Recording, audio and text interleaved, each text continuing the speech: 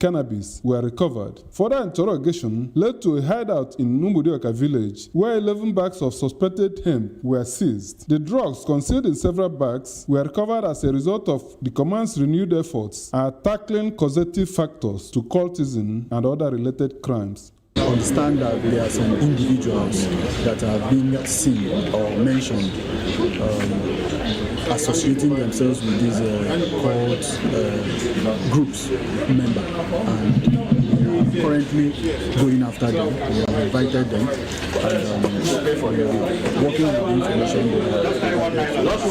Secondly, the command have also stepped off this game, noting the fact that drug is one of the oxygen that propels crime.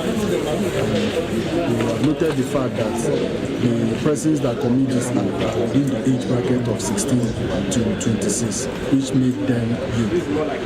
We have also noted the fact that when they take these drugs, they become charged and start committing these heinous crimes. SP Kenga said 54 suspects, comprising 39 males and 15 females, were arrested in separate raids conducted by the operatives of the Special Anti-Cult Squad and other tactical units of the command. The police PPRO said resurgence of cult-related activities like the indiscriminate shooting by suspected cultists during a burial at Eziogidi, which claimed 4 lives and left 15 others injured, were cases to show how much drugs and cultism are fueling unacceptable behaviors in the society. Also, just yesterday, we were able to, during one of our raid operations, we were also able to arrest 53 suspects in Ogidi, where we were able to, 15 of them is female, while 38 is male. We are profiling them and we have gotten some necessary information from them. Is it suspected cultists? Suspected, it is in the fight against cultism that brought about the raid that we did. So we were able to arrest those suspects. The commander of the Special Anti-Cultism Squad, CSP Amadou Ayuba, and the Chief Superintendent of Narcotics, National Drug Law Enforcement Agency, Anambra State Command, John Mark Ebwegolu, were present during the police briefing at Oka.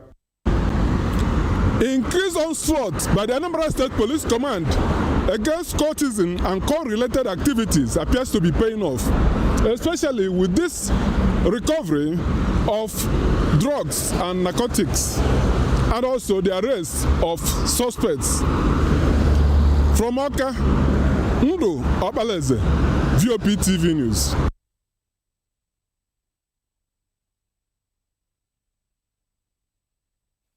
Undu, thank you so much. On the foreign scene now, United States President Donald Trump and First Lady Melania Trump have been treated to a royal reception at Windsor Castle on their historic second state visit to Britain. The pomp and splendor of a royal occasion was on full display as King Charles III and Queen Camilla welcomed the Trumps and joined them for a carriage ride before lunch.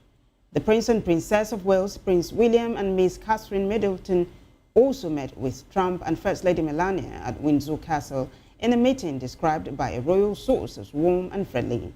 However, no specific details of their conversation have yet been released. However, while Trump is at Windsor, protesters are being kept at a distance, with hundreds of people gathering about 20 miles away in central London for a demonstration. Thousands of people are making their way down the streets of London, hoisting colorful signs, flying flags, and carrying banners, really, to make their opposition to Trump known.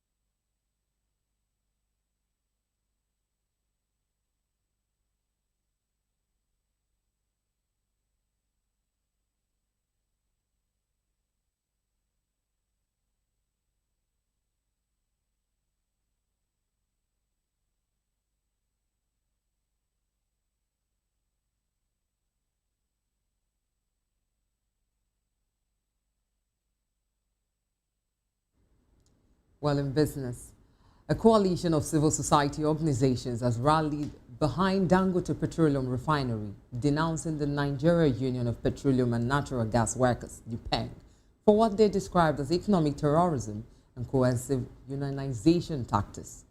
In a briefing in Abuja, the group vowed to pursue legal action against any party infringing on workers' rights and called for a federal probe into UPENG's alleged backers. Representing a broad alliance including the Civil Rights Defenders Advocate, Citizens for Economic Justice, Nigeria Freedom Network, and 8 other groups, convener Agabi Emmanuel accused UPENG of violating constitutional freedoms by pressuring refinery workers, including truck drivers, to join the union under threat of blockades and intimidation. The coalition highlighted UPENG's reported actions, such as obstructing non-union workers from loading fuel and affixing seals on trucks to assert control, as breaches of the Trade Unions Act and Trade Disputes Act.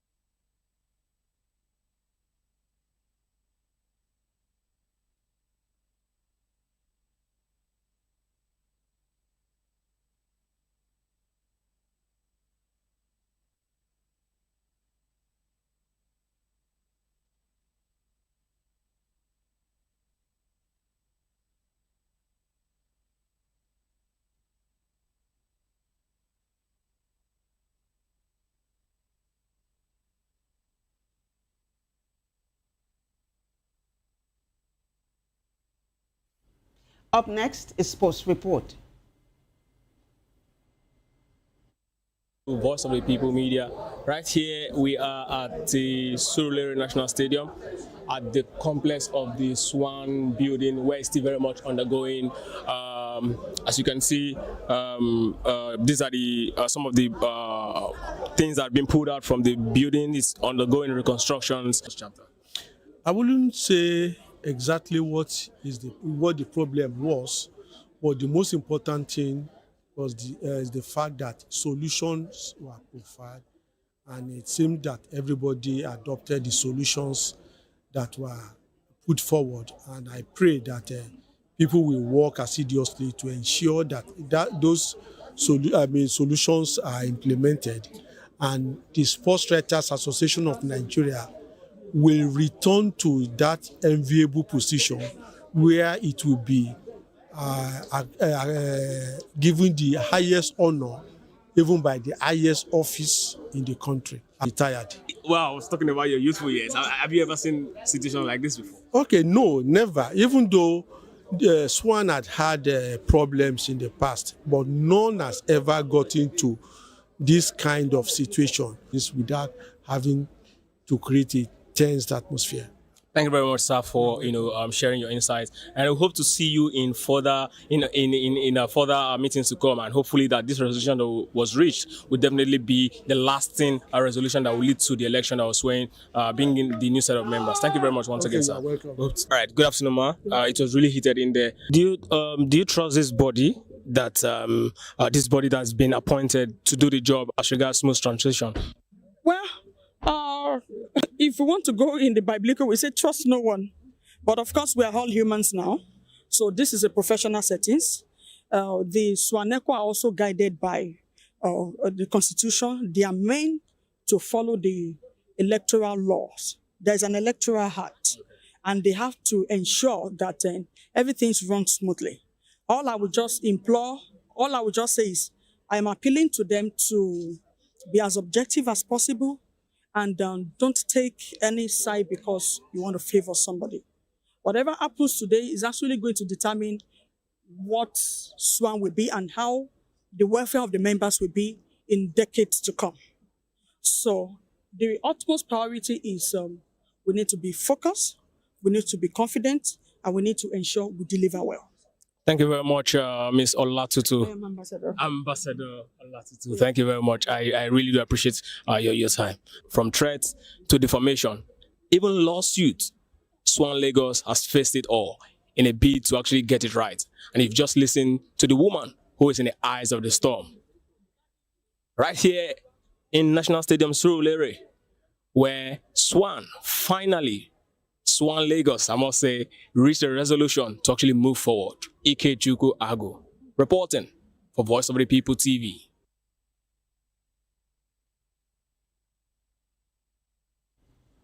And in entertainment, Cardi B is pregnant again, and this will be her first with NFL wide receiver Stephon Diggs. In a pre-taped interview with Gaia King that aired September 17th, 2025, the rapper confirmed the growing whispers, saying she's in a good space, feels good, very powerful, and excited about balancing her career while creating life. She revealed the baby is due before her upcoming tour launches in February 2026. Cardi B is already a mother to 3 kids, Culture, Wave, and Blossom, from her previous marriage to Offset, while Diggs has a daughter from a previous relationship.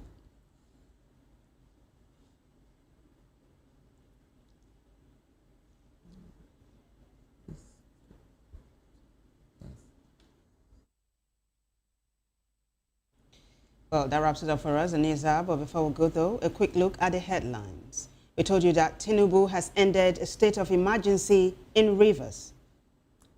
And mixed reactions as Rivers emergency rule ends today. Also, INEC boss pushes for greater women inclusion in politics. UK-Nigeria trade hits unprecedented 16 trillion naira. The police announced burial arrangements for former IG Arase. Police clear Pastor Adefarasin over stun gun video. While on the foreign scene, Trump's royals meet at Windsor Castle as protesters gather in London. And in business, coalition backs Dangote, vows lawsuit against coercive tactics. Well, in sports news, Congress restructures electoral body in Lagos. And in the world of entertainment, Cardi B, Stephon Diggs set to welcome first child. Now do well to subscribe to our YouTube channel. On YouTube, we are Voice of the People TV. And on other social media platforms, we are at VOP TV Live. Now, if you witness news happening near you, we want to hear from you. Send your eyewitness reports, event coverage requests, photos or videos directly via WhatsApp to 0814-606-4057. You can also reach our newsroom by email at news@vop.ng. I am Choma Lena. Well, I am Vivian Ubuche, and thank you for watching. Stay in love.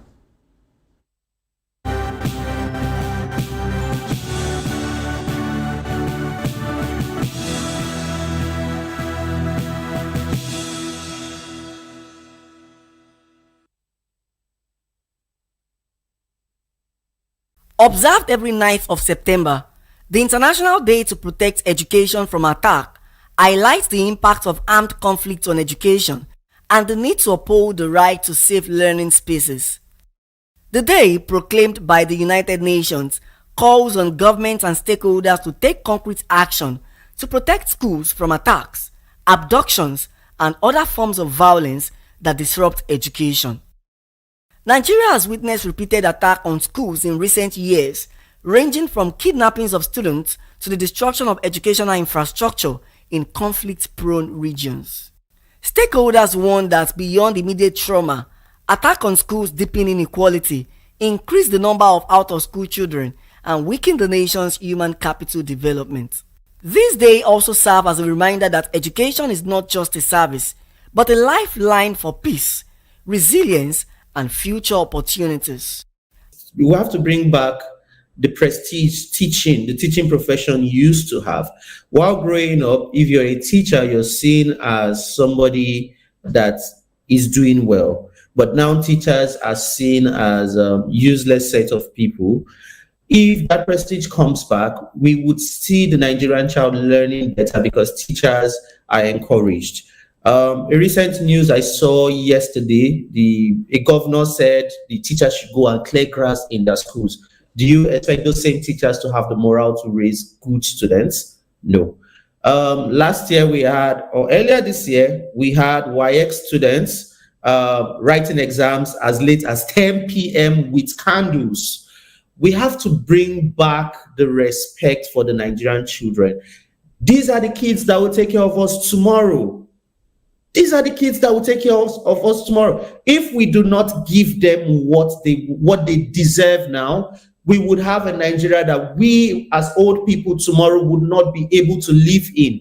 This is why we have to pay attention to the Nigerian child. It is very, very important. Let's not even go to the areas where they have insecurities and all. That is a story everybody knows. But even in Abuja, we have teachers protesting that they earn less than the minimum wage. There are teachers that earn less than minimum wage in Abuja, and they've been protesting for months. Nobody's paying attention to them. And we have a state where the governor is saying teachers should go and clear grass. It is just not right. And we have to bring back whatever prestige, whatever respect that the education system deserves. It has to be brought back. As the world commemorates the International Day to protect education from attack, the message is clear. Schools must remain safe haven for learning, and protecting them is protecting the future. Matthew Ogunswada, reporting for Voice of the People TV. We encourage you to click on the like button and subscribe to our YouTube channel. We are Voice of the People TV. Also follow us on all our social media platforms. We are at VOP TV Live. Visit our website www.vop.ng for fresh and trending news. Also watch us live on SLTV channel 264. VOP TV, Voice of the People Television. In a world where truth is the ultimate power and opinions scream the loudest, it's time to wade through the noise. Hunger no get tribe! Hunger no get religion! And scan the human interest and trending topics that matter. Stay tuned to The Issues, your plug to the stories making the buzz, from politics to science and technology, social justice, and more. Let's tackle the tough questions and expose the truth. The Issues on Voice of the People Television, Mondays to Fridays, 8 to 9 p.m. The Issues. Don't just react, understand. Hey everyone, this is Desmond Elliott hanging out at Go Get Face of Africa. I'm saying, keep watching, don't change the dial. This is VOP TV. Fatima, bro. VOP TV. Now, you have more than a voice.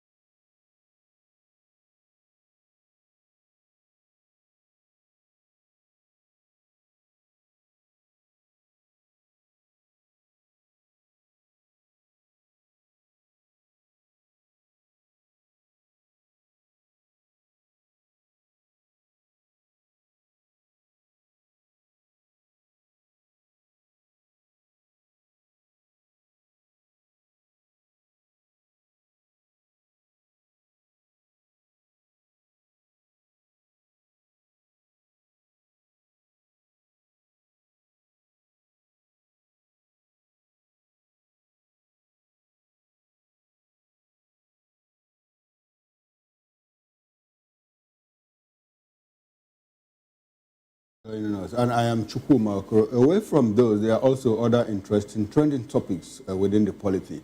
But before we get into all of that, we'll ask you to click on the subscription button. We are at VOP TV Live and on other social media platforms, Voice of People Television. Well, come along with us. I am Chukuma Okoro, by the way. Come along with us. Let's take you into what is happening within Nigeria. Now, the Lagos State Police Command said it has cleared the senior pastor of a House on the Rock Church, Paul Adefarasin, of wrongdoing after a viral video showed him holding what appeared to be a firearm. Well, according to the police, investigations revealed that the object seen in the viral clip was a stun gun and not a lethal weapon. Well, the command added that it remains committed to transparency in its operations while upholding the rule of law and ensuring public safety. This marks a U-turn from June when the State Commissioner of Police, Olohundare Jimo, had stated that pointing a stun gun at someone constituted a criminal offense under Nigerian law. Well, it's good that we are getting this kind of clearance, kind of clarification that, look, one, that pointing a stun gun at someone was a criminal offense is clear now because it is not. And the police has also concluded investigations and said, look, Senior Pastor Adefarasin, you are free to go and all of that. You know, so the thing is that at a point, when police extends an invitation to you, it is not that sentence. It doesn't mean that anytime police ask you to come, that they are going to lock you up, they are going to put you behind the bars, and all of that. It doesn't fully. It's just for clarification, for the benefit of society. You know, and these things also help to strengthen not just our jurisprudence, but the criminal justice system in Nigeria. If police invite you, don't run away. Don't run away. It's not that sentence. You just go. But there were arguments around it. The problem I have... He didn't run away, but he hesitated before he went. Well, the problem I have with this is the fact that it took the police so long. I mean, this happened in June, July, August, and now in September, that's when they're clearing this, it's a stun gun. From the look of that, I mean, when I looked at it, I knew it was a stun gun. It looked like a stun gun. No, but you know, at that point, the commissioner said it was a criminal offense.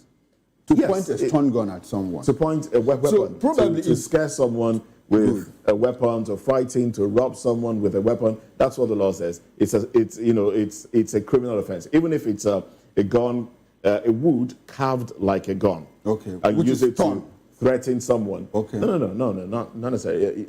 I mean, what's a stun gun? A stun gun is a like a taser. A taser, exactly. It's a form of a weapon, you know, that you can use in tasing someone. It's a taser. Remove the word weapon, because when you say weapon, you know, when you say weapon, it makes it makes it look like it criminalizes it. It's a taser. It's a taser, you know. So it's a taser. You know, it probably took them this long time. The issue I have with this also is the fact that the law says, you know, there's something about the law that says you can self-defense, right? You can defend yourself in issues where you are attacked or you feel threatened by someone. You can put up some sort of defense. I saw that as it might be a little bit extreme when you look at it, because but you can argue this in court that, look, the content creator ran towards him and he was scared. He was afraid for his life. And the guy had something on him. He wasn't sure if it was, you know, a gun, a weapon of some sort. So he brought out his stun gun. You know, so I can argue that in court. You know, there are legal issues around what happened actually, because one, his glasses were wound up. He brought it down. He brought it down.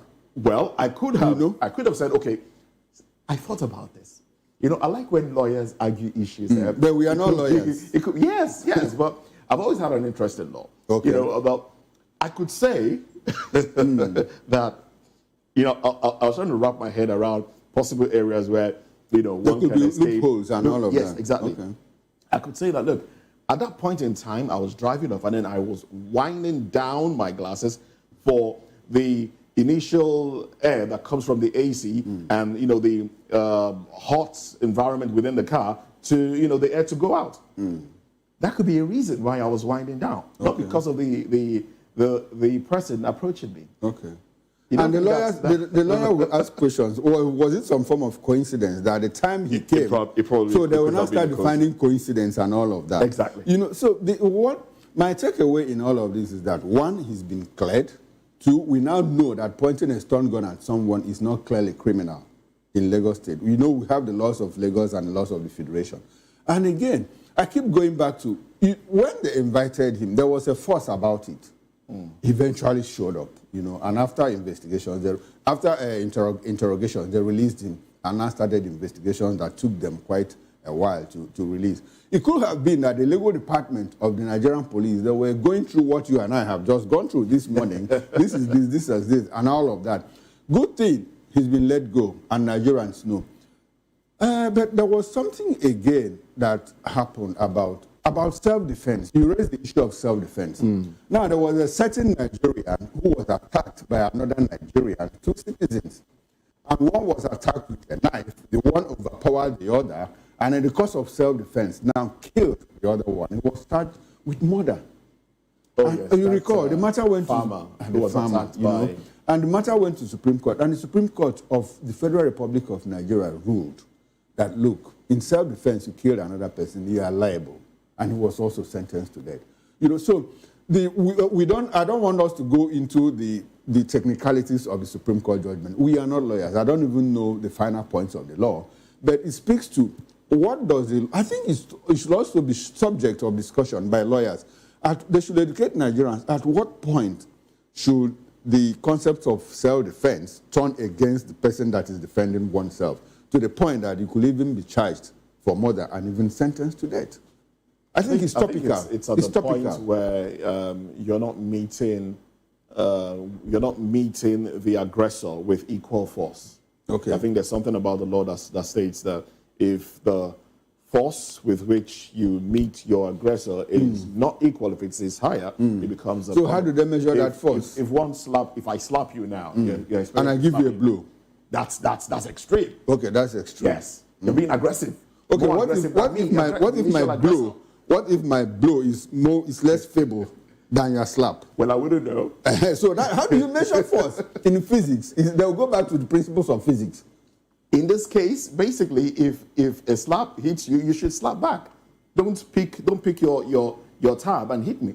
That's what equal force. Law is interesting. Very interesting. Quite interesting. Very interesting. Well, good thing. Well, it's a good thing. He's been let go and all of that, and we now understand what it's all about: stun guns, self-defense, and weaponizing defense and force and all of that. I think we have raised a lot of talking points here: force, self-defense, stun gun, taser, and all of that. It's good. But another part in all of this is for content creators, skit makers to be wary.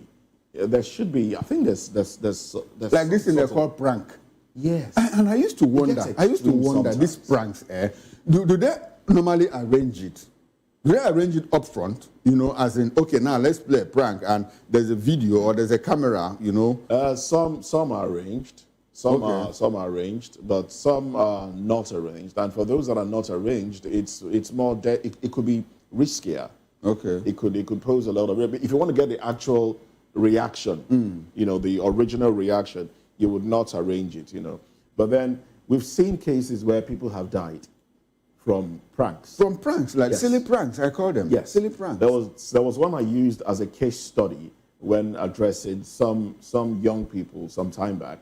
It was a prank done outside the shores of Nigeria, you know, but the lady walked into her apartment. Basically, the sister had the camera, and she was hidden somewhere. And the boyfriend or brother or somebody was standing behind the door to scare her. So as soon as she walked in with groceries, he just jumped out and scared her. And out of fear, she ran out of the house, ran down the staircase. I mean, the door was open, and ran onto the street, and an oncoming vehicle knocked her down, and she died. That was it. Gone bad, gone awry. Yes. It was funny initially, but then before you knew it, the laughters turned to yells and cries, and she was gone. So we should be wary. There should be wary. There should also be some sort of caveat, you know, a disclaimer. Please don't try this at home. You recall that there was one TV program, 1,000 Ways to Die.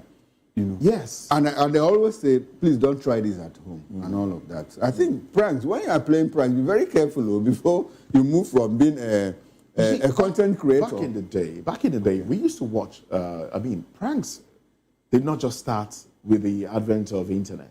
Okay. Pranks had started a long time ago. There were pranks, but it was no, because the word prank itself has always been there. Exactly. It's just that people have monetized it now. It's been monetized. If you play prank, put it on Reels, on any of these, you got to make money. You get a lot of money and all of that. Oh, well. Away from all of that, let's move on to another conversation. The Saudi Arabian authorities have released 3 Nigerian pilgrims who were detained in Jeddah last month following the arrest on allegations of drug trafficking. Now, the Director of Media and Advocacy of the National Drug Law Enforcement Agency, Femi Babafemi, stated this on Wednesday in Abuja at a press briefing held at the agency's headquarters. Well, he said that 3 Nigerians were freed after 4 weeks in custody. And they are Mrs. Mariam Hussein Abdullahi, Mrs. Abdullahi Bahija Aminu, and Mr. Abdul Hamid Sadiq.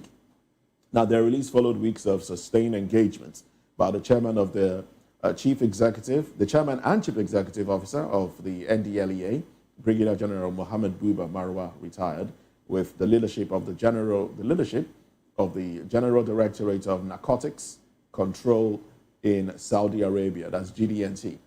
Now, he explained that a syndicate operating at the Malam Aminu Kano International Airport had tagged bags containing illicit drugs with the names of the 3 unsuspecting Nigerians who traveled on Ethiopian Airlines flight ET940, which departed Kano on the 6th of August 2025, all the way to Jeddah for the Lesser Hajj. Now, the pilgrims were subsequently arrested in Saudi Arabia over alleged drug trafficking.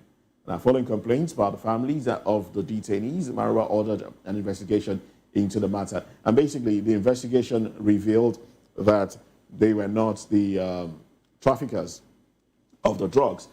Some individual with Sakol, basically, in connivance with the original drug traffickers, placed the drugs in their own luggage. So this speaks to the broader issue of us being more careful with the things that how we carry our things at the airport, especially when you're traveling, when you're moving from one place to another. People have been advised, one, not to take luggage from people they don't know at places like airports. Don't help anybody hold anything, because you never know. You never know what is in it. It might be something that will incriminate you. And also, it's interesting that they have been cleared. It's interesting that they've been cleared, but I just hope that this will not happen again. And also, it's up to the NDLEA to intensify their surveillance and apprehend more of these people that traffic drugs. And it's funny how people just try to implicate others in their own crime. And I wonder how they intended doing it. You know, you plant it on somebody. If they're able to scale through, you now waylay them on the other side, or you find a way to get it back from them. You know, I'm just trying to wrap my head around it. But anyway, going by the story, it's good for the 3 Nigerians that they've been cleared, and they will be coming back home. We know how intense it is for those who are found guilty of drug trafficking in Saudi Arabia. I think it's the death sentence. I think that's what it is. That's what they get to face. I think it's death sentence. So it's a good one. Well, the 3 individuals that were involved are very lucky. They are lucky in the sense that, well, at this point, the government intervened. On most occasions, the government does not intervene. And we have seen people killed, you know, in Asia, Far East, and all of that. Even in the Middle East, Nigerians, you know, who have been caught with illicit drugs, either in the city or itself, or on airborne and all of that, in flight. But it speaks to what has happened shows that it is probable that some people have been killed innocently, people who actually didn't know that there were, illicit drugs sneaked into their bags, by this cartel that we are talking about. And despite the defense they put up, they are ignored. But it's good to know that these people, that the government intervened on their behalf. And but I'll ask the government to also ensure that, because we didn't hear about what will happen to the cartel. The cartel has been discovered. They have been have they been apprehended? Are they going to be prosecuted? Are we going to hear about all of that? What happened to the cartel? Because it is not enough to say, look, these people were framed. Let us also get to hear what happened to the cartel. They should be prosecuted and justice should take place. Now, more like a caveat, if you are traveling, because sometimes, when I travel and someone says, please hold my bag, I say, take your bag to the loo now. The loo doesn't say you shouldn't come in with your bag. I don't know you. We never met anyway. We just met at the airport. And asking me to please, you want to, no, please, if you don't know somebody, don't take. Don't be a nice person. If you don't know, don't take. If the person wants to go into the loo, into the restroom, go with your bag. The restroom doesn't say, there's no instruction that says don't come in with your bag or any other. I'm telling you, because a lot of people, have been framed and unfortunately killed in this process. Somebody can tell you that, the hand luggage they have is, what they have on them is a lot already. Can they just, them with, their hand luggage. So they give you, if you don't have any, they give you one to just help me, just carry this along into the, the plane. So you have to be careful. So let's be very careful what we do. Anyway, it's interesting is that Nigeria intervened on behalf of these people. We would like to see more of that happen in other parts of the world, not just in Saudi Arabia. But before we even say government should intervene, why should you do drugs? That's the big question. Why should you do drugs? You are destroying people's lives. Please stay away from it. It's dangerous, not just for you, but for other people, the end users, the consumers. You kill lives, you kill people. And so that is why some governments say, if you have the intent to kill others, if we catch you, we'll kill you. Those that import codeine, is it as deadly? It is, right? It is as deadly. No. When they say illicit, trafficking in drugs. I mean, some people traffic in things like tramadol and codeine. That is trafficking. You don't have the license. Are drugs as well. Yes. That's all medicinal. No. When you traffic, these are prohibited drugs, actually. No. They are prohibited. You can't get them off the counter. You have to get exactly them the word there is prohibited. Prescription. You know when it's prohibited? You are prohibited. It is prohibited for you because you don't have the license to deal with that. For some people, it is not prohibited because they have the license to import that. Well, all forms of drugs should be, there should be, you should be wary of how you handle them because it might get you into trouble. And when it comes to issues also get other people into trouble. When it comes to issues of the law, ignorance is not an excuse. Indeed. Anyway, let's move away from that and get into another interesting... Well, this other conversation. Go ahead. Okay. Go ahead. The University of Lagos Professor Chris Obisi has warned that the chronic lack of funding for academic research is stunting innovation in Nigeria's universities and urged corporate organizations to step in. Well, Obisi, who specializes in employment relations and human resource management, raised the alarm while appearing on television station on Tuesday. Well, he said many research findings generated by universities sit idle because industry does not buy into or fund the work. Well, the Don lamented that some companies were sponsoring other events, but were reluctant to sponsor universities' intellectuals. Well, he argued that funding research is not solely the responsibility of government or universities, but a collaborative effort in which companies stand to gain. We've always talked about town and gown, where they meet for the benefit of society. What essentially he's saying is that there are some programs on television, that do not generate some kind of innovation, innovation in terms of technological feats that could contribute meaningfully to advancement of society. And that industries shy away from doing all of that. But they will prefer to fund events that some people see more like a distraction to our youths and all of that. Well, I don't have to call names. We don't have to call names. We understand where the man is going to. Yes, he's basically lamenting that investors would rather, fund reality shows than fund academic things. You see, it speaks to our interest, really. We've seen cases where people have scored great grades, done the nation proud in the academic field, and they are basically not appreciated like one would expect. We've seen issues where some first-class students, I think this happened in a university, I'm trying to remember where now, where some first-class... Was given 50,000 naira. Was it 50,000 naira? Yam and fowl. Okay, I don't know about yam, but I know about the 50,000 naira. Okay.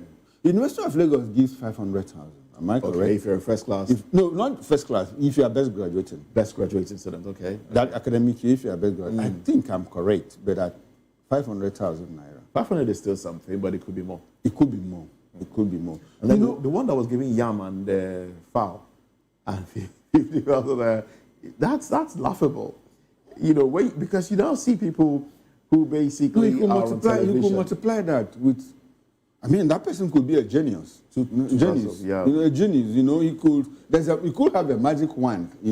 To multiply all of that. I recall while growing up in the universities, during convocations, we used to have a fund. On top of my head, I'm looking for the appropriate word now. We used to have seed money, given to best graduating students from this department and that department, and it used to be like. You used to have series of them, like 20, 30, and you see students cut away prizes and job offers and all of that. But these days, we don't see all of that. How could you give somebody 50,000 naira, best graduate and a first-class student? Of course, he would just use it to go walk into a nearby restaurant, in a cafeteria in school. Eat something and that's it. With his friends, and they'll just blow it off. And life starts again. Life starts afresh. But then you see people, on TV winning 100 million, 10 million, and the rest. It also speaks to how much those people rake in for the companies that sponsor them. Those shows, don't you think they're also doing business? Those shows rake in a lot of money because Nigerians like such things. Nigerians ordinarily would not. Humans, not Nigerians. Because the reality show is not a Nigerian invention. We copied it from somewhere.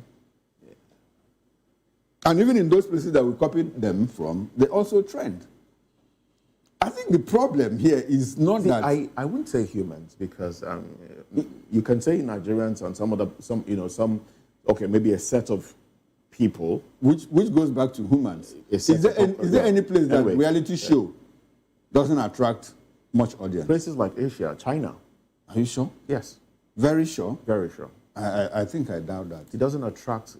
They don't pay attention. Maybe because we don't get to see it. They don't pay attention. Maybe because we don't get to see it.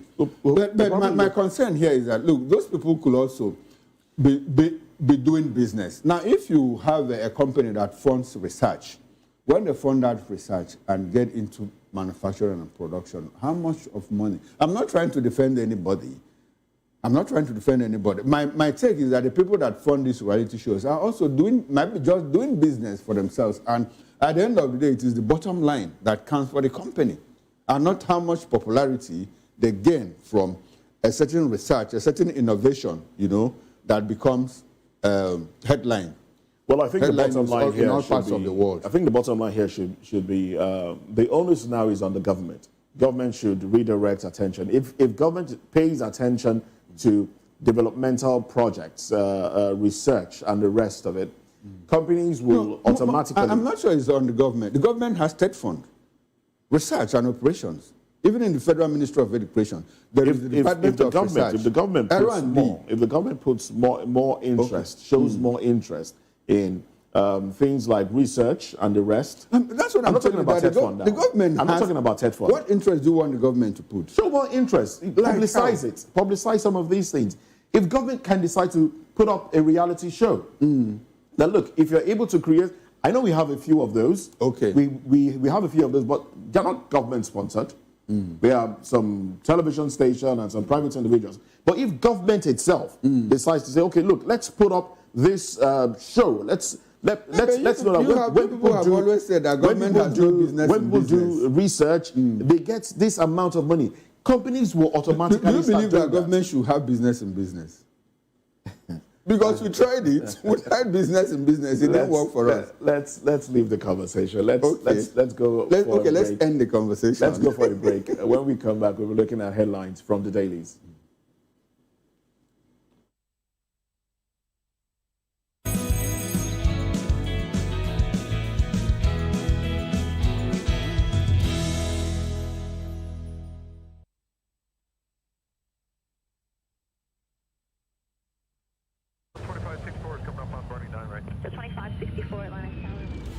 What happens in the hush behind hangar doors? Who signs the papers that gamble with lives? Which truths were grounded before they even ever had wings? If you've ever buckled a seatbelt at 30,000 feet, if you've ever stared out of that tiny window and wondered who's really in control of the skies, it isn't just flight, it's power, it's politics, it's pressure sealed in steel. We're peeling back the clouds from runway risks to sky-high secrets. We're diving deep where most dare not to look. Aviation Scope, every Sunday at 7 p.m. only on Voice of the People TV. We don't just report, we reveal. We don't just ask, we uncover. Because when it comes to the skies, ignorance is turbulence. Aviation Scope, the sky isn't the limit, it's just the beginning.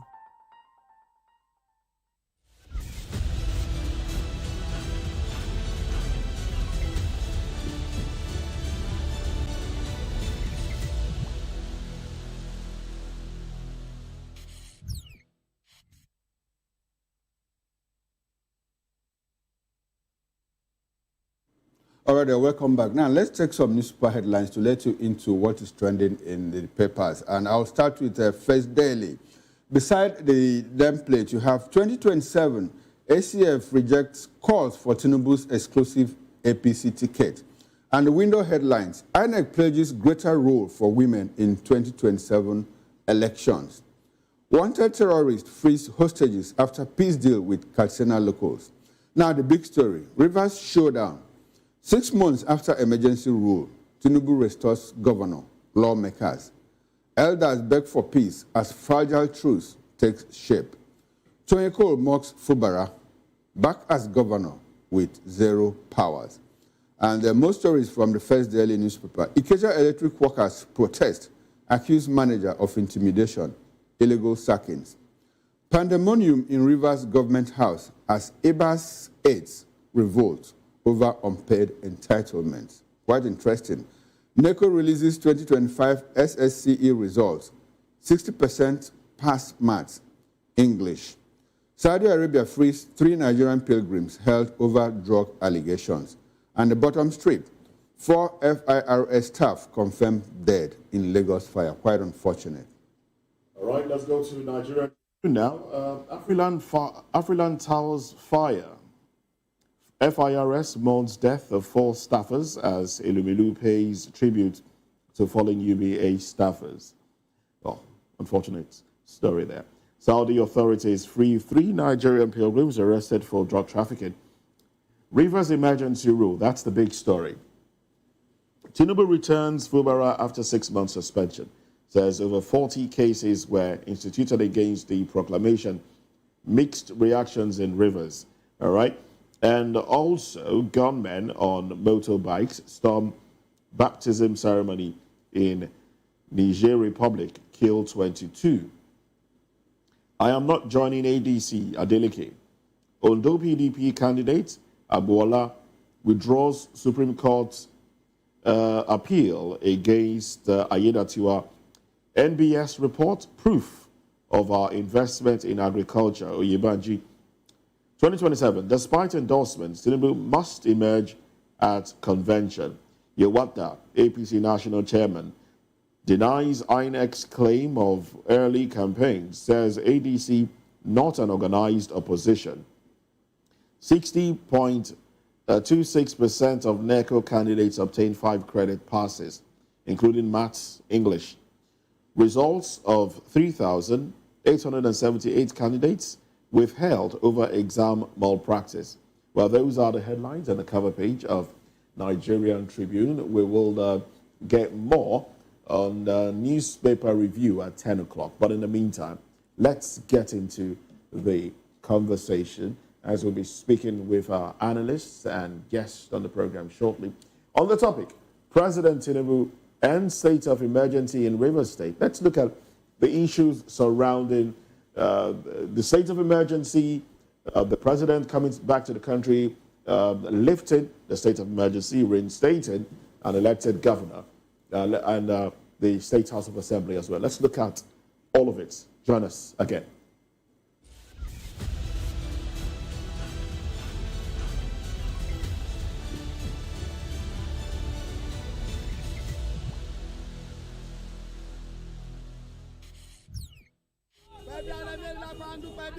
Good morning. It's the start of a beautiful day. Or start your day right with a healthy dose of news, fun, and inspiration.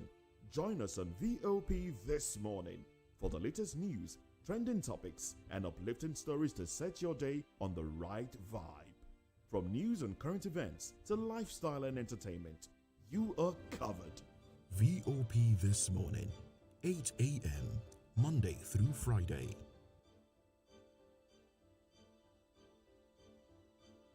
We encourage you to click on the like button and subscribe to our YouTube channel. We are Voice of the People TV. Also follow us on all our social media platforms. We are at VOP TV Live.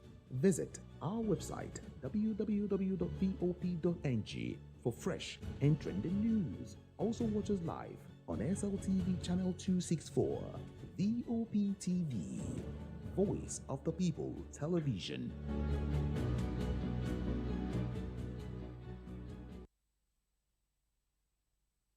In a world where truth is the ultimate power and opinions scream the loudest, it's time to wade through the noise.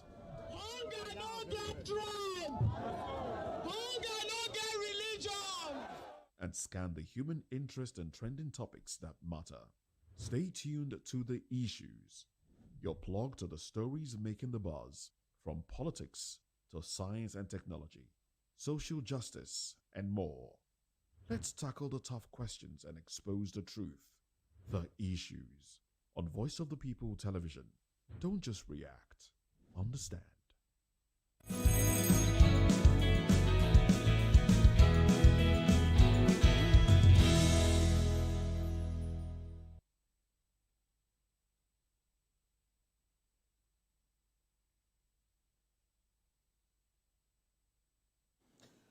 Well, thanks for joining us again. Now, President Bola Tinubu has announced the end of the 6-month state of emergency imposed on Rivers State, declaring that Governor Siminalayi Fubara, his deputy Ngozi Maudu, and members of the State House of Assembly will return to office from today, Thursday, September 18, 2025. Now, while acknowledging that over 40 lawsuits were filed to challenge the declaration, Tinubu maintained that the step was constitutionally justified, stressing that it would have been a colossal failure on his part as president not to have made that proclamation. Well, some will disagree.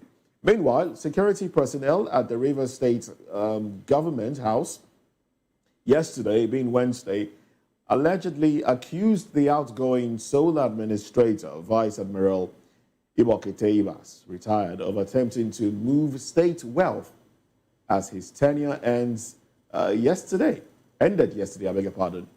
A viral video obtained by VOP News showed the officers protesting. Vice Admiral Ibas was appointed by President Bola Tinubu on March 18 to serve a 6-month mandate following the political crisis between Governor Siminalayi Fubara and his predecessor, FCT Minister Nyesom Wike. His tenure officially ended yesterday following the reconciliation of Wike and Fubara and also the lifting of the state of emergency. Well, during his leadership, Ibas oversaw the local government elections, which were largely won by Wike's loyalists, members of the APC. Oh, well, we have with us in the studio Mr. Dele Fanimo, a reporter and public affairs commentator. We also have, joining us from Port Harcourt, Sonny Dada, who is also a public affairs commentator, chairman, Civil Liberties Organization, Rivers State. And from Abuja, we'll be speaking with Loknan LD Dumbin, a media personality and a social commentator. Well, gentlemen, welcome to the program. We'll let you know when our virtual guests join the conversation as well. But let's get into this now. We have Dele Fanimo with us in the studio. Now, are you excited that the state of emergency has been lifted? Is this a plus to democracy as practice? Going by the president's statements, because he did say, you know, it was necessary for him to have done that, to have imposed a state of emergency, and some Nigerians on social media have said, look, the language of the president, you know, lifting the state of emergency, puts himself as some sort of emperor, because he said, look, I am reinstating the suspended governor, and the lawmakers can all return to office. Was it the place of the president? Now let me start with bearing in mind that this is the first time, you know, an elected elected governor and state house of assembly members are suspended during a state of emergency. You see, let me start with the first question you raised, that if I'm really happy about it or not. Well, it's difficult for me to say I'm happy. And I'll tell you why. Because what I foresee in the days ahead may not necessarily give that absolute joy that Fubara is. What do you foresee in the days ahead? I can tell you that it's still like we are likely to witness Fubara being Armstrong. And at some point, it's likely to call the bluff. And in the process, we may end up having another crisis as the days go by. Because we have seen one thing about Fubara. Anytime he's anxious to get something, he doesn't look at the implication of what it goes into. Until when, it's just like a debtor.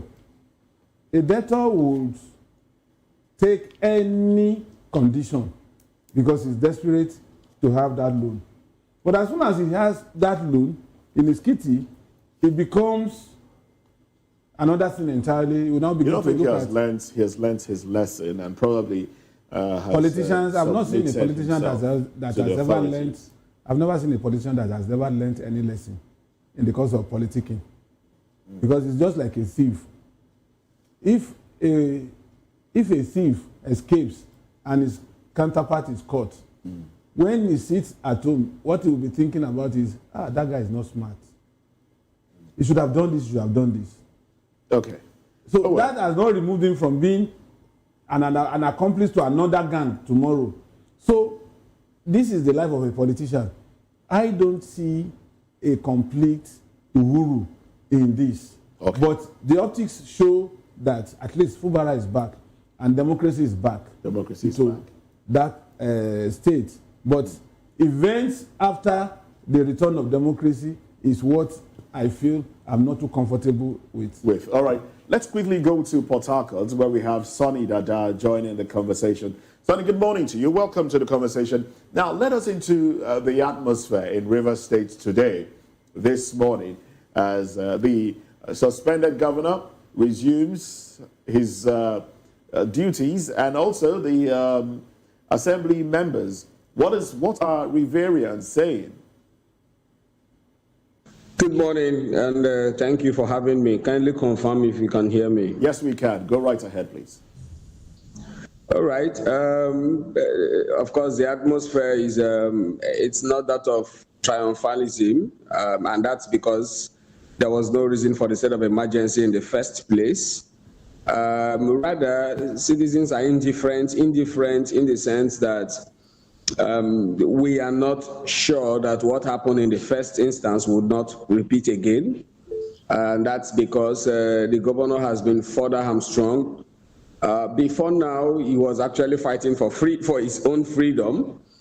But if you look at the build-up, towards the lifting of the state of emergency, you will discover that he has further, put himself in a very tight corner to the extent that all the apparatus of government, all the machineries of government, he has surrendered all. That's because maybe he was too desperate to return as governor, so he has surrendered everything. So we don't know how he's going to function as a governor. As a matter of fact, some of us envisage that he might likely be impeached, maybe after 6 months or 10 months in office, because right now, for instance, the lawmakers are back. The lawmakers who opposed him, they are all back. The speaker still remains the speaker, who is a staunch. Can you hear me? Yes, we can. Go ahead. Yeah, the speaker, who is a staunch loyalist of the FCT minister, still remains speaker. But there are a lot of questions that have not been answered. Perhaps maybe that's the reason why it's looking like there is gloom in the state, because there are a lot of questions that are still not unanswered. For instance, we still don't know the content of the pact that was signed. We don't know the conditions therein.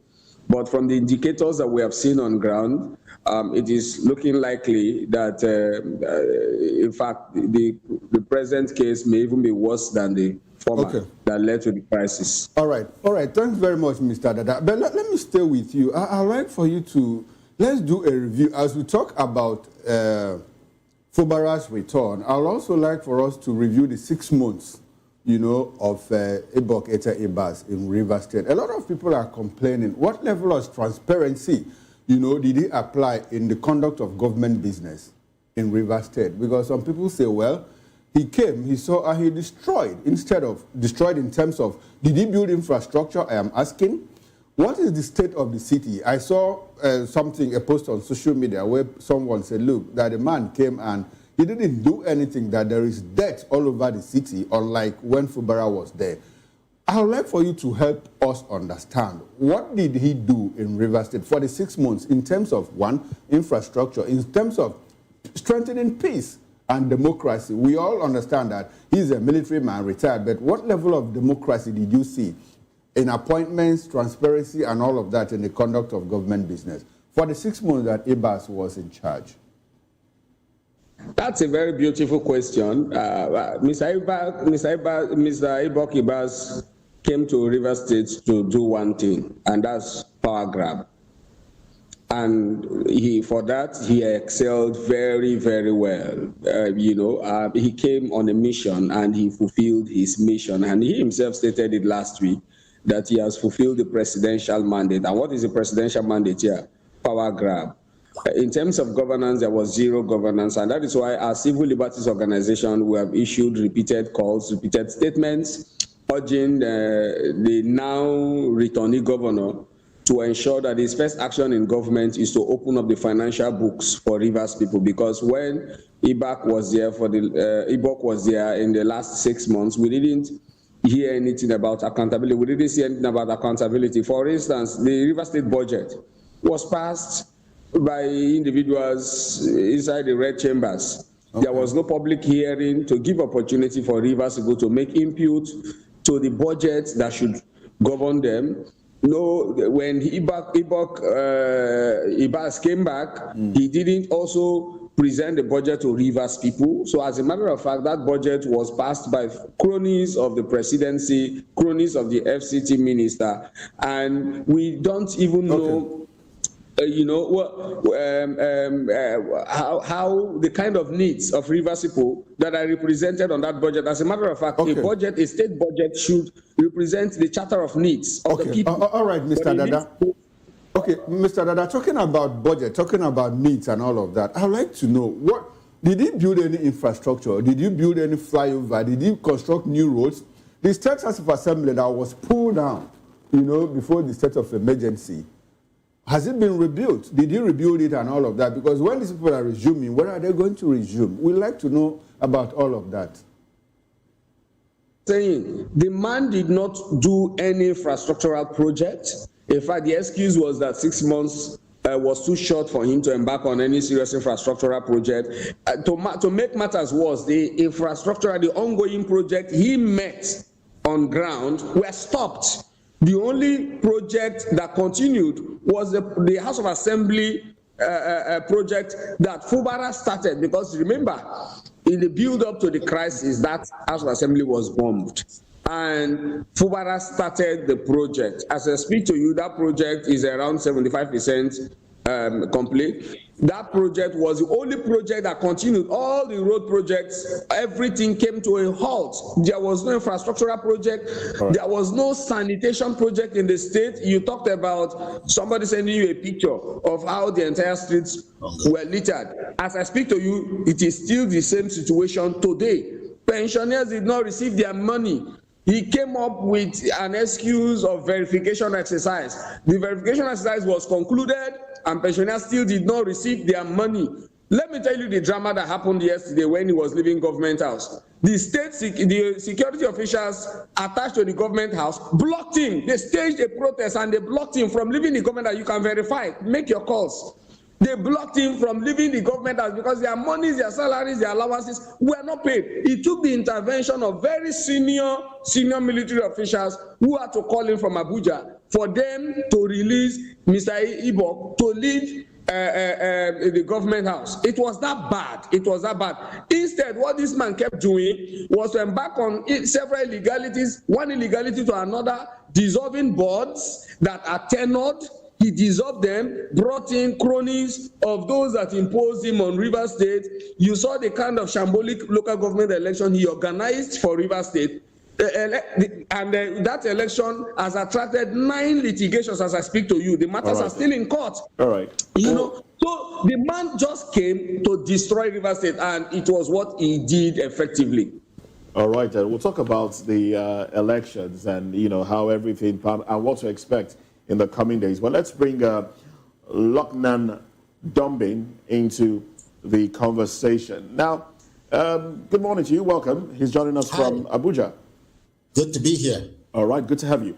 Now, the president spoke about new spirit of understanding among stakeholders as a reason for lifting the state of emergency. And I would like you to, as a social commentator, take us into what you think are the concrete mechanisms, like, for example, power sharing agreements, institutional reforms, those things that have been put in place to ensure lasting peace between Seminalaye, Fubara, and the Wike-led assembly, as it were.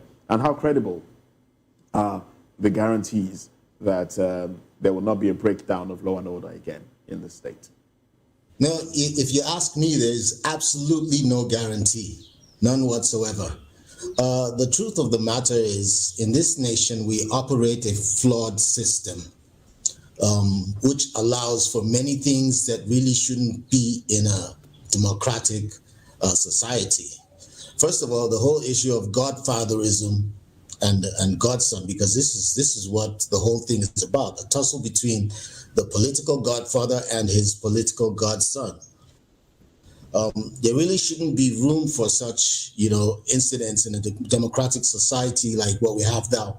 Going by its true definition, democracy doesn't operate 100% anywhere, but there ought to be more accountability. And that's what caused this whole problem in the first place. And then, of course, you had both sides being completely adamant, which was one of President Tinubu's reasons for wading into the matter. But when you look at it, It really shouldn't be happening in the first place. And back to what I said is because we operate under a flawed system. And the only way to stop these things from continuing to happen is to fix that flawed system. I'm sure you're thinking to yourself, okay, great idea, but who's going to bail the cat? That's the problem.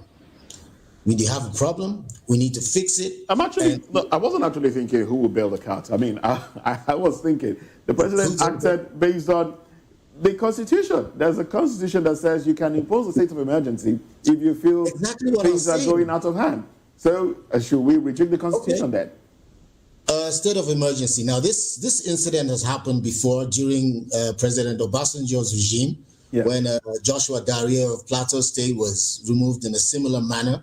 But if you weigh the two situations, what happened in Rivers versus what happened in Plateau. Now, in Plateau in September 2001, there was the biggest religious crisis that ever happened in that state. Scores of people were killed. It was awful. It happened very close to September, I think it was September 7th or so. And so when you compare it to, how many people got killed in this whole brouhaha in River State? Pipelines were blown up. None that I can think of. Pipelines were blown up. It was after after some pipelines, or a pipeline was blown up that the president issued a statement. You know what? I'm an honorary Rivers man. I lived there for almost 20 years. Okay. So I know that place well. And a lot of those things, it might not be what you think of. So what do you think? What do you think? Do you think it was just done by some state actors to as a way of imposing a state of emergency, as an excuse to impose a state of emergency? That's a very, very easy thing to orchestrate, to be honest. When I heard it, that's the first thing I thought. What does it cost to get some miscreants to go there and plant one or two explosives and boom, there you go. You have fireworks and the next thing is an excuse. But like I said, compared to the same situation in Plateau where the governor was removed, I mean, that's understandable. Of course, that people were killed. But in this case, it was nothing, not even close to that. All right, then. Okay. All right, Mr. Dombi, let me stay with you. I want us to talk about democracy a bit. You said that there is no perfect democracy anywhere in the world. Isn't. Yes, I agree with you. So what do you think, what step do you think that we can take, to build up our own democracy to the extent that it becomes the envy of other nations in the world? Probably not other nations in the world at this time, but in West Africa. Because if you look at democracy now in Nigeria, it doesn't compare to what we have in Ghana. It doesn't compare to what we have in South Africa. So what steps do you think, like you said, who will bear the cat? Whose responsibility? Who should take responsibility for building up our democracy? Okay, speaking of taking responsibility, we have a situation where the people in charge take zero responsibility. That's the first thing. And then going back to what I said, now, we have all these lofty ideas of how to fix the situation, but nobody's willing to put his foot forward. Nobody's willing to put his neck on the line. Now, when it comes to the people in charge, we operate a kakistocracy. I know some people might find fault with what I said, but every day it's been proven that that's indeed the situation here. Okay. All right. Now, why I ask that question is, I want us, between the people and the leadership, who should be held responsible? Is it that the people have resigned to fate? Or is it that they've been cowed? What should the people do? Because in most places where democracy is in an upswing scale, it is the people that take the leaders, they hold the leaders to account. Look at what happened in South Korea recently. Look at what happened in another Asian country. So what is the role of the people? I think you're quite correct to say that the people also share a part of the blame here. It is, in fact, the people that gave birth to this whole situation, because the politicians, as we have it, come from among the people. I think we just have a system in this country where people are easily cowed. And it's quite ironic because Nigerians are not known to be softies. In fact, Nigerians are known to be rugged people, but when it comes to, standing up for their rights or speaking truth to power, we rank we do very, very poorly. Let me give you an example. Let me tell you a story. I did part of my schooling outside the country.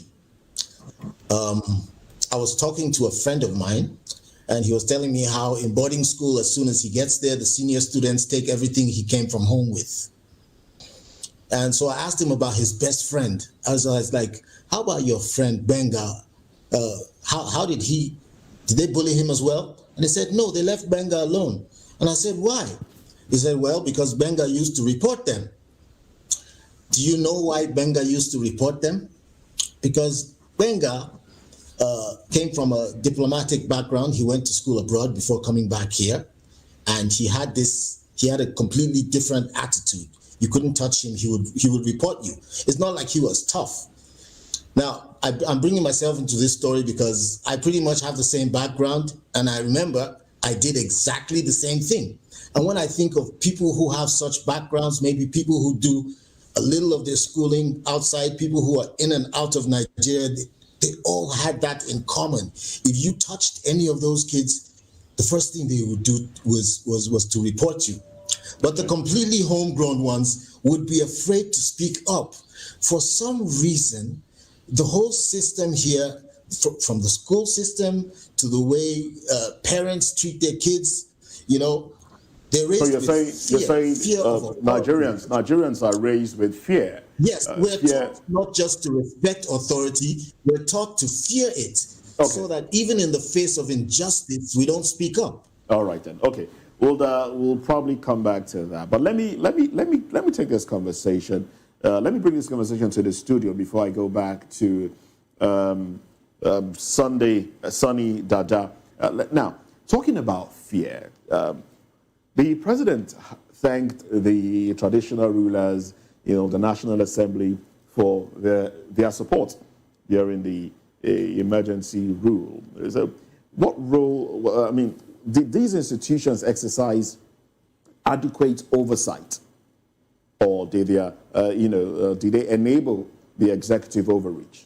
Traditional rulers, National Assembly, all of them. Well, generally in Nigeria, there is no rule for traditional rulers in the constitution. And besides, because of what happened when this Sultan and the Oni of Ife, late Oba Okwande Shijuade, and was in Masido then, when they went out of the country during military regime, and they quickly came up with a decree that effectively put traditional rulers under local government chairman. So since then, no amendment has been made. And up until now, if a traditional ruler is deemed to have overstepped his band or crossed the red line. What do you make of the president thanking traditional rulers for their support? Whatever support that the traditional rulers of Rivers State had given the president, they had no choice other than to give that support. Because they know the consequence. So they basically encouraged the executive overreach? Of course. It is natural. Because meanwhile, these traditional rulers, they are armstrong. And they need some measure of leverage. They go cap in hand to some of these people with levers of power to seek maybe some form of, I don't know how the language I want to use now, to make them more comfortable in their domain. So, not necessarily for the people around them, but for themselves. All right. So there's no way, whatever the executive makes out of the emergency rule, I will not sit with them. Okay, now, for the 6 months that there was emergency rule in Rivers State, do you ever recall at any point when the traditional rulers intervened? Do you recall, on top of your head? I can tell you that in the open, there's none that I can recall. Okay. But then, they have a way of reaching out to the executive, and the executive also has a way of reaching out to them, and letting them know that, look, we are doing this, and you need to, even if you are not going to come up strong. So probably the president had information that they intervened, But to what extent would they even intervene? Do they have a voice in this? By way of appeal, appeal to sue for peace and all of that. The appeal didn't come through. Okay. The traditional rulers' appeal didn't come through, because if it had come through, perhaps maybe in 3 months or 4 months of the 6 months, they would have, maybe federal government would have just thought of, okay, because of the intervention of the traditional rulers, let us put a stop to this. Or probably they prevented... But the man ran out his time. Or probably they prevented some sort of uprising from the people. Is it possible that they might have, encouraged the people to stay calm and just see it through? The Rivers people, they are like the Southeasterners. They operate a kind of Republican environment, where traditional rulers are not the contemporary traditional rulers of the Hausas and probably some part of Yoruba land, where the traditional ruler can just call out the community and say, look, this is our direction. But I don't see anybody, somebody who transformed from being a militant in the battlefield to become a traditional ruler. What is he going to tell his subjects about remaining calm in the face of oppression? He's not going to do that. Okay, all right then. Well, as we wrap up this conversation and move to the next, let me go back to Sonny Dada now. Now let's talk briefly about the lawsuits that were filed. Over 40 lawsuits filed against the emergency rule. In fact, the president pointed to it as well. And about nine lawsuits filed against the local government elections. How do you think all of this, pending court cases, might impact the legitimacy of the local government elections held and every other thing done by the sole administrator? How would these lawsuits impact on those things done as we move forward? Mr. Sonny.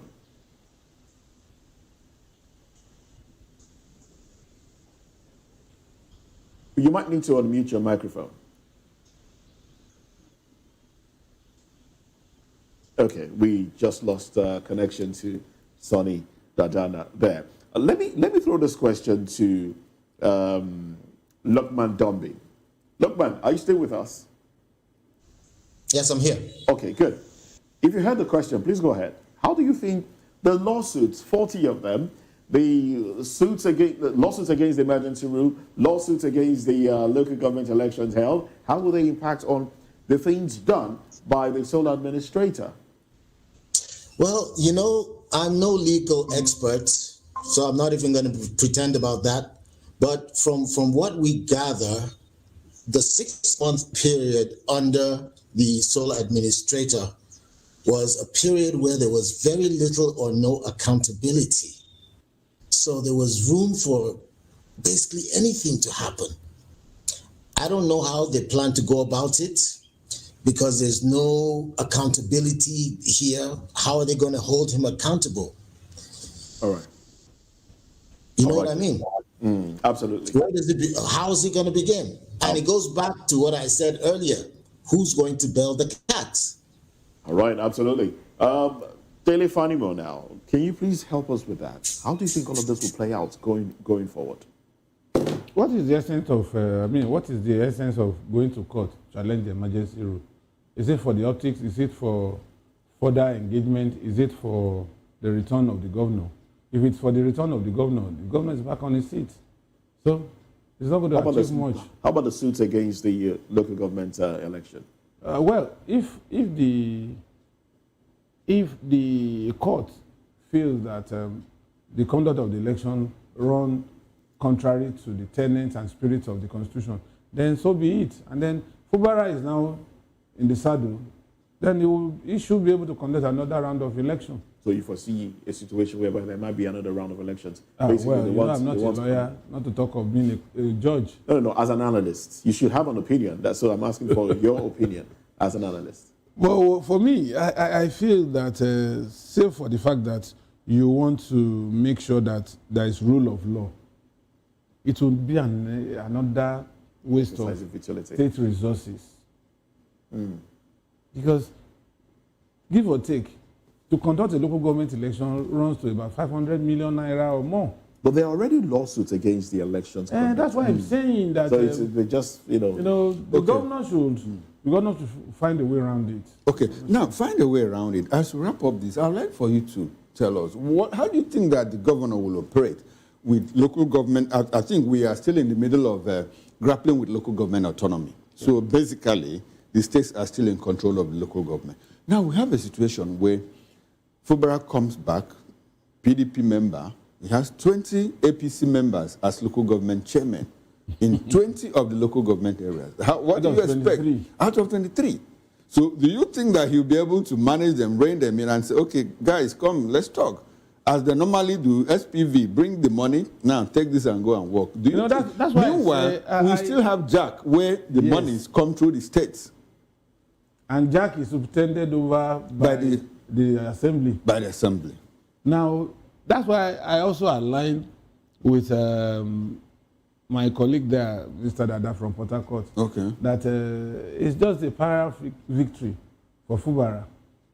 Whichever way you look at it, there are so many landmines along his path that is either he treads softly or he's kicked out. Okay, do you think he will join the APC anytime soon? It's a done deal. Okay, it's a done deal. It's a done deal. Okay. Wouldn't that create more problem? I'm very sure that it was part of the reason why he was taken back to office. Wouldn't that create more problem? Because if he joins the APC, he becomes the leader of the party in the state. Absolutely. And the other members of the political party will also accept him. I mean, there are so many talking points that we are out of time. The 20 APC chairmen, all of them moved from the PDP. That is the point. To the APC. So even within the APC in Rivers, there's already trouble now. Chukuma, I've always said one thing, and I tend to believe that by now you would agree with me. There is no political party in Nigeria. You only have platforms. And the extent of your stay on the platform is consequential to what benefits you from that platform. So now it is very convenient for the whole of Rivers State to move to APC in the days ahead. Because once the governor declares, the 27 lawmakers, they also have their own mandate that, look, the only reason why we are returning you guys is to make sure that you jump boats. And it is convenient. If it is convenient for them, they will jump. And heaven will not fall. All right, heavens will not fall. And anyway, let's end this conversation here. And as we move on to the next, protesters stormed EFCC office, asked Commission to recover mismanaged funds under ex-NNPCL boss, Mele Kyari. Join us again. We'll be back shortly.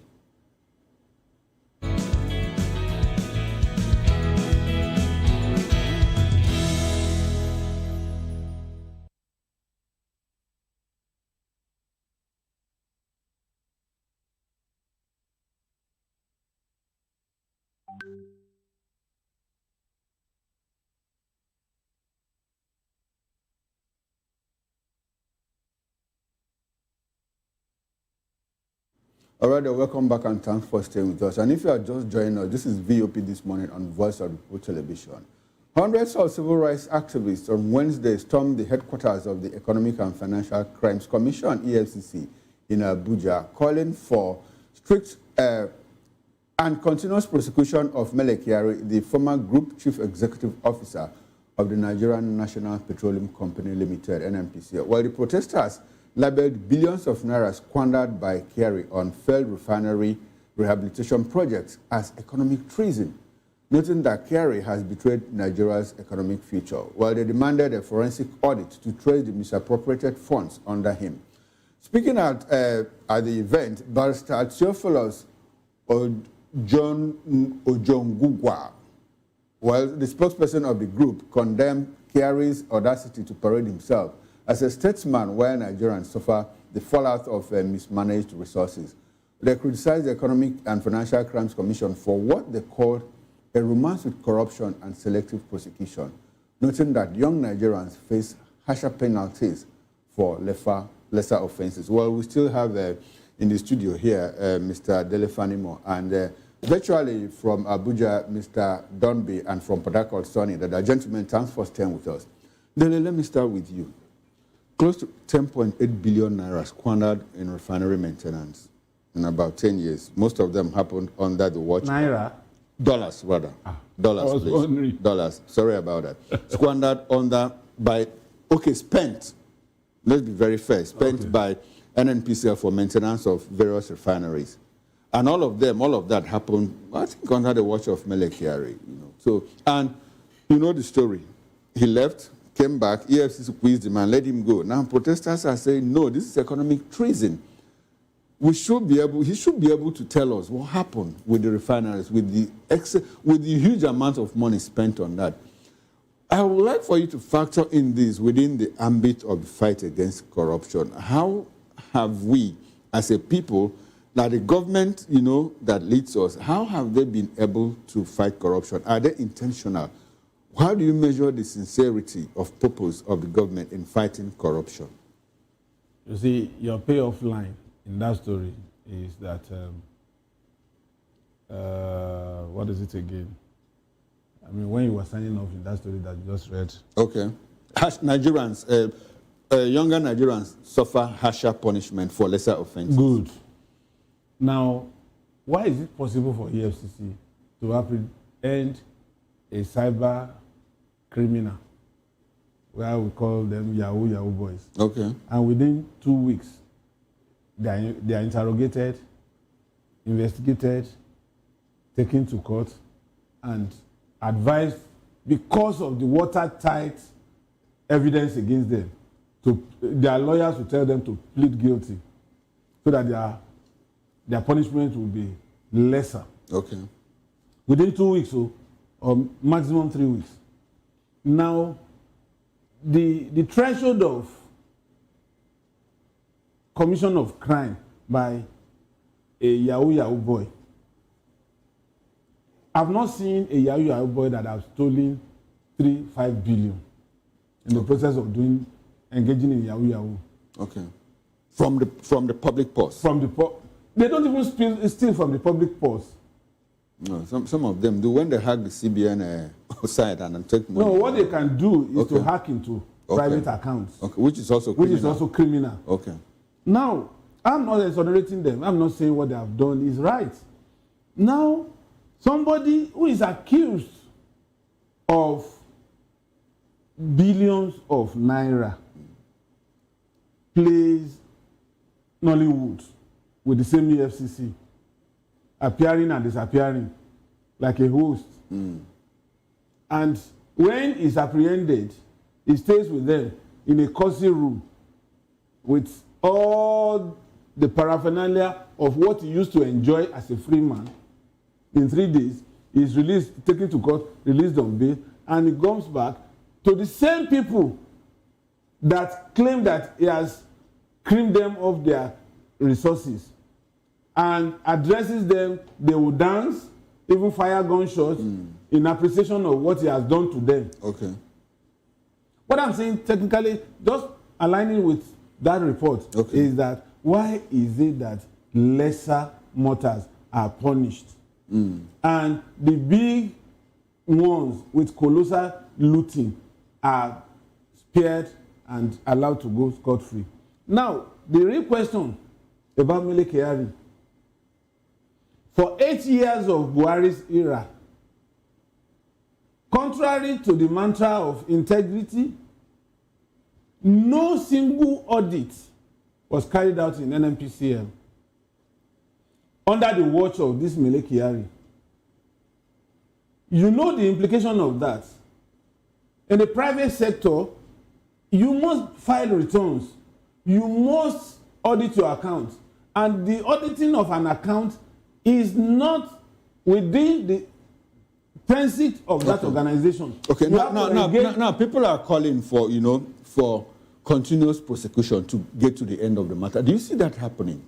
You see, when you allow a space for a criminal to take time to study his criminal exploits, it tends to find a way out of the trouble. Now, relying on that is what Mele Kyari has done. Mele Kyari was not apprehended as soon as he left NNPC. He went outside the country. Came back and submitted himself. To submit himself. You know, I told you when Yaya Bello started his appearance and disappearance, I said he's just buying time to make sure that the question is this. Do you see, relying on the experience of history, now do you see Mele Kyari, being conclusively prosecuted? Mainly, to the point that he offers will be prosecuted. Okay. And there are two ways to it. All right. He will come up with plea bargain. Okay. And then you also, if the case is not watertight, I've always said it, that cases are won and lost during investigation. Okay, so if the case is not watertight, if it's not watertight, it could be let it now becomes institutional problem. Okay. And it will let off the hope. All right, now let's go to Port Harcourt, where we have still have Mr. Sunday Dada. Mr. Dada, thanks for staying with us. Now, the issue of the refinery project, we spent in excess of $10 billion, to fix the refineries. And up until this moment, the refineries aren't working. And the current NNPCL GMD, Chief Executive Officer, Bayo Ojulari, says, look, I can't sell. I don't want to sell.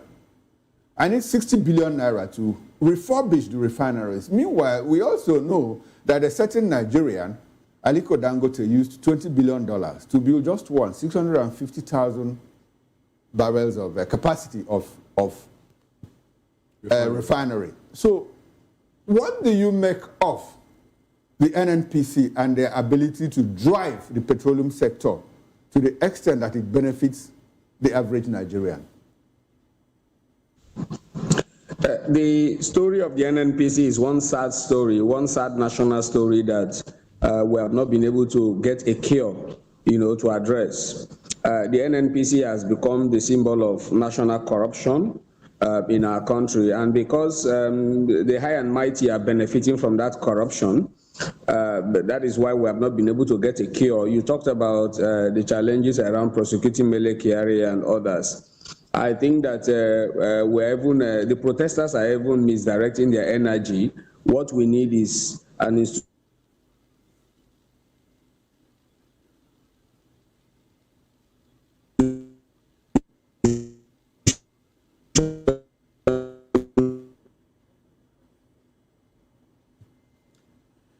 All right, unfortunately, we've lost connection to our guest from Port Harcourt. That's Sunny Dada.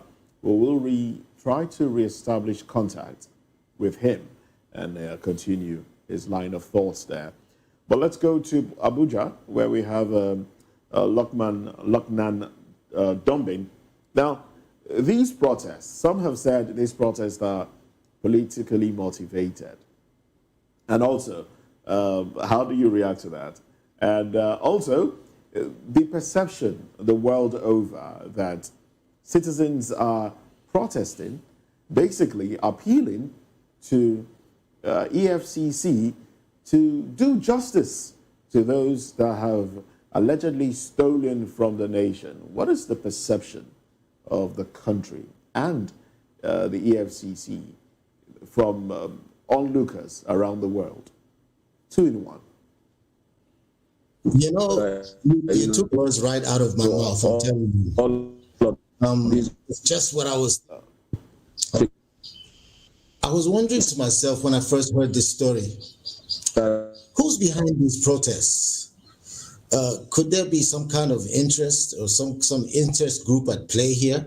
Because if we had to think about all the instances that are similar to this that have occurred in Nigeria, I'm sure we would be here till tomorrow and we wouldn't finish going down that list. It just sounds like a broken record to me. And it's not just a broken record, it's a broken record of a song that nobody wants to hear, that nobody enjoys listening to. And it's the same thing over and over and over again. And you just wonder to yourself, when does it all end? In Nigeria, we have a huge double standard. Like my colleague was saying earlier, there's 2 sets of rules for different people. You all remember the story of a young man who stole a chicken or something like that, and he spent an extended period behind bars. Now we have people who steal money running into billions and nothing ever happens. I can tell you that the only time something ever happens to any of these people is if they're on the wrong side of the tracks or they stepped on the wrong toes. Now, that might not be the case here. And the people pushing for this might have justification for it. They might have a point. They might be right in every aspect of what they're saying. But however, it happens so many times, you just can't help thinking, hey, look here, there might be some interest at play. There might be something happening behind the curtains that we don't really know about, and it could very well be politically motivated. All right, then. Thank you very much. Let's bring you back to the studio now. Nigerians have said, look, the same way you have dragged Godwin Emefiele, former governor of the CBN, is the same way you should go about this case involving former NNPCL boss, Mele Kyari. These are words of Nigerians to, the EFCC. What do you make of this, Dele Fanimo?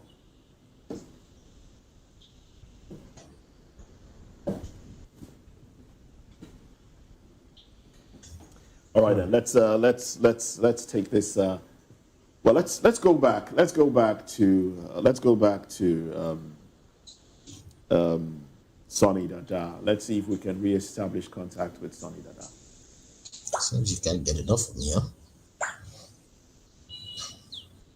We'll take a break. Let's take a break and we'll be right back. I was reading.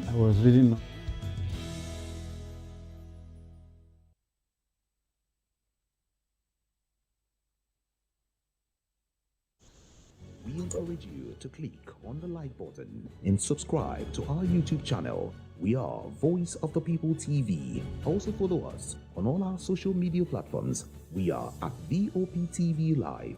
Visit our website www.vop.ng for fresh and trending news. Also watch us live on SLTV channel 264. VOP TV, Voice of the People Television.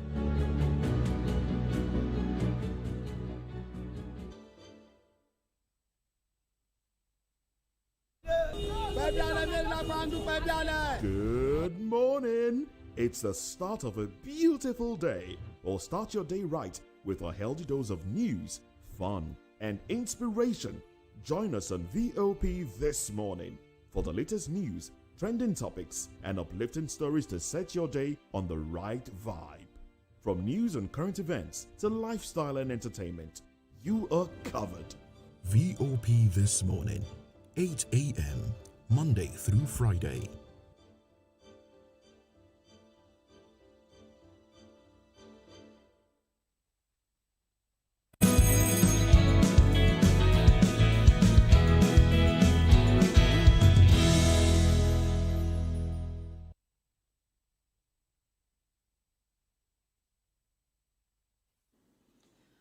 All right. Well, thank you very much. We've been able to fix some of those issues now. So let's get back to the conversation. Thank you for joining us again.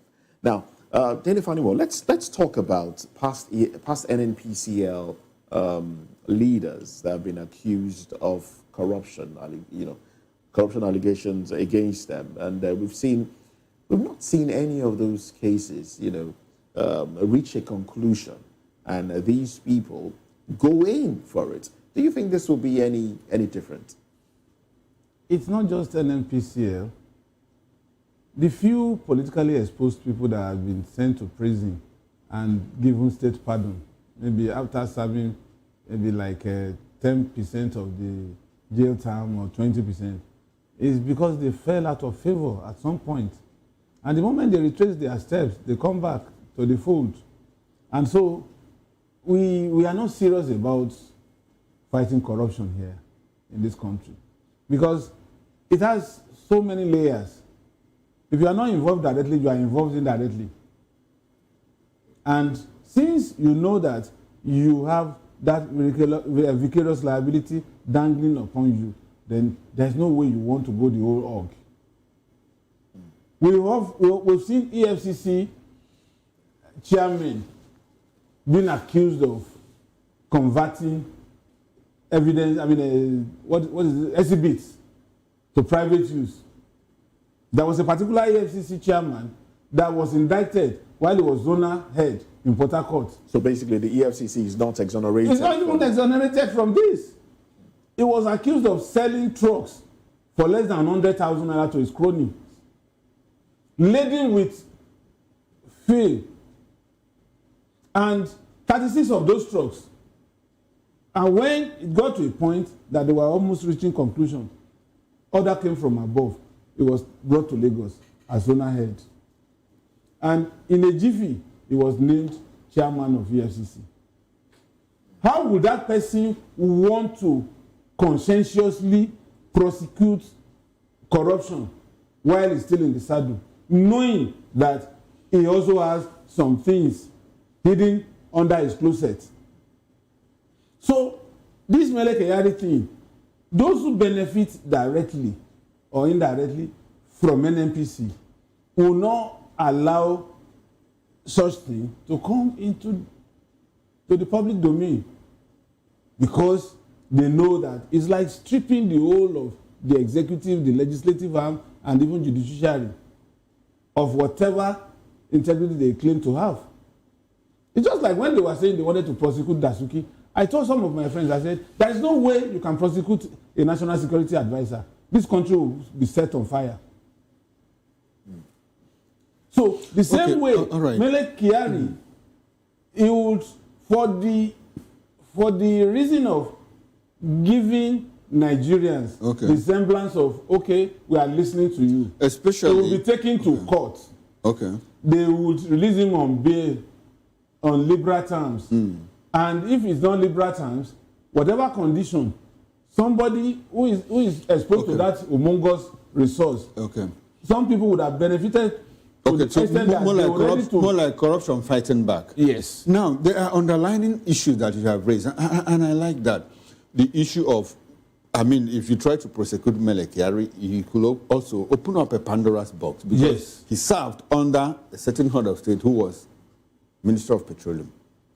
The current Minister of Petroleum is also under president, so probably he took orders from them and all of that. Now, within the context of all of that, how best do you think that we can fight corruption with EFCC? EFCC is supervised by the Ministry of Justice, headed by the Attorney General of the Federation. Who is under the president? Who is under the president. And I keep going back to Singapore, where Lee Kuan Yew was able to fight corruption successively. You know what he did? He took corruption and put it into the presidency. So he gave out the orders. Do you think we can follow that route in fighting corruption in Nigeria? And will it work? You see, it starts with the mindset. Okay. Whose mindset now? The president. Okay. It starts with the president's mindset that, look, in all of this, somebody has to kiss the bullet for the survival of this country. And if it falls on me to want to kiss the bullet, and for God's sake, what is there to live for if I'm not leaving a legacy that Nigeria, after my watch, would be able to say, we are here. And Nigerians will be able to say, I was here during this period, and now I'm here. It starts from that mindset. Lee Kuan Yew, I recall there was a quote, I may not be able to quote it rightly, but paraphrase it, that I need to choose between myself and Singapore. If I had to choose for myself, my family, my generation would prosper, but Singapore will remain what it is. But I have decided to choose Singapore against my family, my immediate family, and even my extended family, my community. Now I am ready to die for Singapore. And that was why he did that. We were not told that Singapore prospered and Lee Kuan Yew also prospered in the same at the same level with Singapore. We were never told that he stashed some money outside Singapore after he left office. So it starts with the mindset that, look, whatever it is, whatever I want to do, regardless of, and Tinubu has a way to do this. And I'll say he has a way to achieve this. One, Tinubu came forth on his own terms and with little financial support from the so-called people that usually surround government and stifle government. So it is his choice now to decide to say, having garnered all these over the years, having won elections, having been able to hold on to certain things, now it is time for me to give back. And let him give back by ensuring that corruption is reduced to the barest minimum in the course of running this administration. That is, everything lies within his powers. All right then. Okay. Let's go back to Loknan Dumbin. Get your final thoughts on this one. Now, do you think Nigerians are increasingly frustrated by EFCC's lack of transparency, especially as a corruption watchdog in dealing with corruption issues? And what does this portend going forward? Is this edging towards a breakdown of law and order and more protests on the streets of Nigeria? I can't say if there's going to be a breakdown of law and order like what happened in Nepal, for instance. I can't say there's going to be anything like that anytime soon. But if you look at it, the EFCC has always had a reputation of being somebody's attack dog from the very inception of the EFCC. It's always been someone's attack dog, and the person who commands the EFCC, who's the dog whisperer, is usually whoever's in charge. For instance, I could be in charge and I would blow the whistle and they'd attack you if I wanted them to, whether justified or not. And let me go back to what my other colleague said about Lee Kuan Yew of Singapore.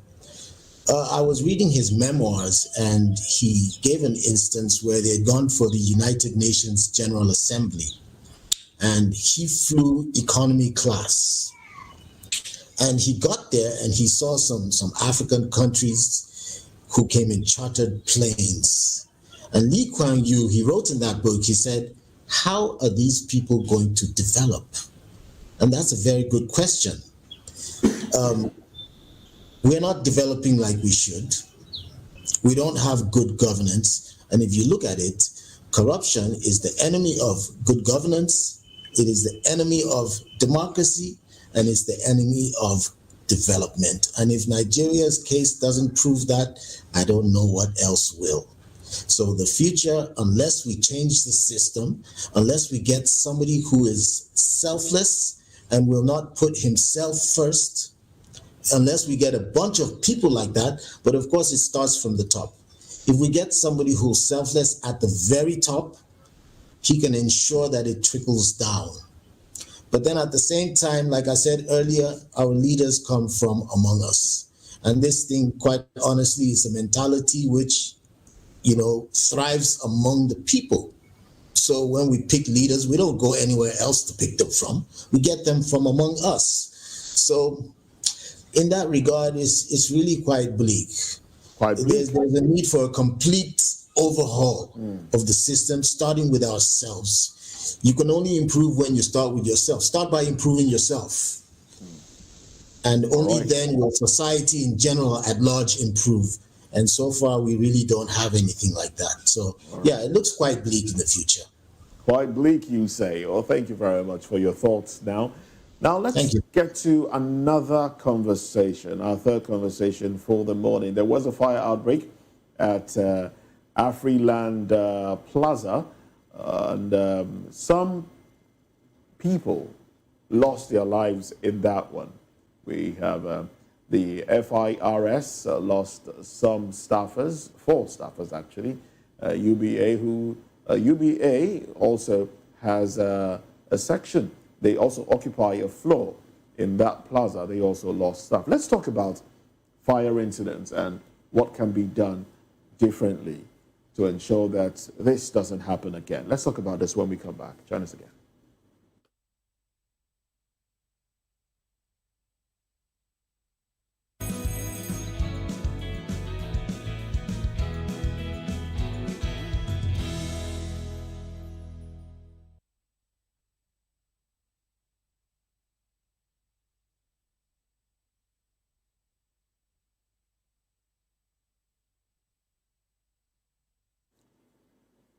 Well, the Federal Inland Revenue Service has expressed deep sorrow over the death of 4 staff members in Tuesday's fire incident at Afriland Towers, Broad Street, Lagos. Now, the tragedy, which has thrown the entire FRS community into mourning, occurred on the 6th and 7th floors of the building, where the Medium Tax Audit Office and Unicon Emerging Tax Office are located. According to the agency, in a condolence post on its X handle on Wednesday, its security and safety officials quickly alerted the fire service, but thick smoke had already spread through the building before emergency responders arrived. In a similar development, firefighters on Tuesday evening battled flames that ravaged Emab Plaza, a 4-story building behind Mandalas on Lagos Island.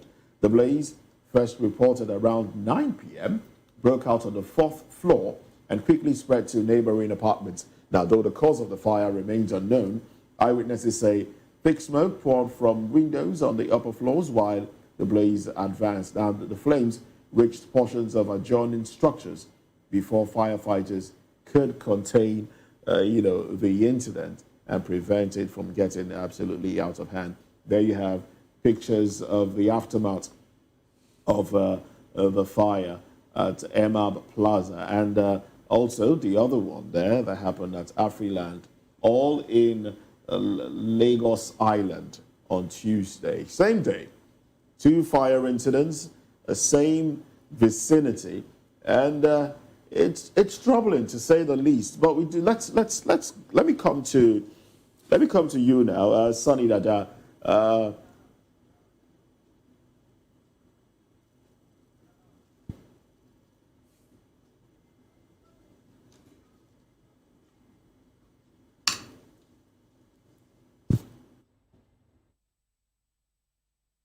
Let's stay with you, Delifanimo. Now, this is a situation where, some Nigerians have said that.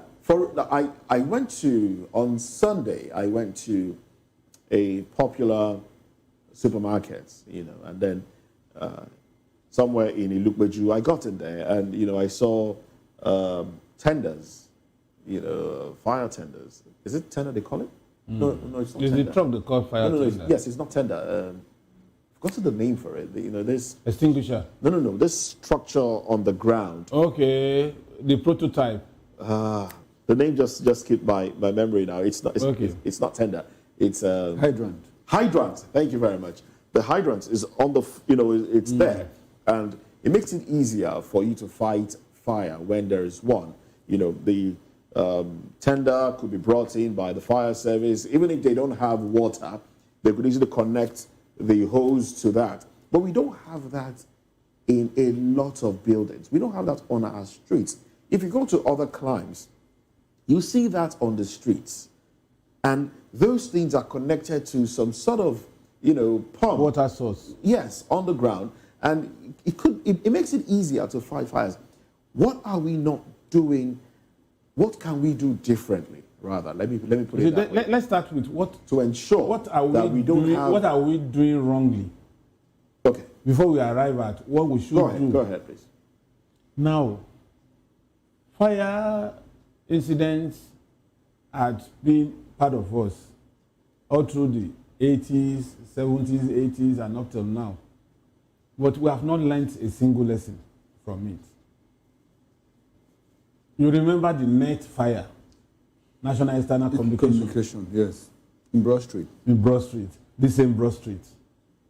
And then there was another fire incident that happened some years back too, around this Broad Street. Now, the question is, why the fire?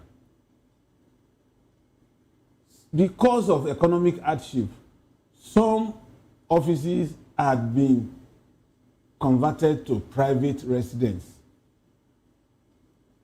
You see people building makeshift apartments around an office like this. And those who are supposed to enforce the law to evacuate those people would turn a blind eye because palms had been greased. There should be some level of space between a high-rise and another building next to it. But what you get is the other building had been existing, and then somebody, a developer, will come and say he wants to buy this house owned by ancestors, pull it down and develop high-rise building within the vicinity of that place. Who gives that approval? That itself is a challenge, truly. Now, who gives the approval? Is it not the same government?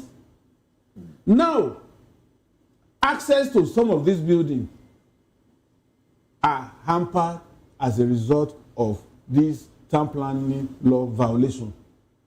That's one part. Two, electricity supply is erratic. You are not too sure of the voltage that comes in at a particular time. And when they are advised to make sure that they have a step-down equipment that will step down the volume of voltage that is being released from the grid to that particular area, they will never go out, they will never buy. And so when this kind of surge comes, it ignites this kind of fire.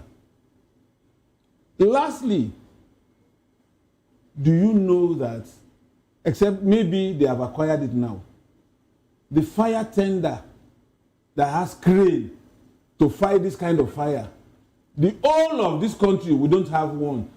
Most times, when this kind of incident happens, they beg Julius Berger, a private concern, to release their fire tender that has crane to fight this kind of fire. And as soon as this one goes now, everybody goes back to whatever he's doing, and nobody is going to say anything. Examples are bound elsewhere. Now, look at Alao Dam.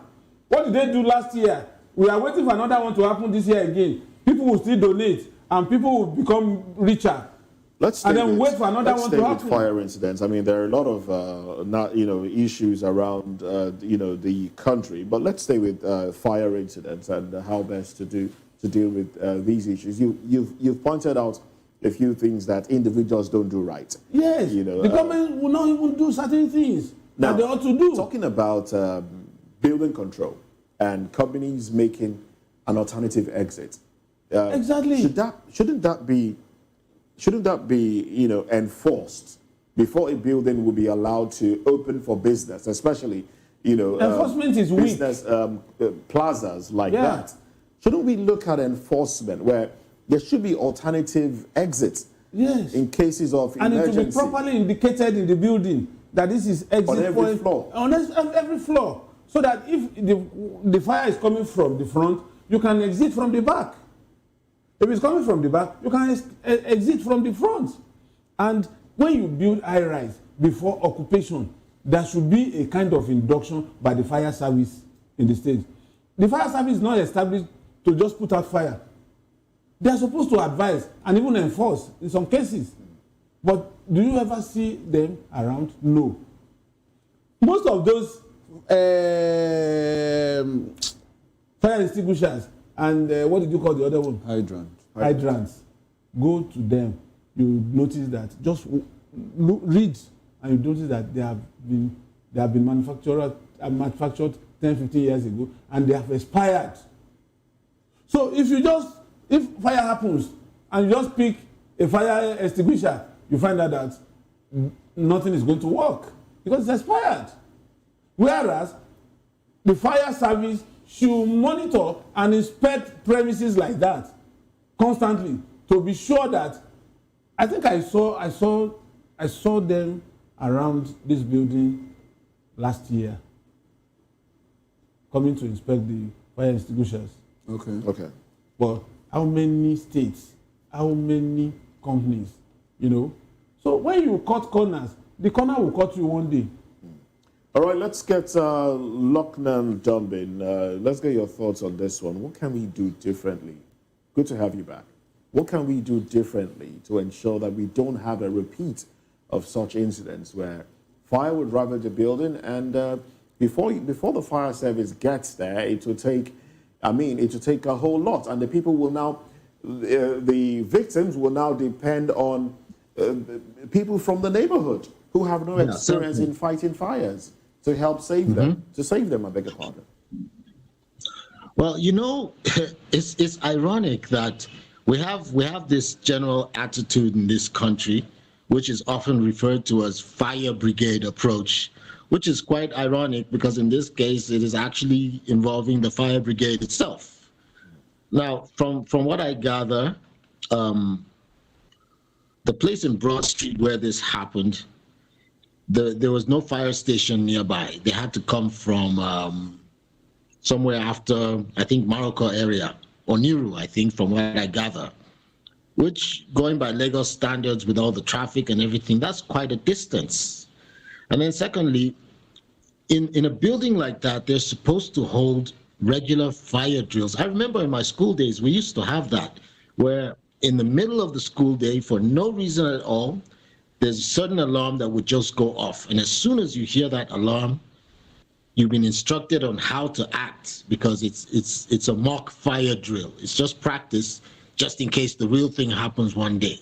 So everyone knows that you're supposed to exit the classroom in single file and all assemble in the middle on the field, in the middle of the school compound. And then they would take a head count, and then everybody would go back to class after that. So buildings like that are supposed to, in fact, the fire department is supposed to ensure that places like that hold regular fire drills. I'm sure there's nothing like that happening. I remember some years back, I was interviewing a state governor on the air. And at that time, there had been lots of fire incidents in the state capital. That month, there were lots of fire incidents, including our own premises. We had a fire then. So during this interview, I asked the governor, I said, why don't they install fire hydrants around the city? You know what the state governor told me? He said, that wouldn't work in Nigeria. He said, that only works abroad. It doesn't work in Nigeria. But when you think about it... Why so? Is it because our streets are not planned originally? Is that why? Can't we start from somewhere? Of course we could. It can be done. It can. Now, first of all, we're in River State, a place where the water table is rather high. You could actually have a reservoir strictly for the fire hydrants. That could be done. It doesn't have to be potable water. Nobody has to drink it. It could be done where they have their own line. Whenever there's a fire, the fire truck just comes, attaches their hose, and off with the fire. I've also seen many cases where they actually show up without any water. Can you believe that, my brother? Of course. Imagine a fire engine going there without water. There was one incident where that happened, and the people around the neighborhood got so angry they chased them away. It's that bad. So we have a general, we have problems when it comes. We have a poor maintenance culture, and that's where all of this is coming from. Oh well, and it's rather sad. And I really don't know where it's all going to end. Well, I mean, that's a story, isn't it? Yes, Imagine a fire engine showing up with no water, and then the people chase them away. We see that happen quite a lot. We see that happen quite a lot, and it's crazy. But we do hope that we'll get it right someday. We just have to keep hope alive, isn't it? Oh well, thank you very much for being with us, Lieutenant Dombin. AKA LD. I was wondering if you were the rapper, but you're not. But I wonder if you also do some rap. Oh, you know me like that, huh? Well, thank you very much for being part of the show. And also, big thanks to Sunny Dada, who joined us from Port Harcourt, and also Daily Fanimo, reporter and public affairs commentator. Thank you very much for being part of the show. Well, that's it on VOP this morning. That's it on the show this morning. When we come back at 10, we'll be going into the papers, looking at the headlines from the dailies. On behalf of my colleague Chukuma Okoro, I am Moses Humphrey. Join us again at 10. Bye for now.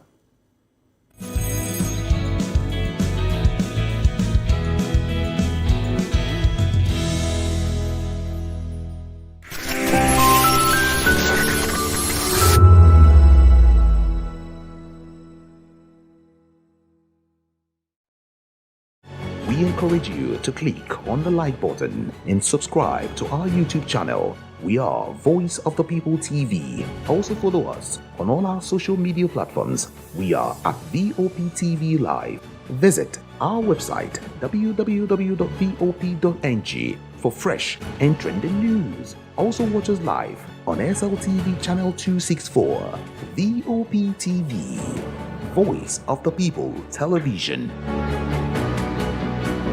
Are you ready for the extraordinary? Something big is happening on your screen. Introducing VOP TV. Now streaming on SLTV channel 264. From breaking news to captivating conversations, news analysis, giving you all sides to the story. We bring in-depth discussions on the issues that matter, from politics to sports, entertainment, and lifestyle. VOP TV on SLTV channel 264. Join us as we redefine what television means to you. Voice of the People Television, VOP TV. Now you have more than a voice.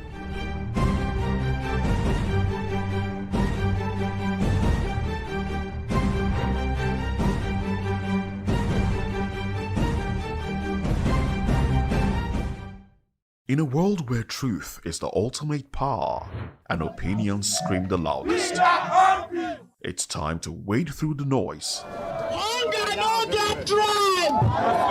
Hunger no get religion. And scan the human interest and trending topics that matter.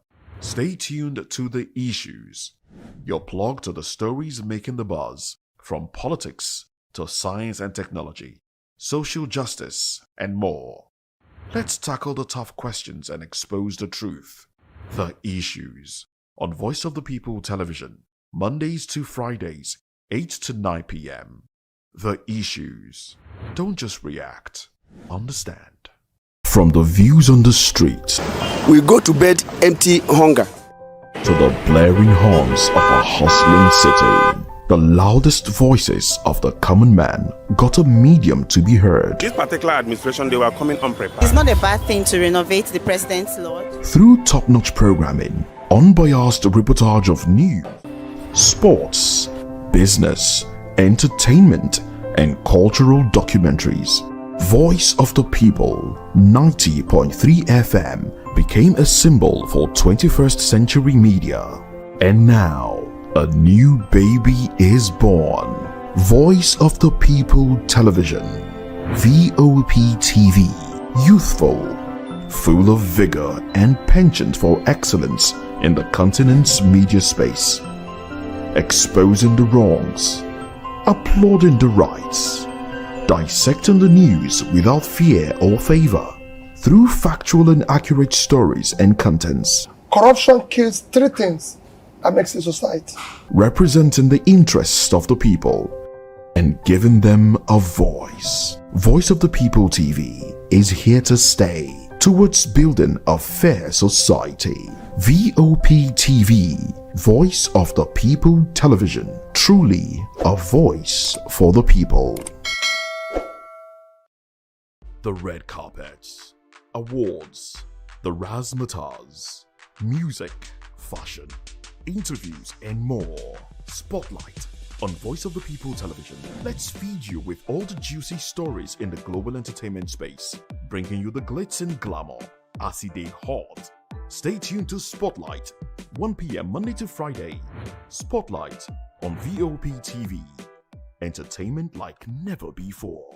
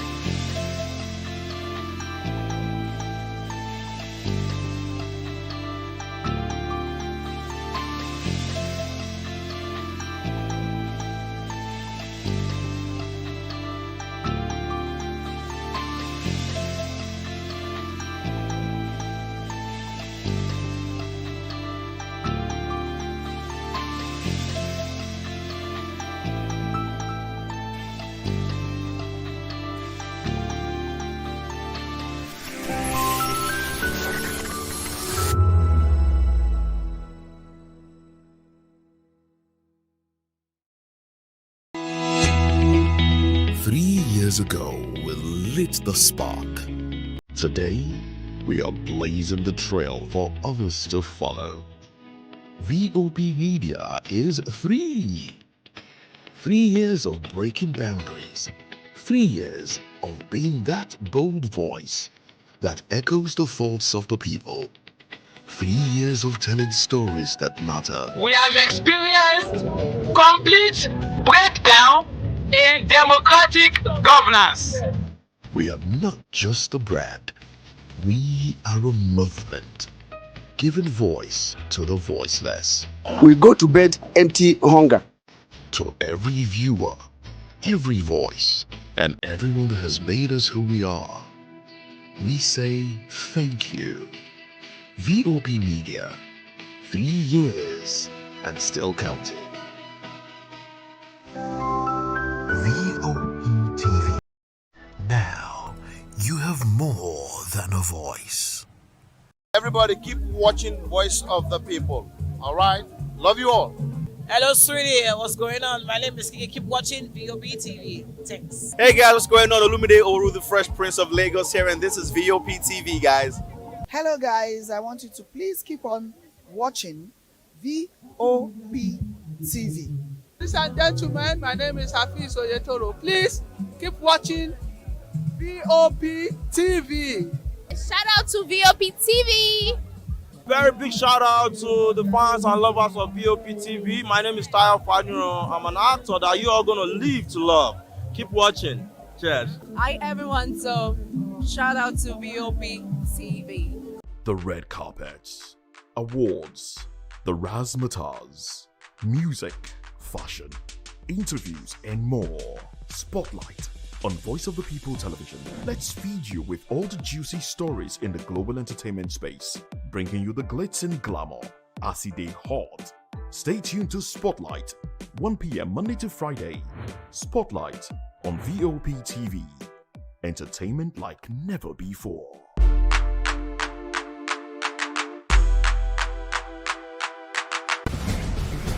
Join us as we drive into the world of politics through insightful interviews with prominent political figures, both serving and former governors, ministers, senators, legislators, party chieftains, activists, and analysts. Get first-hand information into the decision-making processes that affect our daily lives. Highly engaging 1-hour program that brings political discourse into focus.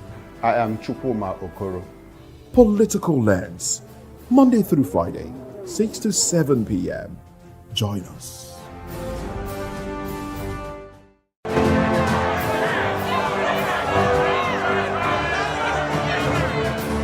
Do you want your voice to be heard? Do you know that you matter in the scheme of things? The People's Voice, the show where ordinary citizens take center stage as we discuss the biggest stories that affect you and I. With you in mind, we facilitate lively discussions, debates, and interviews on the topics that matter most to you and I, from social justice to economic empowerment, education to healthcare, governance, and more.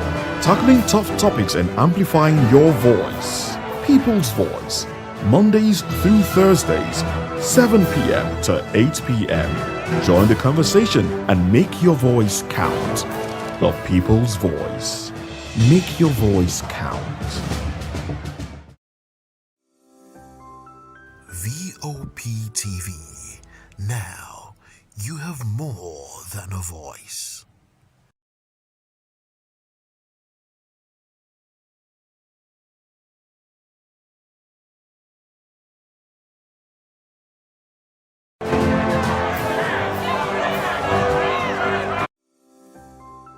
VOP TV. Well, thank you very much for joining us again. Now, this is Newspaper Review. I'm Moses Humphrey. I am Chukwuma Okoro. Thanks for joining us again. And yes, of course, we have Daily Fanimo with us, and together we'll be going into the papers. Thank you very much for staying back. All right, so let's get straight into it. Emergency rule. Have to dive into this again. Winners, losers, as Tinubu reinstates Fubara. Riders to the story. President justifies action as over 40 court cases pending. cautions governors on good governance. Wike, Rivers will henceforth witness peace, progress. 6 months wasted. Rivers elders lament. All right? That's the big story. And, of course, you will find that in most of the dailies today. The Guardian reports, Guardian says, doubts, uncertainty in Rivers power tussle as Fubara returns. I mean, we have reacted to this one already, but we just have to lend our voice to it again. Jubilation, according to this day newspaper, jubilation in Rivers as Tinubu ends emergency rule, restores Fubara deputy House members. Riders, President justifies 6-month undemocratic governance in oil-rich state. Wike hails Tinubu, Rivers elders. Others preach peace. Tonye Cole, governor will have 0 powers on resumption. Some have called the governor weak because of how he took things, how he was able to allow himself to be bamboozled, as some would say. Well, let's look at the riders from the Punch newspaper regarding the same story.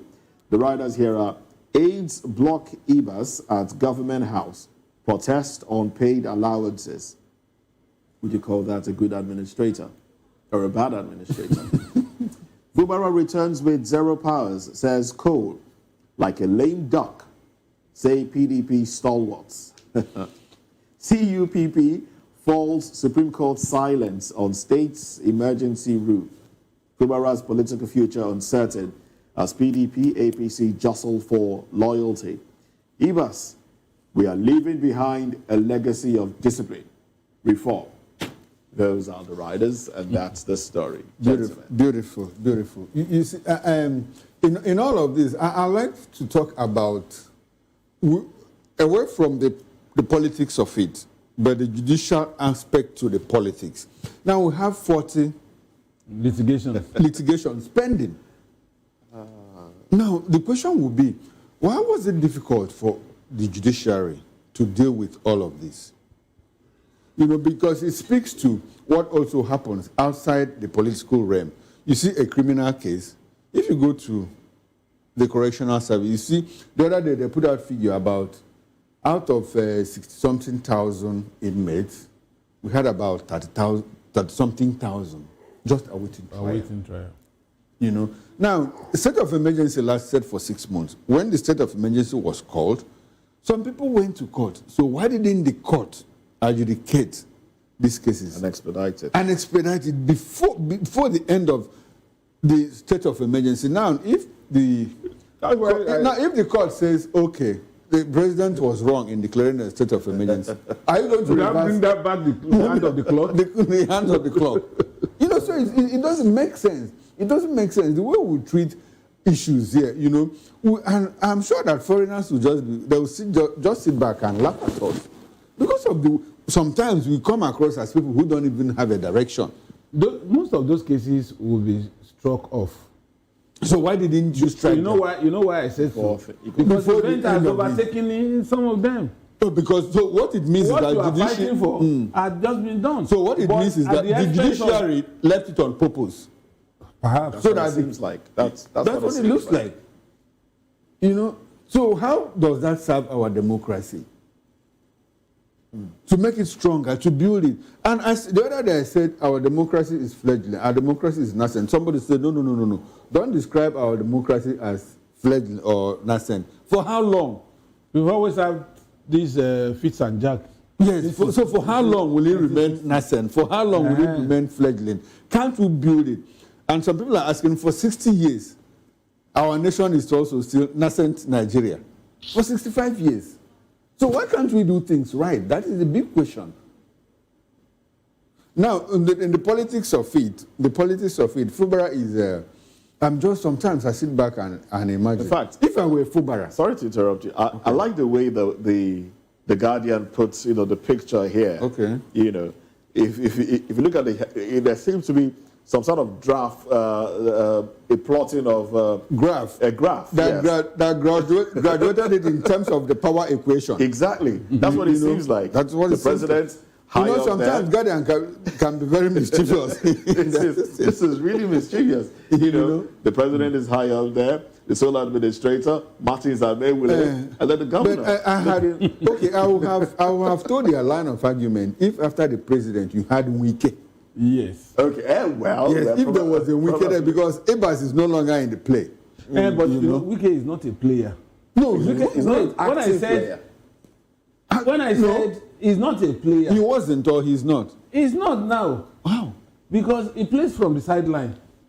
But Ibas is completely out. Yeah, but after doing his own, no, in the play of things now, if they had put the president, Wike, Martins, and Fubara, they would have succeeded in rubbishing the man like he's already rubbished. And like I said, sometimes I sit back and I say, do I have the temperament of a Fubara to remain in office? No, you don't. I can answer for you. To remain in office after everything that went down. He's a politician, and it's all about interest. That's why some of us don't have the stomach for politics. Apparently. What interest? To remain relevant. Apparently, even when he said he wasn't desperate, he was actually. He's been desperate to stay in power. When someone says, I don't even care.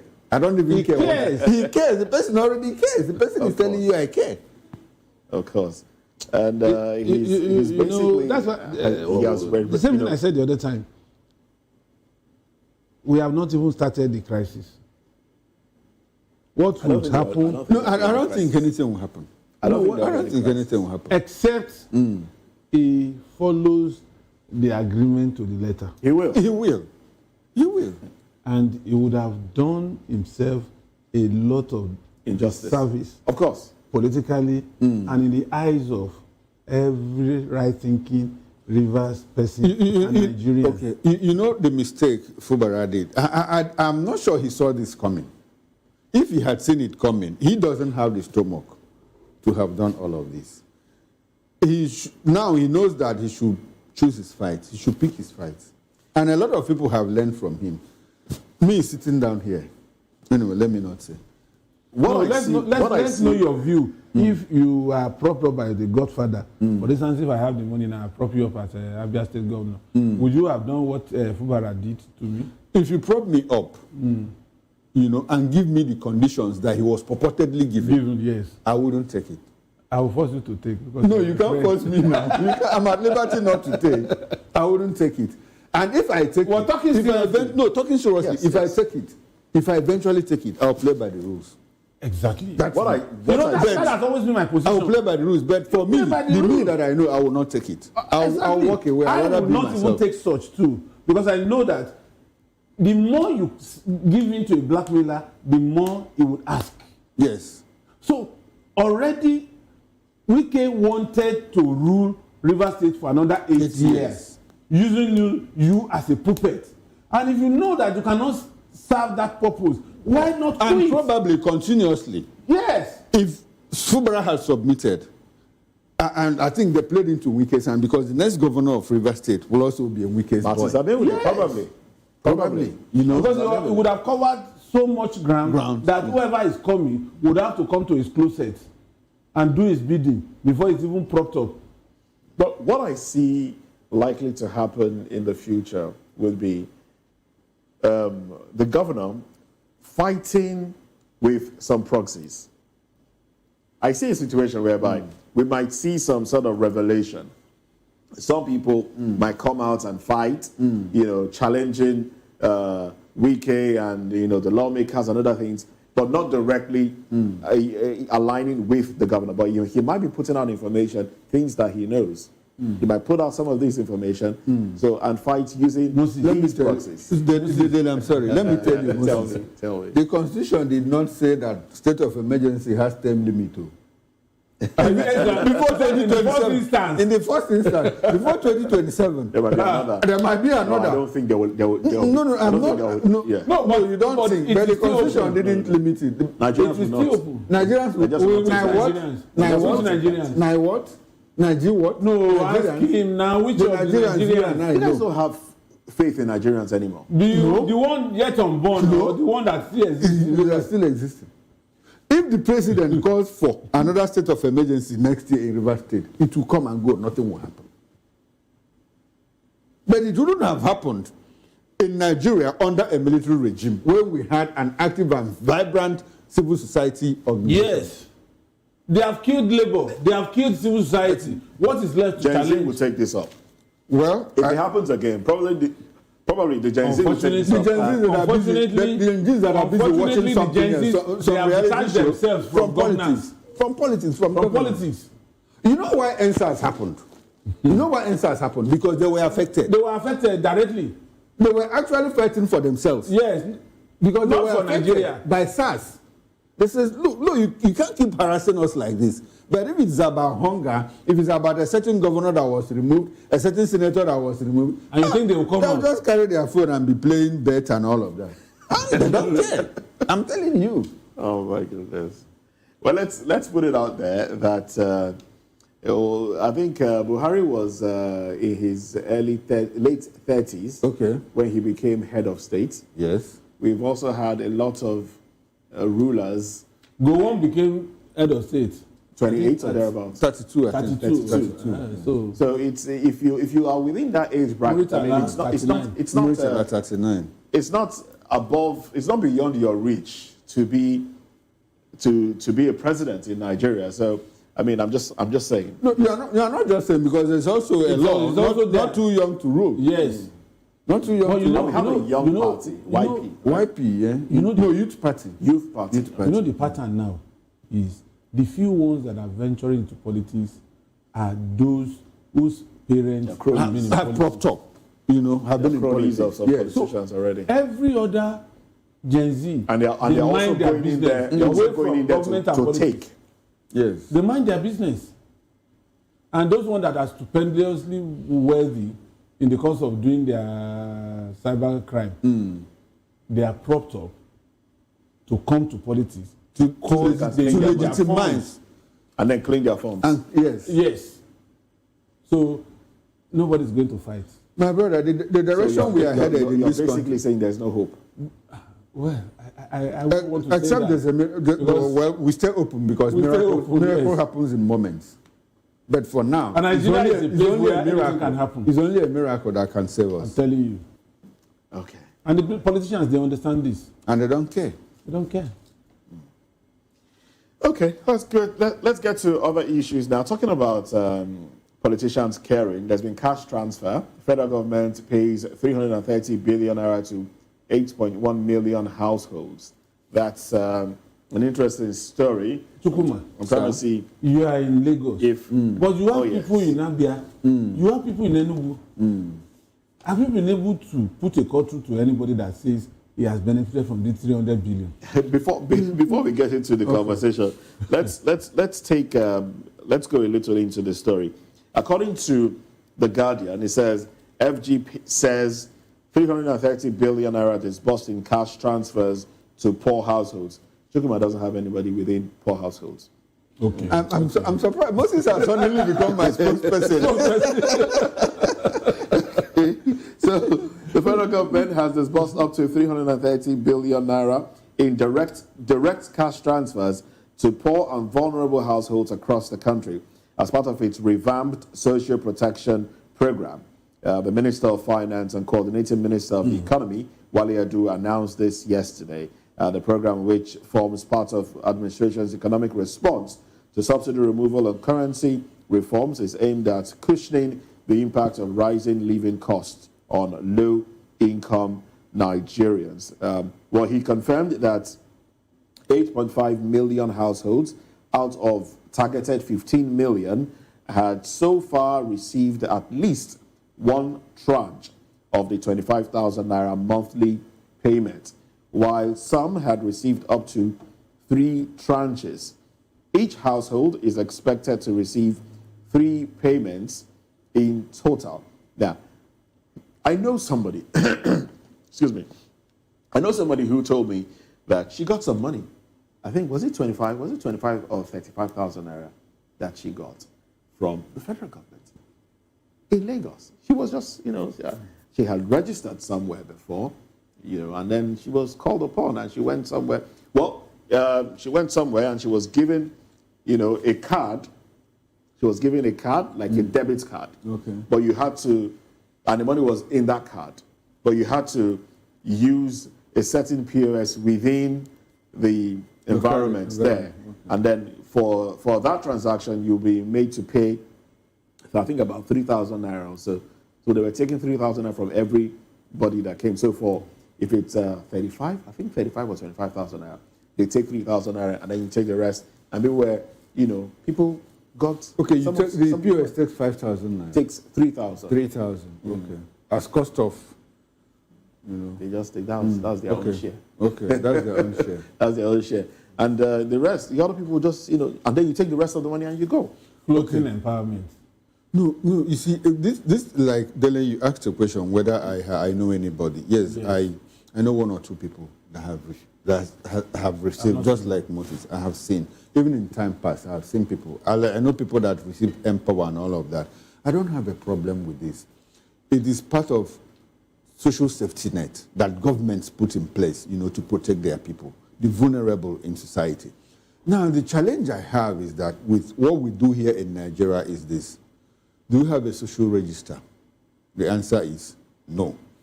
Do we have data about the number of poor Nigerians we have? The answer is no. Now, how do we implement these programs? Food stamps, like this kind of cash handouts and all of that. How do we implement it? Most times, you discover that the register with which the thing is implemented is laden with politicians' relations of governors, commissioners. That are even comfortable. That are even very comfortable.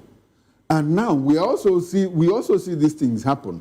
When federal government gives out palliative, they say, okay, we'll give 40,000 bags of rice or 40 trailers of rice to each state.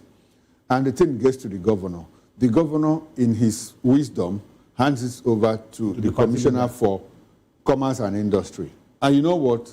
The commissioner now sees it as a party thing, to give to his party men.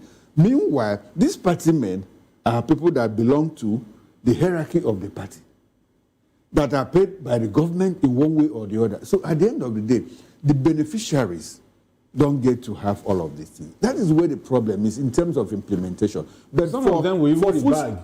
Some of them will even rebag. Some of them see it as business. In my state, a certain commissioner in this dispensation was given bags of rice, and he stored it up in his house. And people were like, hey, what is going on? And the unfortunate thing, no consequence. There are no consequences for such infractions. So it begins to speak to the negative aspects of when we give our palliatives and all of that. All over the world, food stamps, even in advanced countries, if you're out of job, if you're transitioning from one job to another and temporarily you're out of job, government takes good care of you. But they have That's why crime rate is low. It's low, but they have a social register where they get to And the moment you exit that, it reflects. It reflects. It reflects. So you become a beneficiary. Because your new employer will file in returns. Yes. Suggesting that you have been employed. So I know a Nigerian who is a citizen in a certain European country. Now, by the time he transitioned from one job to the other, he got another job. And he said, look, if I calculate everything, the job I'm doing now, I get paid more if I remain in the social register. So he left the job. He quit the job and started looking for a better job. When he now got a better job, it reflected. His name exited. But do we have the capacity to put down all of that statistics, all of that data in a register that is truly transparent and accountable?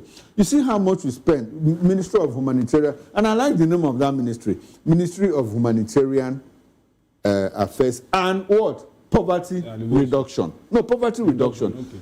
Now, if you evaluate that ministry in terms of deliverables, how have they been able to reduce poverty? How much have they received in the past 8 years or so, or 10 years? So how much have they done? We should be able to evaluate all of this over time. But do we do that? No. You see the Minister of Humanitarian Affairs trying to defend the policies of government, play more politics than doing the actual work he was assigned to do. That is the problem.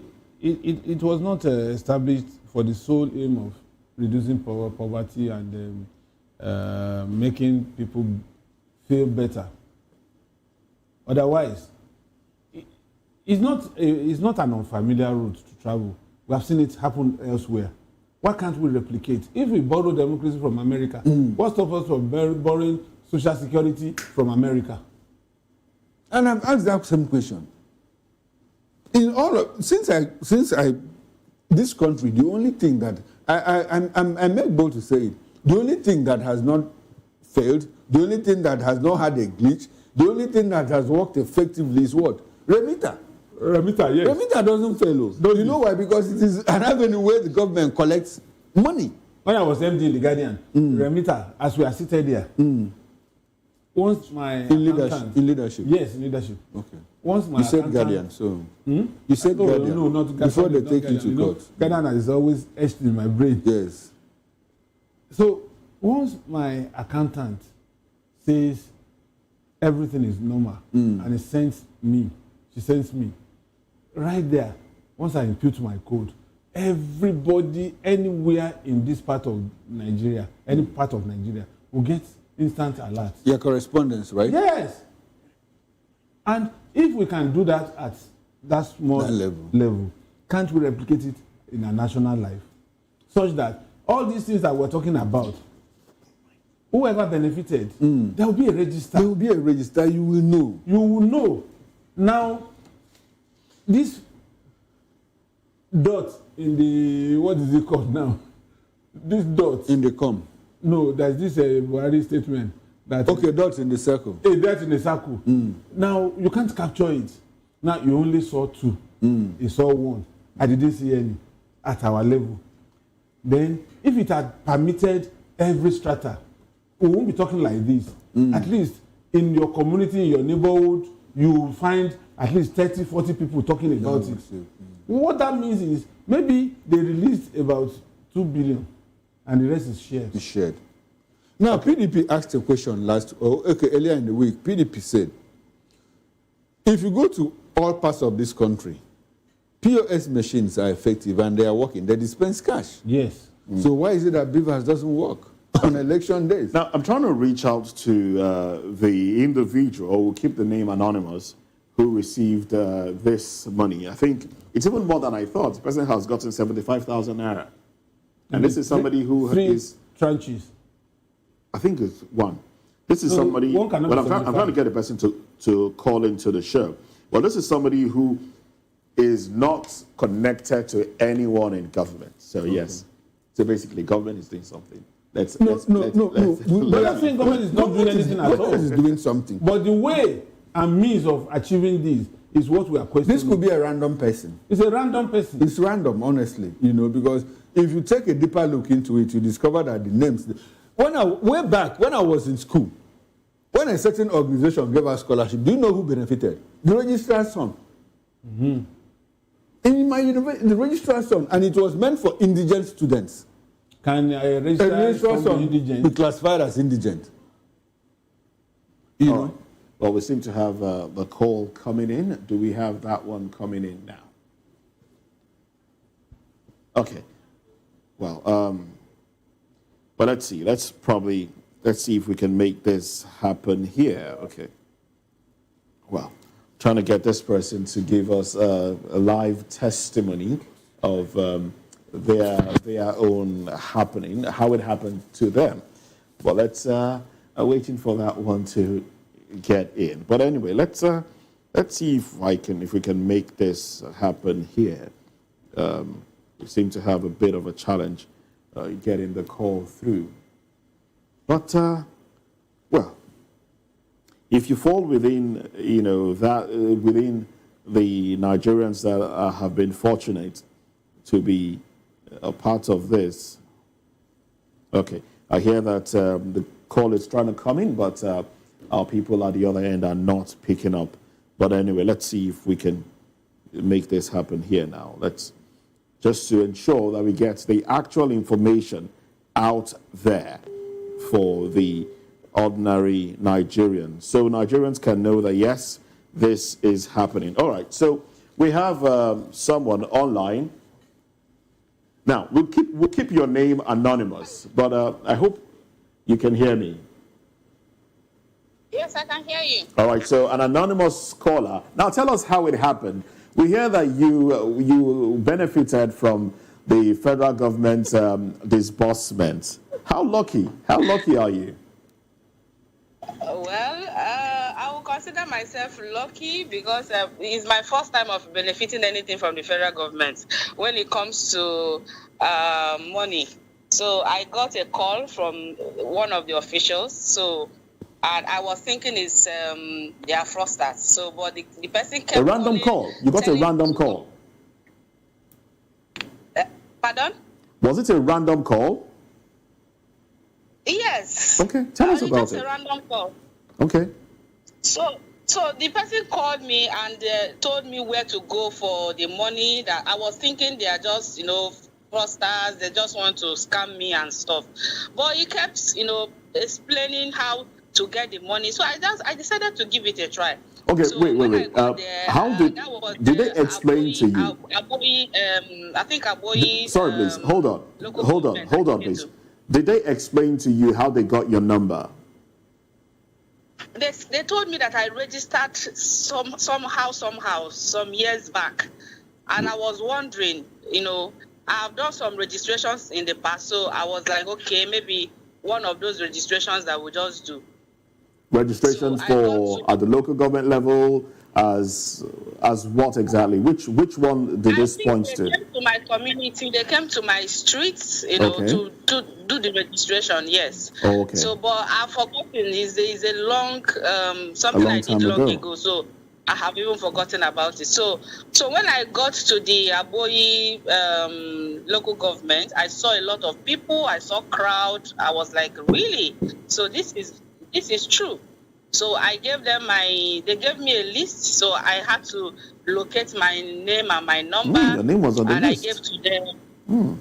Yes, my name was on the list. Yeah. Okay. My name was on the list. So I gave them back the name, the list. So they collected my NIN, and that's the photocopy of my NIN, and they gave me a debit card. So I look at the debit card. My name was written on it. I'm like, whoa. Your name was written on the debit card? Yeah. Is the debit card attached to a bank? Is it attached to any bank at all? Did you see any banks? Just a normal debit card. Yeah. Okay. No bank name on it. So. Yeah. So when I was about to leave to go cash the money, they told me no, that I have to cash the money there. I'm like, I thought I can withdraw the money anywhere. They say yes, I can the following day, but I have to withdraw 23,000 naira from that spot. How much was in it for you? How much did you get? The total money was 75,000, but I withdrew 23,000. I withdrew 25,000. They collected 3,000 and gave me 22,000. So the following day, I had to go to another POS and took the remaining one. So the 3,000, I don't know where it's going. The president maybe trying his best to curb corruption, but being Nigerians will always be Nigerians. So I don't know. At least you got 72,000. At least you got 72,000. Oh well. Thank you very much for at all. Yes, so I had to catch the remaining. Well, thank you very much for your. Thank you very much for letting us into that. That's an anonymous individual telling us how she got this money. 75 all at once. How many of these do you have? Just one. No, there could be others. There could be others. There could be others. No, but it is the fraction. And you don't know one person? No. Okay. All right. So let's get to other stories now. Okay, let's do it. Let's get to other stories. Now, from staying with the Guardian newspaper, this is Dapman, Dangote bicker over diversion allegation, 1.5 trillion naira subsidy demands. Ondo poll, Supreme Court dismisses appeal against Ayedatiwa's victory. World Patient Safety Day. LASG bemoans wastage in health delivery. And also, over 60% of candidates passed 2025 SSE with 5 credits and above. All right. Well, these are some of the headlines there. Let's talk about what's happening in the oil sector. Yes, that man Dangote as the baker over diversion. Nigeria has tolerated shenanigans for too long a time that it has suddenly become the norm. The Nupeng and their branch, that is PTD, petroleum tanker drivers, are supposed to be unions fighting for their members. And unions derive their sources of income from check-off dues paid by these workers. Is it not an aberration for PTD and Nupeng to station their members in depots, gantries, to be extorting 39,000 naira on each loaded tanker? What do you mean by extortion? Is the money paid to the federal government? Is it a tax? Are they forced to pay? They will be forced to pay. You will not be allowed to go and get out of that place. No. But does that amount to extortion? I am telling you, the tanker driver will not be allowed to get out of that depot. No, is it a rule? But they made it so over time. So that's why I'm saying that. Okay. Because, sometimes when you allow something abnormal to thrive for a long while, it becomes normal. Is it different from the check-off dues you talked about? It's different. Okay. The check-off due is taken from your personal income. Okay. Is deducted at source, just like tax is deducted at source. For being a member, for instance, if this organization is unionized, good. You and I know that we will have to pay to NUJ as journalists. Okay. That's check-off. And that's the last you are supposed to take as a union. But they got to a point that they became so lawless. As a matter of fact, in this country, there was a time that if Nupeng and Pengassan, if they decide to cripple a government. If they decide that they are not joining any strike, that strike is dead on arrival. And if they want to cripple government, that's why even when Nupeng goes on strike on the street, federal government will hold on tenaciously to Pengassan, because those are the ones that can unplug our crude oil extraction on the IC. Now, the PTDF branch of Nupeng are the ones that will roll out their trailers and tankers and block the highways for the effectiveness of that strike. Now, they have gone beyond that. The same way Agbero will collect toll that is not being remitted to government is the same way PTF would hold people to ransom. You know the consequence of not paying Agbero on the road. No, it's the same way. I understand all of this. What I was quarreling with is the word extortion. It's extortion. Okay. So the Agberos, what you don't pay freely. What do you call a toll you don't pay freely? What do you call that? No. What of the one that you pay freely? Are they complaining? They complain, but who like bus drivers, when they pay for tickets and all of that, is that extortion? It's extortion. But they pay freely. They don't pay freely. Do you know how many fights you encounter because we travel by our personal car? That's why you don't see them. You know how many fights Agbero and drivers fight and conductor on daily basis on Lagos roads. But yet, you are overwhelmed and you have to pay. And the same thing that the PTD guys are doing.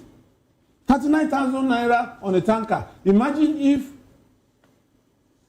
the gantry of Dangote had to load 1,000 trailers in a day.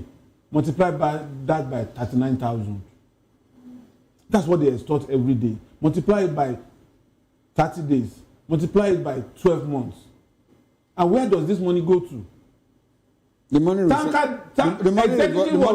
revolves around the economy. Executives of tanker drivers, PTD, branch of Nupeng, they own most of these filling stations you see. And they are largely illiterate. without any means of livelihood before they became executives. They render goods and services. Doesn't that contribute to our GDP? What? Did they fix roads?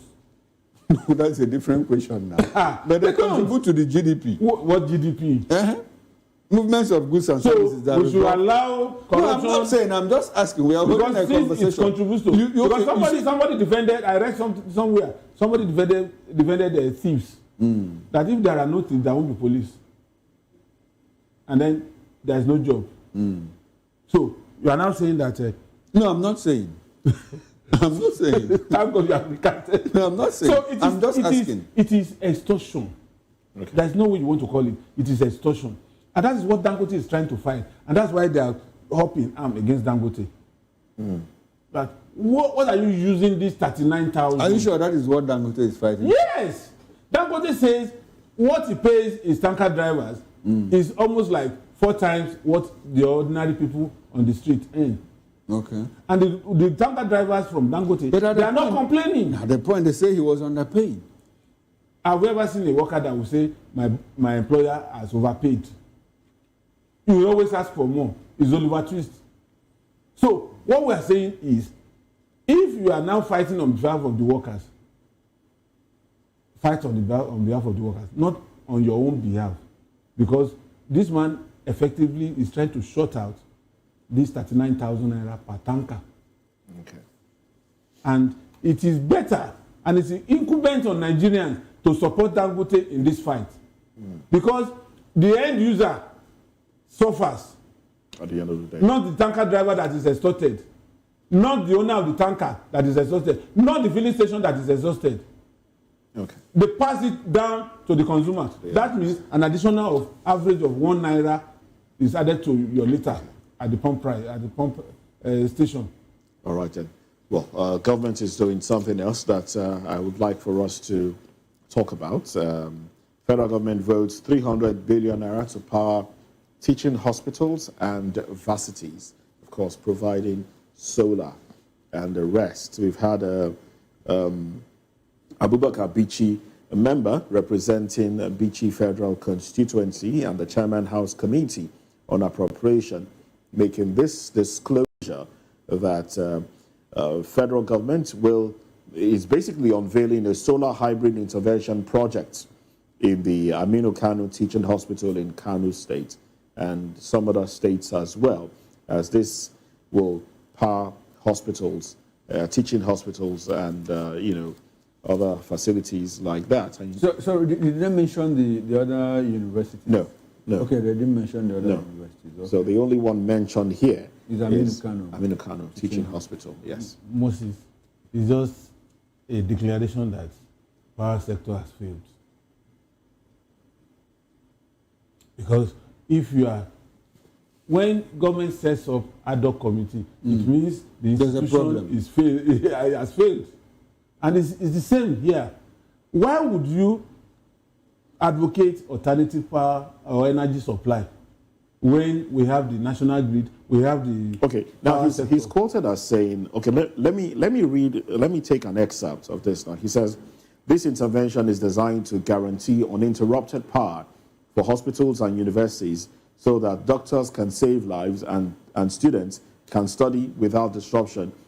He also explained that the project would also reduce the burden of high electricity bills on government institutions, improve efficiency, and promotes the use of clean energy.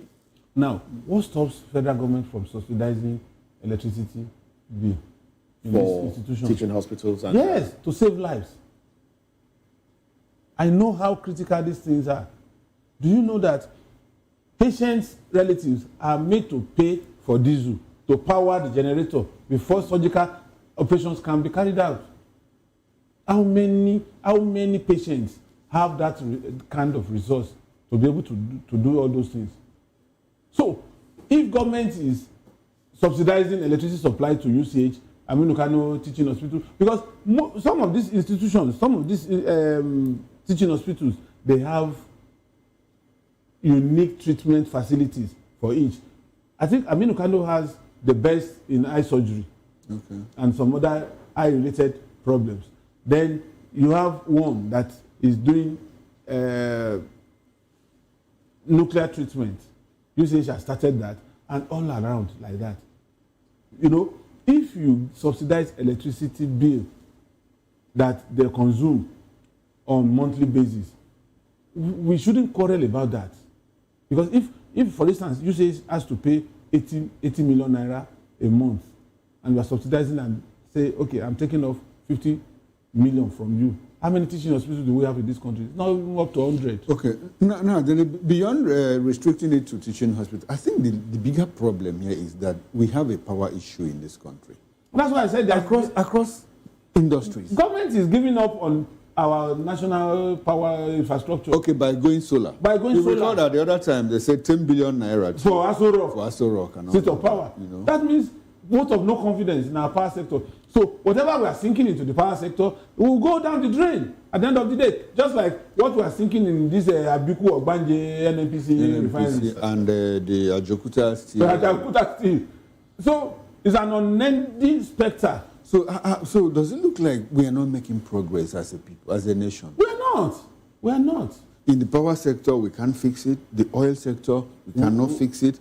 The medical, health sector, we are down. In the education, we are down. We are not diving. So where else are we going to score good marks? It's a big problem. It's a very big problem. Failure of institutions. And we have behemoths, individuals becoming colossus. Building structures that the government should actually build. Actually build. What is the business of Dangote going into refinery if our four refineries were working? It's sad. Quite unfortunate. Sad indeed. Sad indeed. Let's take this story and probably wrap up with this one. You know, I just saw the writer takes the upper strip here takes us back to the fire incident. It says 4 FIRS directors, managers die in Afriland Towers fire. Owners of building mum amid other casualties. But that's not the story I want us to dive into. The story I want us to dive into is FAC disburses 2.225 trillion naira to FG states, LGs, as federation account grosses 3.635 trillion naira. Gentlemen, there's even a breakdown here.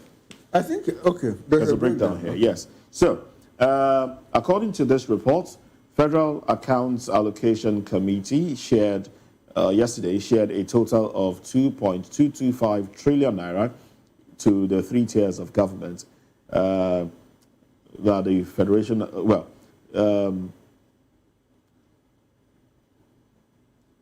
now, basically, we hear that this comprised statutory revenue of 1.478 trillion naira, VAT 672.903 billion naira, 32.338 billion naira from electronic money transfers, levy, and the rest, and the sum of 41.284 billion naira from exchange difference. And out of the distributable revenue, the federal government received 810.047 billion naira. And the 36 states and local governments received 709.831 billion naira and 522.228 billion naira, respectively. I think they spent quite a lot on electronic transfers and the rest. Yes. How this is. Your 50 naira, 20 naira, that is not a lot of money. Okay, before I come into that, I think I relate more with the fire incident. I want to talk a bit, way in briefly. That's okay. You know, so, and because I was on the 5th floor. In fact, I was on rooftop of the building, and not that building, no, not the building, of our own building. And I opened my phone and I saw that clip, and how people were struggling to. And then you look around you. And I looked down. You know what I did? In fact, I didn't use the elevator again. I had to use the stairs and got back to the ground floor. And I sat back and I imagined that if fire, broke out on the 5th floor, how will you jump? You saw the clip. Some people try to jump, but Nigerians, they jump. Nigerians, You saw how they rallied. Yes, they were jumping from the windows. Support. Unfortunately, and we had people that were ready, were actually waiting to. They said fall. They were waiting for them. There was even a part. That's one of the videos I saw. They threw some sort of foam, soft landing foam. Yes, out of the window so they could land on top of it. And some of them jumped and landed. I think that became instructive that anybody on high rise should have a foam. So of course, we always have a foam now, but how will you, in the midst of that panic, will you even remember? I think one thing that building constructors should do is to have some sort of outside stairway from buildings. Stairway, yes, from buildings. There should be some sort of ladder. They used to. Yeah, people could easily climb it down. That would have been an easier escape route. And you know what? What that guy said. What has the outside stairways? Does it? It has side stairs. Stairways. Yes, side stairs. The side stairs. There's a middle stairway. And that's what they are talking about. No, I'm talking about some sort of ladder, metal ladder. Okay, you first talked about side stairways. Yeah, I'm talking about ladders. Okay. Some sort of ladders that people could just climb down from, as against jumping out windows and the rest. It could be. I see buildings. There are buildings that have those. It could even be a collapsible ladder. Exactly. That you can always just stretch out and stretch out and it drop, extends so that people can descend from the stairs. And another thing that was said during the morning show that I want to also let us emphasize on is training. Yes, there should be regular training. Do you know that I'm aware that if there's smoke, the best way to escape it because is by going lower. To come lower. Yes. Lower. Yes. You kind of crawl on your belly. Crawl on your belly because the smoke rises. Smoke rises. To assail you. Smoke rises. So when you crawl on your belly, then you can escape. Helps you escape. You understand? So we should have those basic training. We don't do. Because you said something that's quite instructive. Okay. A lot of companies that have fire extinguishers don't service them. So they don't service them. When it expires. And then people need to know how to use these things really. Because as we speak now, if you call all of us that are here now to ask how do you activate this fire extinguisher in your car, even in your car, the one you carry, it's just for the police to allow you to go. Yes. Having said that too, we should also know that fire extinguishers they come in different types. Okay. To fight different fires. Of course, I know. So, some come in some chemical fire too. Yeah, some come in. If it's electrical fire, you can't use water. Yes, if it's electrical, you can't use water. No, what I actually meant by degree is that you don't use a 5 kg fire extinguisher that you use in your car to go and fight in a high rise. You understand? Yeah. So, and then we can't. I don't think we can do anything about the way the buildings are constructed already. A lot of them are, really close to each other. Nothing can be done about it. No, you can't. Buildings have been constructed. But there should be a way around escape routes, exit points. Yes, they should have a lot of exit points. It's unfortunate to see 4 managers. These are breadwinners. Breadwinners. These are breadwinners. These are who loved left ones. Who left home? High hopes. Daddy bye-bye, mommy bye-bye, and see you in the evening. Make sure you do this for me when I come back in the evening. And it's coming in back. It's their corpses that they're taking back home. Quite unfortunate there. Well, our condolences go out to everyone that lost loved ones in that fire incident at Afriland in Lagos Island. Well, this is how far we go on the newspaper review, VOP television. Well, Chukuma, what do you have for us later today? Well, I'll go to River State with Barrister Darlington. Let's talk about River State. What's going on? The past, the present, and the future. All right, so that's coming up at 6 p.m. later today, Political Lens. Chukuma will be back here with Barrister Darlington Akomo, and together they'll be looking at the issues of River State. Well, big thanks to Daily Fanimo for staying with us on Newspaper Always Review. My pleasure. And I am Moses Humphrey. God willing, I'll see you next time. Bye for now.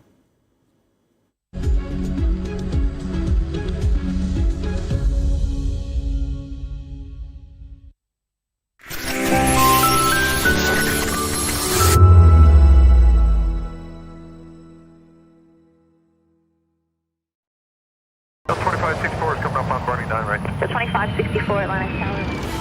What happens in the hush behind hangar doors? Who signs the papers that gamble with lives? Which truths were grounded before they even ever had wings? If you've ever buckled a seatbelt at 30,000 feet, if you've ever stared out of that tiny window and wondered who's really in control of the skies, it isn't just flight, it's power, it's politics, it's pressure sealed in steel. We're peeling back the clouds from runway risks to sky-high secrets. We're diving deep where most dare not to look. Aviation Scope, every Sunday at 7 p.m. only on Voice of the People TV. We don't just report, we reveal. We don't just ask, we uncover. Because when it comes to the skies, ignorance is turbulence. Aviation Scope, the sky isn't the limit, it's just the beginning. Are you ready for the extraordinary? Something big is happening on your screen. Introducing VOP TV, now streaming on SLTV channel 264. From breaking news to captivating conversations, news analysis, giving you all sides to the story. We bring in-depth discussions on the issues that matter, from politics to sports, entertainment, and lifestyle. VOP TV on SLTV channel 264. Join us as we redefine what television means to you. Voice of the People Television, VOP TV. Now you have more than a voice.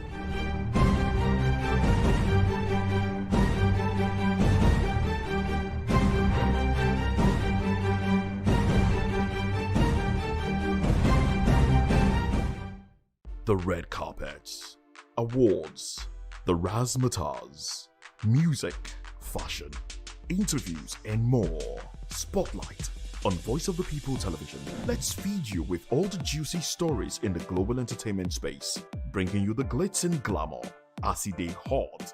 Stay tuned to Spotlight, 1 p.m. Monday to Friday. Spotlight on VOP TV. Entertainment like never before.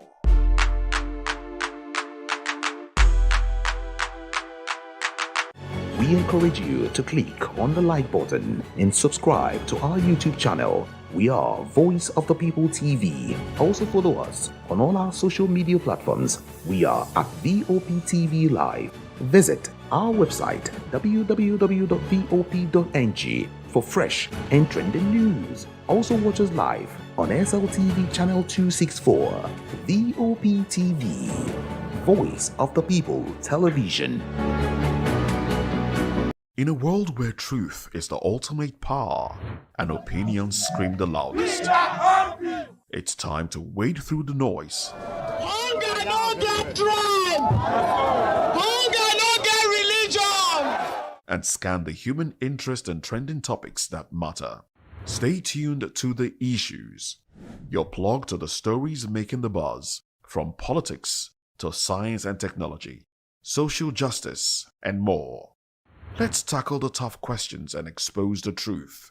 The Issues on Voice of the People Television, Mondays to Fridays, 8 to 9 p.m.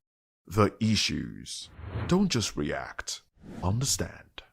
My name is Esther. They call me the Oga of them are the general overseer of them all. Every man, every woman has got a voice where integrity is the volume. So this is Voice of the People's TV.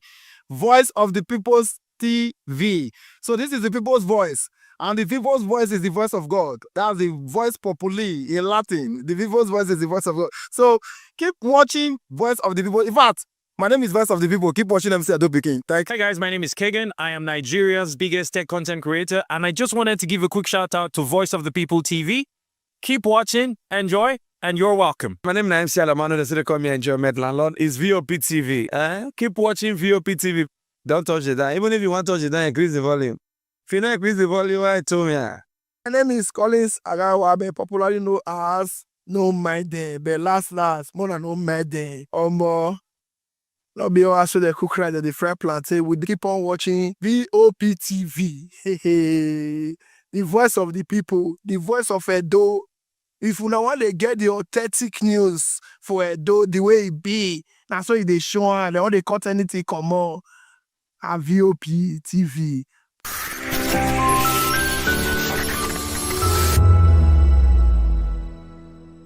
According to the International Labour Organization, the global youth unemployment rate stood at 12.6% in 2024, a figure that continues to spark concern worldwide. Here in Nigeria, where white-collar jobs have become increasingly scarce, young people are being encouraged to acquire practical skills, from barbing and hairdressing to digital technology as pathways to survival and financial independence. But the question remains, how prepared are Nigerians to fully embrace these shifts, especially in Lagos, where rapid urbanization, inequality, and persistent joblessness make the issue more pressing? Analysts argue that skill acquisition does more than create jobs. It also strengthens communities and lays the foundation for sustainable economic growth. We live in a tough terrain, if we're going to be honest with ourselves. And we know that you need to find multiple sources of income. So we are aware that a lot of our youths are engaging in several entrepreneurial activities. So how can we further expose them? How can we further amplify what it is that they're doing? Having skills is good. Monetizing skills is another thing. So your ability to acquire skills is very essential and very important. But the next thing is to now turn it to a value generating stream, and that is where entrepreneurship comes in. And then you can see that it is not possible to, and off the back of literacy, some level of literacy, then it gives the ability to acquire skills. You have acquired these skills now, and then you now generate value, consistent value from what you are doing. And the only way that is possible is if you have some level of, you are able to create value, to attract value, to create and capture value from this particular skill. And that is why entrepreneurship is important. It is essential for people to understand that entrepreneurship is not just buying and selling. It's about creating solutions that also solve social needs or social issues or social problems. As the conversation on unemployment and empowerment continues, one message is clear. Skill acquisition may well be the key to unlocking opportunities for Nigeria's youth in the years to come. Matthew Oguswada, reporting for Voice of the People TV. Good morning. It's the start of a beautiful day. Well, start your day right with a healthy dose of news, fun, and inspiration. Join us on VOP this morning for the latest news, trending topics, and uplifting stories to set your day on the right vibe. From news and current events to lifestyle and entertainment, you are covered.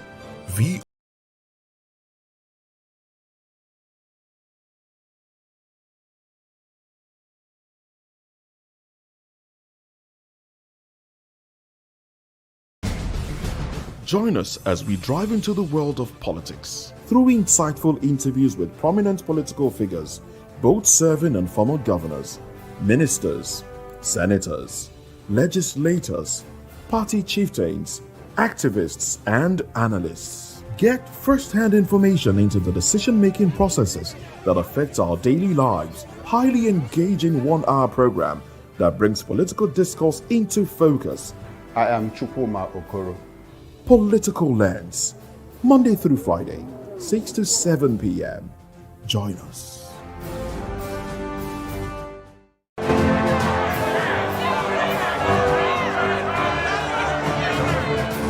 Do you want your voice to be heard? Do you know that you matter in the scheme of things? The People's Voice, the show where ordinary citizens take center stage as we discuss the biggest stories that affect you and I. With you in mind, we facilitate lively discussions, debates, and interviews on the topics that matter most to you and I. From social justice to economic empowerment, education to healthcare, governance, and more. Tackling tough topics and amplifying your voice. People's Voice, Mondays through Thursdays, 7 p.m. to 8 p.m. Join the conversation and make your voice count. The People's Voice. Make your voice count. VOP TV. Now you have more.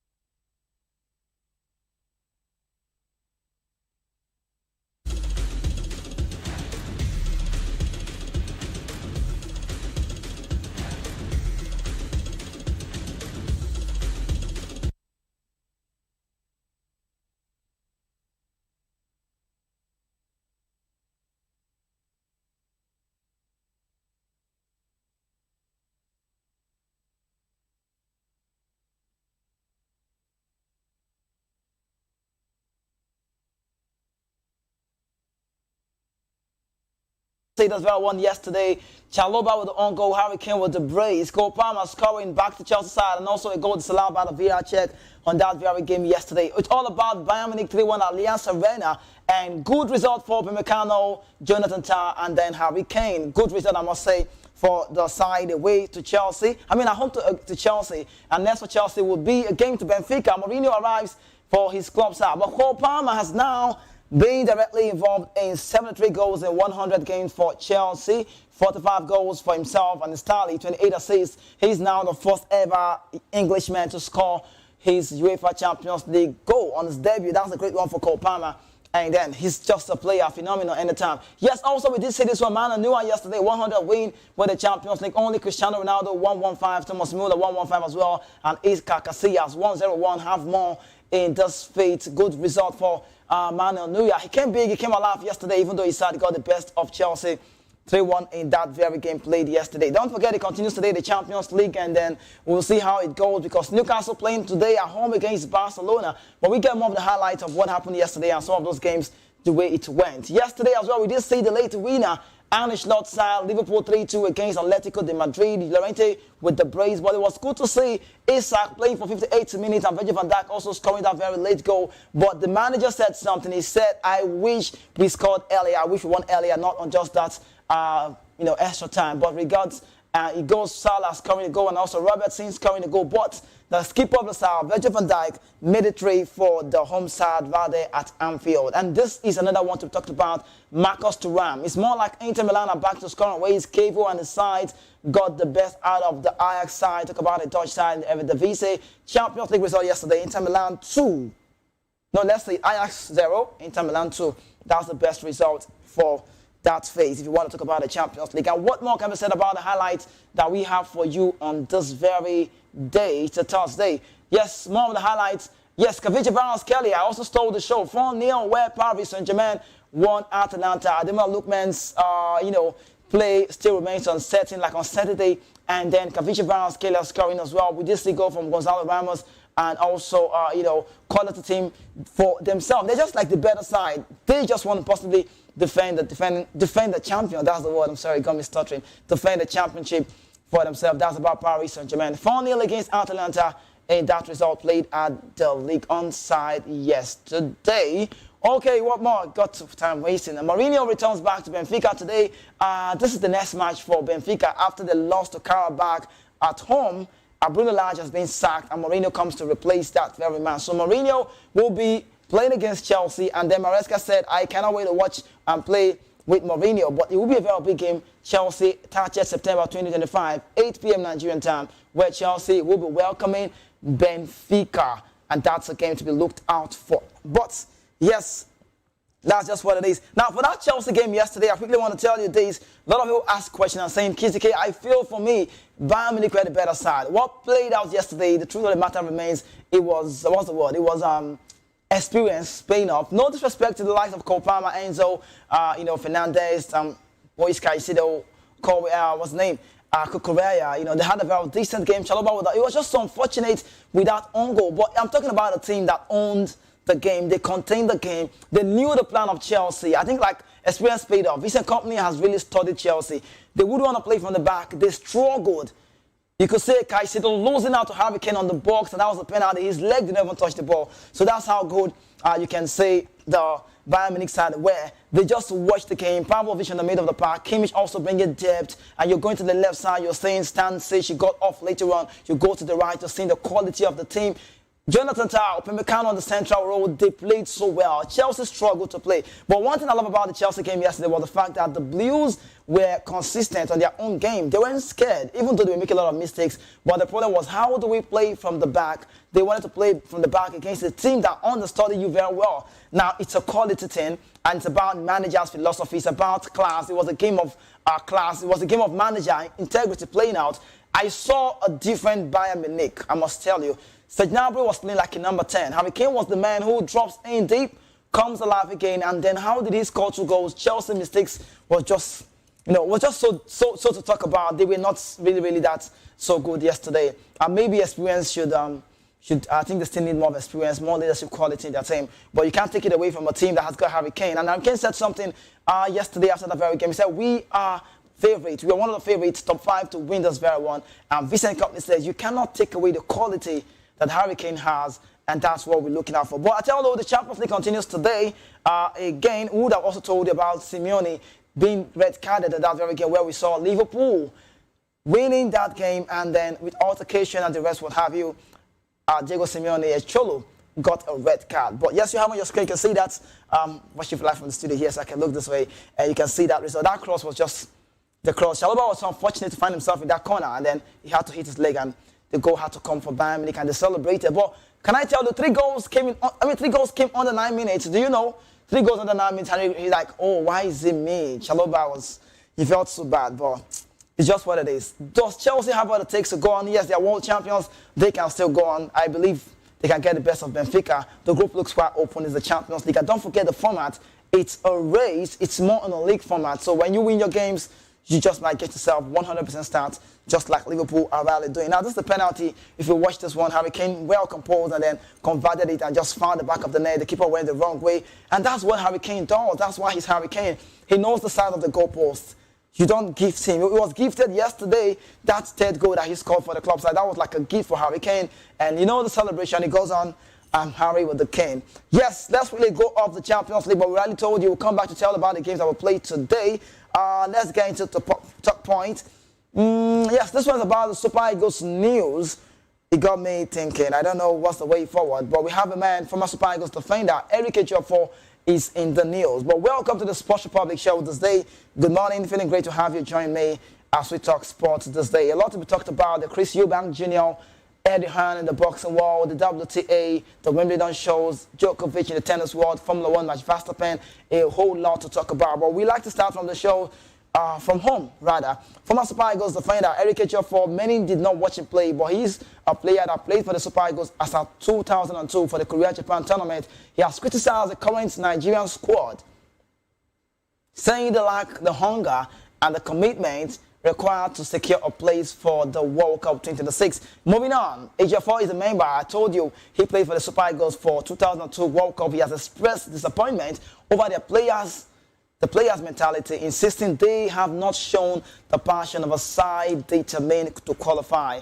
Now, in the words of Ejiofor, he said, how do we qualify for the World Cup? We didn't take our opportunities when the chance becomes slim. We start hoping and praying. From day one, we weren't serious about it. I don't think the players understand what they are fighting for. I don't think they understand they are fighting for a World Cup ticket. It's so sad because their attitude isn't encouraging. Ejiofor also noted that many of the current squad members have never appeared at a World Cup tournament, yet their approach to the qualifiers has been casual. He said, this could have been the first tournament for them. I don't know what they are thinking about. Forget about the NFF issues as a player. You must think about your future and career. Big contracts often come during the World Cup. He also condemned the lack of professionalism in training camps, and he said, look at how some players arrive on Tuesday, Wednesday, or Thursday, and only do 2 training sessions. That's what it is before a match. That's not how football works. It's a team sport, and we are not playing as a team. I have already stopped hoping we will make it to the World Cup. With only 2 matches left in the qualifiers, Ejiofor questioned whether Nigeria could realistically win, both pointing to earlier missed chances that has left the team hopes hanging by a thread. Now, let's talk about the Super Eagles in the beat. Eric Ejiofor, well, when some of these legends talk, I like to listen to them. Well, he said a lot about Nigeria team. He said that we are not determined. This set of boys don't play like they know what a World Cup means. And I would take it from there because I believe what he's saying. Now, we are not saying the NFF has done so well. The Nigerian Football Federation, they've got their flaws. I'm not saying they are like the next big thing. I've never been a fan of the Nigerian Football Federation administration this time around. Maybe I was at some point.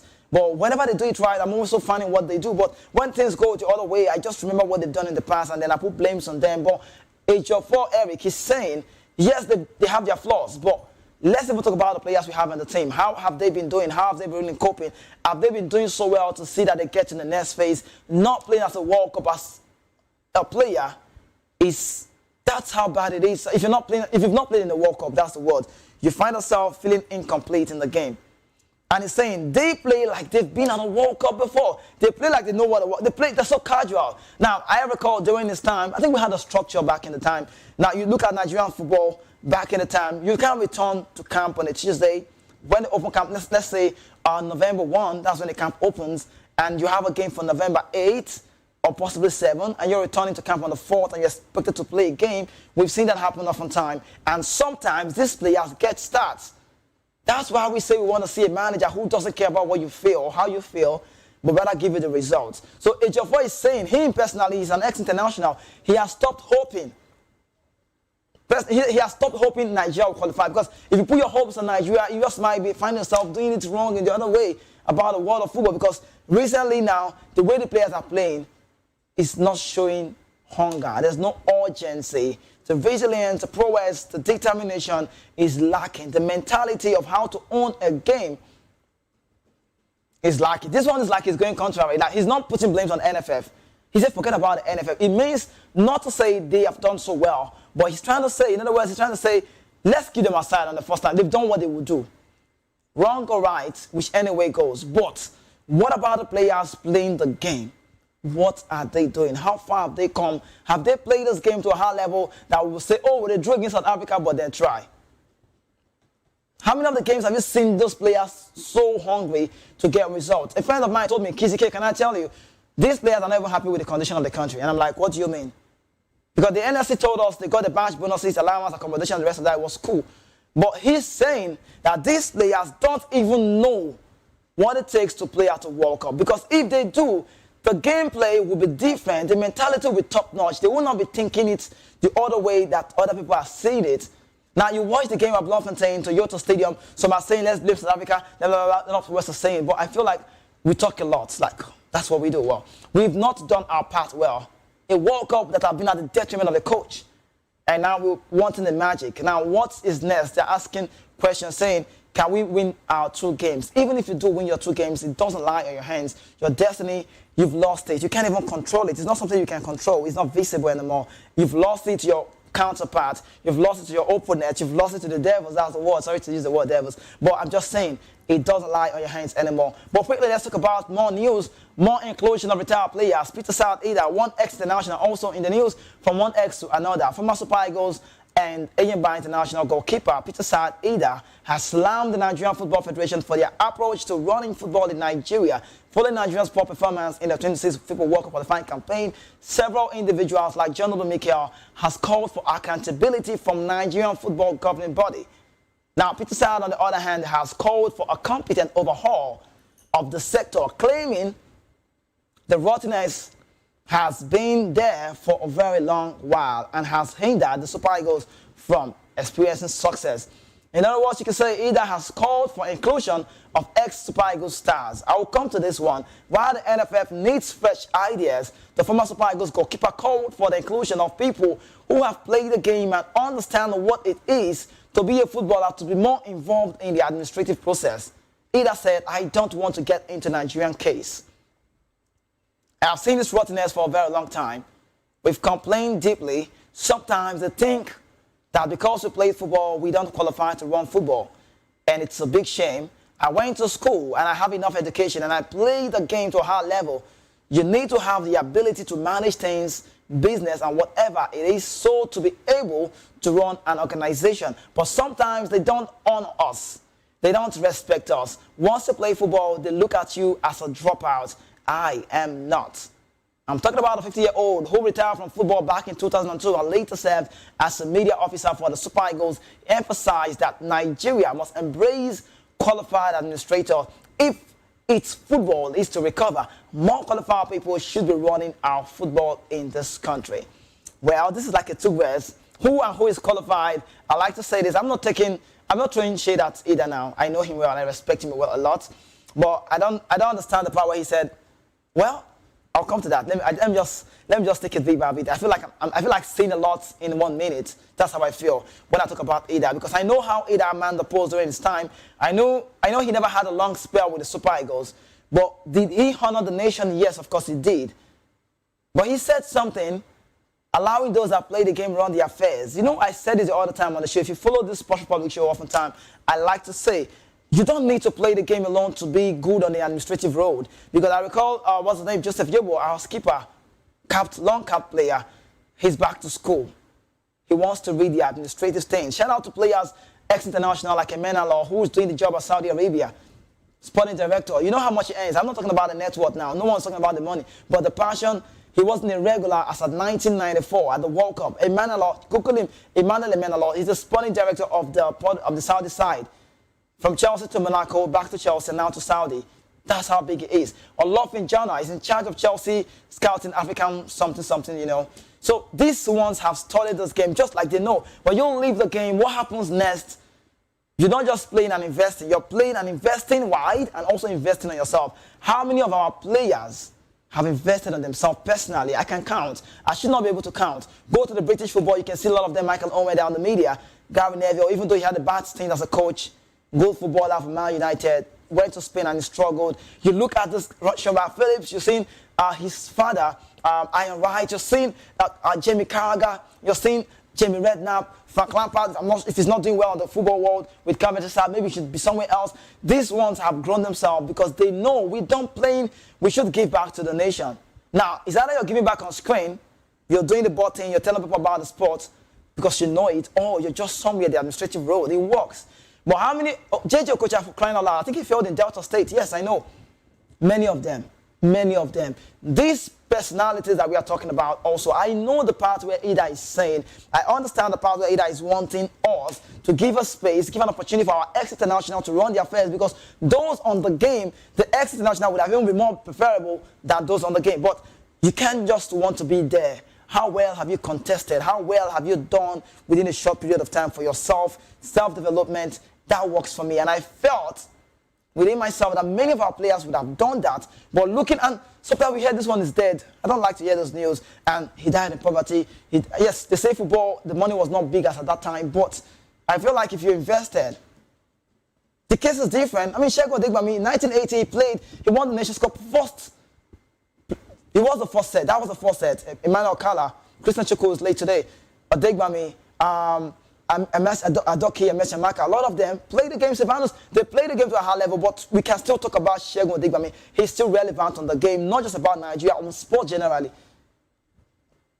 That's the self-development. How many of us have done that? Now, if Ida is saying, well, I cannot even guarantee you that JJ Okocha will be the NFF president and do well. I can't guarantee you that. I can't tell you Kanu. I mean, you've seen Kanu in Aimba now. You've seen it.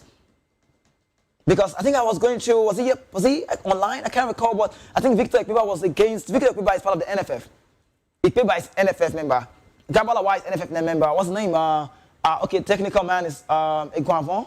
So Ekpeba was against something like this because he's one of those NFF personalities. But if you ask me, I'm not going to say Peter Said has done wrong. This set of bodies, the Nigerian Football Federation, this body that have not done well should leave.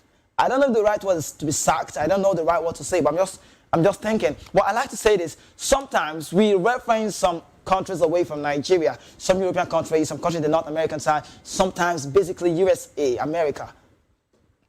One of the countries I love so much, you know why? That's where we have leaders who would not do well and they will resign the next day because they feel like they failed. But can I tell you, if Nigeria failed to make it to the World Cup, I would not be surprised to still see this hem of personalities running our affairs. You won't see someone coming out and say, oh, we've missed the World Cup for the first time, twice consecutively, like we missed in 2022, and now we are missing again. I'm done with this one. Make I resign. May I just go one side, go stay. It could make sense now. Because you failed. You know what happens? You get more integrity. We go respect you more. Man, we don't fail. We come up for the job. They don't say not do well. Can't use the can't resign. We'll get our respect now. Not be saying you call the do any, you know they do where they give you chance. You call the do any, you know if you carry your team will go walk up. You can't say Nigeria qualify now. Still there. They'll still give them money every month. Nigeria airports. Now this one they call which way Nigeria because it's not clear.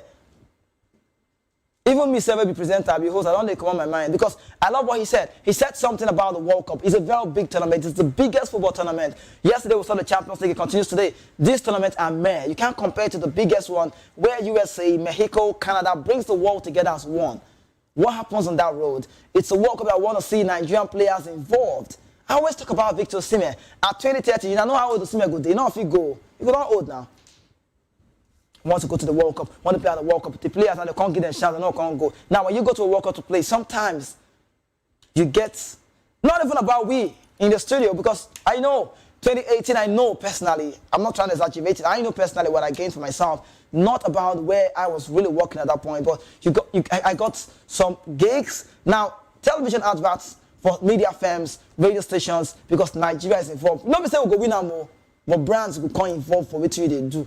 You just think and reason with me forget peace square, not missing me then fight. If Nigeria not go World Cup, I go play.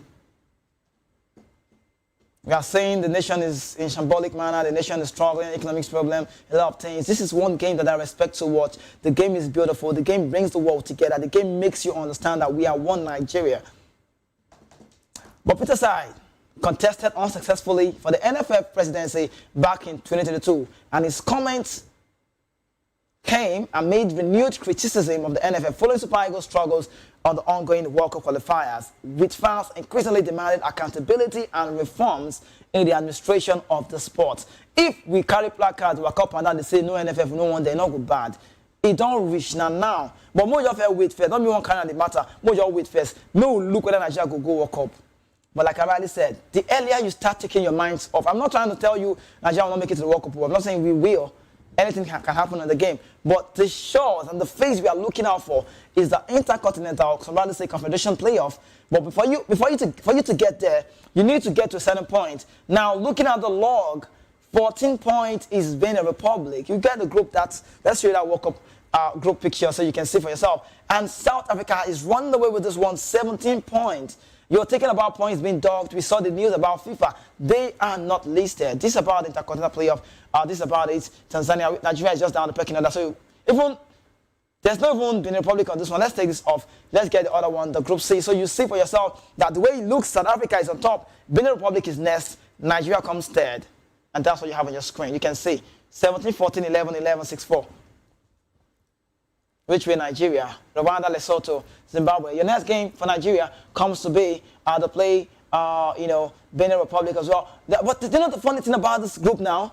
South Africa have all of their games next in South Africa. Not just about having to play in South Africa, they will be taking it to their best stadium. They should own up this one. For me, you don't need to ask me. They've won this one. South Africa, I know Hugo Broos will be taking them to the World Cup. I don't know how they want to do it. I don't know what complaint will be laid against them. I don't know accusation that will be done. They've done wrong by filling in Teboho Mokoena. But I don't know the politics that's playing out. I don't know why points should not be dogged. Or are we waiting to see at the end of the day? See, I don't know. But for the one we saw recently about Emilion Sway, Equatorial Guinea, point deducted, they had to drop to 10 points. So we are still waiting to know if South Africa will do this or if they'll be docked that point.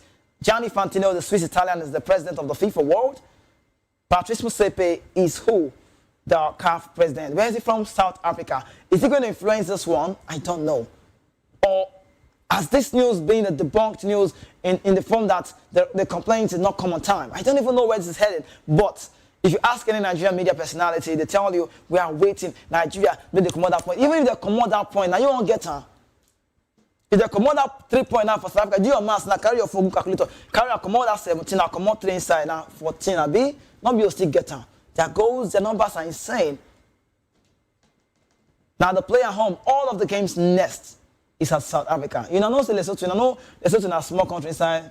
You know, I think I used to liken Lesotho to one Spanish Villarreal. Yeah, Villarreal to Submarinas. You know, Villarreal in Spain is a small club side in Valencia. Like now small, you know, there's a small this community thing. That's how Lesotho looks. I think they have more ladies than the men. And if you look at them, well, we're going to say South Africa, they're like brothers. You don't expect too much now. So we need to use, because at the talk I say, person where suffer are supposed to get sense. You they wait, similar. How? Even the country side that I felt like they should have taken up the case, they did not even do too much.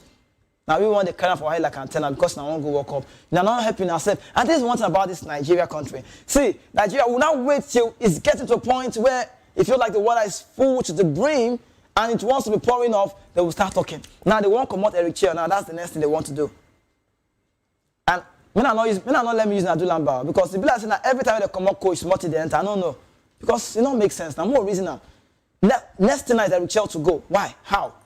What magic are you even thinking of? Even if you have brought the Pep Guardiola, maybe, just maybe, he couldn't have even done better than Eric Chelsea. I'm sorry to say. Because my point is, this man is new to the side. So if you give him a benefit of a doubt, it would not be wrong. Let him take us to Morocco and let's see what happens. This World Cup qualifiers should not determine Eric Chelsea's fate in the Super Eagles. In the meantime, the Super Eagles can tailor their focus on the upcoming AFCON 2025 competition, as a dream for the 2026 FIFA World Cup is out of the window. Let's start thinking well. Now let's talk about South Africa. The news says a setback for for Nigeria rather, as FIFA clears South Africa.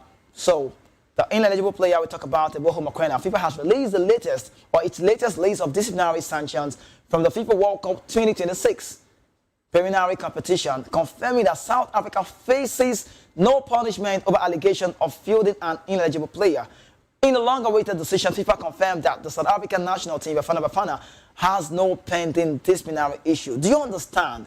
This brings an end to weeks of speculation that midfielder Obudu Mountain should have been suspended for the match qualifiers against Lesotho due to yellow card accumulation. Had South Africa been found guilty, the penalty could have included a 3-0 forfeiture, points deduction, and fine as well. Instead, FIFA's ruling cleared them off completely, meaning they retain all their points and remain firmly in contention for the top spot in the Group C. The ruling is a huge setback for Nigeria, the Super Eagles, who were hoping the case would reshape the group standing. When I know, how did they talk at that time? Where you know work, you want reap where you not sow. Because the sanction against South Africa would have given Nigeria a more direct path to qualification. With Bafana officially declared, the Super Eagles' hopes of qualifying for the 2026 World Cup are now under serious threat. Their recent 1-1 draw in South Africa and Bloemfontein combined with this ruling, meaning Nigeria must now win their remaining matches. I'm tired of talking about winning their remaining matches. If players will not even go. Because if you win, you have to rely on the February result elsewhere. You cannot win and rely, say we don't win. We don't win 2 games now, we don't qualify. No, it does not work that way. You need to win, first of all. That's the assignment. And then you have to rely on February result elsewhere to secure either a playoff spot or automatic qualification, which I think is very far from us. But FIFA, the disciplinary committee, handles a wide range of infraction from on-field misconduct and fan behavior to administrative issues such as ineligible players. The process is complex and often lengthy, with some decisions subject to appeal. Although other teams have faced sanctions during this qualifying campaign, the case involving South Africa drew particular attention in Africa because of its direct impact on the Group C standing. That's the way it stands now. So let's wait to know if the Super Eagles will make it to the World Cup time tell. But I don't know. If you ask me, I think I'm really giving up on this. If it will happen, it should have happened. Not to say it cannot happen, not to say it would not happen, but why is it taking a lot of time? Like I just told you something, they are not found on the FIFA list of sanctions nation. South Africa has escaped this. This is a major, this is a very big setback for Nigeria. Do you know how bad it is? Let me even tell you, we missed out on 2022 World Cup. I felt like, oh, we're going to come back stronger. Who even tell you, say, 2030 I go qualify? Because I feel so bad. I'm tired. You know why? This is like a big format of 10 African countries involved, 9 automatically. One of them is confidential. They'll go through that phase. And I thought Nigeria would have just... You go think and well. You think and well because if I say road not clear, again, road not there. I don't think this works for Nigeria. I don't know. I don't know the way forward. I don't know what they want to do. I don't know how they want to do it. They can't win and they pray may lose match. They're not the year one. Now they see themselves. South Africa made a drop point for you. It's not possible. Who told you they don't want to be at the World Cup? They also want to be at the World Cup. You know, when this group thing started, I was saying it. Countryside in Africa shows and no more minors like that. Zimbabwe, before you even say that group, you say, it's a Nigeria now, South Africa. If you can't think, you say, Benin Republic not be here, no. Zimbabwe, no. Rwanda, just maybe, you get them, just.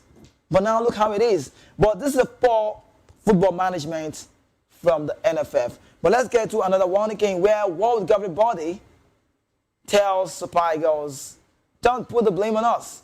World Football Governing Body, FIFA, said they are not to be blamed for the poor nature of the playing surface that hosted the World Cup qualifiers. The game between South Africa and Nigeria right at Bloemfontein Toyota Stadium. The Toyota Stadium is Bloemfontein is well known for hosting rugby games. Do you understand? South Africa and ourselves in our own, they're not good. Let me even say it, they are not good. They're not good. How can you take us to a stadium where rugby games is held, or being held rather? So more of the games that we've seen on that stadium is rugby thing. I don't know whether you understand how they talk. It not makes sense. It is not even good to talk about. That's how wrong and how bad it is. But I felt like you should have taken us to a very good stadium, but yet got approval by FIFA to host the World Cup qualifiers, a game at home against that. This is crazy. They got approval from FIFA to host the World Cup qualifier game as the home ground for Lesotho and also South Africa. So it was not like a home and away thing. Two players of the Nigerian team, Ola Aina, we've heard indeed, they picked up injuries in the 1-1 qualifiers against South Africa and will now spend some time on the sideline. The players were furious with the state of the pitch before, during, and after the game. So they started making complaints before the game. Now we don't like this place. We don't like this pitch. We cannot play here.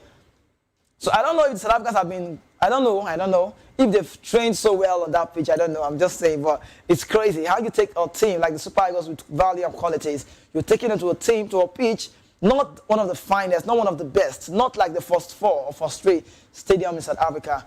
And that's where rugby games have been played. You know what's rugby, right? And you're playing football on that game. So I never knew, for one, that Ndidi already complained. I never knew. You know, it just dawned on me that recently Ndidi complained before the game that we're not liking this place. But who gave the approval? It's a FIFA team. But I'll tell you what FIFA said. Reacting to this anger, Nigerian journalist Osasu Bayuana spoke with a representative of FIFA who said they approved the pitch after CAF sent a report saying it's okay to host games. Do you understand? However, they would have likely overturned CAF's decision if there was a protest by the Nigerian Football Federation. Why would Ndidi and the rest of the Super Eagles players be talking in silence? Is there a word like talking in silence? Yes, there's a word. You are complaining, but it's not paying off. You're talking and no one is listening. You're not talking to the right authorities. You're not using the right media. It's social media. He or they would have just protested through the Nigerian Football Federation. And the man said, we as FIFA have no capacity to check all the stadium for all the World Cup qualifiers. And it's true. He said we rely on the Confederation, in this case, that's CAF, to do so because they organize the World Cup qualifier within the region. If they didn't do their job properly, which would have happened in this specific case, then NFF can file a complaint and then we'll see. This is exactly what a spokesman from FIFA told Osasu, who is a Nigerian journalist. Sadly, the NFF didn't send an advanced team to see the state of the pitch. But even now to travel, go meet players, they go do one. Now, Maritime, to travel, go meet player, this guy see his leg. Now, you be doctor, now if you travel, go. And obviously, person goes to South Africa, maybe go check state of stadium. Whether that place is good before they match, because the date has been fixed. I mean, there was a gap now. If I said, we cannot play here. No, we don't want to play here. No, we don't like this. Then you late or you make complaints. Because CAF is saying, okay, it's okay. FIFA has sent it. That's the body that governs the game. So all of this CAF, all this small NL, all this NFL, they're all under FIFA. FIFA is the body that governs football generally. So if CAF is not saying a word or not saying anything about that, then I expected, or they expected, the FIFA also, people expected that Nigeria will complain and say, we don't like this. But sadly, the NFF didn't send an advanced team to see the state of the stadium when it was approved for the game. And then Aina, who is now one of the 3 months, or one of the players who's out on last injury, is now saying a lot. I tell you, Ibrahim Musa Guzal, the president of Nigerian Football Federation, at halftime break, accusing him of endangering them by allowing the game to play in such a horrible surface. So I think our president was talking when it was late. So that's just what it is. But we hope the Super Eagles can come out of this and just how time goes. But hopefully they would make it to the World Cup. And then time tells, if they don't, then I'm sorry. Like I already said again, and I'll say again, please hold your federation to ransom, if there's a word like that. Because if you ask me, I'm rightly saying, who I go ask, Nigeria qualifying for the World Cup, only time will tell. And that's why I say, now only time you go take Stamara go coin Papa name. This is me saying we're going on a quick break. When we return, the show continues. We'll tell them all because we got quality news to bring to you. Yes, there's a news about the boxing world. Terence Crawford closed Calling Canelo's fight makes boxing icons questions officials, and also some news about the WTA, the tennis world, the Formula 1 world, all of this wrapped up just on one show. Please don't go anywhere. Stay with us. We'll be back shortly.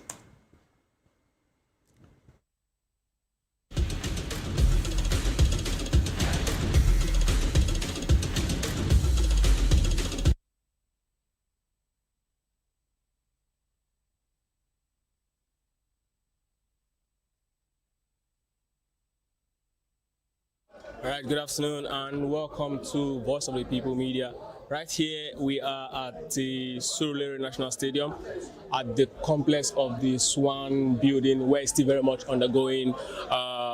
As you can see, these are the some of the things that have been pulled out from the building. It's undergoing reconstructions, and we had a very fruitful meeting. I can't tell you, but then I would like to hear from one of our legends and daddy in the SWAN.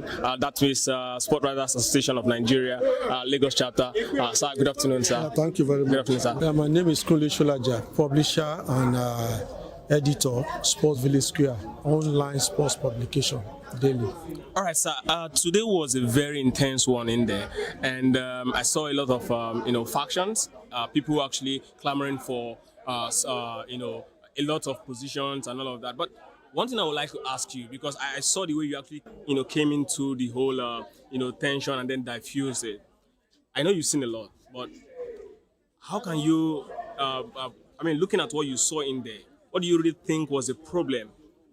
As regards the SWAN Lagos chapter. I wouldn't say exactly what the problem was, but the most important thing was the fact that solutions were profiled, and it seemed that everybody adopted the solutions that were put forward. And I pray that people will work assiduously to ensure that those solutions are implemented, and the Sports Writers Association of Nigeria will return to that enviable position where it will be given the highest honor, even by the highest office in the country, as it used to be in the past. You also said that you talked about working with the man who was later declared the winner of the 1993 presidential election, talking about MKO Abiola. And all your years in service as a sport writer, have you ever witnessed a situation like this before? Well, when you say all my years in service, because I'm still serving, I'm not retired. Well, I was talking about your youthful years. Have you ever seen a situation like this before? Okay, no, never. Even though SWAN had problems in the past, but none has ever got into this kind of situation whereby even holding a meeting will warrant security details. Not coming in once, but coming in almost 10 Hilux vans. So, which I'd say that it's not too good for us. It also shows that for this to have happened, we cease to be what people call the gentlemen of the press. We probably have turned ourselves into the touts of the press.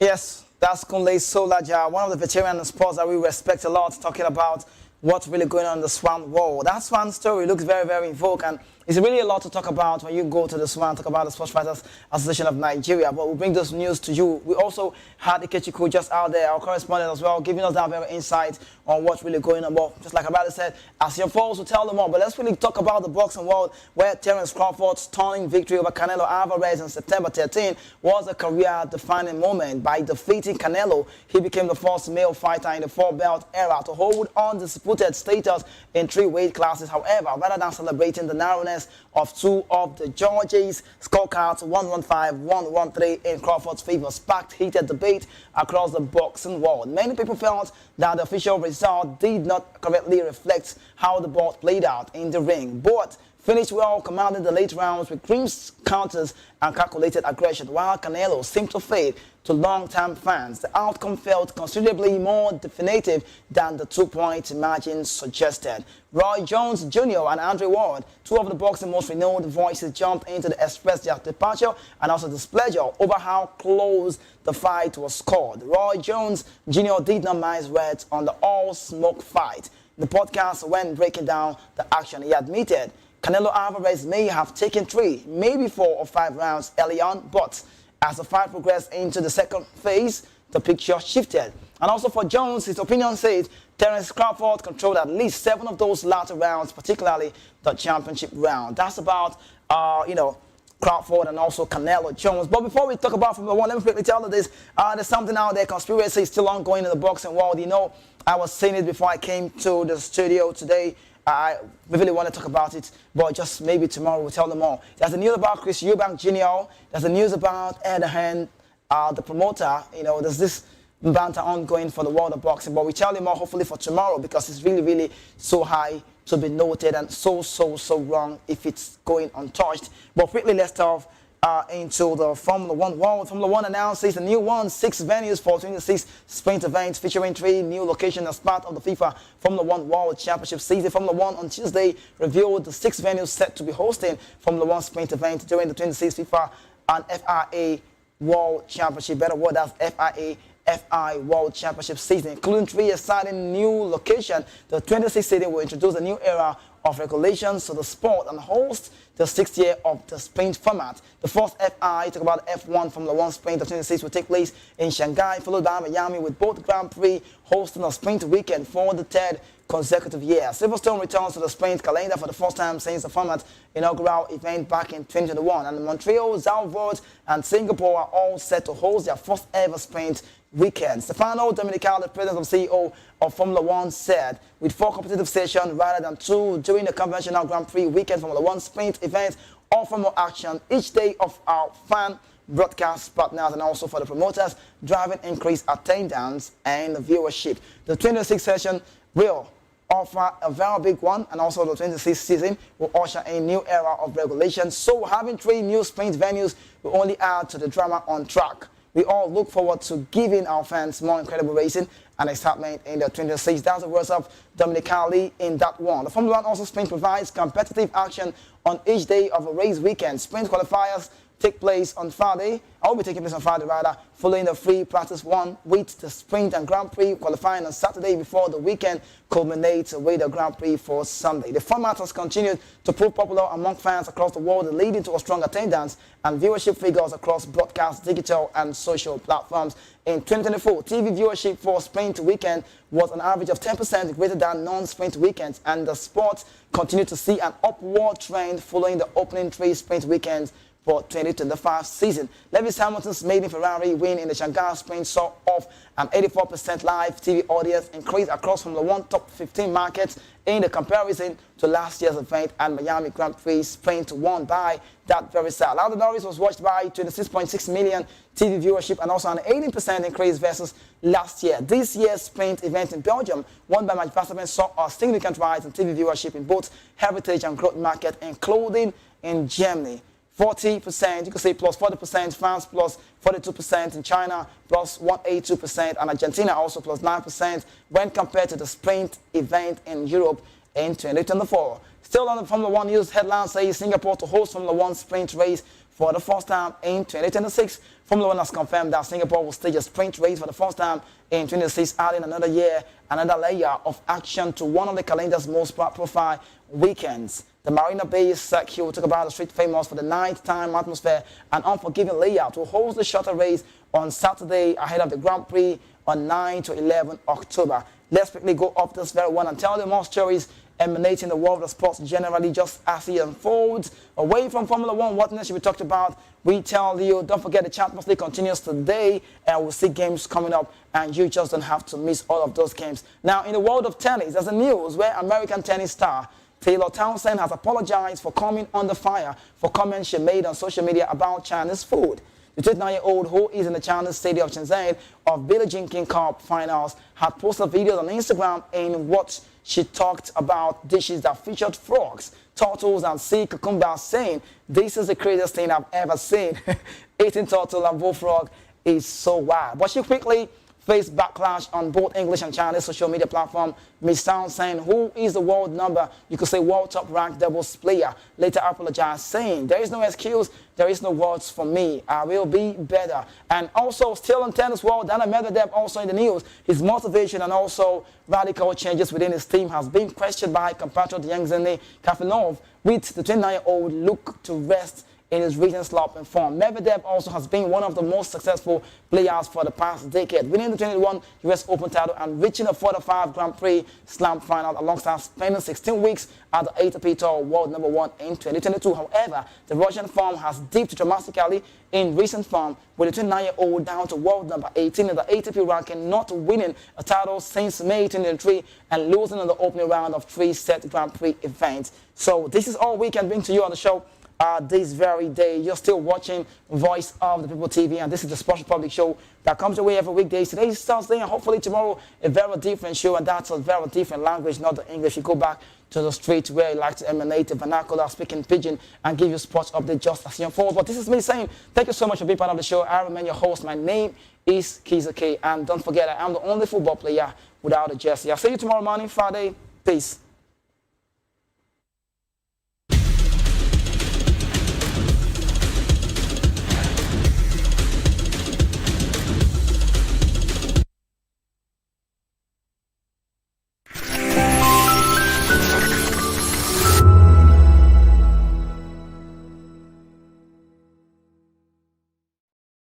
From the views on the street, we go to bed empty hunger, to the blaring horns of a hustling city, the loudest voices of the common man got a medium to be heard. This particular administration, they were coming unprepared. It's not a bad thing to renovate the president's lodge. Through top-notch programming, unbiased reportage of news, sports, business, entertainment, and cultural documentaries, Voice of the People 90.3 FM became a symbol for 21st century media.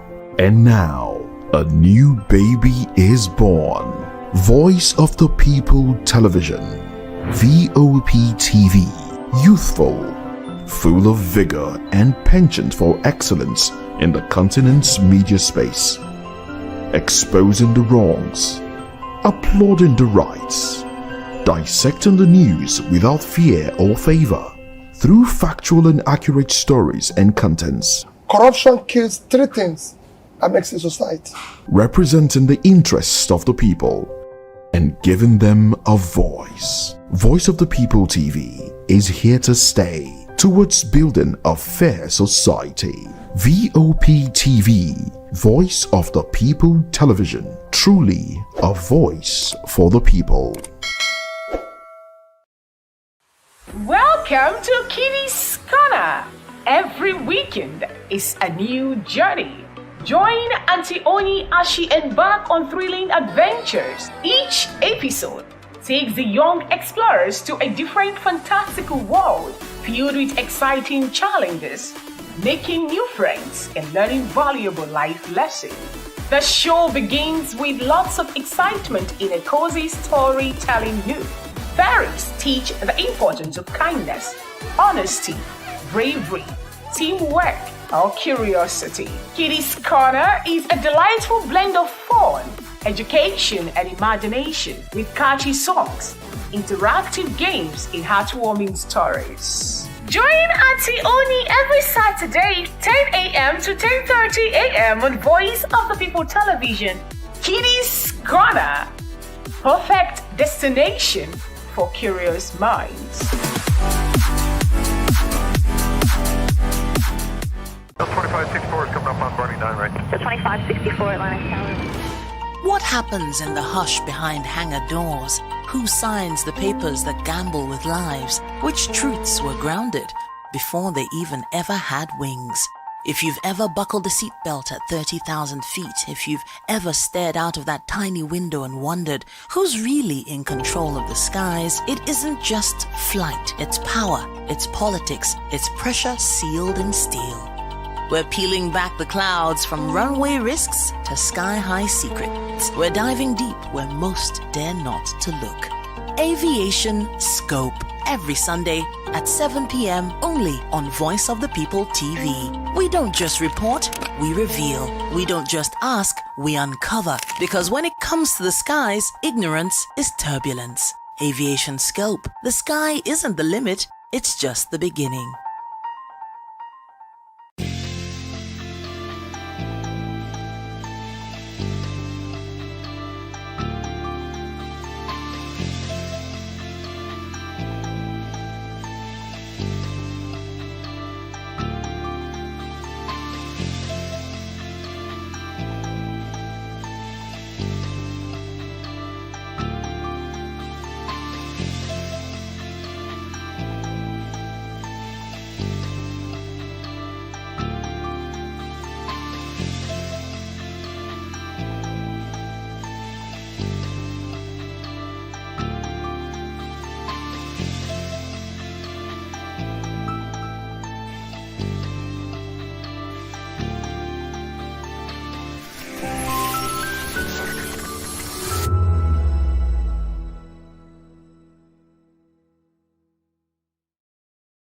Observed every 9th of September, the International Day to Protect Education from Attack highlights the impact of armed conflict on education and the need to uphold the right to safe learning spaces.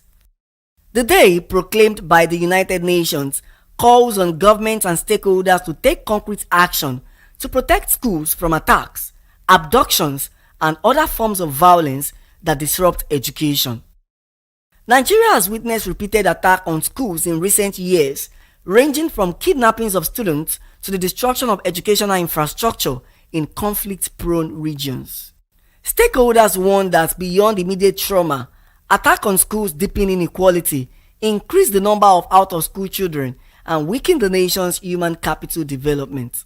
This day also serves as a reminder that education is not just a service, but a lifeline for peace, resilience, and future opportunities. We have to bring back the prestige the teaching profession used to have. While growing up, if you're a teacher, you're seen as somebody that is doing well. But now teachers are seen as a useless set of people. If that prestige comes back, we would see the Nigerian child learning better because teachers are encouraged. A recent news I saw yesterday, a governor said the teachers should go and clear grass in their schools. Do you expect those same teachers to have the morale to raise good students? No.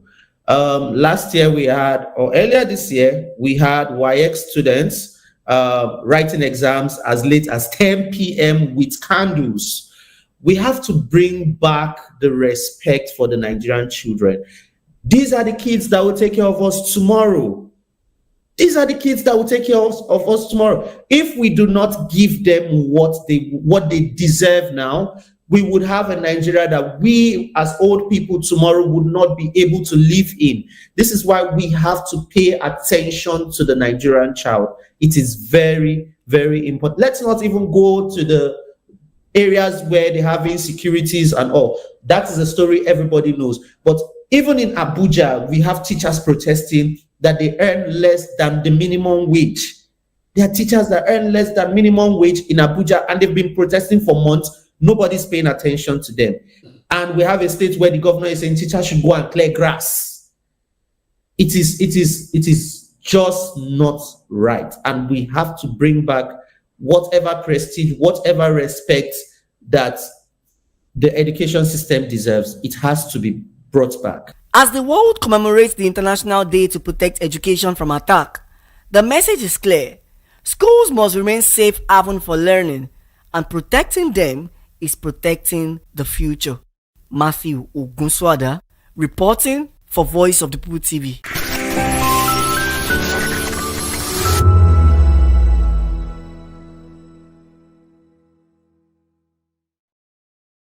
We encourage you to click on the like button and subscribe to our YouTube channel. We are Voice of the People TV. Also follow us on all our social media platforms. We are at VOP TV Live. Visit our website www.vop.ng for fresh and trending news. Also watch us live on SLTV channel 264, VOP TV, Voice of the People Television. In a world where truth is the ultimate power and opinions scream the loudest, it's time to wade through the noise. Hunger no get drum! Hunger no get religion! And scan the human interest and trending topics that matter. Stay tuned to The Issues, your plug to the stories making the buzz, from politics to science and technology, social justice, and more. Let's tackle the tough questions and expose the truth. The Issues on Voice of the People Television, Mondays to Fridays, 8 to 9 p.m. The Issues. Don't just react, understand. Good morning. It's the start of a beautiful day. Well, start your day right with a healthy dose of news, fun, and inspiration. Join us on VOP this morning for the latest news, trending topics, and uplifting stories to set your day on the right vibe. From news and current events to lifestyle and entertainment, you are covered. VOP.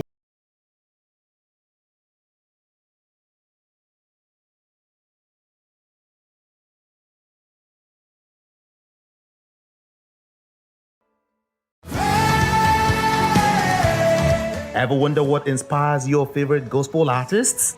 Explore and discover the rich heritage of continental gospel music and how this transformative journey has evolved and shaped cultures around the world. As we dig deep into archival treasures, feel the energy in our praise jam, Gospel Fusion on Voice of the People Television. Tune in this Sunday, 3 to 4 p.m. and be part of a transformative experience that uplifts and inspires. Join us as we explore the transformative power of gospel music and its ability to uplift spirits and unite hearts. Tune in this Sunday, 3 to 4 p.m. on Voice of the People Television. Gospel Fusion. Let's fuse our hearts in praise and joy.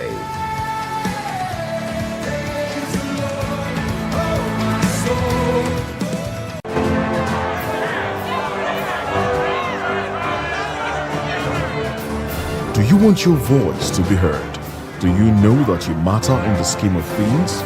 The People's Voice, the show where ordinary citizens take center stage as we discuss the biggest stories that affect you and I.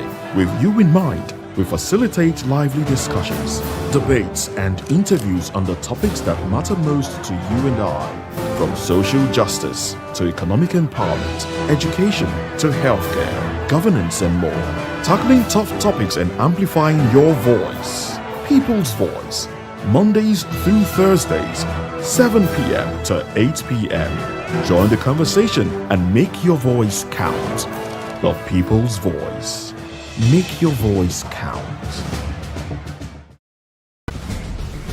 Join us as we drive into the world of politics through insightful interviews with prominent political figures, both serving and former governors, ministers, senators, legislators, party chieftains, activists, and analysts. Get first-hand information into the decision-making processes that affect our daily lives. Highly engaging one-hour program that brings political discourse into focus. I am Chukwuma Okoro.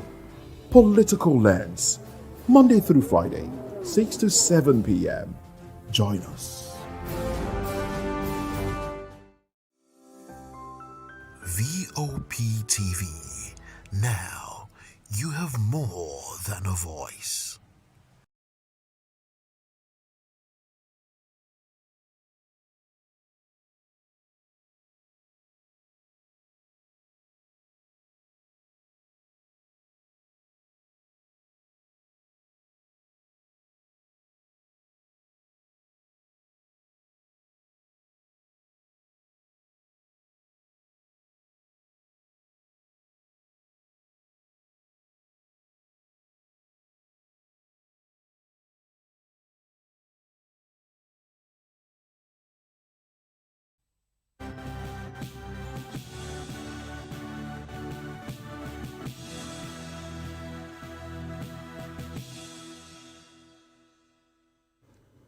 Hello and welcome to the Media News and Voice of the People Television. I am David Edwin.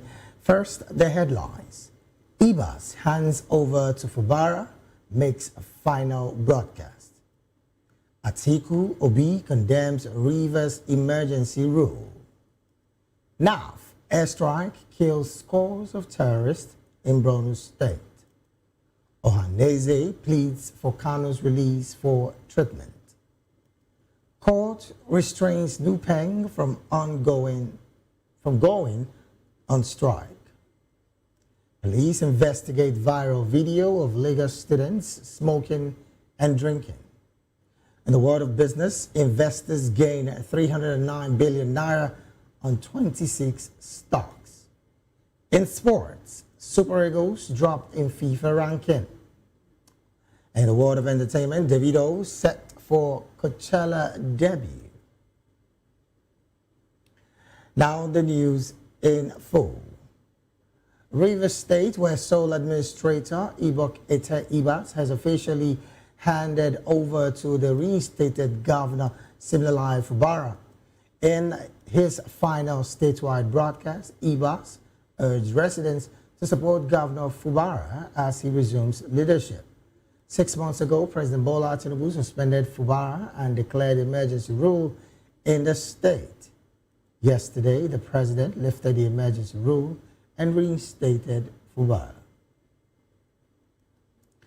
In the meantime, former Vice President Atiku Abubakar and Labour Party's 2023 presidential candidate Peter Obi has criticized President Bola Tinubu over the suspension and reinstatement of Rivers State Governor Siminalayi Fubara and members of the State House of Assembly. In separate statements on X, Atiku called the suspension unconstitutional and said there was nothing to celebrate in its lifting, describing it as a dangerous sign of crippling dictatorship. Peter Obi called the 6 months emergency rule a misstep and urged political leaders in Rivers State to learn from the episode, embrace peace, and move forward. Meanwhile, the Board of Trustees and Executive Committee of the Pan-Nigeria Delta Forum, that is, PANDEF, have welcomed the lifting of the state of emergency in Rivers State, calling it the dawn of a glorious day. In a statement today, PANDEF urged political leaders and residents to unite, leave the past behind, and work towards the state's collective progress. The forum expressed hope for a return to normalcy and renewed development under Governor Siminalayi Fubara and his administration. Moving on, mixed reactions have trailed the end of emergency rule in Rivers State. Voice of the People TV's Desmond Anyanwu hits the streets of Port Harcourt to gauge public opinion on the development. He has more on this report.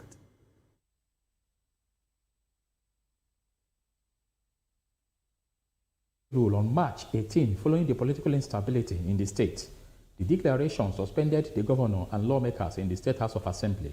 A cross-section of Port Harcourt residents who spoke to VOP TV on the 6 months of emergency rule in the state, which ended today, described it as a wasted period. For me, I'm not expecting anything better than what Sim was doing in his return as a democratically elected governor. I'm not expecting much. You know why?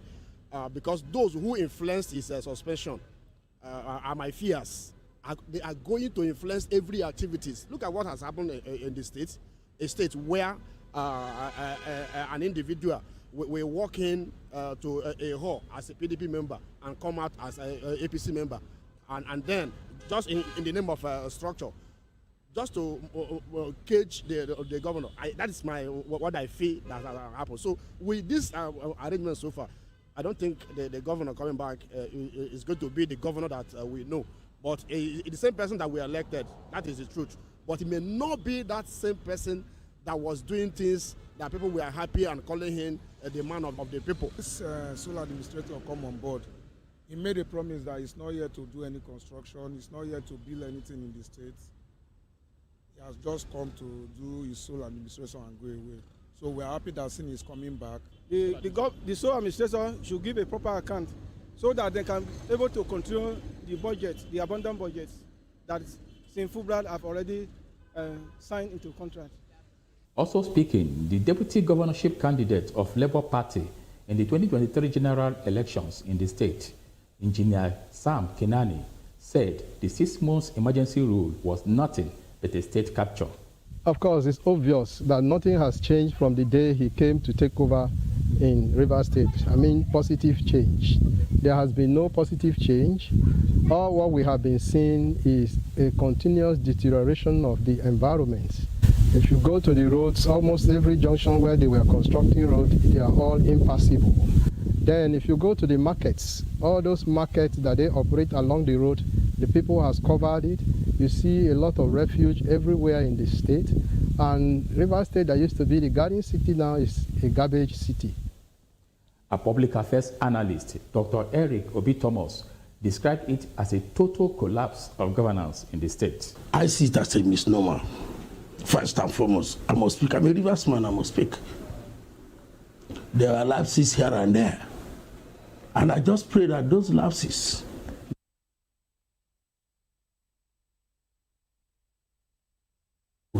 continue or end poorly. So if you ask me that question, I will say, democratically, many things went wrong.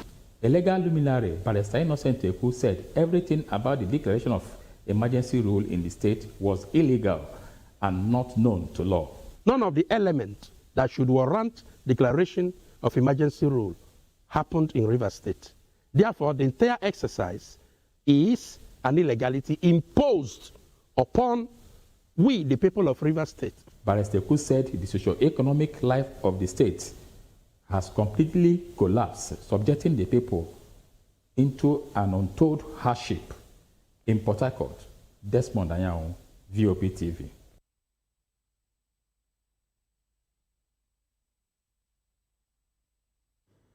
Well, thank you so very much, Desmond Anyao, for that report. Away from that river story, the Nigerian Air Force says airstrikes under Operation Hadin Kai have killed scores of terrorists and destroyed their enclave in Borno State.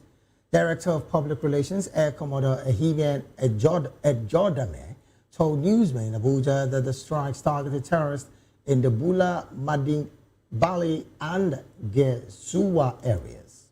Intelligence confirmed about 45 terrorists converging there, some arriving on motorcycles and bicycles. Ejodame said the attacks disrupted the terrorists' ability to regroup or launch further assaults in the northeast. He assured that the armed forces remain committed to restoring peace and stability in the region. Away from that report, Nigerian Communications Satellite Limited, NIGOMSAT, has called on security personnel to keep upgrading their satellites and tech skills to meet the demands of modern warfare. Speaking at a satellite training in Abuja, Managing Director Jane Egaton Idahen, represented by Deputy GM Ibieye Ukoko, stressed the growing role of technology in national defense. Participants were drawn from the Army, Navy, Air Force, and the Nigerian Intelligence Agency. The training aimed to boost the understanding of satellite technologies and their military applications. Coordinator Nkem Ume urged attendees to engage fully, especially in the practical use of emerging satellite systems. Moving on, there are reports that says that the President General of Ehanaze Igbo Worldwide, John Azuta Mbata, has urged the federal government to release the detained IPOB leader, Nnamdi Kanu, to enable him to seek proper medical treatment. In a video message, Azuta Mbata also called for a political solution to the issue, saying the continued detention offers no real benefits to the government. He further urged Igbos across the country to participate in the ongoing voter registration and collect their PVCs. And now to some legal matters. The National Industrial Court has issued an interim injunction stopping the Petroleum and Natural Gas Workers Union, NUPENG, from blocking roads or disrupting operations at the Dangote refinery, MRS Oil Nigeria, and MRS Oil and Gas. The court also barred Nupeng and affiliated driver unions from launching or enforcing any strike action. Justice Emmanuel Subilim gave the order following an ex parte motion filed by the refinery's lawyer, Judge Ibrahim. The judge ruled that failing to grant the order could cause irreparable damage to the refinery. Ibrahim had urged the court to compel Nupeng members to continue petroleum trucking services to the affected companies and the public pending the hearing of a motion on notice. Still in the news, the Lagos State Police Command has launched an investigation into a viral video allegedly showing students of Excel College Ejigbo drinking alcohol and smoking in the school's boys' hostel. Police spokesperson SP Abimbola Adebisi said the incidents happened in April, but only surfaced online recently, sparking public outrage. She added that the Commissioner of Police, Olorundare Jimoh, has directed the state's Criminal Investigation Department to take over the case. The school's principal had earlier been invited by the Ejigbo Police Division. Adebisi urged school authorities, parents, and guardians to step up supervision of students and assured residents of the police commitment to maintaining order in the state. You're still watching the Midday News right here at Voice of the People Television. Now let's go straight to the analysis segment of the news. And joining us to make sense of this story and more is Mr. Dele Fanimo, a seasoned reporter and a public and political affairs analyst. Mr. Dele Fanimo, a very good afternoon to you. Good afternoon to you, David. All right, thank you for joining us. Let's jump into the stories. I want to start off with this very disturbing video that circulated social media just a couple of days ago. And of course, it's been said that this video was from April. And I'm talking about the video that showed young students, boys precisely, drinking alcohol and of course smoking in a hostel of Excel College. First off, from your perspective, even though the police has said we are on this, we've set up people to take over and of course investigate properly. From your position, even as a father, when you saw that video, I don't know if you had the privilege of seeing that video. I saw it. What was your mindset of immediate reaction? Immediate reaction on that particular video, first off. Honestly, I was disturbed when I saw that video. I was disturbed because I understand what it means for teenagers to abuse substance. And the social implication, even economic implication of such things. Okay. Because when I watched the video, I watched it about 4 times to clearly analyze this as a psychologist. Well, that also happened to me as well because I had to over and over and over. I needed to know if these people are first-timers or they are chronically involved in this. And then there was 1 or 2 persons who were being molested, sort of being coerced to do the same thing. You know, thank God you also took time to study, because some people would have just watched it in passing, you know, and then just conclude. So as somebody who is a social scientist and a psychologist for that matter and a communicator too, I knew that this is just one of those things that had been happening elsewhere. Okay. In schools, particularly those schools, private schools that have boarding facilities. And it now calls to question the level of permissive attitude that you experience in these private schools. Okay. And lack of supervision from supervisory agencies like Ministry of Education in these states. Okay. Now, those guys didn't just happen on such thing. And even their body structure, the way they smoke, the way they puff, suggested that they've been in it for a while. And now, you can't even categorically state that what they are drinking is alcohol. It must be a mixture of some other substances that will make them high. You see, alcohol would only reduce your response rate, your reflective attitude, the way you react to. There's always a delayed. That's why when somebody has taken too much alcohol, the speech becomes slurred. But alcohol will not make you that hyperactive. It must be a substance beyond alcohol. Even as a young person? Yes. Alcohol will not give you stability. Alcohol will distort your gait. Okay. So sorry to cut you here. At the point where you did mention the supervisory role of the Ministry of Education in the state, I was taken aback, and what comes to mind is, what about the supervisory role of the school itself, Excel College? Because they have dormitory teachers and, of course, people who are supposed to be supervising the students. So where is the role of these people, and how did they get to that level where the students are now given, I see what in that video, I see a free-for-all movement. You see, when I located it within the president of the state, you understand, is the fact that there are 3 tiers of government. Local, state, and federal.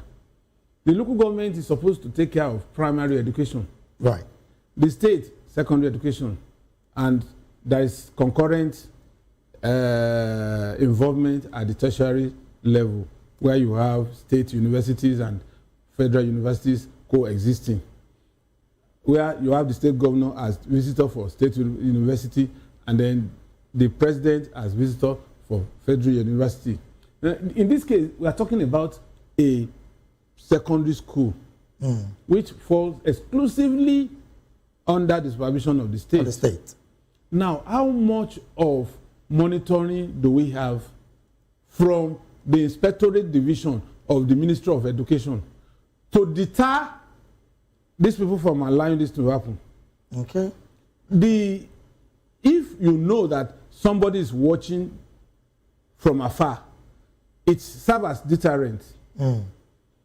The school authority is guilty because you are supposed to have house masters. That's what they are called. Right. To be in charge of each of these dormitories. Who can happen on the dormitory without notice? And usually a male for male hostel and a female for female hostel. So you won't come and accuse him of barging into your hostel when you are not properly dressed. All right, so to jump off the story, really, from what you've mentioned, and I'll stay with the supervisory part of this conversation, is there a possibility that the Ministry of Education in Lagos is overwhelmed with activities that would have deterred them to getting to this level of realization? And of course, even on the part of the school as well, are they also overwhelmed to not have noticed these? Because like I said earlier, from that video, it never ever looked like a first-time situation. I said it wasn't a first-time situation. So are they overwhelmed to have not uncovered this whole situation before now? Another thing again is that you cannot take away the fact that the principal, the house master, if there is any, couldn't have been complicit in this. And why I said it could be complicit, it could be aiding and abetting this. Is the fact that those substances that they took. The fact is, hostels are meant to be inhabited by students. Right. The housemaster is supposed to do periodic, unannounced check on the students. For instance, when it is bedtime, you switch off the light and you come into the hostel and find out that everybody's on bed. As a matter of fact, if this thing had happened, that means these students were sneaking out of campus to procure what they were using in that particular video. Which also would leave the security operatives in the school. Culpable. So it's a whole lot. But the implication is, for God's sake, we are in serious trouble if this is the kind of people that we refer to as leaders of tomorrow. Quite unfortunate. Abusing drug at teen. So by the time they get out of school, out of university, and these ones will carry it over to their university. Well, unfortunately, really, that seems to be the situation. And hopefully, just like the State Police Command has said that they're on it, we're hoping that something holistic is coming. But there's a caveat here. I want to ask, how many of these will be happening on daily basis in the various, at least there will be over 400 private schools in Lagos State. How much of it can the police capture? That's why I asked you earlier, Mr. Fanimo.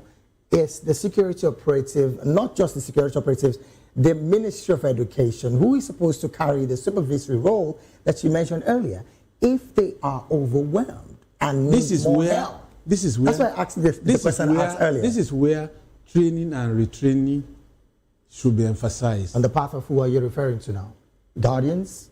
Parents? Teachers? I'm talking about if the Ministry of Education had organized training for principals on the likelihood of these things happening, they would come back to replicate it in their school. All right, then. And then it becomes a kind of alert for us to be proactive and not reactive. Okay. You understand? I get that now. Let's get to another conversation, Mr. Fanimo. Interestingly, the presidency has lifted the ban, the state of emergency order in Rivers State, and of course, it will not go without a reaction. Former Vice President and of course presidential candidate of PDP has said, look, this is one too many when it comes to the abuses of office, like they termed it. And of course, the person of Labour Party's presidential candidate, Peter Obi, also has criticized the president over the suspension and reinstatement of similarly Fubara into government as the governor of the state. Now, with separate statements coming from Atiku and of course Obi, what's your general reaction about this state of emergency reinstatement of Fubara into the government house? You see, I said this earlier today that whatever is happening in River State is just a momentary victory that is not likely to last. Because there are landmines strewn on the path of Fubara. He went into an agreement that brought about emergency rule when he was contesting election. Now, he didn't learn from that. He has also gone into another round of agreement, which is not something, except he wants to just sit on that seat and let another person rule. And the optics are very clear. The State Assembly is not on your side. Okay. Your godfather is not on your side. They brought them together on the basis of compromise. Compromise at the expense of Rivers people. And now you are coming back.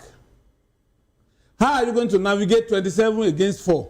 Now another conversation, Mr. Fanimo, is the fact that the man who was at the helm of affairs during this 6 months have been asked to give account of everything that was spent during his time. Is it a possibility that he would be given account to either the state governor or the presidency? Because you would recall that he got some figures to manage the affairs of the state when he was around. And some state players have said, look, nothing was done during his time as the state administrator.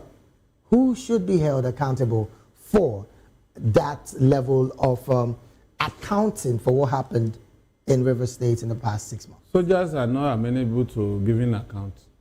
But he should definitely give the account to the president. Ordinarily, right. He should give account. And then who are you supposed to hold accountable? The House of Reps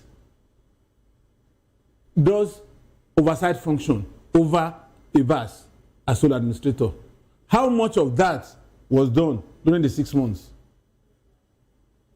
At some point, there is a threshold beyond which Ibas cannot make deployment of funds without recourse to the National Assembly, but particularly House of Reps. The National Assembly actually did call him, but he did not honor those invitations on 3 occasions. I think he just did once, and then it was more It came in once. But what we are saying is, ordinarily, there should be a subcommittee in the House specifically raised to watch over what goes on in Rivers State, to put a check to whatever perceived excesses that Ibas may exhibit.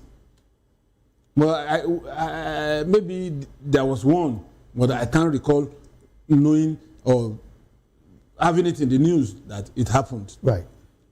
2, you see, somebody who is not from that state, who probably had never lived in that state, who does not understand how the stakeholders manage the state, who does even, the only thing he knows is to carry gun. The level of administration he got into was chief of naval staff. Right.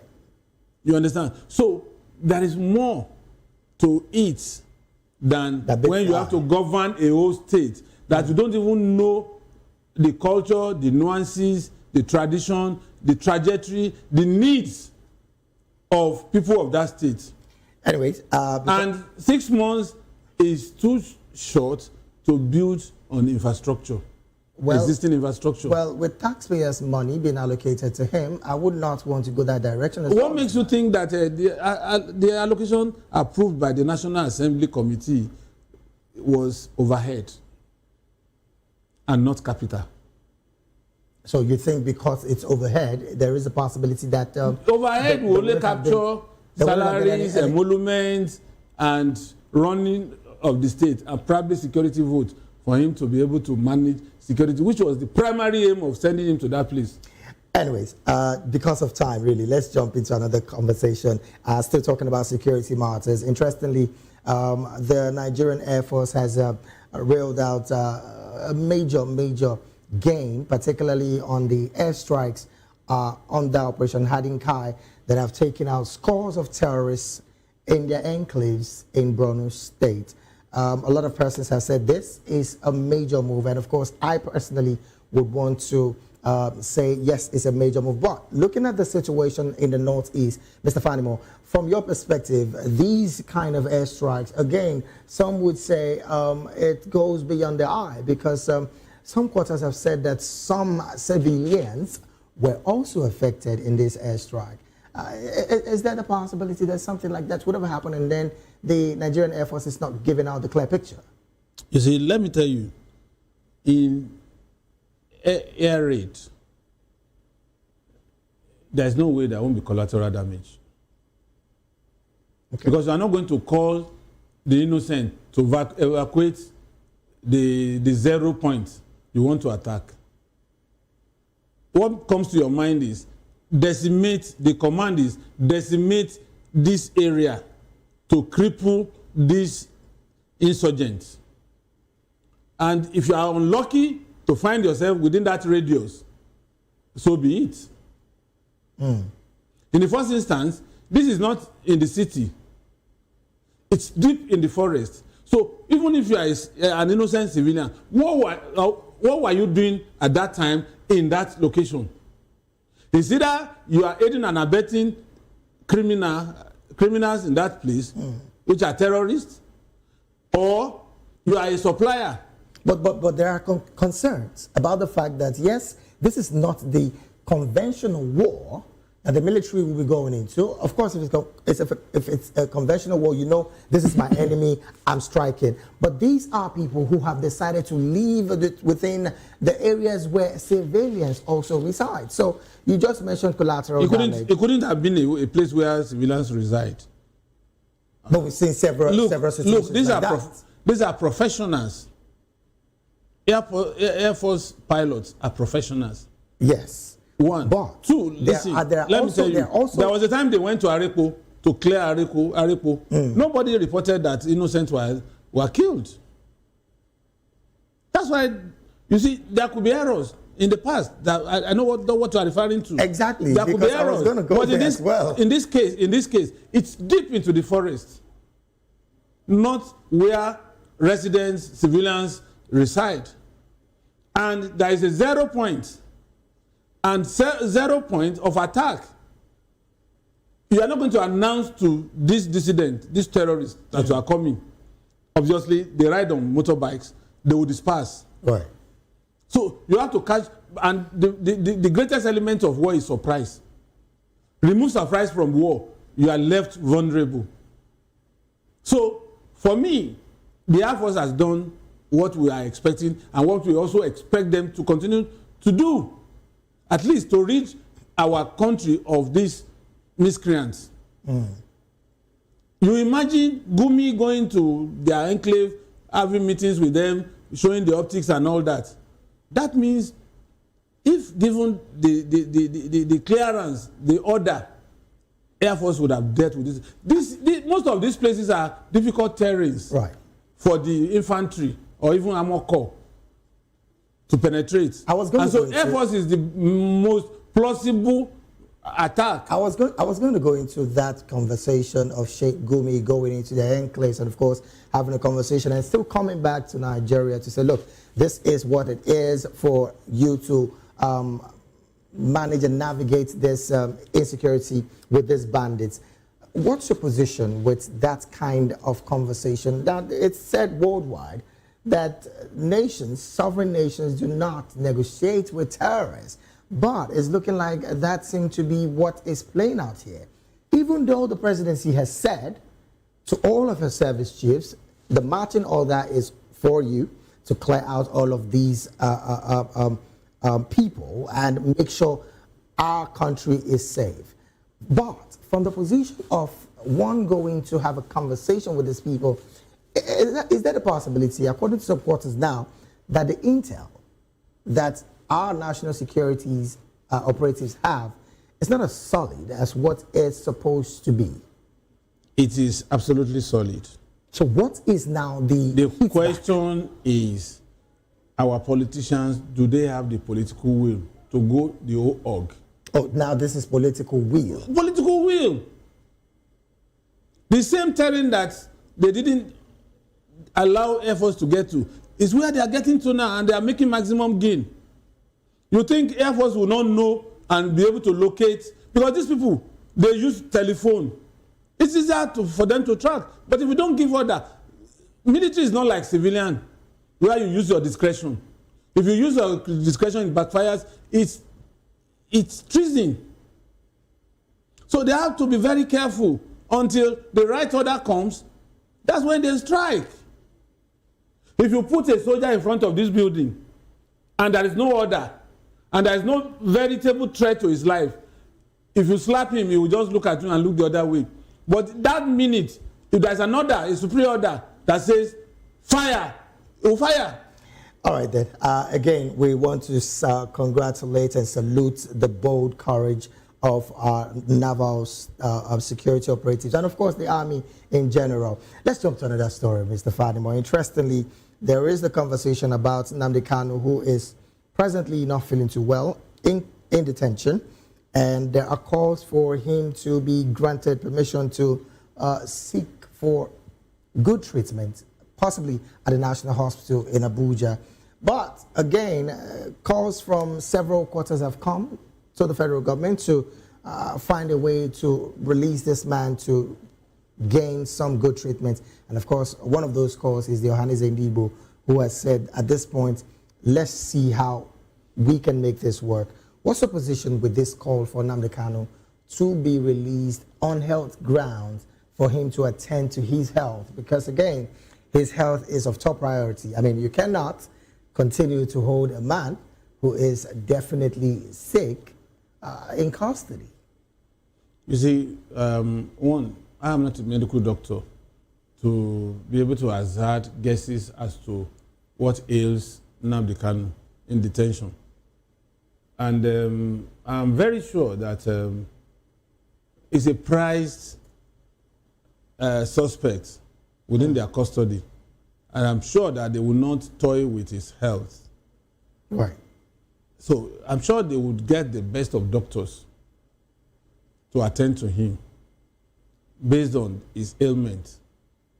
And I expect that what they should push for is for his private doctor appointed by the family to gain access to him and do a thorough examination if it requires taking samples from him for tests, laboratory tests, to ascertain the level of the ailment as it ails him. And then if it's something that cannot be treated within the confinement of DSS, then you move him to the National Hospital. It's not just sounding the red herring that will make DSSs or authorities to just take him to National Hospital. Right. Because you know the level of involvement of some players in the life and existence of Nnamdi Kanu, you know. And so, what if he's taken to the National Hospital and there is an attack that could become catastrophic? So you're talking on the part of his security as well? They have to consider his security and ensure that if they have to take him out, they can take him to military hospital where there will be adequate security, but not to an open place. DSS will not accede to that. All right, then. Let's talk about his continued detention and of course, the fact that it's not been expedited to a logical conclusion. What do you make of that? Please? Now, you see, last year, late last year, to be precise, I was confident that Kanu will soon be released. Oh, yes, you were very optimistic about it. You know, and I was saying that we shouldn't go through the route of the courts.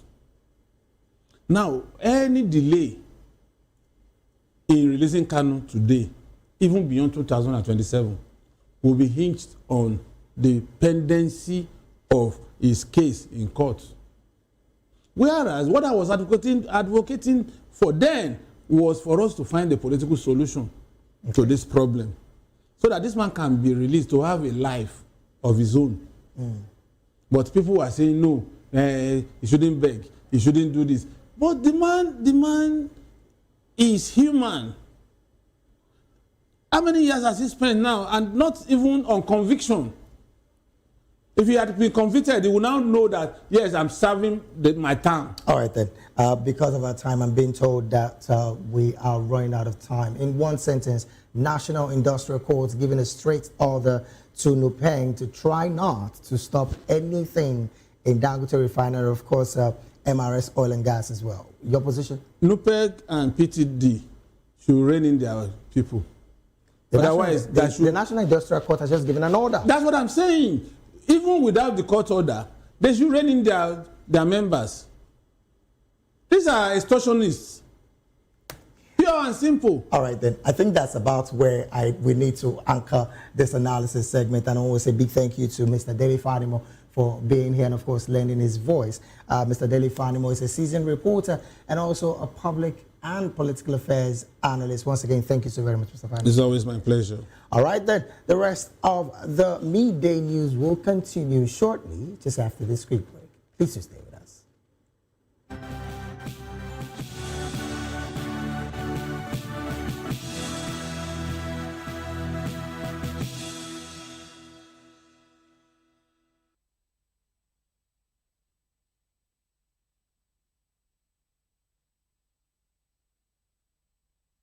Glad to have you back. It is still the midday news right here on Voice of the People Television. Now to more stories.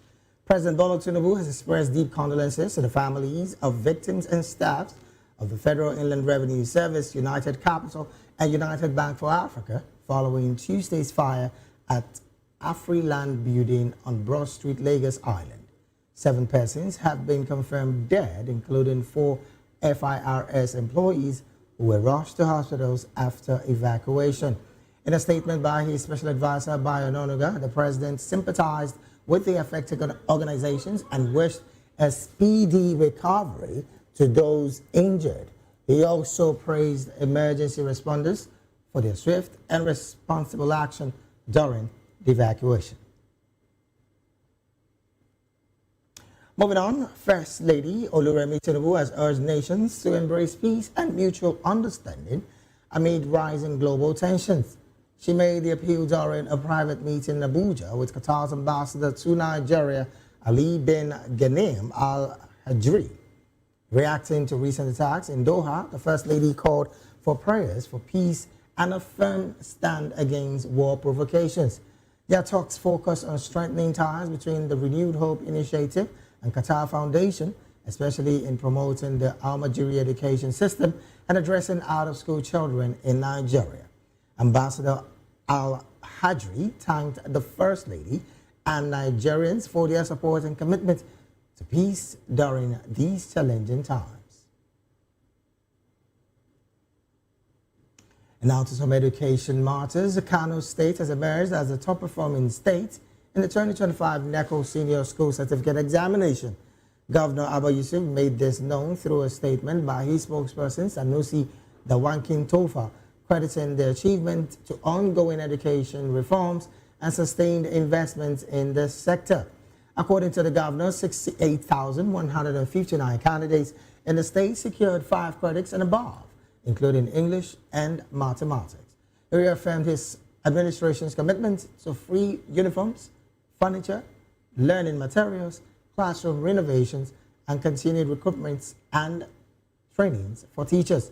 The governor also noted that 31% of the state's 2025 budget was allocated to education, underscoring his reform agenda. Elsewhere, after Monday's sit-at-home observance by some schools in Anambra State, full academic session has taken off in earnest. Correspondent Chima Promise, who monitored activities, in some schools in Oka, has more on this report. News visited Kennedy Memorial Secondary School, Oka, today. There was notable excitement on the part of both teachers and the students. While the students pledged to put in more effort and being intentional towards their studies, the teachers were also optimistic that the new section will be better than the previous ones. It's a good thing we resume, so we all feel good to be back to the school again after such long back. It's up to me as the students to be more focused, to be regular in class, not to miss my class, and to be serious with my studies. I feel very happy after the long vacation and everything that happened. I'm very happy to resume with my classmates and my friends. And we're working very hard to make a better result by the end of this session, expecting to make our parents proud and our society. I'm expecting a smooth sail. I pray that God will give us the strength, both the teachers and the students, to have a very wonderful term. We wish to, have the best results this term. By the end of the term, we wish the students to perform very well academically, and we will achieve that by putting in our best as teachers to make sure that we achieve that. Our focus is that we pray that God will help us in these students, because we are targeting to move forward to get what we want, especially the SS3s. So we are trying our best. We are giving them what they're supposed to know. So our target is section 2025/2026 section, that Kennedy Memorial Secondary School, Oka, will be in the top. So that is our target. It's a new section. They are coming to a new class with a different topics, and not like second term or third term. With the help of God, I'm expecting that they all will do well. With the right mind, the right teaching, they will do well. At Ikodiako Primary School, Oka, the pupils were busy with their academic activities when VOP TV News visited. Some of them who spoke expressed happiness that they have once reconnected with their friends and classmates. They also showed determination to be more studious. I feel happy that we have resumed, and we resume with sound health and sound mind. And I feel happy that our pupils, our learners turned up in mass.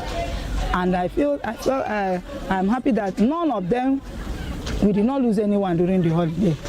They all came back just as they left us last time. I feel so happy that we have started a new section, a new academic year. I will give the children the best they need and I pray that they reciprocate by doing the necessary things they need to do for a successful academic section. The head teacher or class teacher has some words of advice to the pupils. And I pray that my students will do their best, because last time we sent those that failed out of this school, and then advising them to sit down.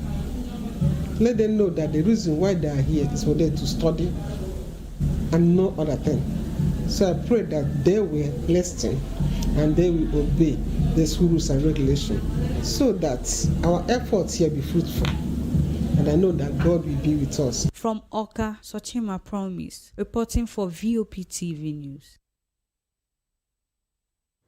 Well, thank you so very much, Sochima Promise, for that report. You're still watching the Midday News right here on Voice of the People Television. We'll go on another quick break. When we return, more stories in business, sports, and entertainment will be up next. Please stay with us.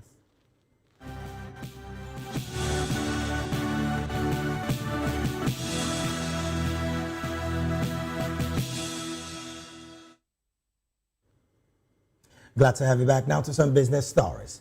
The Nigerian stock markets closed positive yesterday, gaining 309 billion naira on renewed investor interest across 26 stocks.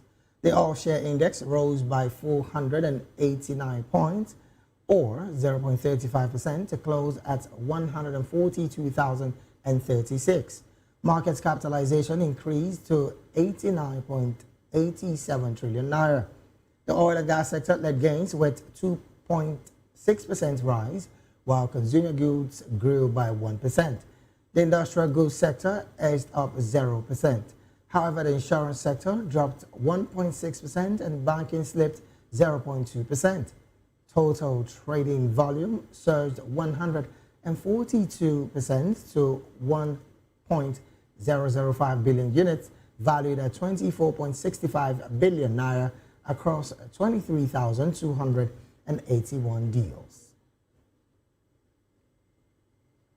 Still talking business, the African Development Bank has approved a $25 million equity investment in the Currency Exchange Fund to boost access to local currency financing across Africa. According to a statement on the bank's website, this aims to reduce foreign exchange risk for borrowers, especially in fragile and high-risk economies. Ahmed Atout, Director of Financial Sector Development at the bank, said the investment will unlock more financing for MSMEs across the continent.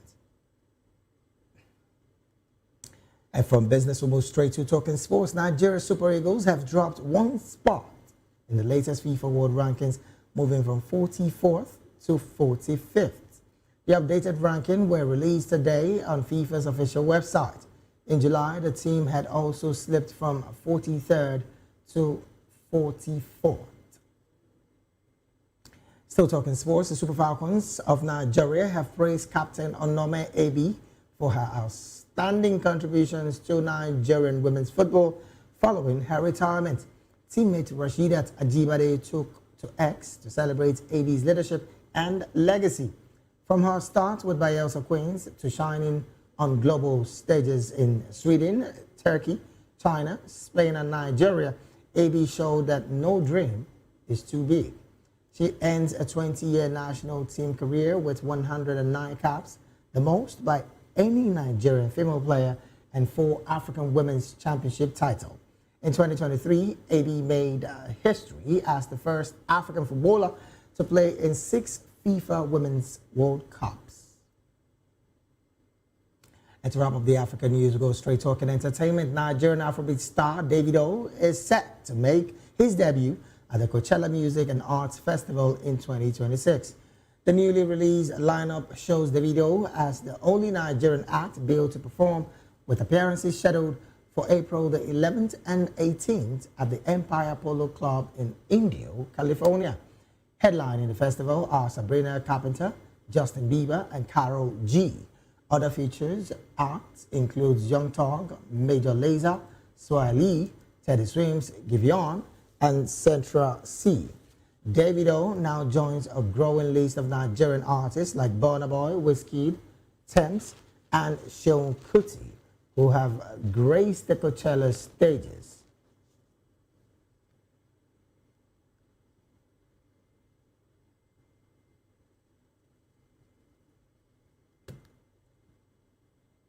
And with that entertainment story, we've come to the end of the midday news right here on Voice of the People Television. Do well to subscribe to our YouTube channel. On YouTube, we are at Voice of the People TV, and on all other social media platforms, we are at VOP TV Live. Thank you so very much for being a part of this broadcast. I am David Edwin. Do have a good afternoon.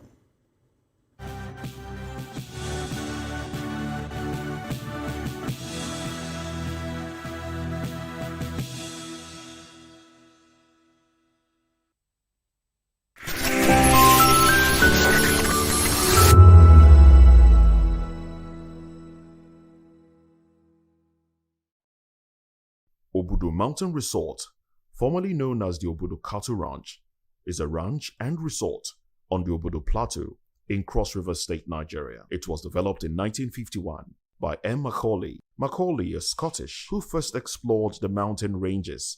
In 1949, he camped on the mountaintop of the Oshia Ridge on Sankwala Mountains for a month before returning with Mr. Hugh Jones, a fellow rancher, in 1951. And Dr. Crefeld. Together, they developed the Obudu Cattle Ranch. Since 2005, a cable car climbing 870 meters from the base to the top of the plateau gave visitors a scenic view while bypassing the extremely winding road to the top. The resort is found on the Obudu Plateau, close to the Cameroon border in the northeastern part of Cross River State, approximately 110 kilometers east of the town of Ogoja, and 65 kilometers from the town of Obudu in Obanluku local government area of Cross River State.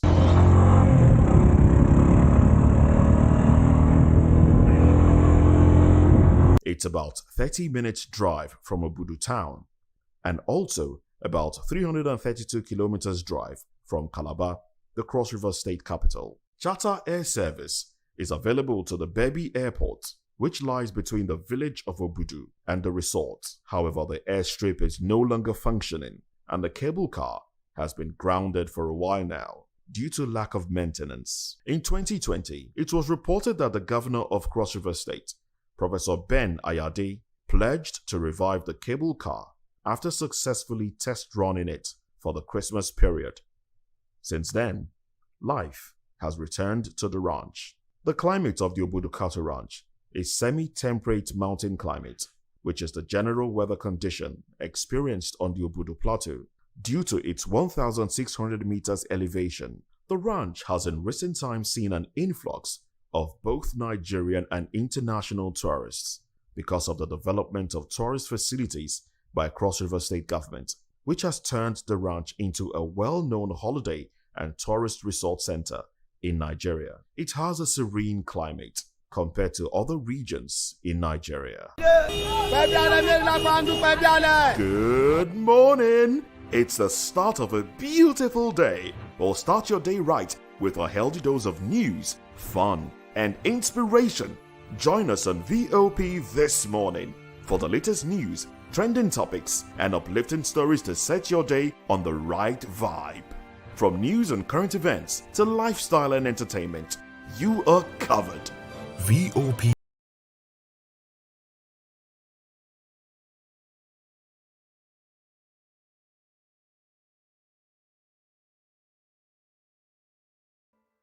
Are you ready for the extraordinary? Something big is happening on your screen.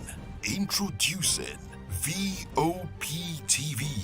Now streaming on SLTV channel 264. From breaking news to captivating conversations, news analysis, giving you all sides to the story. We bring in-depth discussions on the issues that matter, from politics to sports, entertainment, and lifestyle. VOP TV on SLTV channel 264. Join us as we redefine what television means to you. Voice of the People Television. VOP TV. Now you have more than a voice.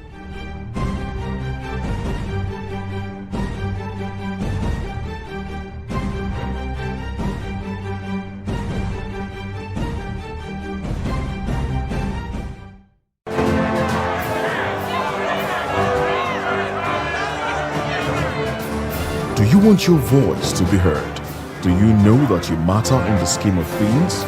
The People's Voice, the show where ordinary citizens take center stage as we discuss the biggest stories that affect you and I. With you in mind, we facilitate lively discussions, debates, and interviews on the topics that matter most to you and I, from social justice to economic empowerment, education to healthcare, governance, and more. Tackling tough topics and amplifying your voice. People's Voice, Mondays through Thursdays, 7 p.m. to 8 p.m. Join the conversation and make your voice count. The People's Voice. Make your voice count.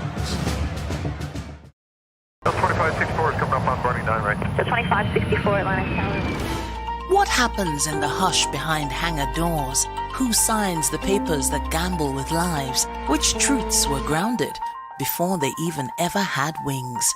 If you've ever buckled a seatbelt at 30,000 feet, if you've ever stared out of that tiny window and wondered who's really in control of the skies, it isn't just flight, it's power, it's politics, it's pressure sealed in steel. We're peeling back the clouds from runway risks to sky-high secrets. We're diving deep where most dare not to look. Aviation Scope, every Sunday at 7 p.m. only on Voice of the People TV. We don't just report, we reveal. We don't just ask, we uncover. Because when it comes to the skies, ignorance is turbulence. Aviation Scope, the sky isn't the limit, it's just the beginning. In a world where truth is the ultimate power and opinions scream the loudest, it's time to wade through the noise. Hunger no get tribe! Hunger no get religion! And scan the human interest and trending topics that matter. Stay tuned to The Issues, your plug to the stories making the buzz, from politics to science and technology, social justice, and more. Let's tackle the tough questions and expose the truth. The Issues on Voice of the People Television, Mondays to Fridays, 8 to 9 p.m. The Issues. Don't just react, understand.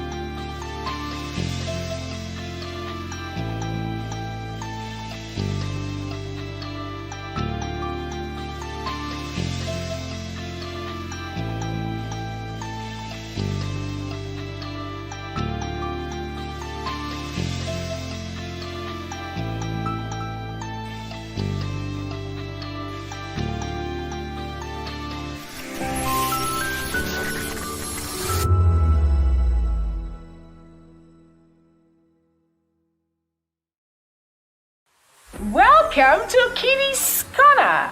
Every weekend is a new journey. Join Auntie Oni as she embarks on thrilling adventures. Each episode takes the young explorers to a different fantastical world filled with exciting challenges, making new friends and learning valuable life lessons. The show begins with lots of excitement in a cozy storytelling mood. Parents teach the importance of kindness, honesty, bravery, teamwork, or curiosity. Kitty's Corner is a delightful blend of fun, education, and imagination with catchy songs, interactive games, and heartwarming stories. Join Auntie Oni every Saturday, 10 a.m. to 10:30 a.m. on Voice of the People Television. Kitty's Corner, perfect destination for curious minds.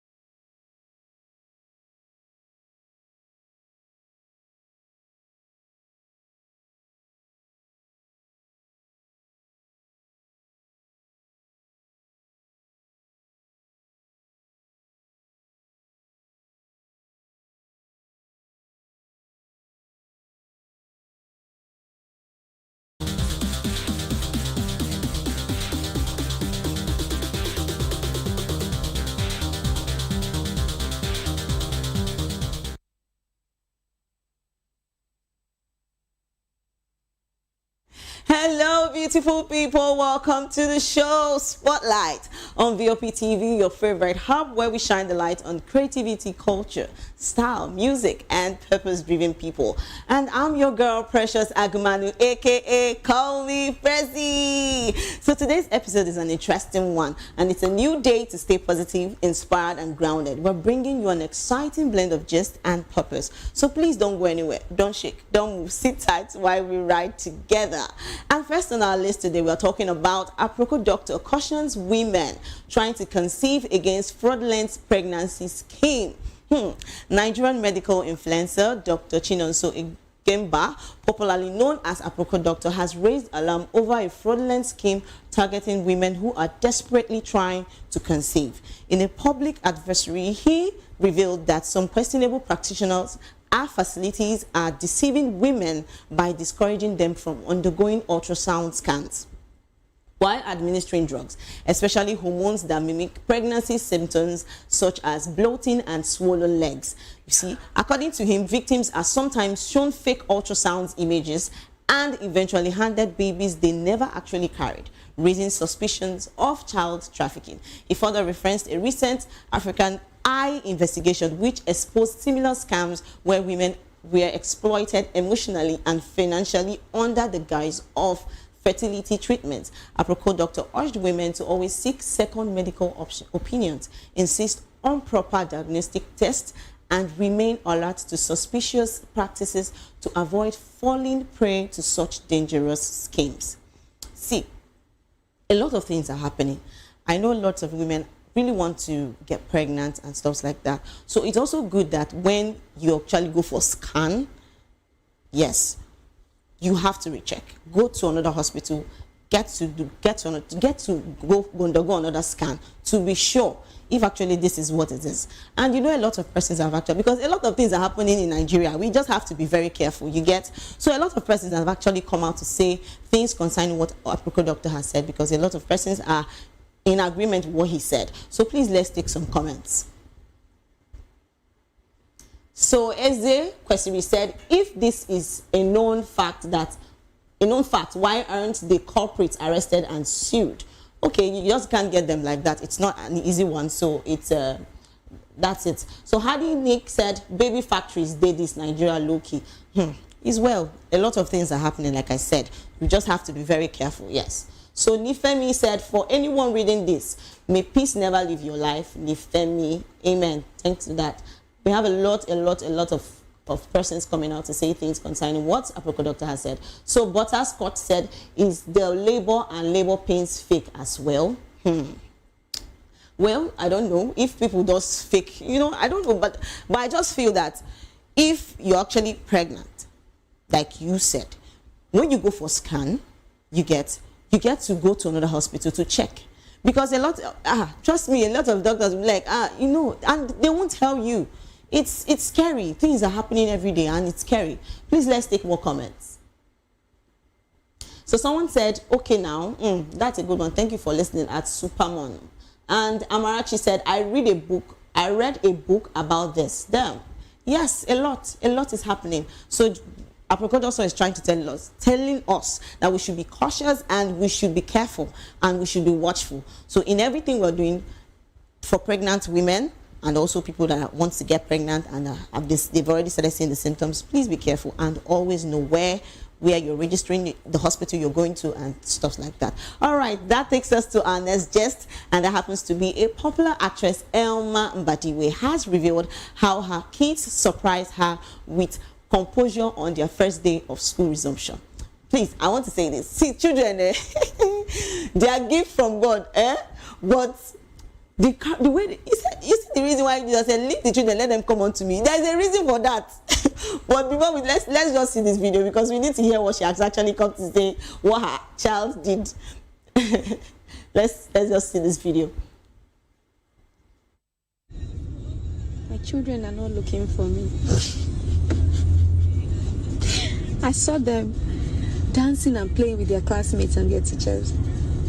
Nobody was crying. Nobody was even like, oh, where's that woman? Can you imagine? Child, what will I do with my life now?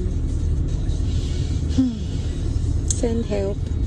guys, I went back to peep. My children are not looking for me.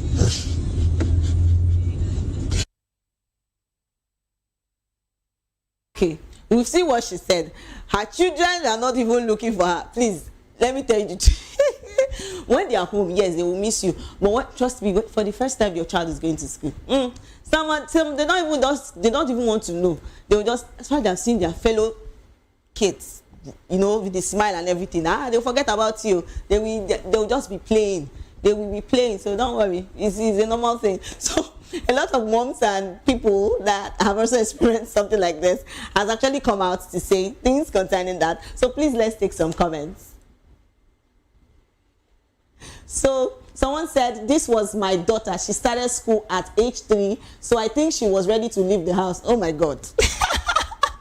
So she's never missed school and she goes into uni in a few weeks. Oh wow, God bless and keep our babies, amen.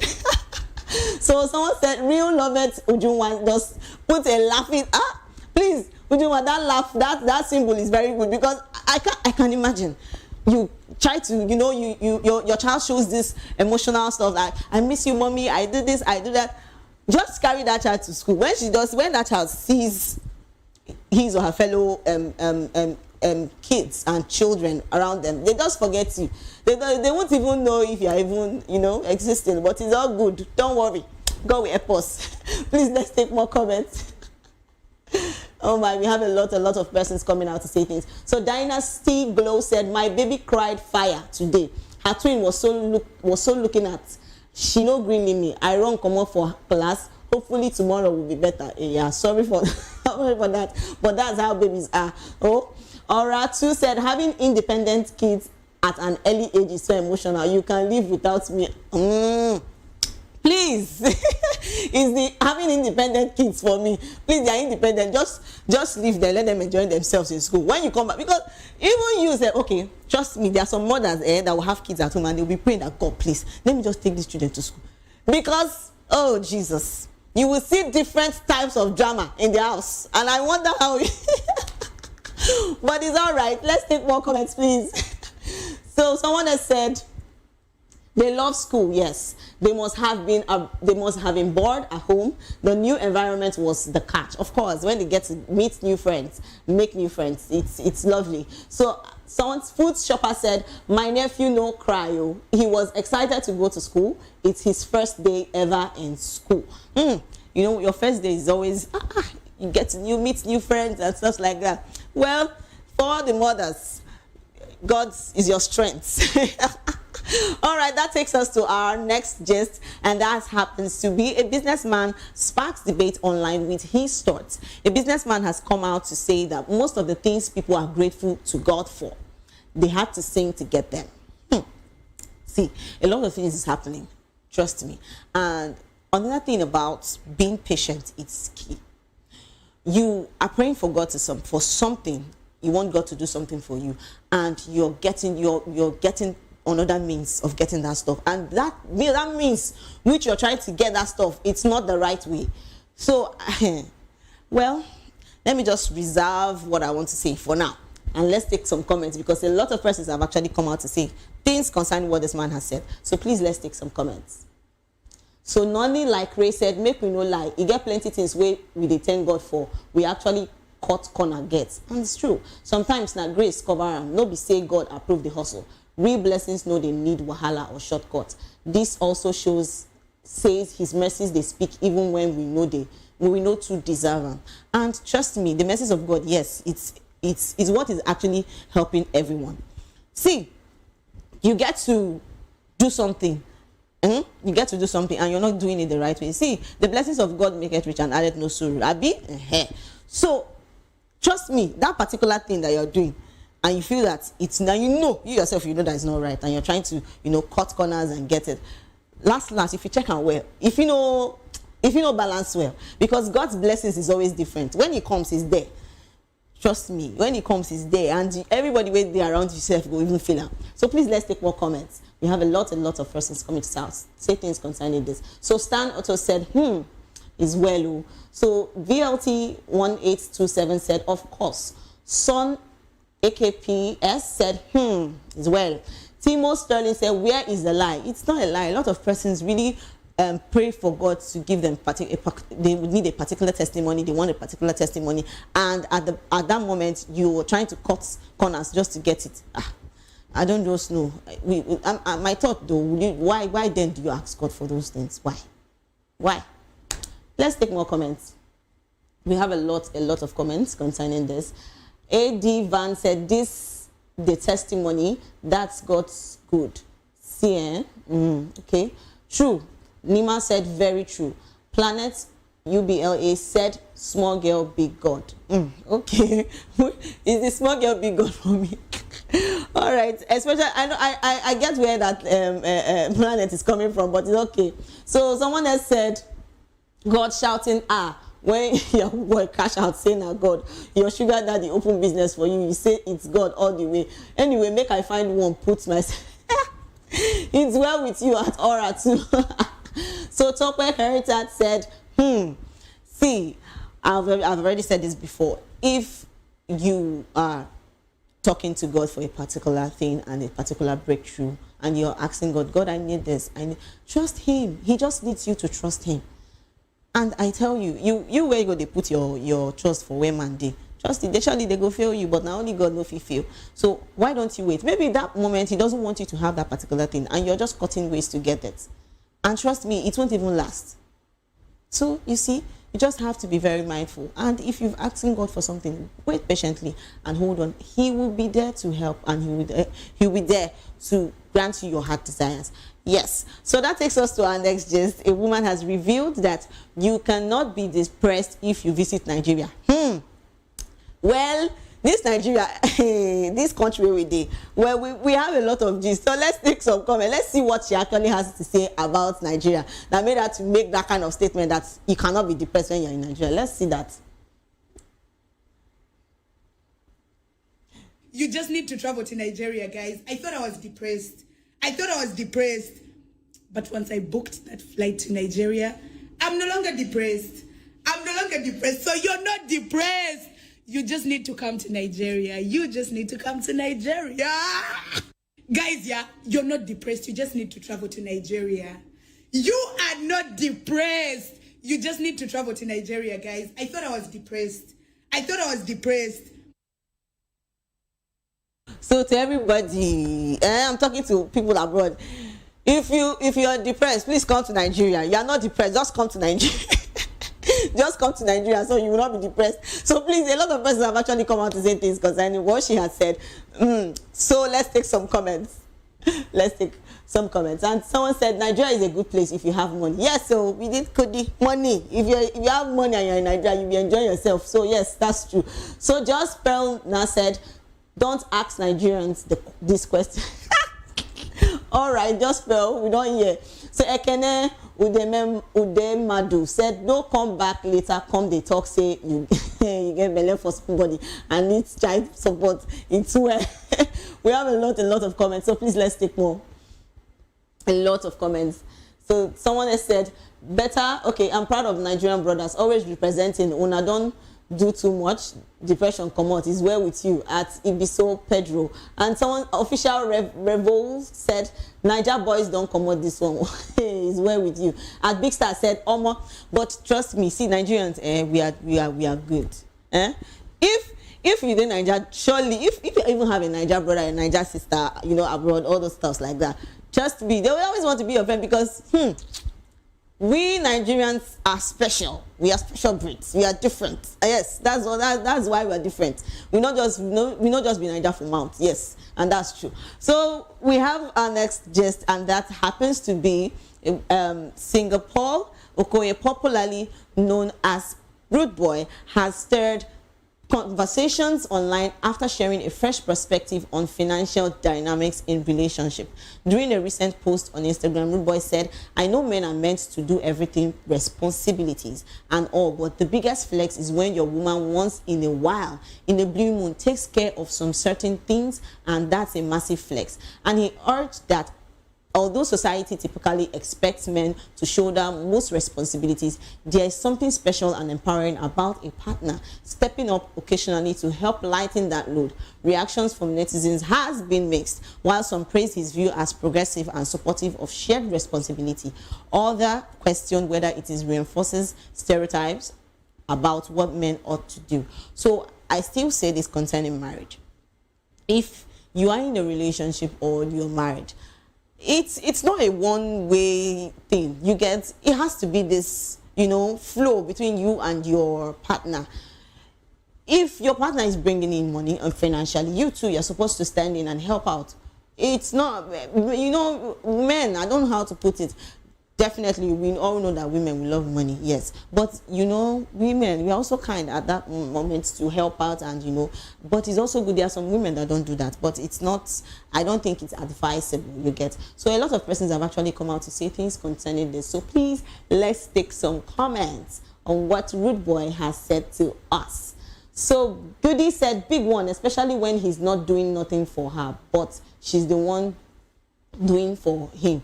It's love. That's all I can say. So someone, Chime said, some men no go still appreciate them. It's well, nobody is perfect, you see. A lot of persons have different characters. Yes, you can't just expect this person to be this person, but it's also good that when the woman is also giving, also the man should also give too. It's just mutual, so it has to flow. So someone's artistry said, thank God you said meant, because they don't even do half, let alone all. Now so respect them they find in doing nothing is well. Please, let's take more comments. We have a lot of comments concerning this. And someone said, now from once in a while my mama won't turn to lifetime. It's well, it's well. Supportive women are the best. Yes, I support you at Ruti XS. Supportive women are the best. So that takes us to another gist, and we're talking about Cardi B confirms pregnancy of 4th child with Stephen Diggs. American rapper Cardi B has confirmed that she is expecting her 4th child, making her first baby with her boyfriend NFL star Stephen Diggs. The WAP hitmaker made the revelation during an interview with Girly King on CBS Morning, where she shared her excitement about the new addition to her family. Cardi B disclosed that the baby is due before her highly anticipated arena tour scheduled for February 2026. Speaking about her relationship with Diggs, she described it as supportive and uplifting, adding that she feels very strong and powerful as she juggles her career and motherhood. This announcement comes as a major highlight for fans who have followed her journey as a mother and global music star. Well, a very big congratulations to Cardi B. But we remember that she just divorced with you know, Offset. So it's, well, I don't know what to say, but trust me, congratulations to her. Many people are happy for her, you get. So iconic Nigerian, you see, many people are really happy for her, for, you know, for the baby, but it's all good. Please, let's take some comments. We have a lot of people coming, her fans actually are coming out to say congratulations to her. So please, let's take more comments. We have a lot of comments concerning her 4th child. So someone said nothing beats one papa date. I like as well. So someone said, I'm here looking for one since please, people should leave Cardi B alone. It's her choice. If relationship not be you do, you come on, not be by force. So please leave her alone. It's what she feels it's best for her. So that takes us to another gist, and that happens to be Nigerian music legend Fubara clocks 50 today. Iconic Nigerian singer Innocent Uja Idibia, popularly known as Fubara or Two-Face Idibia, has officially turned 50 today, September 18, 2025. The Afrobeat pioneer, celebrated globally for hits like African Queen, marks the golden milestone as one of the most influential figures in the Nigerian music industry. Fans and colleagues and well-wishers across the world have taken to social media to celebrate his contributions to music and his enduring legacy over the decades. And yes, congratulations to Two-Face Idibia on his new age. We wish him well and many more beautiful things to experience. Wow. So a lot of fans have actually come to say congratulations and happy birthday to Two-Face Idibia. It's a beautiful one. So we'll take a short break, and yes, when we come back, we have a guest joining us today. I'm sure you don't want to miss this. Please don't go anywhere. Stay put till we come back.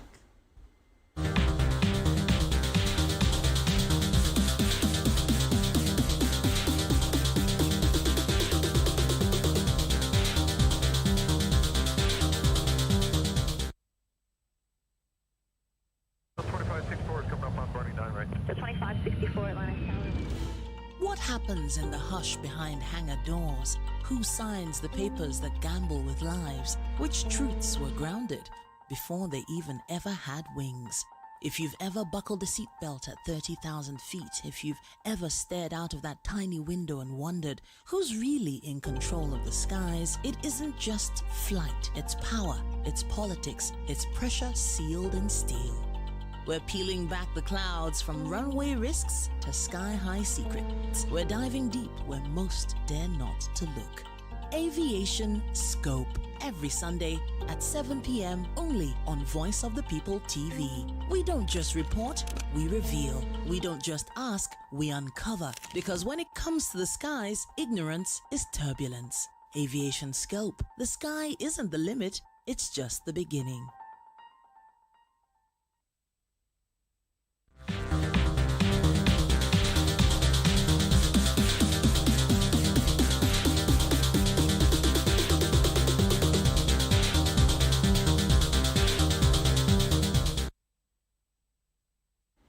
Hello, beautiful people. Welcome back to the show Spotlight. And I'm your girl, Precious Agmanu, aka Call Me Pressy. I'm sure you're enjoying yourself already. And yes, I am too. So, joining us today is a passionate gospel artist and anointed Nigerian musician known for her powerful voice and heartfelt worship leading. She serves with the sound of Many Waters Choir, the resident choir of RCCG, the Oasis Lagos, pastored by Nathaniel Bassi. She's a child of God with a burning desire to share the gospel of Jesus Christ to all corners of the world. She released her first debut single, You Are God, in 2020, touching many hearts with her music since then. She has continued to captivate audiences with a series of impactful releases, each showcasing her unwavering dedication to her craft. She continues to spread hope and faith through her anointed voice and powerful songs. And trust me, she is no other person than Mirabel Ekesye. Woo! Welcome to the show! Hey! She's excited. Tell me how you're feeling right now, because with all this smile, please, who would not see this smile and want to smile? Please, I'm smiling already. Yeah, smiley too. So how are you feeling? Good. How has it been for you throughout the week? You know, Monday, Tuesday. How have you been feeling? Yeah. Has it been busy? Has it been work? Have you had time to enjoy yourself? You know, go out? Well, I'm going to say that I'm a workaholic. Please. But they say all work and no play. No play, yeah. But if it's for the money, we don't mind. As long as you're going to later, you will share this money, and all of us will enjoy. Even our fans too will also enjoy it, because why not? So welcome to the show. So can we meet you, please? Yeah, Mirabel Ekesye. I mean, you already said it all, you know. And I'm just a small girl that has a very big God, but not in. I mean, yes, you know, I know. Literally, small girl that has a very big God. Yeah. I'm Mirabel Ekesye. I'm from Imo State. Yeah, I'm a graduate. I'm a music minister. And right now I'm a fashion designer. Please. Yeah. Fashion. You know, clothes. I love clothes. Oh Lord, I know. Don't worry, we'll talk about this. So before we start what we have today, I would like to ask some questions. Yeah? Okay, please. Maybe out of the box, basically. So I know as a music minister, a lot of you guys have really faced criticism. So because I know a lot of persons have actually said they've heard rumors about themselves that really shocked them. I don't know if you've had such experience, and how was it like for you? Well,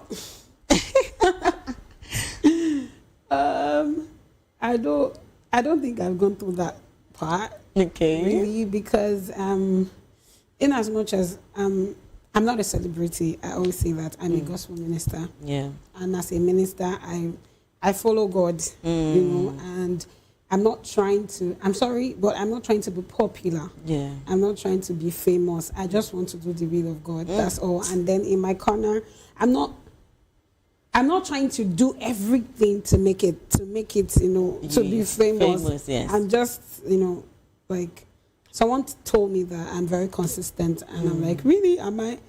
I don't go out of my way when the Holy Spirit leads me to, okay, it's time to release a song. Yes. I mean, I get songs all the time, and I know that most times money is also a challenge, you know, because you want to put out things. It costs a lot.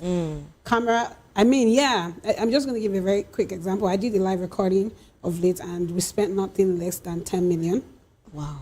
Yeah, this is like last month. Yeah, last month we did live recording, and imagine that you're not working. Yes. You know, you don't have income, and that's when you start doing things that you're not supposed to do. You know, dabbling into other things, and that's what stirs, you know, rumors. Or maybe she's sleeping with this person, or she's doing this. But I've never had to go out of my way or out of my means. When I don't have, I rest, and they are not. Of course, there are moments when I'm like, I'll cry, like, God, see my mate, you know. But one of the things God has always told me is just stay. I know that He's taking me through a process. Yeah. So, yeah, I don't think I've been in that place where there's... I mean, the only thing you can say about me, maybe she's stingy. Of course, because... I was talking about a story today about a man coming out to say that there are some things people actually pray to God for, but they go another way in getting those things. I'm like, you see, why? Yeah. So I don't even bother myself. It's not like it doesn't bother me, but I don't go out of my way. And I got to a place in my walk with God where I realized that if I don't get it, God doesn't want it for me. Yeah, there were times when I had to quit my job because I was working 9 to 5, and it was a lot for me. I couldn't do ministry, and I know that this is what God has really put in my hands. I couldn't do ministry, and it was so hard. And for me, I felt like I heard God. It's time to stop, and I stopped. Hungry wanted to beat me. Like, there were days where legit. I didn't eat for days. Like when I say days, 4 days, 5 days, there's no food. Wow. And I got to that place, and I started telling God things like, if you want me to die hungry, it's fine. I got to that place, and that was when I feel like God wanted me to come to that place where where I rely on Him alone. At that time, that's when I got to that space, I knew that things just shifted for me. There was this day that I was already like 1 week, and I was just drinking water, drink gari, and for like 1 week, there's no food, no nothing. I wasn't even going anywhere. I locked myself like indoor. You know, I cut out friends, and so there was this, and I was like, God, you don't read as it is like this. I can't even imagine myself like staying like 1 whole week with only water. Yeah, and what happened to me then was someone just came and knocked on my door and was like, Mirabel, what's up? Have you been around? I don't know, I've been having this urge. I feel like giving you food stuff. Oh my! It was real for me. And I accepted it, but I cried. I'm like, God, you are so real. So that's how I got to that place, that if it's not working out, then I know that it's not God. God doesn't want me to, or it's not time yet for it. So I don't push myself to do anything I want to do, and I'm trying to do it, and it looks like there's no headway. I mean, there are times when the devil can legit not want you to do those things that God wants you to do. But when I know that I've put in all, and I know that I'm a very sensitive person. Actually, spiritually, I'm sensitive to. I know when it's the devil, that's, you know, and if it's just natural things, and it's not just working, I just know that God doesn't want it yet, and I just let it go. And then when it's time, it comes on its own. It just comes on its own. Like my live recording, all I had to do was I just went to meet my pastor, Pastor Adefarasin. I mean, I thank God for him. Is my father. Oh my! I'm sure he's watching you right now. I just told him that sir, God has put a lot, you know, these songs in my mind, and I want to put it out. And he's like, okay, where do you want to use that? I want to use the church. You know, and he's like, oh, don't worry, go ahead. And I was giving everything that I needed. Like the church space, light. I don't have to, the only thing I have to do is just bring my guys. And then we recorded. And you know, everything was just provided. And it was just perfect. Prior to now, I've always wanted to do something that's really big. Trust me, it's really big. If I say 10 million, do you understand that it's big? It's big. But I'm always thinking about the money. How would I get the money? How would I get this? But when it is time, it just happens. It just happened. Yeah. So I would like to ask this because I know your fans are also watching and they want to know, how did you even come about doing music, like gospel music, and why did you even choose gospel music? Because I saw your songs; they were deep. Seriously. So how did you get doing music, and why did you choose gospel? Well, music is a gift for me. I didn't have to learn how to sing. So it's a gift for me. I started singing when I was like 2 years old. In fact, I was in, like the older people's choir. We have children choir. But I was, yeah. You don't already carry yourself, Lord. No, actually, how it happened was we had this children's day in church, and our head pastor then came. It was like all this Igbo church, Yes. And our head pastor came and I did special number, and he was like, "Who is this kid that is sounding so mature?" And he's like, "Let her join the adult." Yeah, that's how my elder sister, like my very first sister, she was in the choir, and that's how they like. I just joined the adult choir, but that wasn't it. At that time, I listened to all songs. I would listen to secular songs. I would sing Celine Dion like this. That's my superstar. I was sing Celine Dion like this, and I was sing everything word for word. And I mean, my family is a music family. Oh. Everybody in my house sings. Does one or two in music. My mom too. And growing up, I got to a point where I started doing secular. I would do repertoires. I backed up for the likes of Iyanya, when Iyanya was still like up there, go to Abuja and all that. The last secular artist I worked with was Ninyola. Oh. Yeah, it was during that time when I was working for Ninyola, and I was also doing church too. Yeah. I was in a church where I was singing and I was paid. Yeah, I was being paid as a singer. But it got to a point where I would sing and people were like, "Oh, wow, you have such a lovely voice." But there was a void. I felt like I don't want people to say you have a lovely voice. I want people to say that you sang, and I was blessed. Okay. I was healed. Something changed. So I got out of that place where it wasn't about. I'm like, what am I doing? And that was the time I just woke up one morning. I'm like, see this secular, I'm not doing it again. And that's how I stopped secular. And at this point when I stopped secular, I mean, secular used to bring the money. It does. It brings the money. Only one show like this, you travel out or, money don't drop. At that point, I could buy a car. And this was like my teenage years. Wow. Because, I mean, I told you, I started singing like quite very early. Yes. Yeah. At maybe 13, 14, I was already in a church where I'm being paid. I'm paid to sing professionally. Yes. Yeah, so, I mean, that was it. I felt like there was a calling upon my life that I need to answer to. And I was like, okay, I'm not doing secular anymore. And that's how I stopped secular. And I don't regret, I've never regretted going into gospel because I have an understanding of what God has called me to do. I know that it's not going to be all rosy. Yeah. And, of course, I had to go through that part. And I'm loving where I am right now. Oh, wow, that's beautiful. So I heard you saying you listen to Celine Dion a lot. Yeah. So I want to ask this question. So who are your biggest influences in gospel and maybe outside, gospel music? Number one has always been Tasha Cobbs. Man, that lady's voice is divine. Yeah. Tasha Cobbs, Kimborel, grandmother. I just called Kimborel. At a point, it became too hard for me because that one is something else. But then Tasha Cobbs was, my go-to. And over time, I started tilting towards Pastor Adefarasin. Oh, yes. I mean, for the spirituality, the deepness, like when you listen to a song and you're like, I'm crying. Yeah, and I've loved him for like a long time. Before I finally got to meet him. And I mean, he's my father right now. That's so beautiful. So what are the challenges you've actually faced as a music minister? Sorry. So because a lot of persons, music ministers, face challenges, maybe based on finances and other things. What has been your challenge through the journey? Yeah. Well, for me, my challenge is, I mean, there are a couple of challenges, but the ones that stood out or stands out is being for God, like for real. Like for real. Like that easy. It's not easy. Yes. It's it's so easy to want to dabble into things. It's so easy to want to chase clout. Yeah. You know, every celebrity.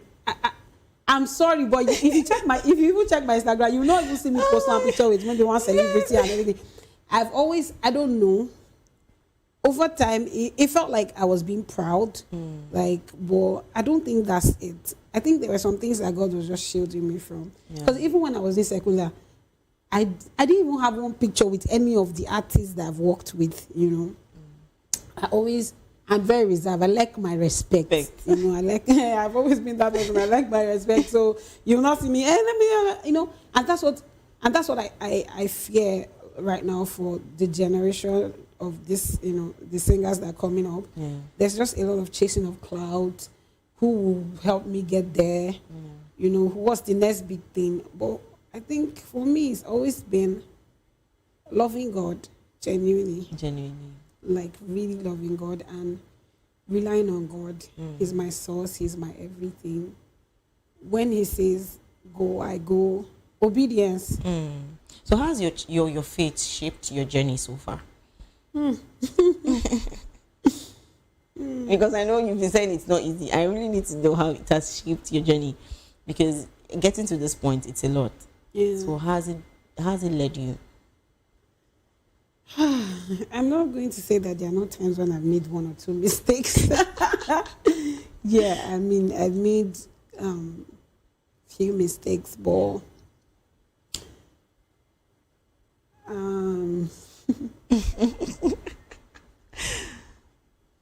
I've made mistakes that I feel like I would say to myself, I mean, the me now, I'll be like, I shouldn't have, you know, done that. You shouldn't have done this. But I know that in all things, it's God that has brought me through it.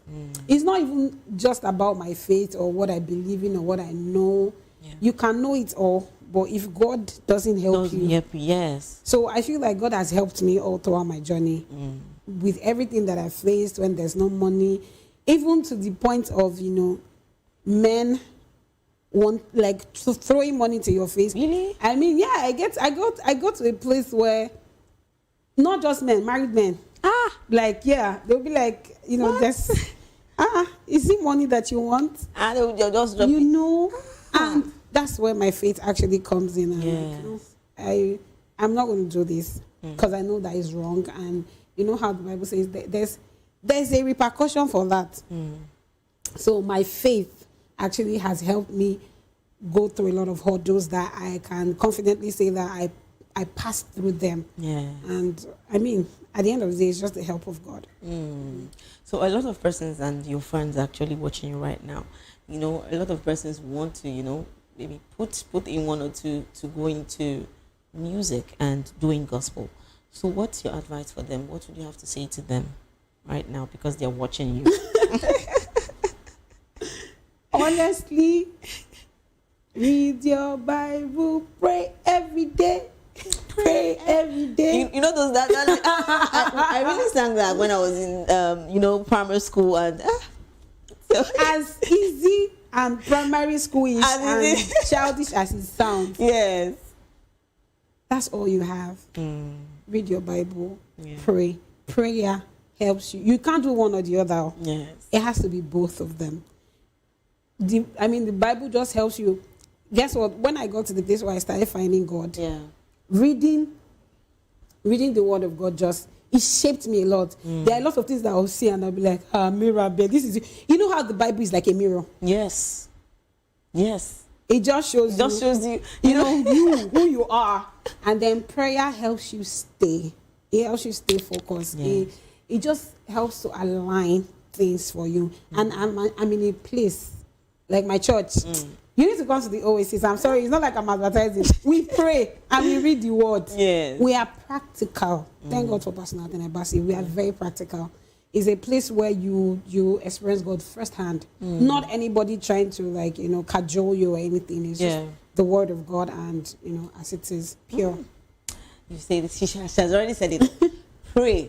Please read your Bible. You want to be a gospel minister, and you need to pray. and read your Bible. It's very important. Thank you so much, Mirabel, for sharing your light with us today. I enjoyed myself, and I'm sure your fans and everybody, our viewers, too, enjoyed themselves. So to our amazing viewers, thanks for staying with us on Spotlight. It was a blast. Remember, if you're going viral or you're going global, stay true to your journey. And don't forget to follow us on all our platforms at VOP TV Live and subscribe to our channels for more exciting episodes and updates. Until next time, I am Precious Agumano, aka call me Prezi. This has been Spotlight, where voices meet purpose. So bye for now.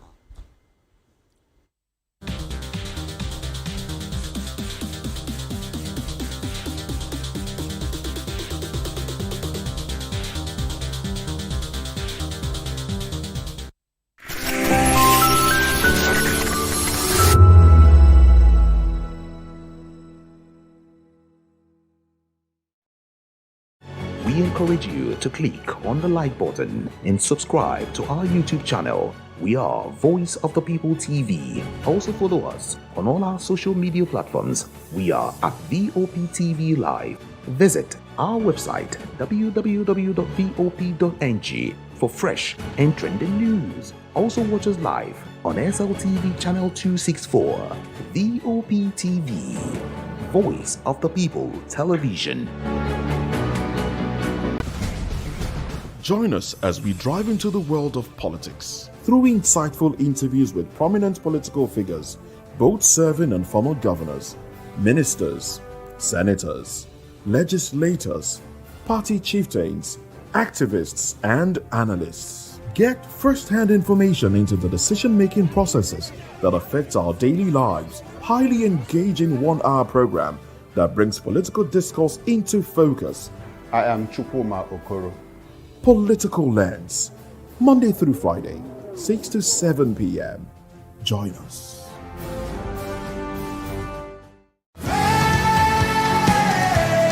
Ever wonder what inspires your favorite gospel artists?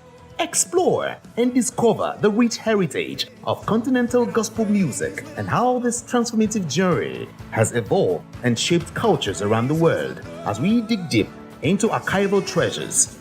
Feel the energy in our praise jam, Gospel Fusion, on Voice of the People Television. Tune in this Sunday, 3 to 4 p.m. and be part of a transformative experience that uplifts and inspires.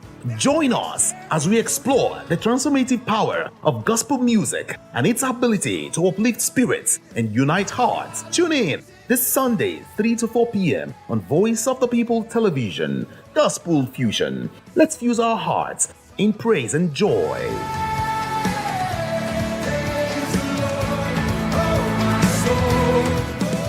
The red carpets, awards, the razzmatazz, music, fashion, interviews, and more. Spotlight on Voice of the People Television. Let's feed you with all the juicy stories in the global entertainment space, bringing you the glitz and glamour as it is hot. Stay tuned to Spotlight, 1 p.m. Monday to Friday. Spotlight on VOP TV. Entertainment like never before.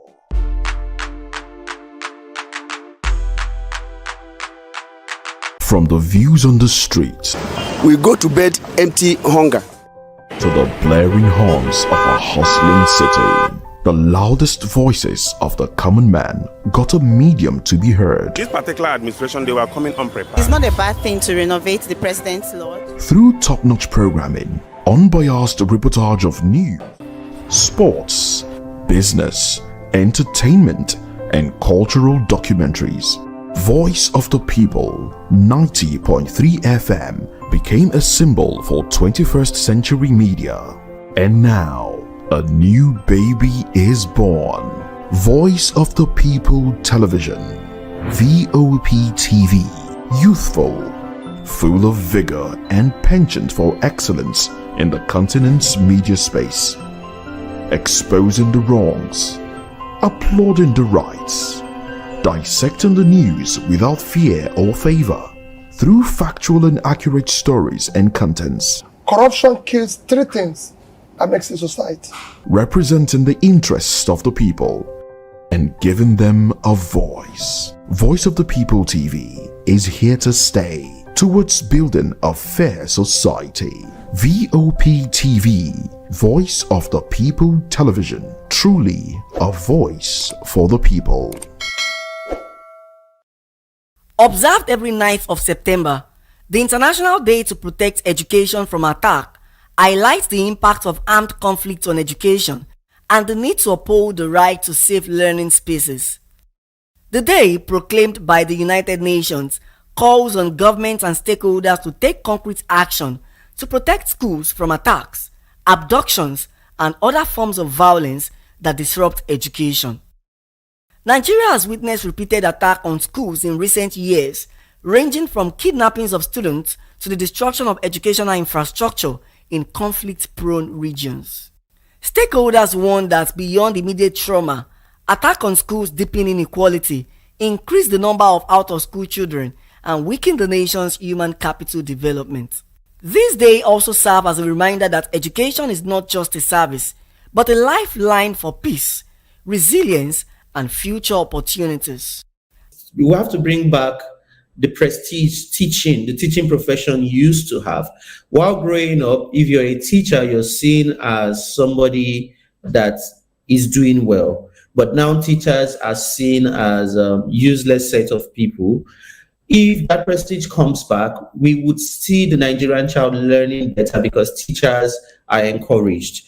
A recent news I saw yesterday, a governor said the teachers should go and clear grass in their schools. Do you expect those same teachers to have the morale to raise good students? No. Last year earlier this year, we had WAEC students writing exams as late as 10 p.m. with candles. We have to bring back the respect for the Nigerian children. These are the kids that will take care of us tomorrow. These are the kids that will take care of us tomorrow. If we do not give them what they deserve now, we would have a Nigeria that we as old people tomorrow would not be able to live in. This is why we have to pay attention to the Nigerian child. It is very, very important. Let's not even go to the areas where they have insecurities and all. That is a story everybody knows. But even in Abuja, we have teachers protesting that they earn less than the minimum wage. There are teachers that earn less than minimum wage in Abuja, and they've been protesting for months. Nobody's paying attention to them. And we have a state where the governor is saying teachers should go and clear grass. It is just not right. And we have to bring back whatever prestige, whatever respect that the education system deserves. It has to be brought back. As the world commemorates the International Day to Protect Education from Attack, the message is clear. Schools must remain safe haven for learning, and protecting them is protecting the future. Matthew Ogunswada, reporting for Voice of the People TV. VOP TV. Now, you have more than a voice. Welcome to Kitty's Corner. Every weekend is a new journey. Join Auntie Oni as she embarks on thrilling adventures. Each episode takes the young explorers to a different fantastical world filled with exciting challenges, making new friends and learning valuable life lessons. The show begins with lots of excitement in a cozy storytelling mood. Parents teach the importance of kindness, honesty, bravery, teamwork, or curiosity. Kitty's Corner is a delightful blend of fun, education, and imagination with catchy songs, interactive games, and heartwarming stories. Join Auntie Oni every Saturday, 10 a.m. to 10:30 a.m. on Voice of the People Television. Kitty's Corner, perfect destination for curious minds. In a world where truth is the ultimate power and opinions scream the loudest, it's time to wade through the noise. Hunger no get tribe! Hunger no get religion! And scan the human interest and trending topics that matter. Stay tuned to The Issues, your plug to the stories making the buzz, from politics to science and technology, social justice, and more. Let's tackle the tough questions and expose the truth. The Issues on Voice of the People Television, Mondays to Fridays, 8 to 9 p.m. The Issues. Don't just react. Understand.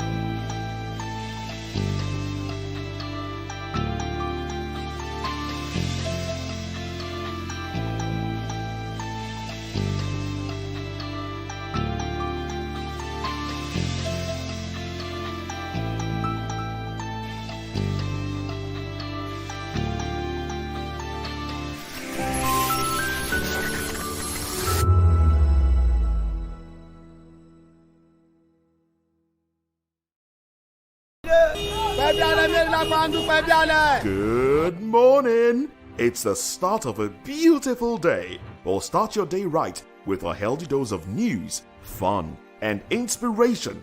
Join us on VOP this morning for the latest news, trending topics, and uplifting stories to set your day on the right vibe. From news and current events to lifestyle and entertainment, you are covered. VOP.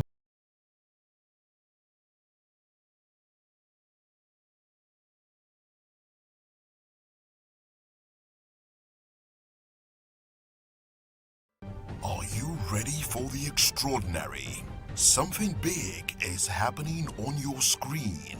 Introducing VOP TV.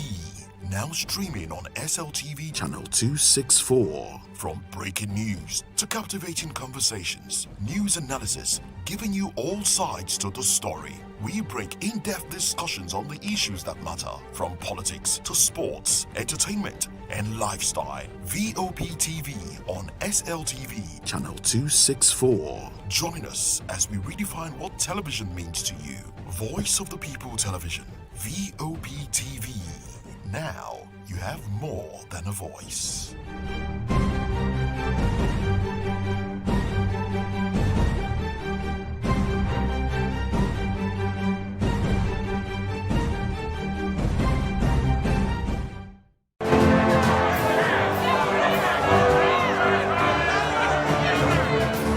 Do you want your voice to be heard? Do you know that you matter in the scheme of things? The People's Voice, the show where ordinary citizens take center stage as we discuss the biggest stories that affect you and I. With you in mind, we facilitate lively discussions, debates, and interviews on the topics that matter most to you and I. From social justice to economic empowerment, education to healthcare, governance, and more. Tackling tough topics and amplifying your voice. People's Voice. Mondays through Thursdays, 7 p.m. to 8 p.m. Join the conversation and make your voice count. The People's Voice. Make your voice count.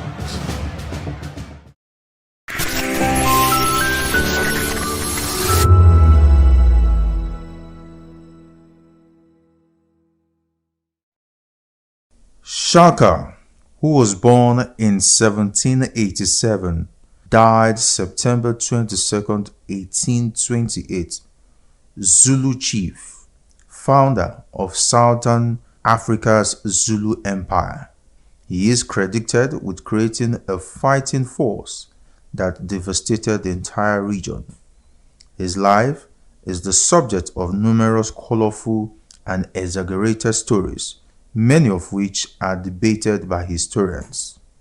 Shaka was the son of Senzangakona, chieftain of the Zulu, and Nandi, an orphaned princess of the neighboring Langeni clan. Because of his parents belonged to the same clan, their marriage violated Zulu custom, and the stigma of this extended to the child. The couple separated when Shaka was 6, and Nandi took her son back to the Lengani. where he passed a fatherless boyhood among a people who despised his mother. In 1802, Langeni drove Nandi out, and she finally found shelter with the Desheni, a subclan of the powerful Mtetwa. When Shaka was 23, Dingiswayo, the Mtetwa paramount chieftain, called up Shaka's Letsani age group for military service. For the next 6 years, he served with brilliance as a warrior of the Mtetwa Empire.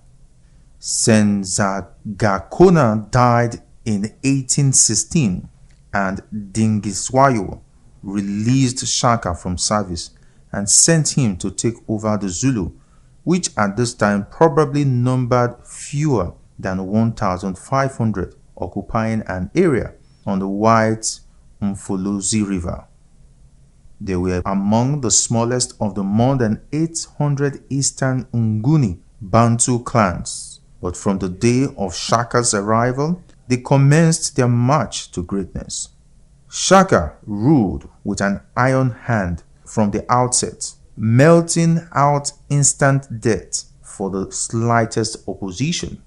His first act was to reorganize the army. Like all the clans, the Zulu were armed with oxide shields and spindly throwing spears. Battles were little more than brief and relatively bloodless clashes in which the outnumbered side prudently gave way before extensive casualties occurred. Shaka first armed his men with long-bladed, short-hafted stabbing assegais, which forced them to fight at close quarters. He then instituted the regimental system based on age groups quartered at separate crowds and distinguished by uniform markings on shields and by various combinations of headdress and ornaments. He developed standard tactics which the Zulu used in every battle. The available regiments, known collectively as the Impi, were divided into 4 groups. The strongest, termed the chest, closed with the enemy to pin him down, while 2 horns raced out to encircle and attack the foe from behind.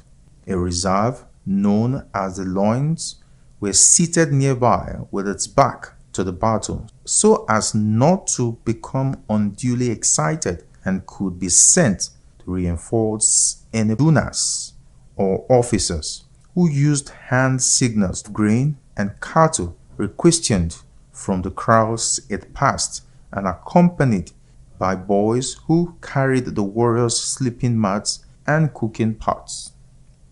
In 1827, Nandi died, and with his mother's death, Shaka became openly psychotic. About 7,000 Zulus were killed in the initial paroxysm of his grief, and for a year no crops were planted, nor could milk, the basis of the Zulu diet staple, be used. All women found pregnant were slain with their husbands, as were thousands of milch cows, so that even the calves might know what it was to lose a mother. Early in 1828, Shaka sent the Impi south in a raid that carried the warriors clear to the borders of the Cape Colony. They had no sooner returned, expecting the usual season's rest, than he sent them off to raid far in the north. It was too much for his associates, and 2 of his half-brothers, Dingane and Mlangana, together with an Induna named Mbopa, murdered him in September of that year.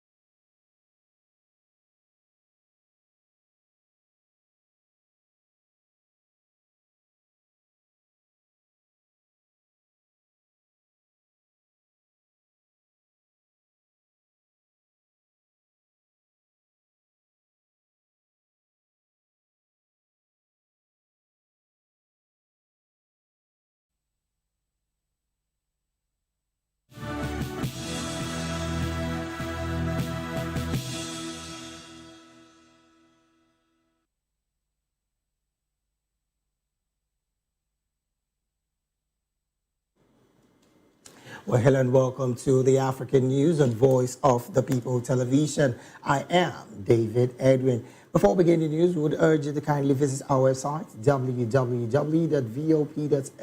for fresh and trending news stories. We begin the African News from the story where Spanish police say they have arrested 19 persons suspected of murder and torture after more than 50 went missing from a migrant boat that was traveling from Senegal to the Canary Islands.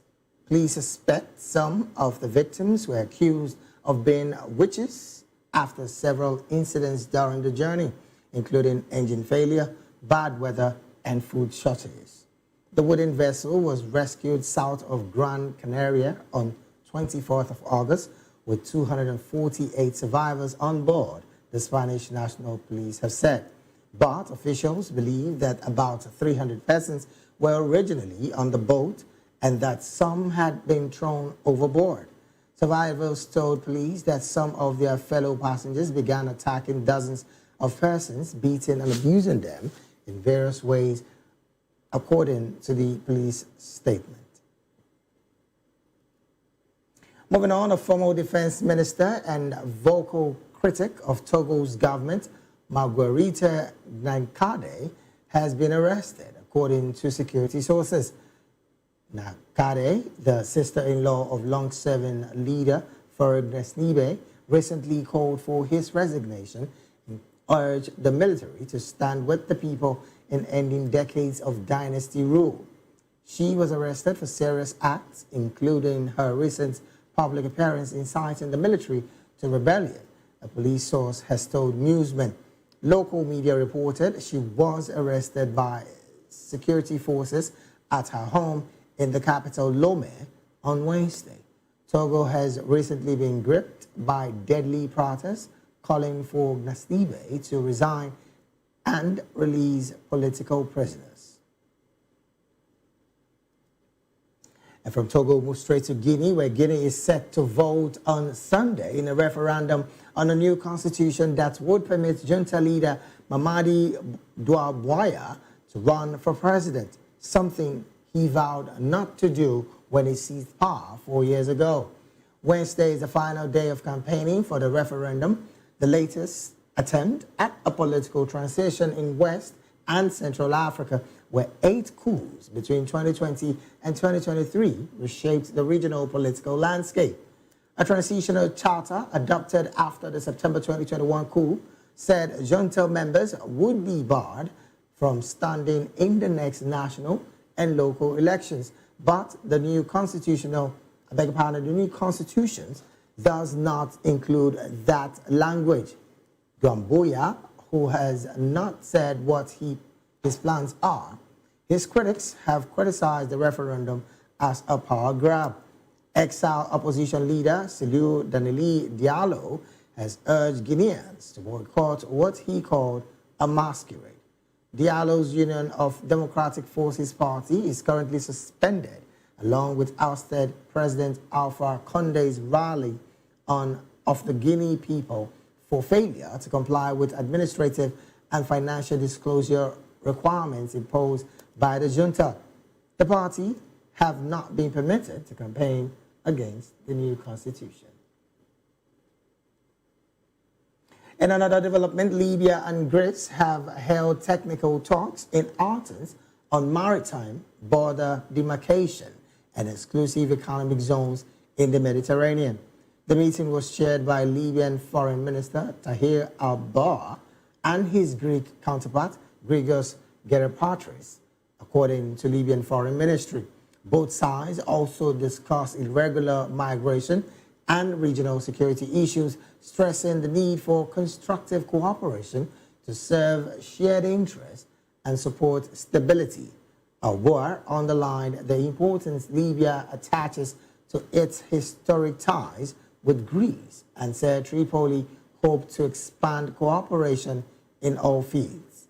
Greek media outlet Tovima reported that Athens hopes the talks would lead to a framework and timetable for resuming formal negotiations after both countries previously set up technical committees to resolve the matter. Moving on, there are reports that says Ugandan State Minister for Primary Education, Joyce Muriku Kaduku, has assured Parliament that the pay gap between science and humanities teachers will be addressed in the coming financial year's national budget. Kaduku told Parliament there was already a commitment from government of Uganda that teachers at all levels be catered for, adding that this commitment is being factored into the budget for next financial year. Her remarks followed concerns raised by Abdulu Bayankonta Workers MP, who urged government to urgently convene an interministerial committee to address the welfare differences that have fueled industrial actions in schools. Well, still in Uganda, the Ugandan Parliament has received and referred two significant loan requests to the House Committee on National Economy for further examination. The loans, tabled by State Minister for Finance, Harry Muzazizi, aim to support critical infrastructural projects in the country. The loan request includes the $20 million loan from Badr, the Arab Bank for Development in Africa. Badr has offered a $20 million loan to upgrade the 16-kilometer Nebi Goli Road. Reports say that the project is expected to improve transportation infrastructure in the region, enhancing economic activities and connectivity. The African Development Fund has also proposed a loan of $126.96 million to finance the construction of the South Sudan-Uganda Power Interconnection Project, that's SUPIP. This initiative aims to reportedly strengthen energy cooperation between the two countries and enhance Uganda's power supply. Away from that report, the High Court in Kenya has stopped the Kenyan Parliament from forwarding the Constitution of Kenya Amendment Bill 2025 to President William Ruto for assent. The Thursday, September 18th ruling has dealt a major setback to MPs pushing to anchor the controversial National Government Constituencies Development Fund, that's the NGCDF, in the Constitution. Justice Lawrence Mugabe issued conservatory orders halting the legislative process until a petition challenging the bill is heard and determined. He ruled that public interest lies in suspending the bill because once assented into law, it cannot be reversed except through another constitutional amendment. The bill, co-sponsored by Raredi MP, Otiende Amolo, and Aina Koi MP, Samuel Chiponga, proposes to anchor three funds: NGCDF, Senate Oversight Fund, that's the SOF, and the National Government Affirmative Action Fund, that's the NGAAF, into the Constitution. But still in Kenya, an ordinary commute turned into an act of defiance when a bus driver stood his ground against a government official's SUV driving on the wrong side of the road. The strobe-lit vehicle tried to force the bus to yield, but the driver, backed by his passengers, refused to move.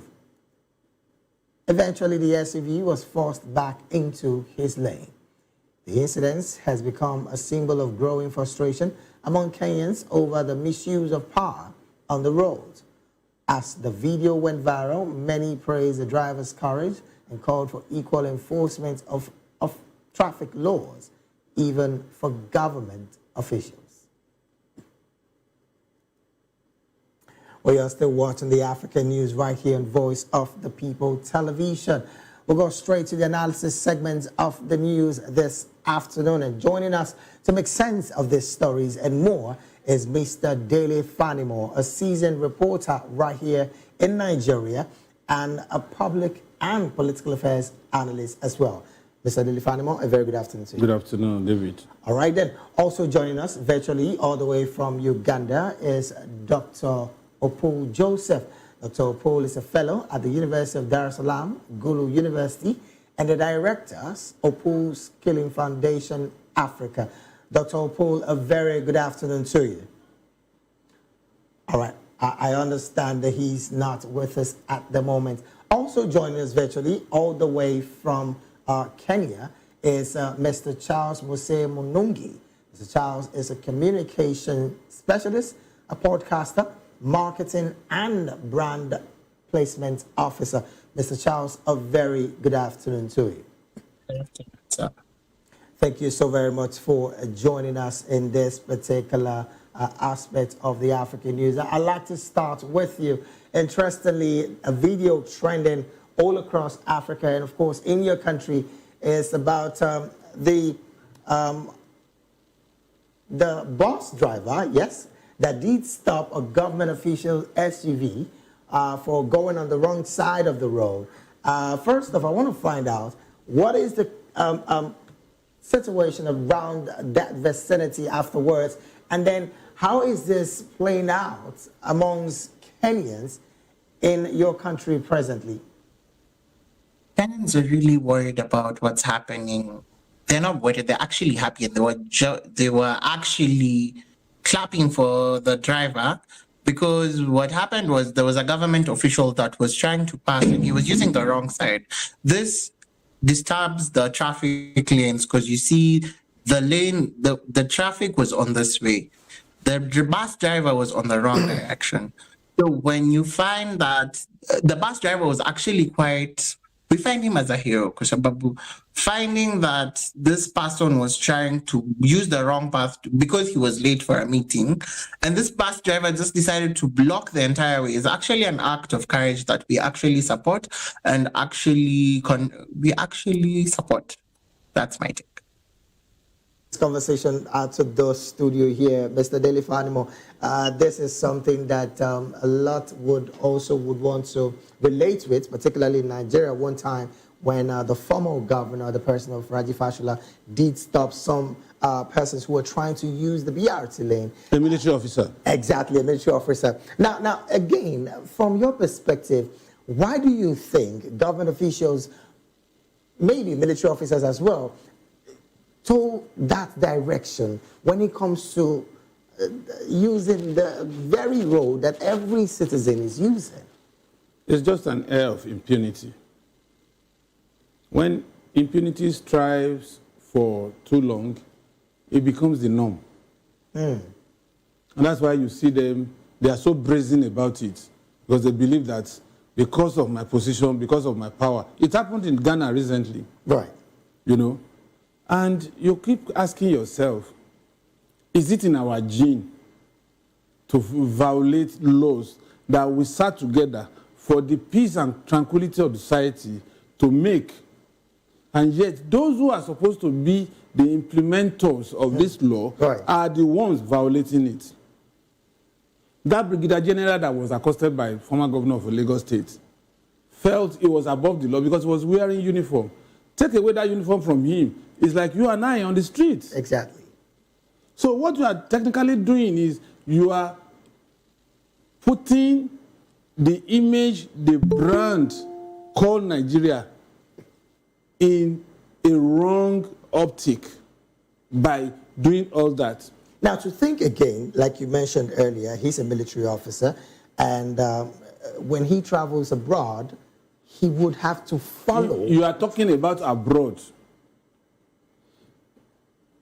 Once you leave Semeboda or Ediroko, do you know that the recalcitrant driver in Nigeria has a way of resetting his brain, knowing well that the gendarmes in Republic of Benin will not take kindly to violation of rules. As a matter of that, over there, they don't even mount roadblock. If there's any infraction, all the gendarme needs to do is to blow his whistle. And woe betides you if you defy that order for you to stop. If the gendarme is compelled to chase you, to arrest you, the first 3 days will be spent in custody without interrogation. So an average Nigerian driver knows that this is what awaits him or her. As soon as he crosses the border, he behaves.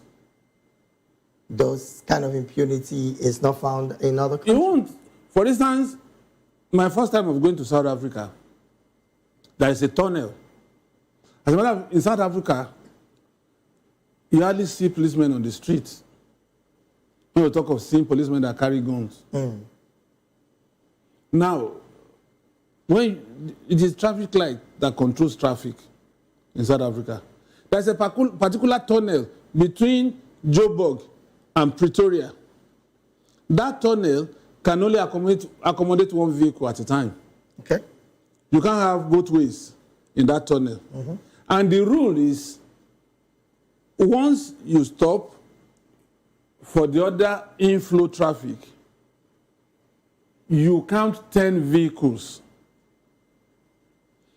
At the point you count 10 vehicles, no vehicle will come from the other end of the tunnel because they know you don't need anybody to enforce it. And then you move from your side another 10 vehicles. And I was driving. I parked. They use right hand, not left hand. I parked. I wanted to see if there would be violation.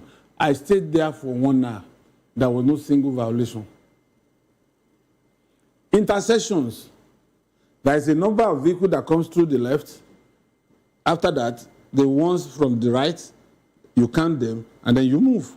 In other words, everybody was aligning to the traffic rules. Yes. So why would we not obey because there is no consequence for infraction?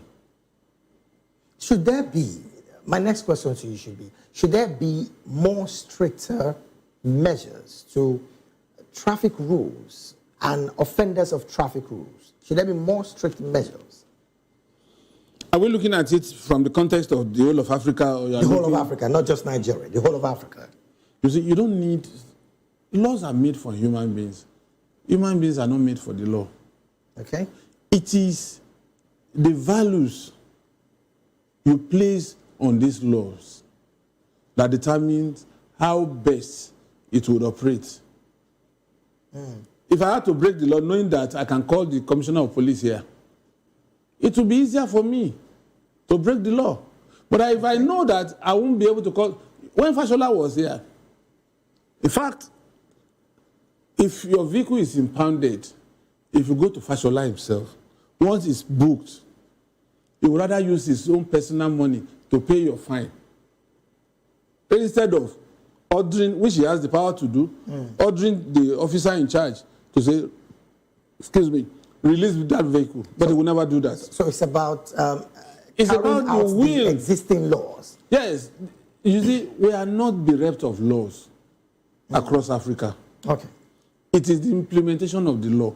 The political will to implement the law that is our problem. Let me take this conversation again back to Kenya. Mr. Charles, the same question for you. Should there be more stricter rules when it comes to traffic offenders, whether it be any persons in government or in the military? Should there be more stricter rules? And then, if there should be, why should there be more stricter rules rather than the real implementation of the existing ones that we have presently? I do believe that the Kenyan for officials, what should happen is that there should be stricter rules for enforcement. Because I'd like to draw you back to an incident where Kenyan youth were demonstrating about the financial bill that was raised some time back. And what happened was there were many issues that were brought about, and most people were thinking and wondering, why are so many rules being broken by government officials, whereas when a regular citizen would do the same, they'd be arrested or even imprisoned for a long time. But then whenever these people are late, they just go and use the wrong route, don't mind what is happening. And there was a change in discipline for some time. You find that the government workers were afraid of using the wrong lane and would actually go to a meeting earlier. So to see the same thing has started recurring again means that people have changed and they're now not afraid of the changes that people said. So I do believe, yes, that if somebody is late, then they should just look for a different route or a different way of reaching the place where they're supposed to be earlier than, instead of just inconveniencing everyone. Because when they stop the traffic, that means other people are not going to use the road and they're also going to be late, which is now causing a ripple effect in the economy. Right. So why not for them to... Pardon? All right then. So again, what you're saying, in other words, is that there should be more stricter measures in implementing the rules that are existing when it comes to traffic offenders. Okay. All right then. Let's get to another story. And of course, I'm still staying with you. Interestingly, the court has pushed for anchor NGCDF in the Constitution. Now, interestingly, the High Court in your country, Kenya, has stopped the Kenyan Parliament from forwarding the Constitution of Kenya, that's the Amendment Bill 2025, to President William Ruto for assent. Now, again, this part of the judiciary coming to wade in when it comes to policies and laws and, of course, amendment of constitutions. What do you make of this, basically? Because this is something that a lot of persons have said, this controversial National Government Constituency Development Fund in the Constitution should be abolished. And someone said, look, let us have it and let us look for ways to making sure that it's solely implemented for the benefit of the people. What's your position with this court's decision, particularly on the amendments of the Constitution? My thoughts on the NGCDF. Could I take it up later? Let me just collect my thoughts again and write down the question. All right then. Well, again, one thing that I wanted to find out from you is your position about, what the decision of the court is right now, because the court has barred the parliament from pushing that bill to the presidency, particularly for him to ascend on. This have taken a sour taste from some quarters, saying that the court is practically not working as concerning the welfare of the people, because this particular bill is, according to the stories we hear, is for the people, not just for some political elites. What's your position with this court decision particularly? Court decision, I do applaud what is happening, because you find when we look at the NGCDF, it's supposed to actually benefit the current citizens of Kenya. Yeah. So what happens is usually there's a way they usually distribute the funds in a way that not the local mwananchi will be able to benefit from it. It's only somebody who knows somebody. And it makes the process a bit more difficult, and that's why it's not even anchored on law. That's why I do applaud what the court is trying to do in terms of abolishing it in order as to now give it some structure. Right. That's why it should be sent to Parliament for them to now come up with the correct way of writing it down, the correct measures, so that when it's presented to the people, it's able to benefit everyone and not just a select few. All right, then let me bring it back to the studio here. Mr. Fanimo, this conversation of the court deciding and, of course, telling the Parliament, look, at this point, do not take this bill to the President for him to assent. Again, this has come in, from the back heel of the fact that a lot of persons have said, look, this particular bill is for the interest of the people. Why not just work on what is existing rather than bring up another bill to quash the other ones that has been existing? What's the position with the court decision being, of course, another arm of government that is strong enough to take such decisions? You see, I've always said it. Africa is not so bereft of ideas that we cannot govern ourselves. Okay.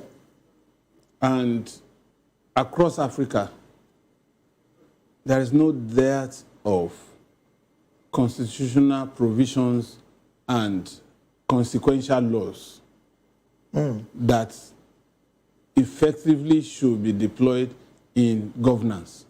Okay. But unfortunately, it is the impunity that either censor the implementers of this law or the arrogance of people in power that stultify the deployment of these laws. So when we begin to talk about replacing existing laws with new ones, rather than pushing more, rather than pushing for implementation, it's like you are building something on nothing. Okay. Why don't you just let us experience how these laws will play out, the existing laws?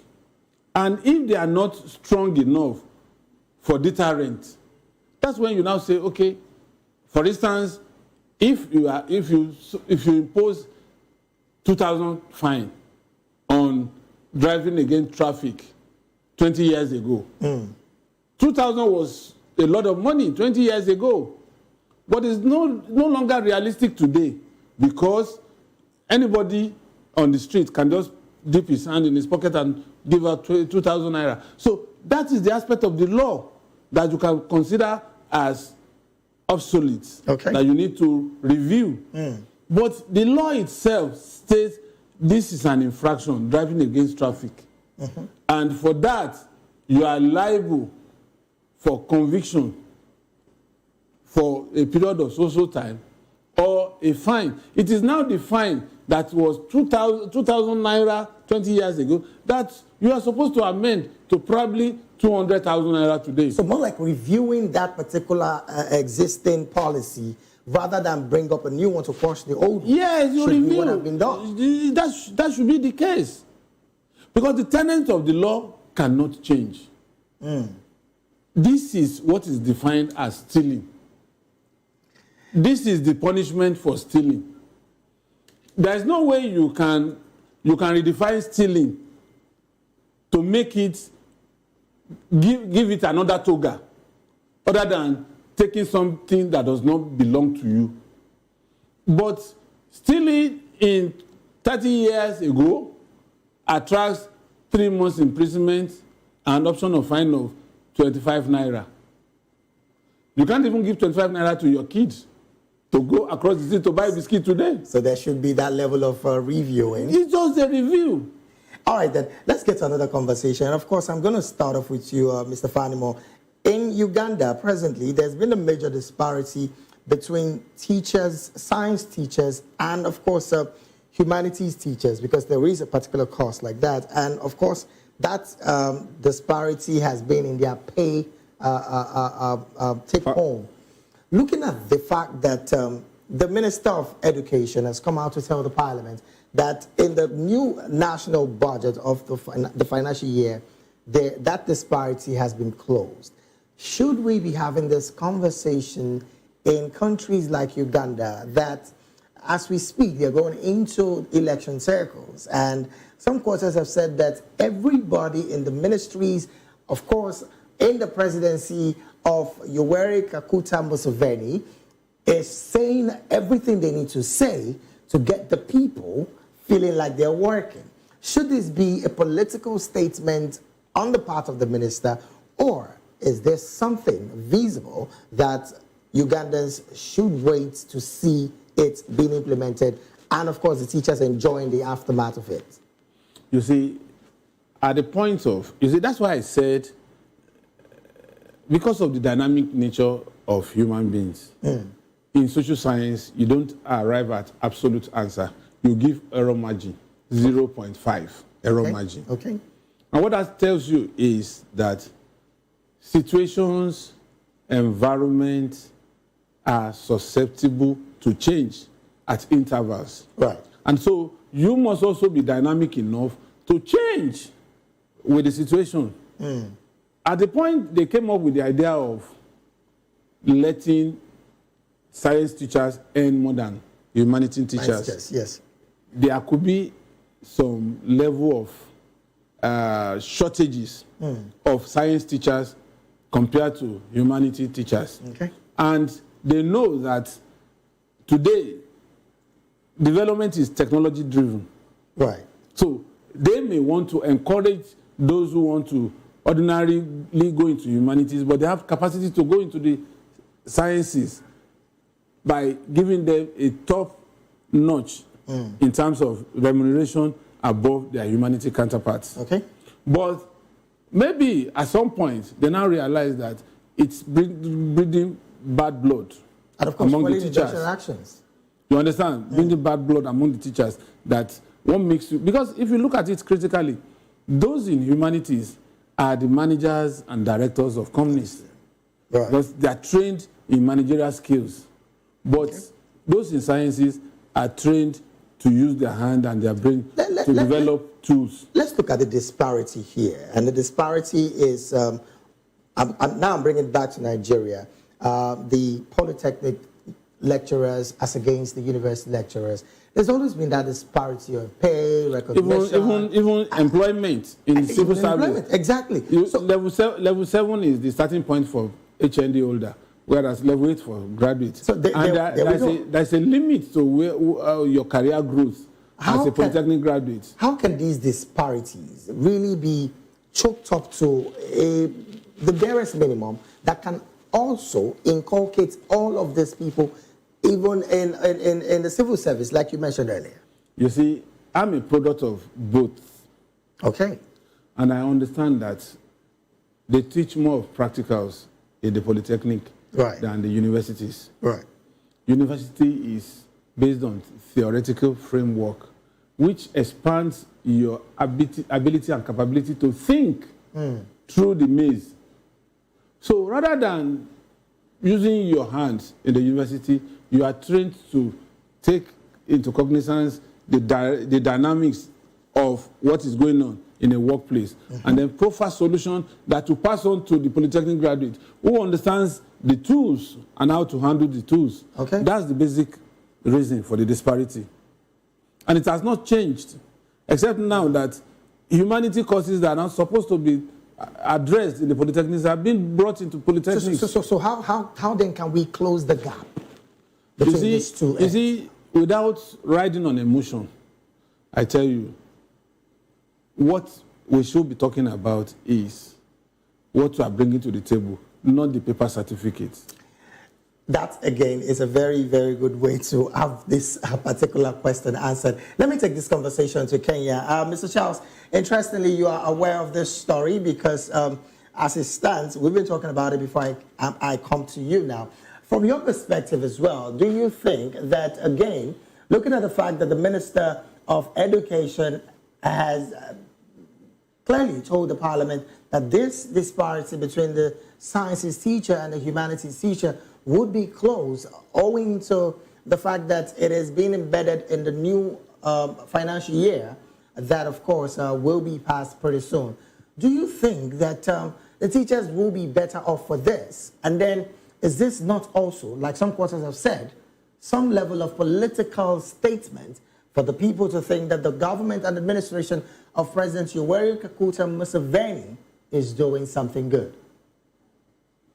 Number one, I'd look at it as a good thing, yes. Having the teacher's salary being reviewed is a good thing, and it's actually a change in policy, seeing that this was not what was happening in the previous years, and seeing the government committing to the fact that in the next financial year they will consider changing the what's called the salaries of these teachers is actually a really good thing for them.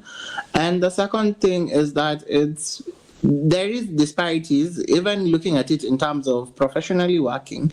You find people who work in the science departments are actually able to fetch a higher salary compared to their humanity counterparts.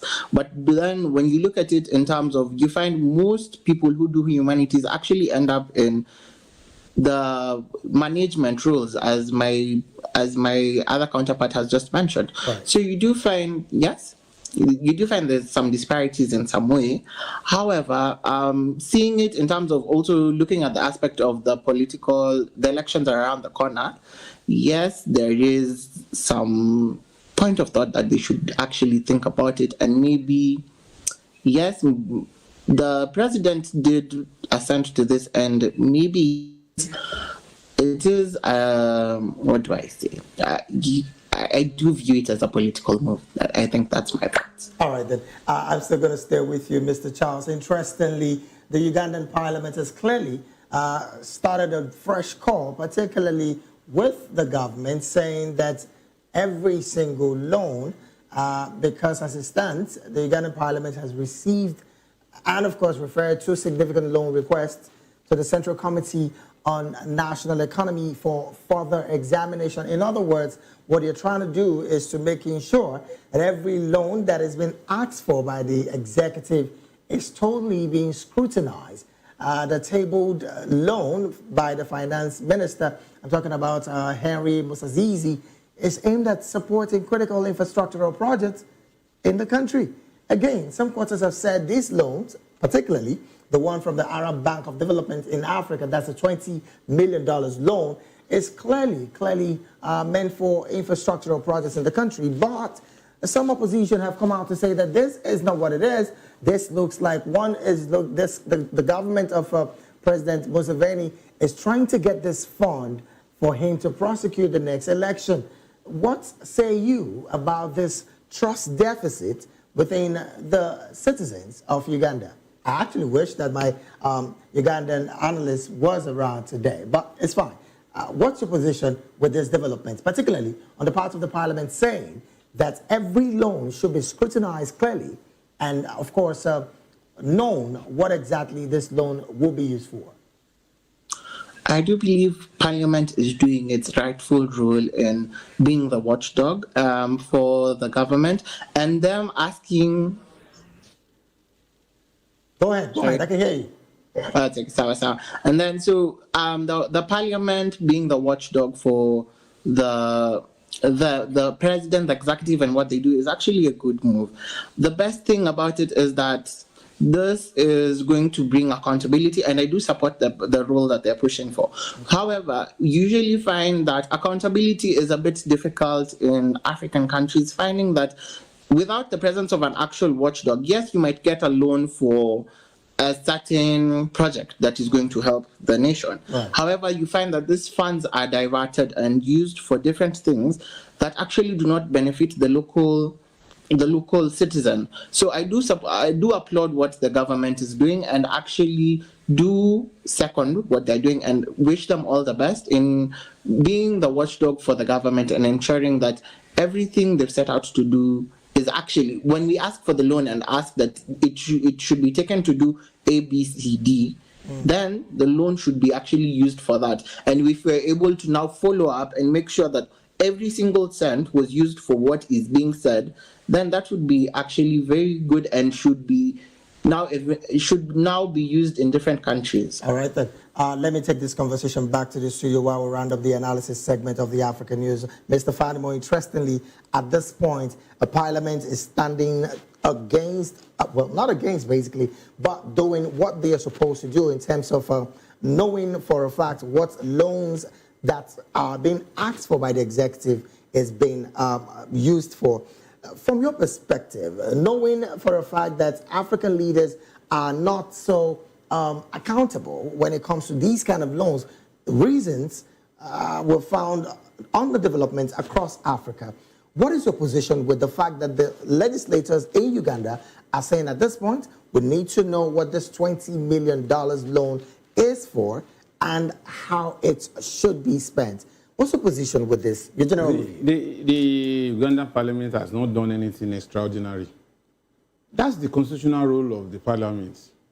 They're supposed to provide checks and balances. And they're supposed to rein in reckless executive arm of government. But unfortunately, what you have across Africa is most of these parliamentarians were sponsored by godfathers that have either direct benefit in the executive arm of government or indirect benefits. Is either they are contractors to the executive arm or they are also major player in the executive arm who obviously knows. The only time we had such a semblance of such was when Saraki and Co. ambushed Buhari in 2015. Right. And this government... You're talking about Nigeria, to be precise. In Nigeria, yes. Yes. Because the next term of that government, that particular incident was clearly and adequately taken care of. And they ensured that these parliamentarians became rubber stamp. And that is what we also have now, currently. And that is what is going on in the most part of Africa, you know. Particularly rubber stamp assembly? Rubber stamp parliament. So this one is just an exception. And the fact that it's an exception does not mean that they have done something novel. It is their responsibility to ask questions.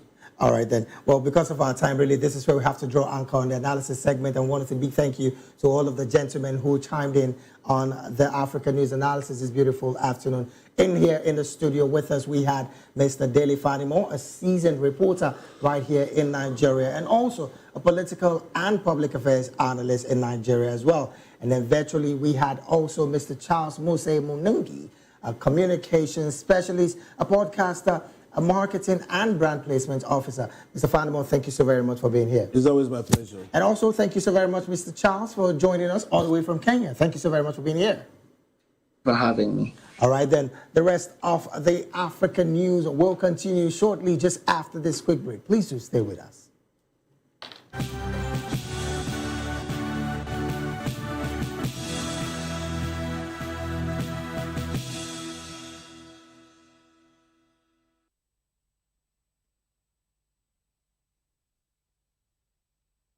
Glad to have you back. It is still the African News right here on Voice of the People Television. Now to more stories.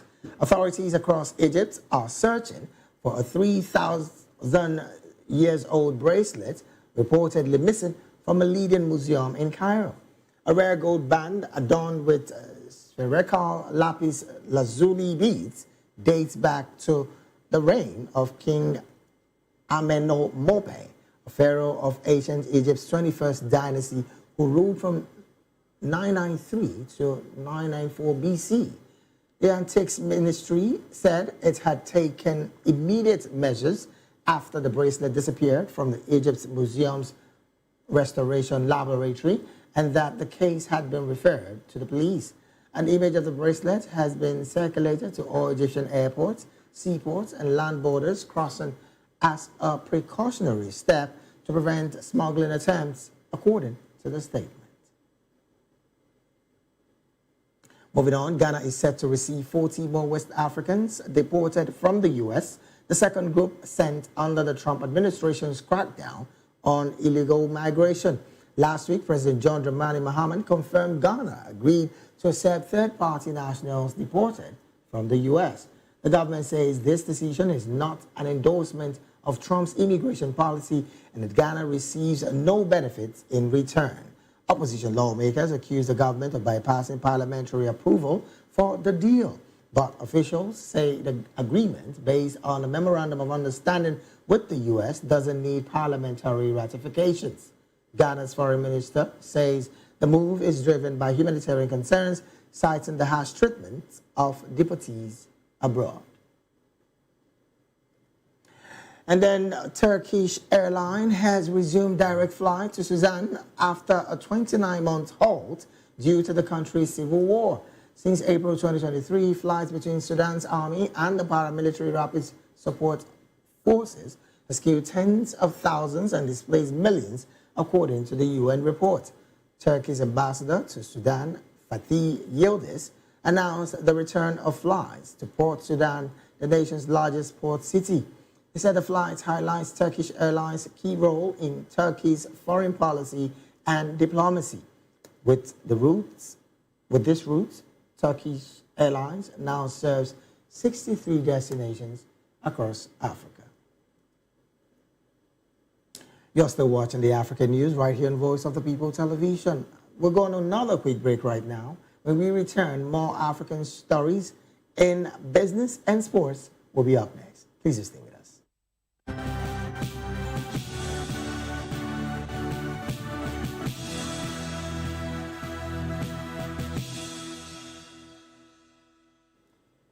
Glad to have you back now to some business stories. One of South Africa's top counts on Wednesday annulled a government permit allowing state utility Eskom to build a large power plant burning natural gas, saying there had not been proper public consultation. The 3,000 megawatts plant in the East Coast port city of Richards Bay is part of government's plan to boost the country's generation capacity after years of electricity blackouts and pivots away from coal. The judgment echoes previous rulings against energy companies which failed to properly consult affected communities when seeking permits to explore for oil and gas off South Africa's coast. Richards Bay, where the Eskom gas plant will be built, is where South Africa's first liquefied natural gas import terminal will also be located. Environmental groups which had challenged the authorization granted by Eskom by the Department of Forestry, Fishery and the Environment welcomed the appeal court's judgment. Still talking business, African manufacturers are lobbying U.S. Congress to grant a last-ditch extension of 1 or 2 years to a duty-free trade program due to expire at the end of September.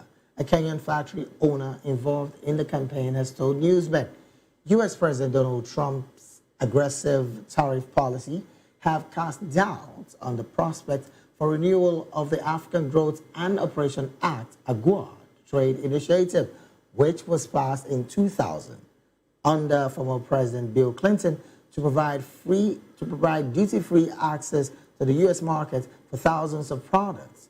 Delegations from Kenya and 4 other AGOA beneficiaries visited Washington last week to push for the temporary extension, according to Pankaj Bedi, chairman of appeal company U.S. United Iron, which supplies U.S. retailers such as Target and Walmart. The act is designed to support economic development of African nations and support hundreds of thousands of jobs in the textile, automotive, and mining sectors, while U.S. lawmakers have viewed it as a tool to counter Chinese influence on the continent. Betty, who is also a Kenya Association of Manufacturers board member, said the delegation of private investors and government officials had more than 30 engagements last week, including with members of Congress and their aides. And to wrap up African news, let's just talk some sports. Kenya's Faith Charote won gold in the women's 3,000 meters steeplechase, stunning defending champion Wilfred Yavi of Bahrain with a powerful final lap. It's Charote's first world title, adding to her Olympic and World Championship bronze medal. The race was packed with drama. Yavi stumbled at a hurdle in the final stretch, while Charote powered through the last water jump and crossed the line in 8 minutes and 51.59 seconds, setting a new championship record. And with that sports story, we've come to the end of African News right here on Voice of the People Television. Do also subscribe to our YouTube channel. On YouTube, we are at Voice of the People TV, and on all other social media platforms, we are at VOP TV Live. Thank you so very much for being a part of this broadcast. I am David Edwin. Do have a good afternoon.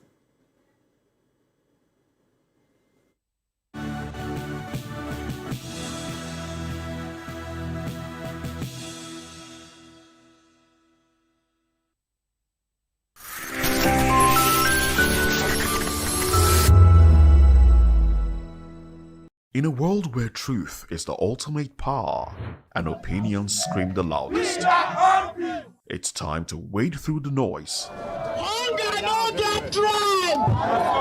Hunger no get religion! And scan the human interest and trending topics that matter. Stay tuned to The Issues, your plug to the stories making the buzz, from politics to science and technology, social justice, and more. Let's tackle the tough questions and expose the truth. The Issues, on Voice of the People Television, Mondays to Fridays, 8 to 9 p.m. The Issues. Don't just react, understand. Are you ready to lift him high? All around the world, it's time. Let the praise wave rock. It's Praise Wave Live. Oh yeah, the rhythm of grace we testify. Let's go. He turned our mourning into dancing, our silence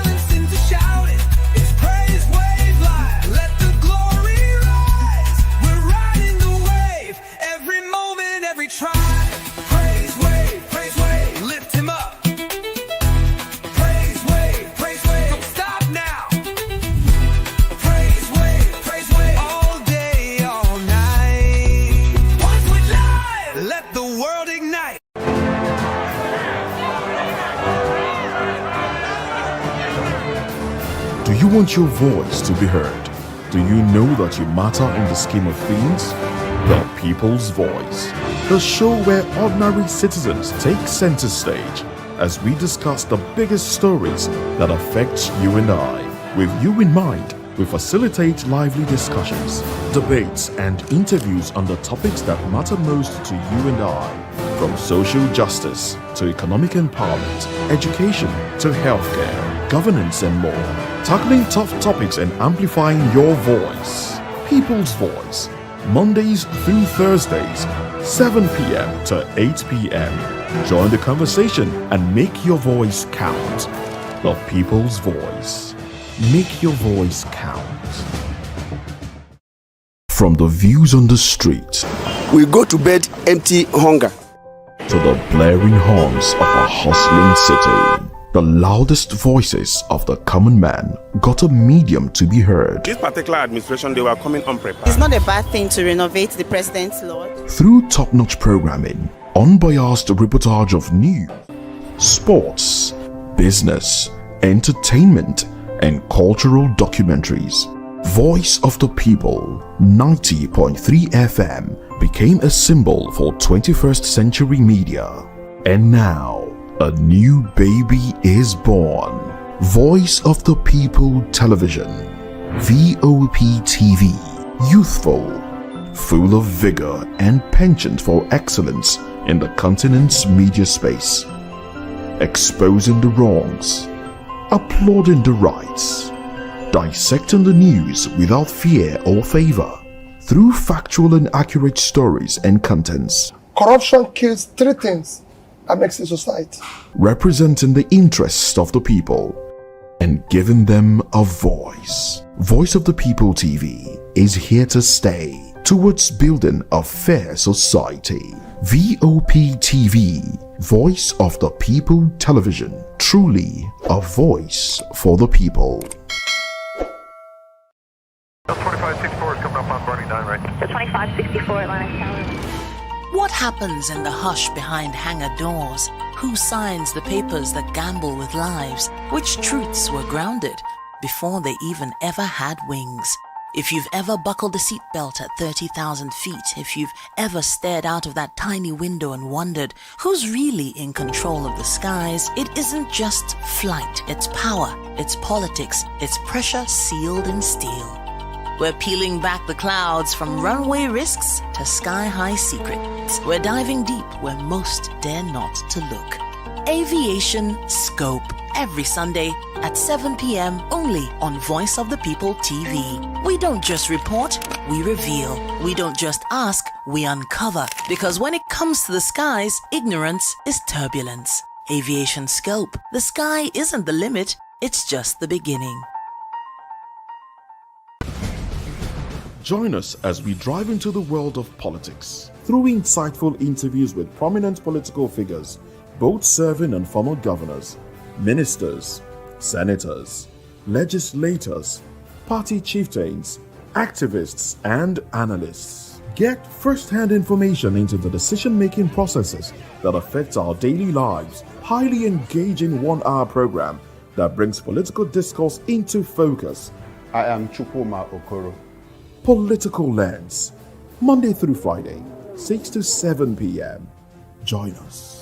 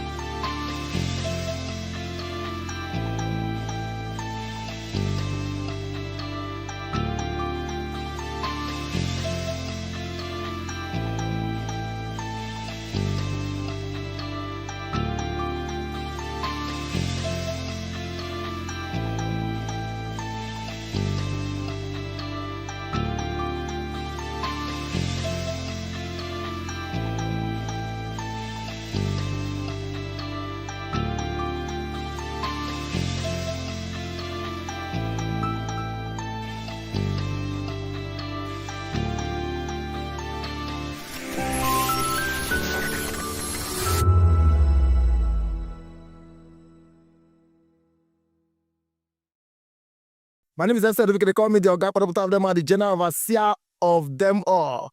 Every man, every woman has got a voice where integrity is the volume. So this is Voice of the People's TV. Voice of the People's TV. So this is the people's voice.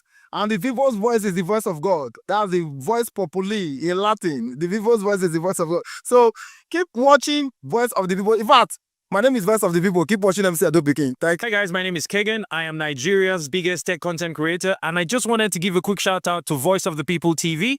Keep watching, enjoy, and you're welcome. My name is MC Alamano. They say call me Enjoy Landlord. It's VOP TV. Keep watching VOP TV. Don't touch it down. Even if you want to touch it down, increase the volume.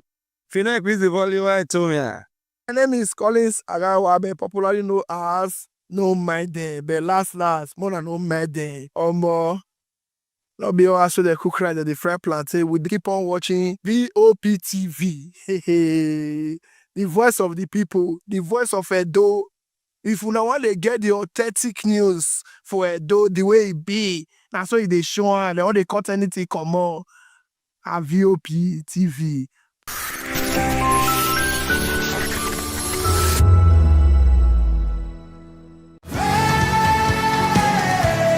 Ever wonder what inspires your favorite gospel artists? Explore and discover the rich heritage of continental gospel music.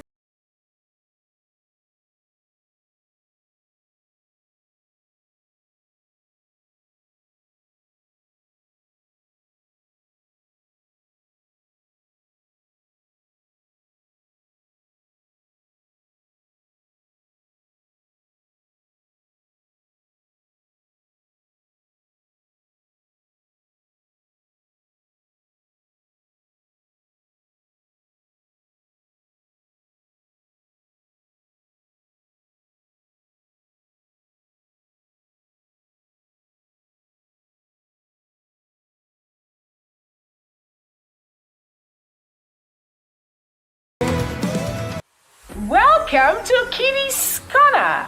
Every weekend is a new journey.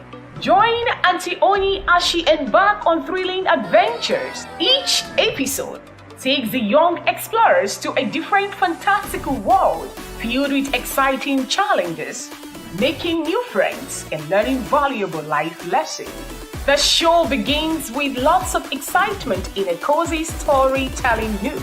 Fairies teach the importance of kindness, honesty, bravery, teamwork, or curiosity. Kitty's Corner is a delightful blend of fun, education, and imagination with catchy songs, interactive games, and heartwarming stories. Join Auntie Oni every Saturday, 10 a.m. to 10:30 a.m. on Voice of the People Television. Kitty's Corner, perfect destination for curious minds.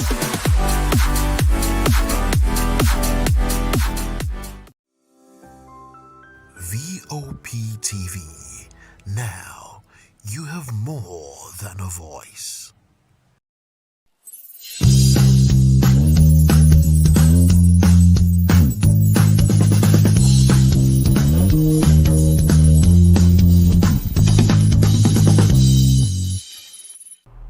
Good afternoon, ladies and gentlemen. My name is Dilip Utomi, and this is the Maritime Frontier Show on VOP Television. Today, we are talking to the immediate past president of the National Association of Nigerian Licensed Customs Agents, ANALCA. He is in the person of Dr. Kayode Farrington Collins. Sir, you're welcome to the program today, sir. Thank you for having me. Sir, there are a lot of issues that are coming up as regards the recent policies by the Nigerian Customs Service. New measures being introduced, new processes. But today we are going to talk about the issue of the performance of Bodogu, the newly installed software process used in the operation of the customs. What to say, sir? What do you think about the reforms generally within the customs sector? Well, reform is a very good thing, provided it's moving the nation forward, particularly the maritime industry. Every customs of every nation must actually have what is called reforms. You must move from medieval period to automation. So reform is a continuous thing, and there's no big deal about it. How do we see reform is the most important thing. Acceptability of reform is also very important. And did you actually carry along your stakeholders in doing this reform? These are also criteria to measure reforms. So it's not a big deal to me as by reform. Yeah. Then, secondly, sir, the recently introduced Bodogu software application. What's your take on the introduction of the Bodogu software application and the proposed national single window? Of course, we talk about the Bodogu my take has been that it is high time we develop an indigenous thing. Thank God the Bodogu now is an indigenous thing, and it's been introduced. I also recommended that there should be a pilot scheme, and Customs actually started a pilot scheme with PTM Airport, and it has come to stay, and the implementation has continued, even though there are glitches here and there. And what I will only advise is that the various areas where the services that there are glitches, they should improve on it. Anything that is indigenous should be able to capture the peculiarity of our problems.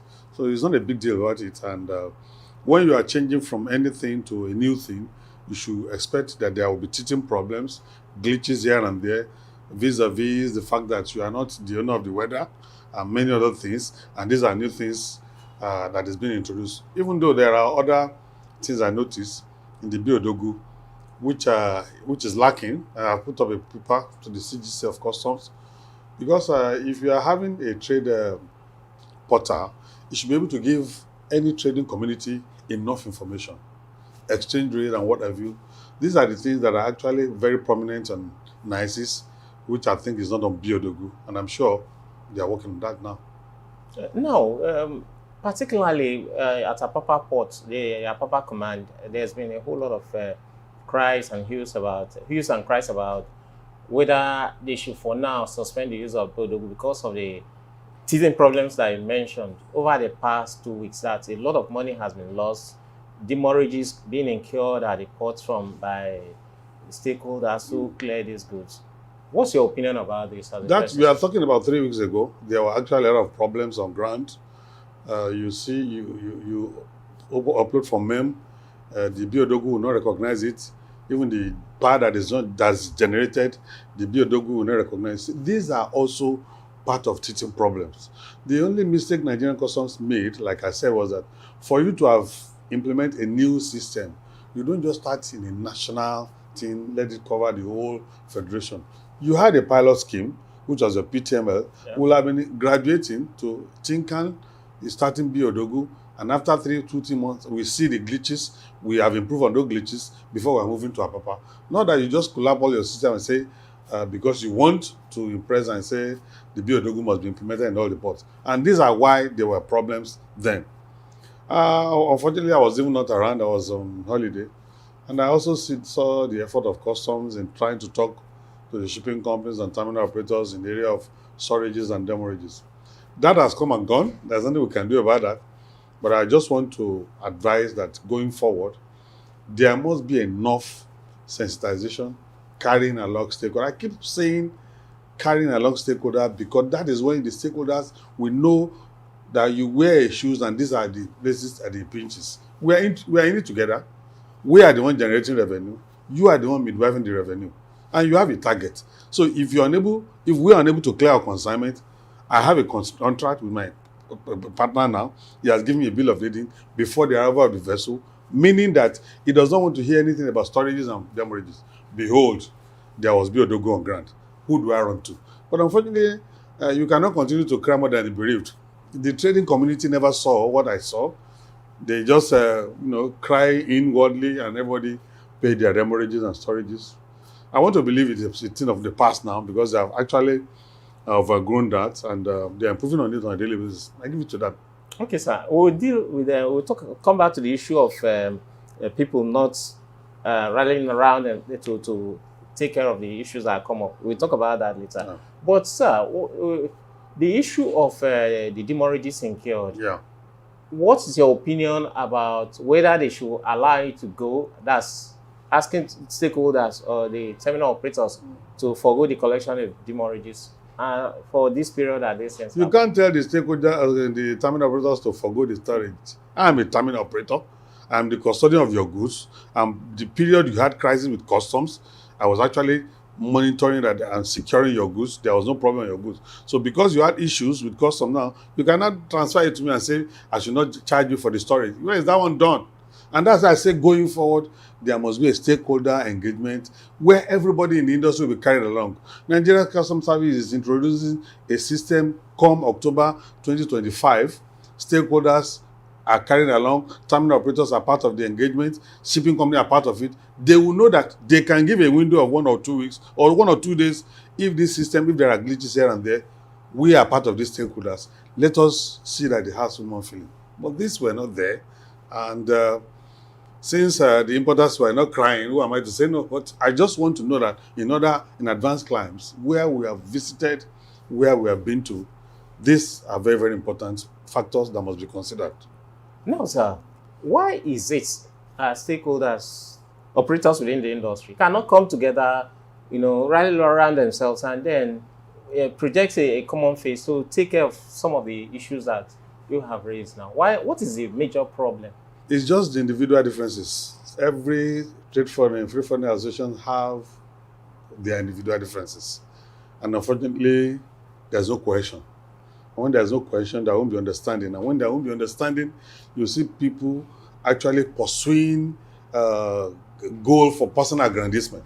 That is the major problem I see in this industry. And unfortunately, we have a set of youth that are not really serious. Because they should be asking questions. They should be challenging the elders that you are our leaders and we notice what have you done? You are not doing this and providing solution. And that's why I keep saying that Nigerian youth needs to wake up. Give the leaders challenges and make sure you ask questions. These are lacking. So what do you expect?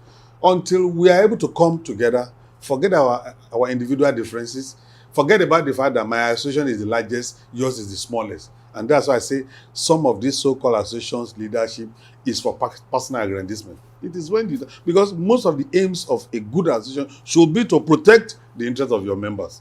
How many of your members have you protected? What are your role even when this crisis was? I read a lot of crises. I even read letters on the page of newspaper where even in leaders of the associations are actually the one. I don't want to go to that area. It's very unfortunate. So since the trading communities are not complaining, well, I cannot continue to use paracetamol for people's headache. Some people have posited that some of the crises and some of the issues that come up are actually being introduced by some stakeholders in order to benefit from it. How? Are the stakeholders the one driving the Biodogu? The answer is no. Before I traveled for 3 weeks ago, I had a consignment where the power was even Biodogu was generated with my consignee, and we were unable to clear for 1.5 weeks because the system was not even recognizing the power. Eventually, we started making call. By the time the system will recognize the power, 1.5 weeks has gone. Thank God I was carrying along my importer. And thank God that particular consignment was not a contract consignment where I had signed that I would deliver even before the arrival of the vessel. So I carried them along and they solved the problem. And I know how much damages that was paid. So how come somebody will just wake up and say the system is caused by free fall? That is far from the truth. God, we all saw it. There were glitches. There were a period of time where we even learned that some people hack into that system. So these are and unfortunately, I keep saying it, that you must continue to give the trading community information. Where you are actually holding information to the trading community, your stakeholders, there will be insinuations and it could lead to a lot of things. And this is what is lacking in the maritime industry. Okay, well, actually, when I say that, there's a particular issue I'm referring to. Wow. It's happened about 3 weeks ago, about over a month ago, when this issue of Code 846, that it was suspended for a while. Yeah. It was also caused by some stakeholders who say they want to benefit from the opportunities given in the non-standard vehicles. When I was acting president, vehicles.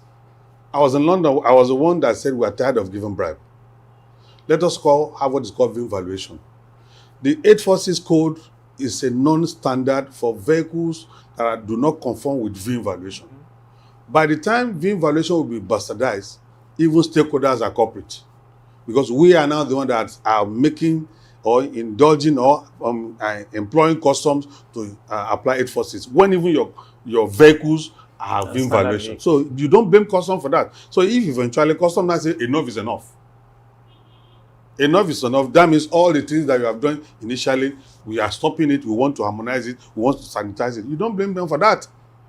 When I saw the 846 going, I laughed. I said, this will not last because this procedure is for vehicles that are not for standard. There are vehicles that are coming from China, some from Europe, that do not fit into VIN valuation. And that is why, but because of the fact that by the time this government came on board, dollars skyrocketed to about $1,500 to a naira. So that was when we had problem. If not, that VIN valuation of a thing is still the best for us. But unfortunately now, if you apply VIN valuation, many people will not be able to clear their consignment. Perhaps that was why customer to look the other way and allow the 846 to still roll. So, but when they became, bastardized, customer brought the big stick, and that is the essence of having a custom in every organization or in every nation. Their responsibility is to sanitize and ensure that everybody is whipped to the line. Okay. All right, sir. I want to talk a little bit about the Bodogu itself again now. Because it will be incorporated into the proposed national single window. Yeah. What do you think there will be challenges, and what are the ways of averting this? I'm delighted that in the last 1 week I've been seeing Nigerian Customs Service synchronizing their system with Federal Safety, Federal Inland Revenue. I'm happy to see that. And that means that if single window is now implemented, meaning that Bodogu has come to stay, most of the teething problems that we may encounter when we now migrate to FIRS system will have been taken care of. So when I saw it, this is what I talk about engagement. It is part of engagement, meaning that you are working ahead the system, you are working ahead the country. Perhaps the federal government now directed that from January 2026, we want you to implement national single window. Yeah. Bodogu has been synchronized into national single window. Whatever are the teething problem that is envisaged has been solved. Theoretically, tried, and practically, and there won't be any problem. It's okay. It's a welcome thing. That's the national single window starts in January, sir. Yeah. Don't you think that there should also be a pilot phase starting from a particular area? Of course, I know that the federal government in their magnanimity will not be stupid to do that. There will be a pilot scheme, and they know the implication of putting the whole nation at crossroads. So if the national single window will implement, there will be a pilot scheme. That I'm sure of. And if they are not thinking of that, we are going to recommend it to them, because national single window is the only thing that can solve most of the problems we have in the port. Where some agencies will illegally hold on to consignment. But I keep saying, and I've said that, which I have not seen in the national single window, any agency that flouts this procedure, where are the legal framework? I have not seen the legal framework. Okay, what is the sanction? Perhaps, maybe agency XYZ held on to this consignment for flimsy excuses. Eventually, it was realized that it was flimsy excuses. The head of that agency should be held responsible to pay for the damages and storage. I don't know whether a single window is thinking toward this line.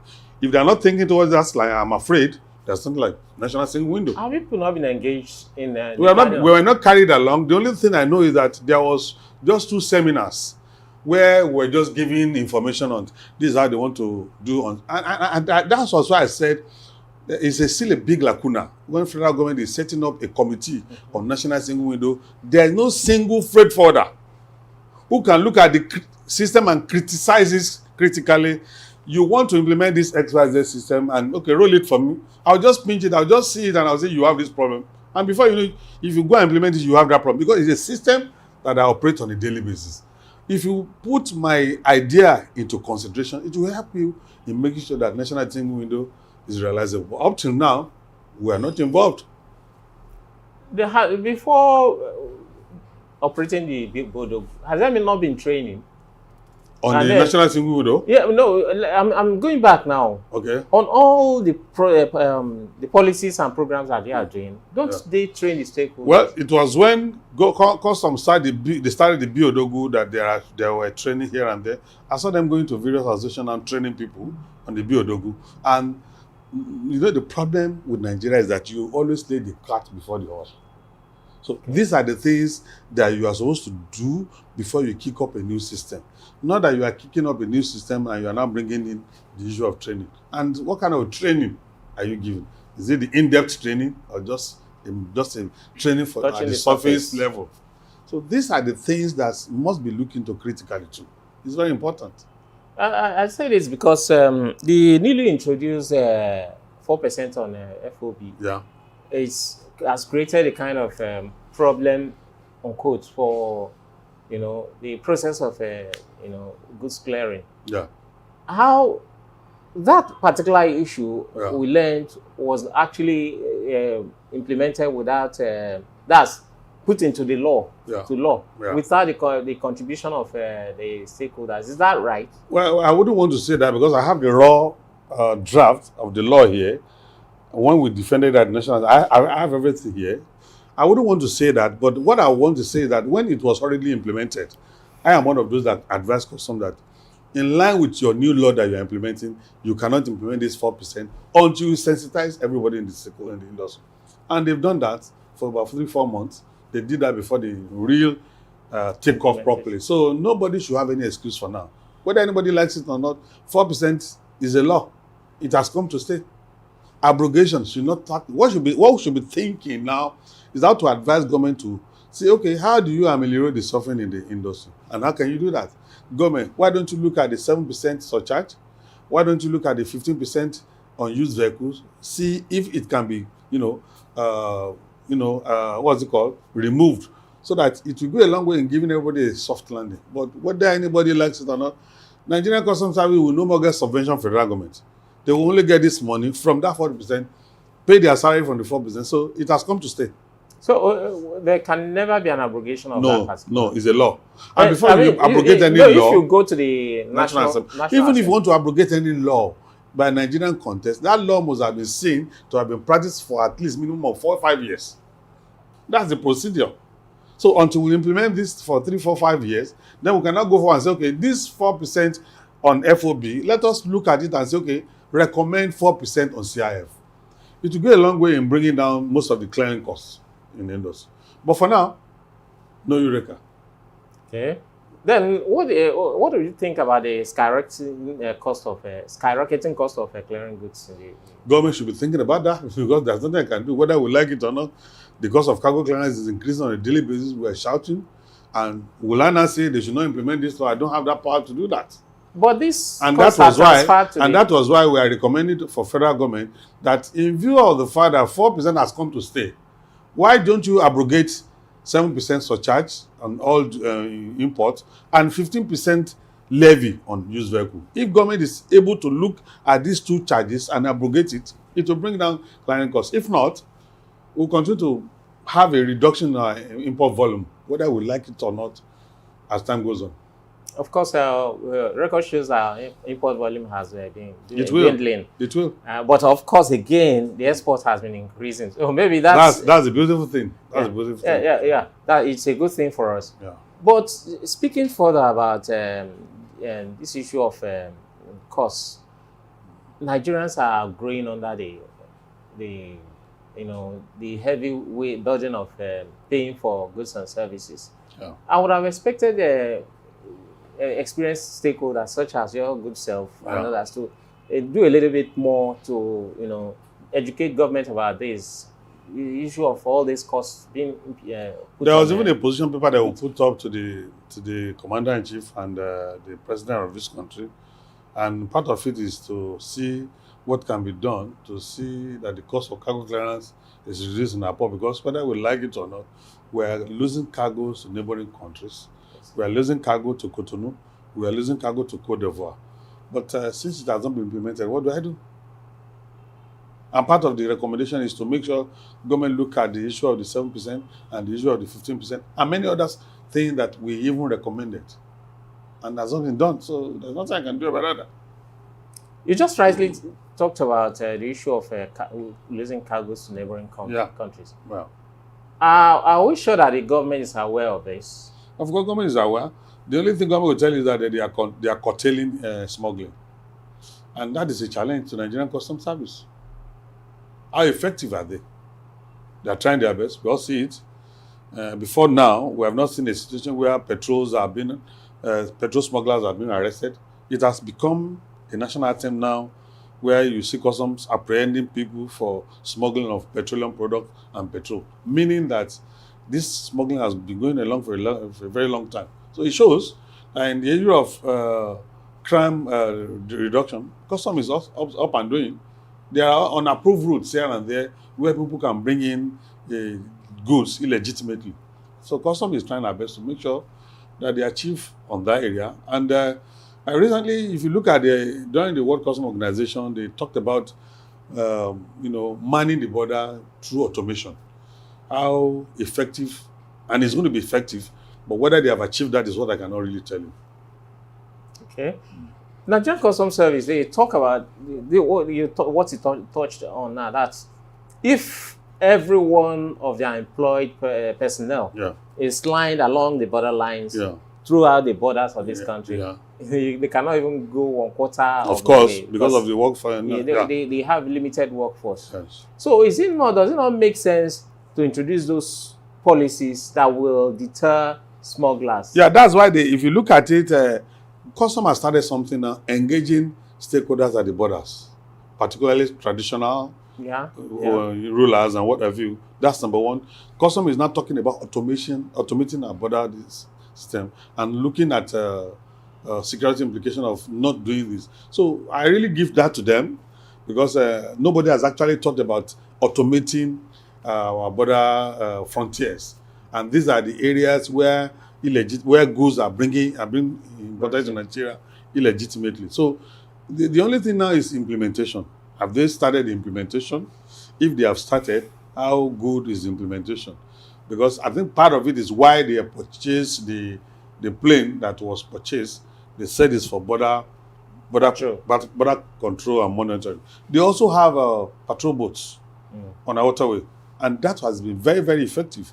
Last 2 days ago, I saw them even talking about engaging on indigenous speed patrol boats. I want to say they are living up to expectation for now, and they are moving the way they should move. And the only thing that they just need to do more is the issue of engagement with stakeholders. Let's talk a little bit more about the costs, because that is what affects Nigerians the most. Yeah. These costs are skyrocketing. Yeah. And yet we are having fewer goods to purchase because of the issue you've raised. Imports are dwindling. Yeah. Will they not make sense for the government to reduce all these costs? The government is not seeing what we are seeing. Okay, yesterday I just came now and I was reading that the new controller that came to Apapa beat any other target that was set. I think it generated 20.something billion in one day. Yeah, just yesterday. So how will government listen to you? Government gives that target, and customs continue to meet this target. So it's going to be very difficult for government to listen to you. The only people that can do this is the Manufacturers Association of Nigeria, MAN, or Chambers of Commerce, to sit government down and say, look, you are generating money, you can even generate more. Why don't we do this? Why don't you do this to ameliorate something? Because the cost of cargo clearance is increasing on a daily basis. But when somebody actually assumed office yesterday and he has actually surpassed the target of his predecessor, so who am I to now say that? So it's very interesting. And what government wants to hear is that you are meeting up the target. But it totally makes sense in the sense that what you are doing is you are generating raw cash and not about the value that it's delivering. What about even trade facilitation? What about trade facilitation, sir? Because I should be asking you. No. You are the one who's involved, sir. No, I should be asking you. So what happens, because it the mandates of the customs... It is the responsibility of customs and federal government. The customs, what customs said, it is the government of every nation that determines how they want to run their customs. Yeah. If a nation wants to hammer more on trade facilitation, they will see them taking it serious. But when a nation is hammering more on revenue target, it means that trade facilitation will take the back seat, while the revenue target will take the driver's seat. So it's just the problem. So whatever you like it or not, whichever English you are saying, it is very obvious that our revenue trade facilitation is not being well given much attention. Because if we are talking about trade, revenue generation or trade facilitation, we will be looking back at what happens during the Bodogu period in the last year. We'll be looking at what role has custom played to make sure that people do not pay their mortgages. What role did federal government do herself? And what are the things the federal government came out with? Nobody talked about that. So government is only interested in the revenue, and they are generating the revenue for government. Until we have somebody at the helms of affairs who think that, look, the golden chicken that is laying this egg must not die. Let us see that trade is facilitated. And that's what we can happen as peace. Now, sir, how do you marry these two things together? The Lekki Free Trade Zone, one of the commands under the Nigerian Customs Service, they are telling us that right now they are having transshipment from their ports to other countries. They've started doing that. Yes. And of course, their revenue also. But we still have lower imports. How do they marry the stories that we're getting? That they are having transshipment to other countries, but we are also. You just stated now that we are losing. Imports do not forget that the people that put in the Lekki Free Trade Zone put a lot of things into consideration. The fact that there are some landlocked countries may have gone into agreement with CMA CGM, and they want their consignment dropped. They don't have C, but they want their consignment dropped at Lekki Free Trade Zone, and this for express clearance. So these and many other things are factors that they will put into consideration. The people that actually are midwifing the Lekki Free Trade Zone have done that to make sure that trade is facilitated. People get their goods on time, and nothing is distorting trade or the movement of supply chain. So these are the things they are putting into consideration. So you will continue to have people wanting to go take their cargoes through that end because it's faster for them than putting it to the port here where you have a lot of issues, hindrances, militating against smooth free flow of cargo. So it's obvious. If the people that designed that place are put the issue of rail into consideration, I am one of that predicted that it will have killed other ports. But because there was no rail system, and that's why you still have it like that. If a government wakes up tomorrow and just pump in $2 million into Lekki Free Zone on the issue of rail, it will kill all the ports. Because I want my goods to be taken to that place, knowing full well that I can put it on rail and it goes to wherever it's going. And that is the essence of supply chain. So door-to-door system, people want to get their goods delivered on time. Not that, okay, my vessel has battered, it's still on the key apron, it has not been taken to the terminal. Oh, it has been taken to the terminal, it has been block stacked. These are the issues that is killing trade. Time is money in the maritime industry. So why do you think government is not really interested in multimodal means of transporting goods from the ports to the other area? It has to do with what is called idiosyncrasy. Okay. On the part of government. On the part of government and on the part of our maybe ministers. When you have a minister whose target is to make sure that multimodal transport system must be achieved in Nigeria, we will achieve it because it's achievable. But where is the wherewithal? Where is the political will? And that's why I say it has to do with idiosyncrasy. If I'm employed today as a minister of social, one of my targets is to make sure that multimodal system, and Mr. President will see that each of our federal executive meeting I'm presenting this issue. So it is achievable. But why can't we see it being achieved in other countries? Why can't we do it here? Well, most of the people driving the maritime industry are people that have been living in medieval period. Okay. That's just a problem. That's With a good due point. respect. That's a good point. There are people that are living in medieval period. I have not traveled, but I've traveled over 40 countries. I've traveled more than 30 times on the issue of freight forwarding and logistics. I'm a logistician. And I know what is the intent. Look at it. I went on a course in London last year on dangerous goods. It cost me £2,000 to be trained to handle dangerous goods. How do we handle dangerous goods here? Every Tom, Dick, and Harry just handle dangerous goods. So you need a political will. You need somebody who knows about what is called logistics. And you will not say, this is wrong here, this is right here. You have it, that is when you have it right. But when you are bringing in people who knows about transport in the 1974, it's only their ideas, they are shortchanged. That medieval idea is what they will still be bringing, and maybe with little embellishment. But if it also doesn't make sense that the government or the people who want more revenue are not putting the square pegs in square holes by employing the right set of people. What do I do? I am one of those that said that federal government, if Bola Tinubu comes on board, the first thing that this government should do is to create Ministry of Blue Economy. Because I have taken my time to research on blue economy. Do you know that in the last 2 years, federal government is not even realizing money? That's what I envisage. Issue of tourism alone. I went to Amsterdam. I priced a boat. This boat for carriage of human being for €2 million. On a weekend cruise to Cotonou, government will just create a ministry or a department. You want to go to Cotonou on weekend cruise, pay 50,000 naira. Hotel is involved, so is involved, your passport is involved. You just come to Marina, board the vessel, you are in Cotonou. On the Sunday evening, you are taken back. These are the things that must be looked into. Hyacinth, there are too many hyacinths on our waterways. What has been done about it? Igbokoda route is a route that is supposed to be for trade. What do we have plying that route? We have canoes that are still being mounted with outboard engines. In this era, my brother. So that's what I say. Until you bring out medieval people and bring in guys with new ideas. Innovation. It's innovation that we need. Bola Tinubu has tried this, but let him bring in youth to the blue economy. You see that blue economy alone, do you know that in aquatic lives, under the water, there are things that we are supposed to be generating, that we are not generating. There are aquatic lives there, aquatic splendor that we supposed to harness. This has not been done.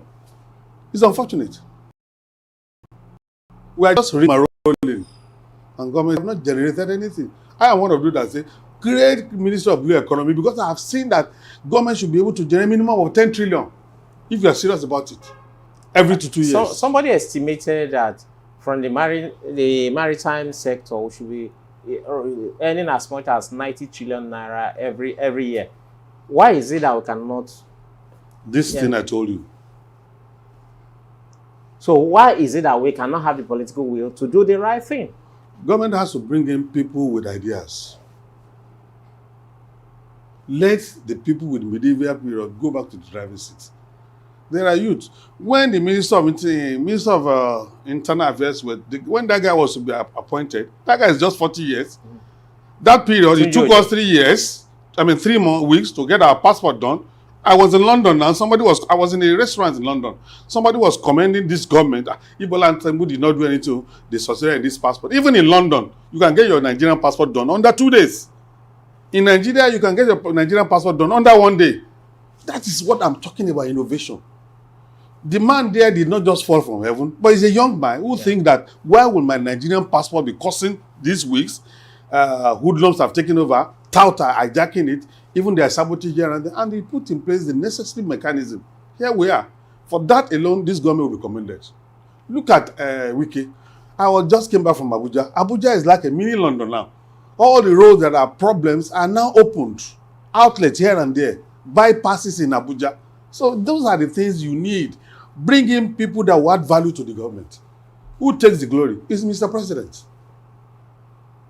But we'll be having problem in this the maritime industry, the blue economy. We are always having people, they're always having ministers with medieval ideas. So we may not move forward. That's quite apt.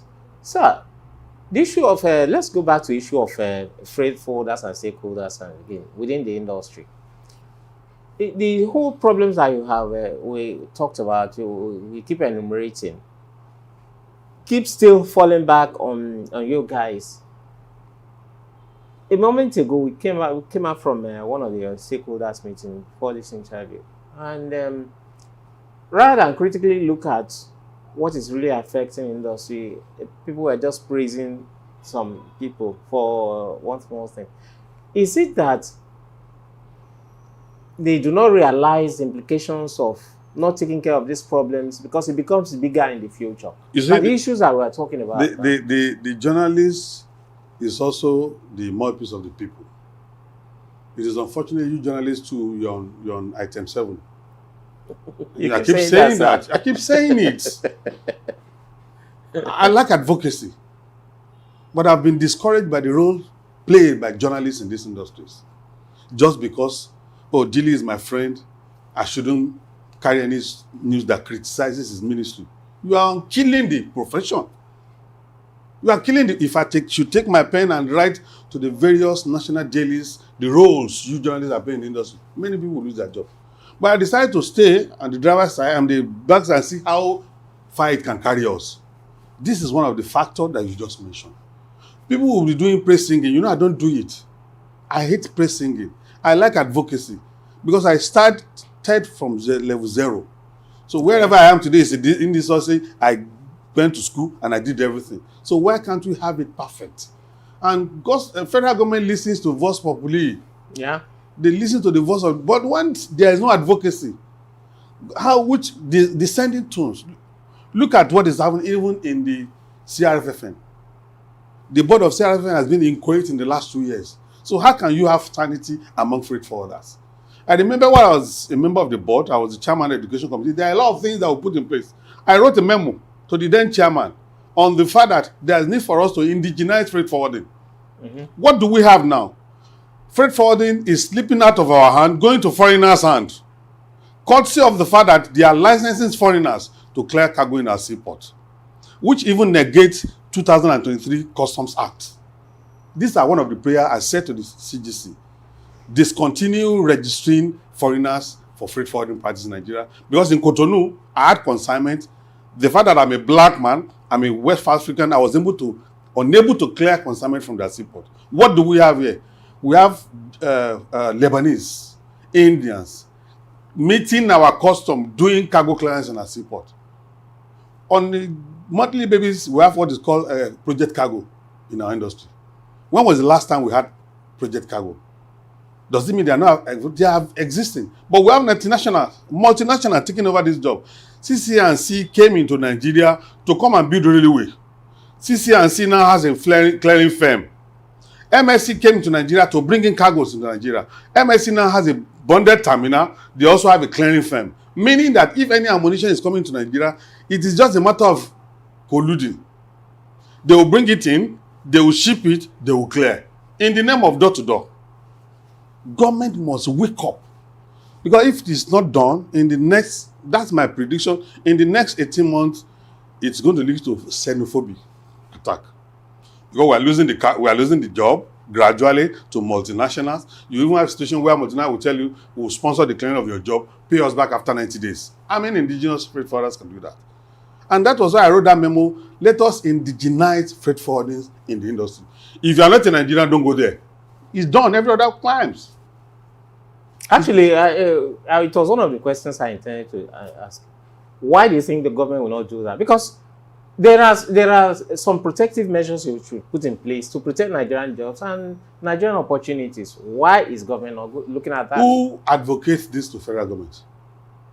The governance. What is governance? Governance has layers. Mr. President cannot come down from his office as the commander-in-chief to know what are the various challenges we have in the maritime industry, vis-a-vis CRFFN and freight forwarding. How will that advocacy come? Okay, Minister of Blue Economy has been there for 2 years. There is no CRFFN governing council. How do you sanitize the freight forwarding? How do you look at the logistic chain? How do we move forward? How do we be at par with foreigners? All the foreign trainings that we are going for, we are going with our own sweat because we want to be at par with foreigners. But I pity the younger ones that are coming on board because the job is being strangulated. I wrote a letter to the Honorable Minister of Finance now, and I call it an existential threat to our profession. Yeah. One of the existential threats is for you to say that our renewal fee should be for 4 million naira with a bond of 20 million naira. It is an existential threat. And it's going to lead to a xenophobic attack, whether you like it or not. In every climate, it happens in South Africa. Nigeria will not be an exception. In this office, whether I like it or not, how many people do I employ? So if eventually now you say that my renewal fee should be 4 million naira with a bond of 20 million, and there's no bank that will give you a bond without you depositing that money. I'll look at how much have I made in the law of 2025 from January to date. Is it up to 25 million naira that will get a license?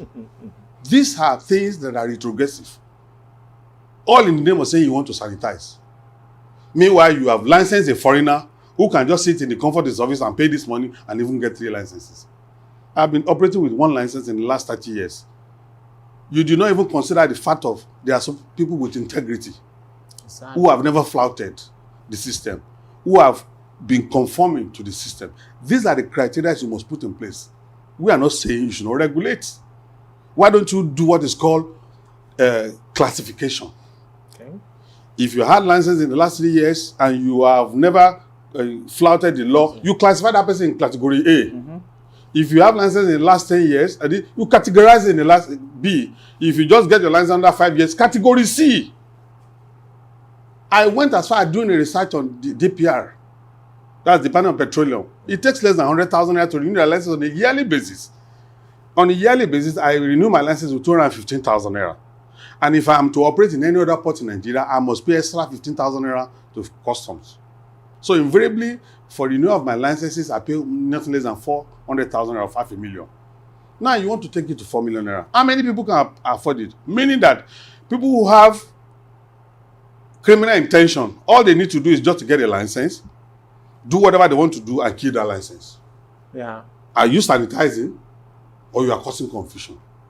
And it will not get to a stage where indigenous people, when they are unable to do this profession again, they start facing the foreigners. You just come to Nigeria, you get a license, and you are doing client agent. Where is that one done? That's why I say it is going to be a xenophobic, it will lead to a xenophobic attack. And that is why I say this is an existential threat. Sir, let me touch a little bit on what you just talked about a while ago, the issue of CRFFN. The CRFFN is supposed to be the regulatory body for freight forwarding in Nigeria. But there's been so much battle by you stakeholders against the CRFFN. Yeah. Why is this so? It will happen because when we conceive the idea of CRFFN, our intention is for us to have a regulatory body that will sanitize the industry and monitor the role of freight forwarders. By the time government came on board, government now set up, put a spanner in the wheel of progress. And what is the spanner? If you are going to have any CRFM governing board now, 31 members, government appoints 17 members. That's ridiculous. It is more than ridiculous. So how can any idea or any advocacy scale through? And do not forget, among these 17 members, the Department of Customs is represented, NIMASA is represented, NPA is represented, Ministry of Education is represented, and NIT is represented. And these are the same people in the industry. You are still putting them in the board of CRFFN. How do we achieve anything? It is impossible. When I brought the issue of indigenizing freight forwarding, people shouted they never saw what I have seen. It is happening now. Yeah, but also, again, we've not had a board for the CRFFN. But the registrar right now is facing a whole lot of battles from different sections of the stakeholder. He will, because if there were to be a governing council in place, they will be able to corroborate whatever the role of the registrar or whatever action is taken.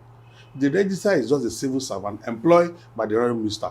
He has limitations, unlike the governing board. What can he do? It's just an employment of federal government. So you now see situation where there will be people who believe that their interests are not protected. And that's why I talk about personal aggrandizement. And that is what is killing the industry. People who believe that my association is this, my association is that. They will always forsake the role of this registrar. It's a normal thing. So all around, it seems that most of the problems within the industry are intractable. I mean, going by your theories here, the stakeholders, that's the freight forwarders, they are not willing to come together to tackle the problems headlong. And then the government will continue to exploit the loopholes, the lacuna within the system. So what do you advise for? My advice is the government should do the right thing. And the right thing is that even let us have even the governing council that regulate the freight forwarding. The act that establishes that law is due for amendment now. In the process of amendment, we can push it at the National Assembly, make them citizens. If we are supposed to have a 31 governing board members, the government appointing 17 is a lacuna. It is not going to move the industry forward with stated reasons. In view of that, let us increase the number of practicing freight forwarders, maybe to 20. Okay, government can make representation 10. We'll be able to move forward. We'll look at what is happening in other climes. Then there will be regulation, there will be sanity, there will be sensitization, and we'll be able to say, okay, because I remember I was the chairman of the education committee. One of the criteria my committee set up is that for you to practice as a freight forwarder in this industry, you must have a minimum diploma in freight forwarding practice. We're doing that to make sure that whoever is practicing as a freight forwarder knows his left from his right. That's what we're doing. And it's scheduled. And there was a time lag, which was supposed to be 2025. But here we are in the last 2 years, there has not been governing council. So how do we move forward? Well, going forward again, talking about the issue of a CRFFN, the CRFFN, because this same question I asked previously, they are talking about re-registration and probably deregistration of some associations because of the issue that are cropping up within the stakeholders associations. What do you think about that? It will only cause serious crisis. You see, talking about deregistration, it is not as if the council cannot do it, but the council can successfully do it when there is a governing council in place. If the registrar tries it tomorrow, it's as if you are putting flame in your house. It will boomerang. I can tell you it will boomerang. Instead of that, what the council can do is to bring on board. There are some pressure groups that are due for registration. Bring on board these pressure groups, register them, let them be at par with the old association. The more the merrier. There will be competition. And when there's competition, the council will be able to thrive. But if you are saying you want to deregister, you are causing crisis in your own house. But bring on board new pressure groups, register them. Okay. And what about what do you think about their function of training of freight forwarders? Have they been, good to it? Has been true to their function responsibilities? I've not seen any. It was stated when I was a member of the governing council, I know that there was serious training. We did in Lagos more than 3 times. We did in Kano more than 3 times. We did in Parakot more than 3 times. But they stated that this year they've had about trainings for at least 350 freight forwarders, and by their target is train at least 500 to 1,000 this year. Well, it's not impossible. It's not impossible, but I don't know that. What kind of training are you giving them? When I tell you training, there are trainings. Yeah. There are training that's done on a surface level, and there are real training. So you don't think the CRFFN is alive to their responsibility? I'm not saying they are not alive, but I'm saying that they will have done more than that if we have the governing council in place. But because there is no governing council in place, there's little to which Mr. Registrar can do. Okay. His hands are tied. He has the limitations. Okay. Aside from the governing council, what about the legal framework setting up the CRFFN itself? There's a legal framework already. Should there's a law because Act 16, and that's why the act is due for review. And you can only review the act when you bring in on board the governing council. They will add value, take it to the National Assembly, and see that the law is amended. The law is due for review now. Okay. Now, we started this program with talk on Bodogu and the proposed national single window. And we talked about the issue of the demurrage. People are still talking about the demurrage, that the government should do something about the demurrage issue being incurred because of the ineffective nature of the Bodogu when it was introduced. You don't think that they should come into it? Maybe pay the demurrage and who pays? The people who on government side, the government whose process is failed. Which government? Which government agency? Government agencies. There are many of them. Customs is there for one. Fella said on no soldier. So who pays? But people are collecting money. Yes. What I'm asking you is that I'm the what's it called, shipping agent, and I brought in your box. Your box is intact, and you're unable to take in because of one problem. Are you now going to sweep the person who creates the problem should pay for it? So, that's what they are saying. Then the trading committee should start talking.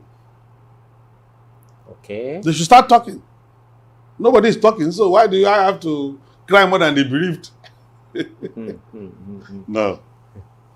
So give us to round up this program. Let's it's been very wonderful talking to you. But give us a parting shot, at least the government, on what to do, ABC about what to do. This issue, the problem that comes up within the process of clearing goods, the issue of the costs, the issue of innovation within the system. Yeah. What should they do to improve? I just want to advise the government that the national single window that they're about to implement, they should do it thoroughly. What I mean by thorough is that carrying along the stakeholders, I keep saying it, no freight forwarder is involved. Most of the things that they have been doing, presenting to you, Mr. President, is on theoretical basis. When it comes to practical implementation, there will be flaws, there will be glitches, and we are supposed to look at it constructively and criticize it where necessary and advise where necessary. This is not in place, and if you are talking about implementing National Single Window January and this is not in place, we may run into trouble. Having said that, the government should start thinking of re-engineering the Ministry of Trade, the Ministry of Blue Economy, and the Ministry of Transportation. They should start thinking about re-strategizing. Start thinking about bringing on board younger ones who have ideas to add value. Because when you bring in on board younger ones with new ideas, you will generate more revenue, you create more employment. It's a win-win for the government and the citizenry. But if we are still this vehicle that is carrying us with this medieval set of drivers, we will not achieve anything. And it's unfortunate that we are at this level. Government is also thinking about alleviating suffering of the masses by looking at the various taxes that is slammed on the maritime industry, vis-a-vis many charges, which is making us to lose our cargoes to neighboring countries. I am suggesting that government should abrogate the 7% port levy. Government should abrogate the 15% on used vehicles. If this is done, we'll have a robust system, we'll generate more revenue. It will also reduce the level of smuggling in the country. And Mr. President, I don't know why we can't get it better than this. If you have a blue economy that is very versatile, that is very proactive, you generate more revenue into your coffers and you create more employment. Thank you so very much, sir. It's been nice talking to you, sir. The pleasure is mine. Yeah. We've been talking to Dr. Farrington Kayode Collins, the immediate past president of the Association of Nigerian Licensed Government Agents. That's an ALCA. We hope to see you again next week. Thank you for staying tuned to us. Tune in again next week for another wonderful episode of the Maritime Frontier Show. This is Diliu Tommy signing out. Thank you.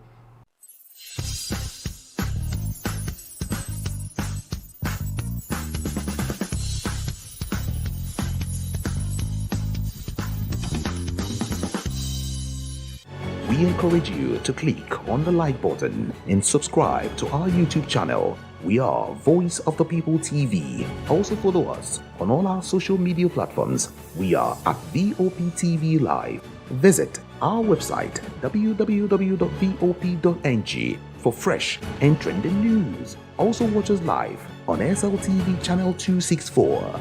VOP TV, Voice of the People Television.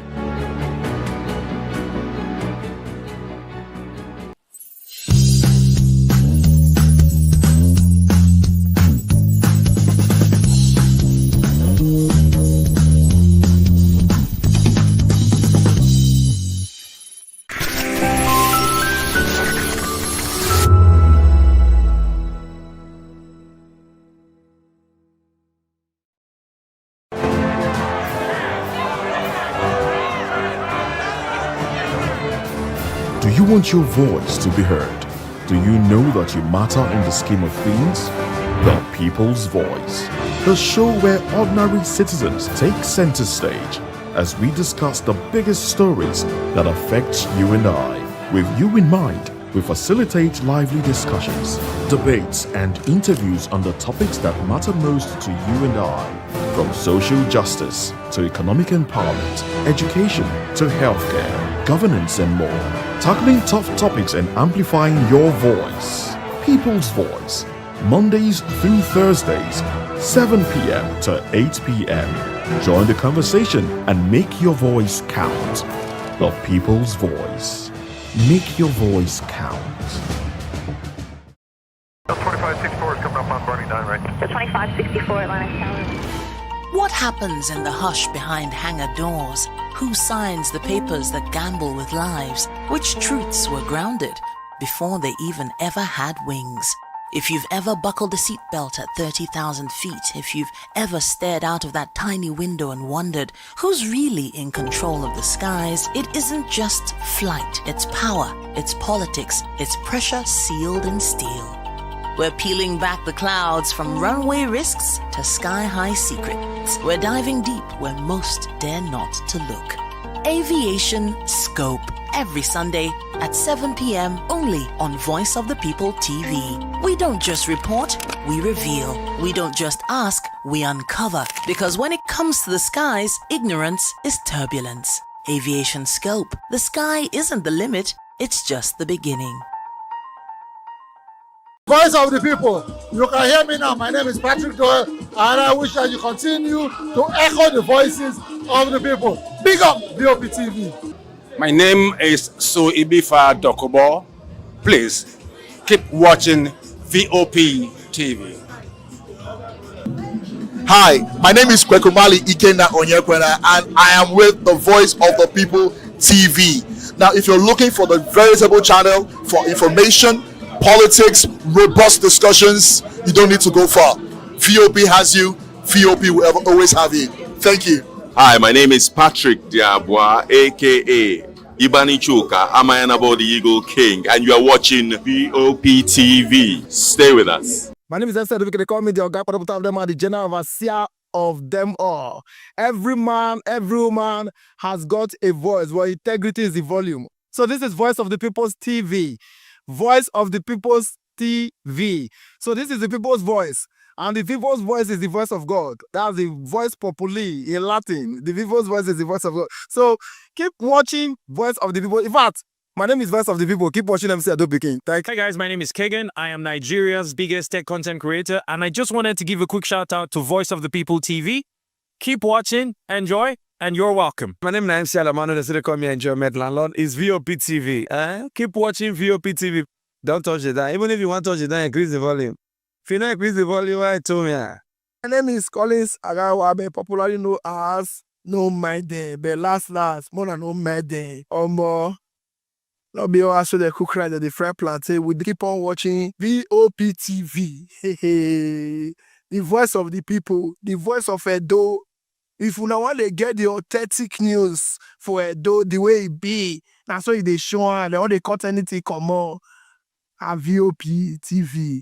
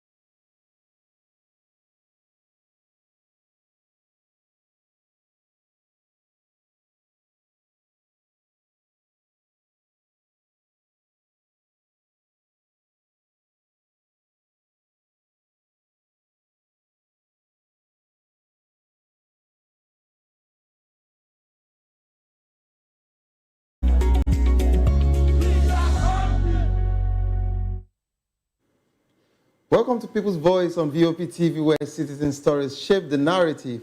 Today, we're dissecting a major story that is dominating the headlines and sparking conversations across the nation. What next for the people of Rivers State? Join the conversation with expert insights and citizen perspective. Share your thoughts with us. I am Xavier Udo. Other news stories with details. Kaduna Governor pledges no borrowing for projects. Kaduna State Governor Ibas has urged that his administration will fund projects without borrowing, rejecting the idea of plunging the state into debt and abandoning inherited projects. He made this commitment at the groundbreaking ceremony for the 16.5 kilometers asphalt road in Lere local government area. Sincerely, if he's going to deem it fit to decide to do this particular one and not leave the state in deficit and in debt, of course, we would congratulate him for this wonderful decision. Okay, enough of borrowing already. Let us try and see how to generate income, okay, from the state, and let's see how to utilize our state allocations, okay, instead of borrowing, and at the end of the day, the next administration will always meet debts on ground. So congratulations, Your Excellency Ibas. Of course, we hope that you will do even more for the people of Kaduna State. And moving on, FCT Police meets with Mayor Tihala to address cattle roaming. FCT Police Command has held a meeting with the Mayor Tihala Cattle Breeders Association to address the issue of cattle roaming in the state center and communal clashes. The FCT Police Commissioner CP Saka Adewale expressed concern over the frequent involvement of herdsmen in communal conflicts and emphasized the need for peaceful coexistence. The police warned against the practice of cattle roaming within FCT City Center, citing disruption to traffic and potential conflict. At last, something is about to be done, okay? Hopefully, after the meeting, I would also give you the feedback of the outcome of the meeting, because this has always been a problem for the people of Abuja, to be precise. And I've also, will I say, suffered in this particular roaming situation before around Gariki axis, where these guys just released their cattle on express, okay? And we all had to wait. We almost rammed them off, though, because they came in unannounced.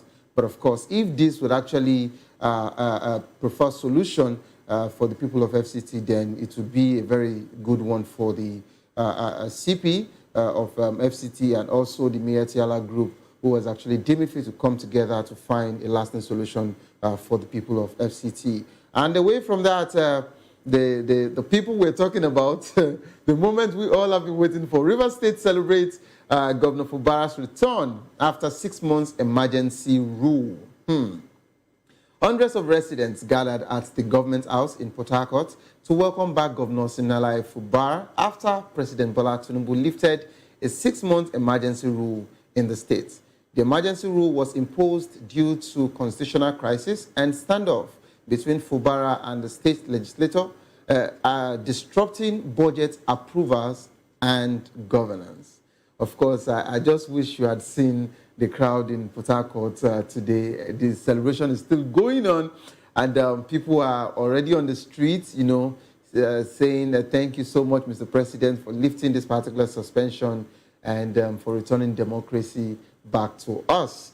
Okay, while we're celebrating that particular one, of course, it's still part of our topic for today, but of course, while the people of Rivers are celebrating that the suspension has been lifted, okay, the emergency rule is over, Alhaji Atiku Abubakar just slammed the presidency over this particular one, and he said that a sign of dictatorship. Atiku slammed Tinubu over Rivers State suspension, and he termed it as a sign of dictatorship.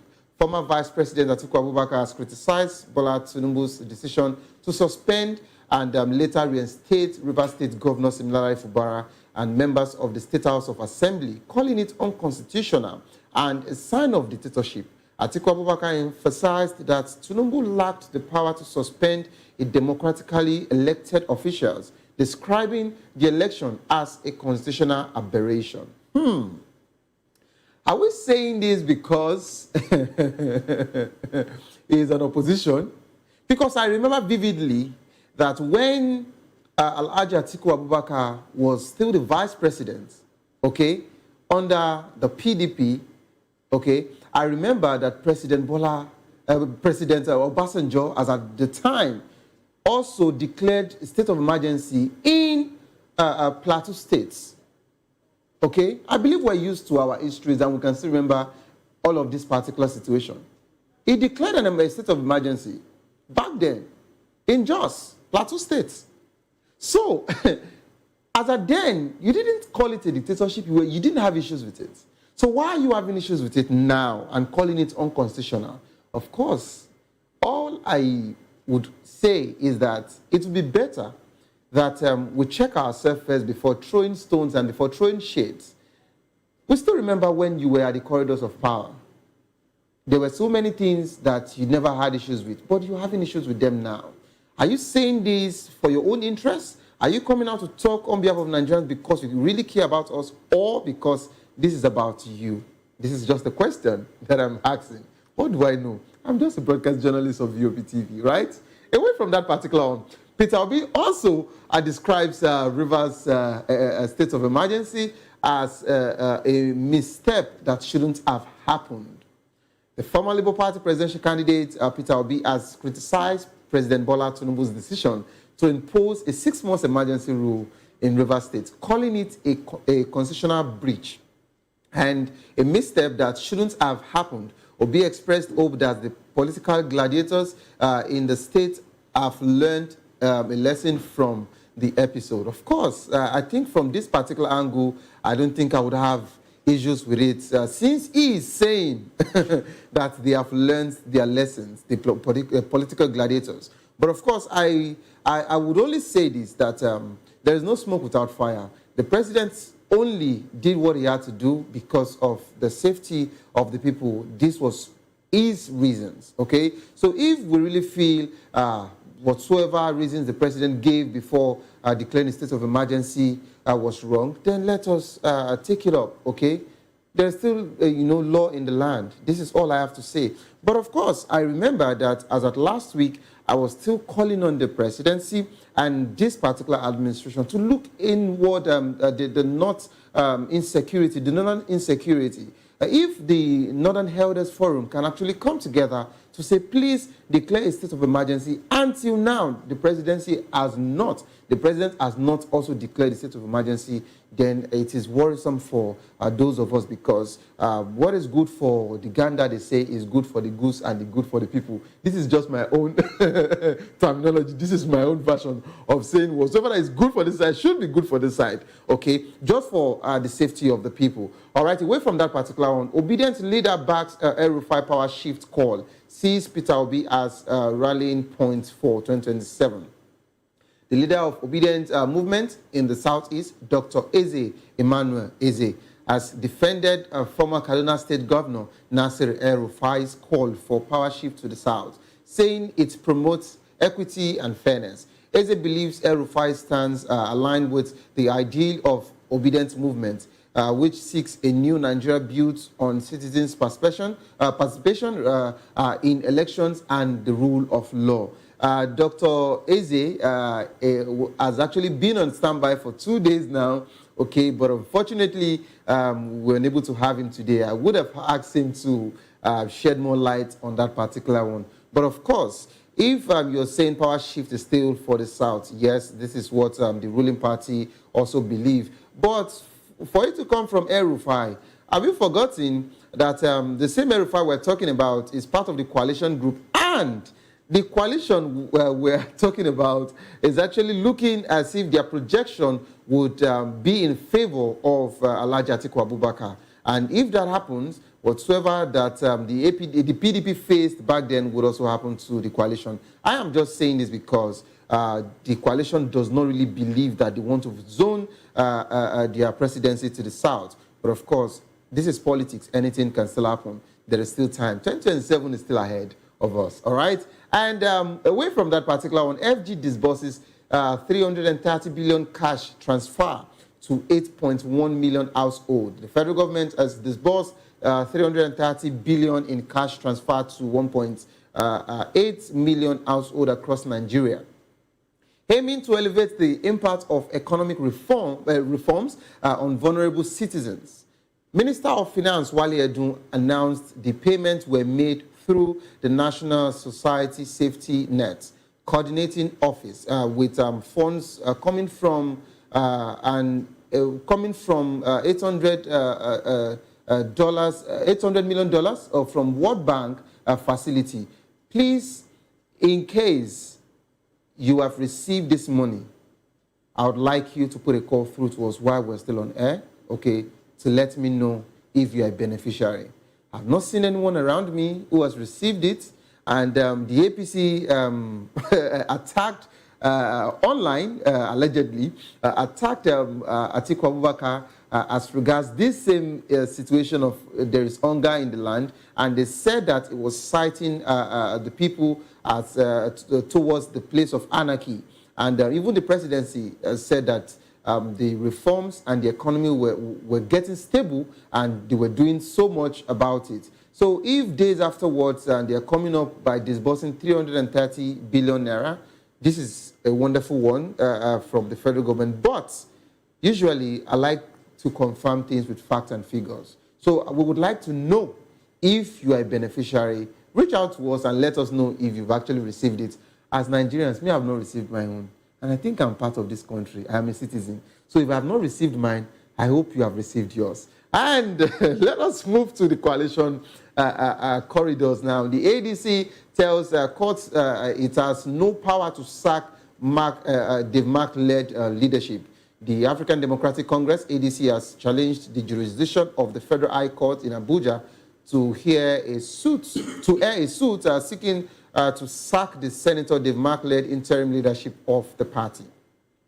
According to ADC's lawyer, Shuaibu Aruwa, SAN, the court lacks the power to interfere in the internal affairs of a registered political party. ADC, this is just way too soon for you to start having internal crisis, okay? But of course, I remembered I mentioned this last week, I believe, or earlier, I think, was it last week or on Monday, when I talked about some leaders in the ADC already looking at an exit. They said if this particular crisis deepens, they would move to ADA.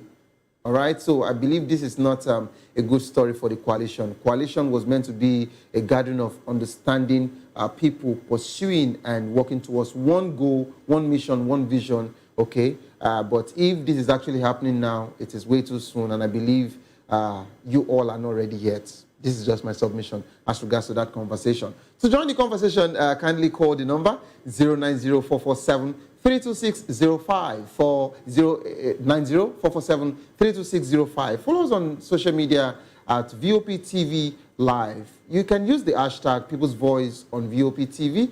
On YouTube, we are Voice of the People TV. Kindly hit the subscribe button, and together we can make our voices heard. It is time for us to go on break. As soon as we return, we would dive into the particular topic that is affecting and making everyone talk in the country as regards today. What next for the people of Rivers State? Don't go nowhere. Stay tuned, please. I'll be right back.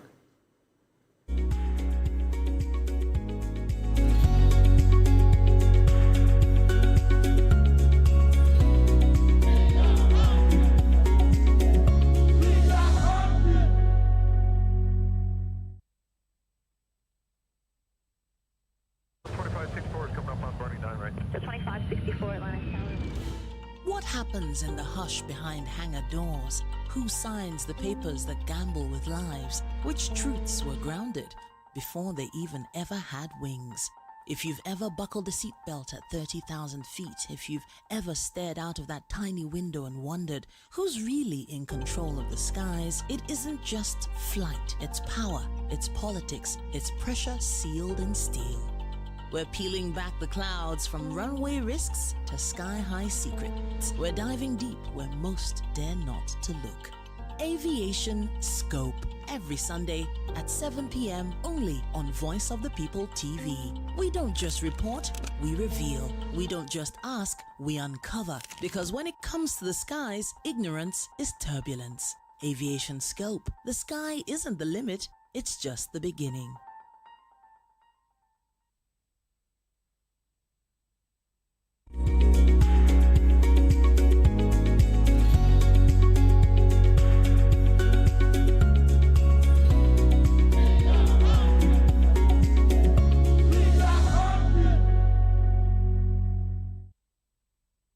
All right, welcome back to the program. Yes, it is still People's Voice on VOP TV. What next for the people of Rivers State? The Rivers State House of Assembly has resumed plenary session after a 6-month state of emergency imposed by President Bola Tinubu elapsed on Thursday. September 18th, 2025, the Speaker of the House, Martin Emuele, is presiding over the session at the conference hall within the legislative quarters in Port Harcourt. The emergency rule was imposed on March 18, 2025 due to a prolonged political standoff between Governor Siminalayi Fubara and members of the House of Assembly loyal to Minister of the Federal Capital Territory, Nyesom Wike. The President Tinubu lifted the emergency rule on September 17, allowing Governor Fubara, his deputy, Ngozi Odu, and members of the State Assembly to resume duties. There is a very serious security presence at the Assembly quarters as we speak, with multiple squads of policemen, SSS operative on ground. The agenda for the plenary section is unclear, but sources suggest that the lawmakers will hold a press conference later in the day to brief their constituents and the people of Rivers State on their resolution. However, the challenges of rebuilding the House of Assembly complex, which was touched and later pulled down by the state government, still remains. The lawmakers are expected to focus on pending matters, including budgetary approval and oversight activities. The sole administrator of Rivers State Rear Admiral Ibas has formally handed over power to Governor Siminalayi Fubara, marking the end of a 6-month emergency rule and imposed emergency rule. So they said, okay? And the handover paves way for the return of full democracy government in the state, and with Governor Fubara resuming his duty as elected leader. Of course, when I read the headline, former Vice President Atiku Abubakar has also criticized that particular one, stating that this was unconstitutional, that Tinubu had no power to suspend a democratically elected governor, okay, and also the state lawmakers. All right, we're now being joined by Comrade Eze Oko Splendor, 2023 Labour Party governorship candidates of Ebonyi State, and also a senior political analyst, Mr. Dele Fadimo. You're welcome on board, sir. It was my pleasure to be here. Yes. Comrade, are you there? Good afternoon. I'm here. Good evening from here. It's my pleasure to be in this program today. Okay. You're welcome on board, Comrade. Thank you so much. All right. Before I come to Mr. Dele Fadimo, Comrade, you heard the topic. What next for the people of Rivers State? To start with, what we have just witnessed in Rivers State is very, very disheartening. It's very undemocratic to start with. For me, I don't think there is anything to celebrate about, because from the very beginning, the president of Nigeria, President Tinubu, had no such powers to suspend a democratically elected governor, suspended a democratically elected State House of Assembly members, suspended the democratically elected deputy governor of a state. That is not democracy. Democracy is government of the people, by the people, and for the people. The people elected these people that the president unilaterally suspended. For me, it's not democracy at work. However, he has lifted the suspension and then declared that peace has returned in Rivers State. For me, peace has returned in Rivers State because they have used the instrumentality of federal might to institutionalize APC structure in Rivers State. To even worsen the situation, how can an administrator go ahead to conduct a local government election? Where did he get the power from to conduct a local government election? Somebody who was not elected by the people went ahead to conduct an election, local government election. And in that local government election that was conducted, we all saw how everything went.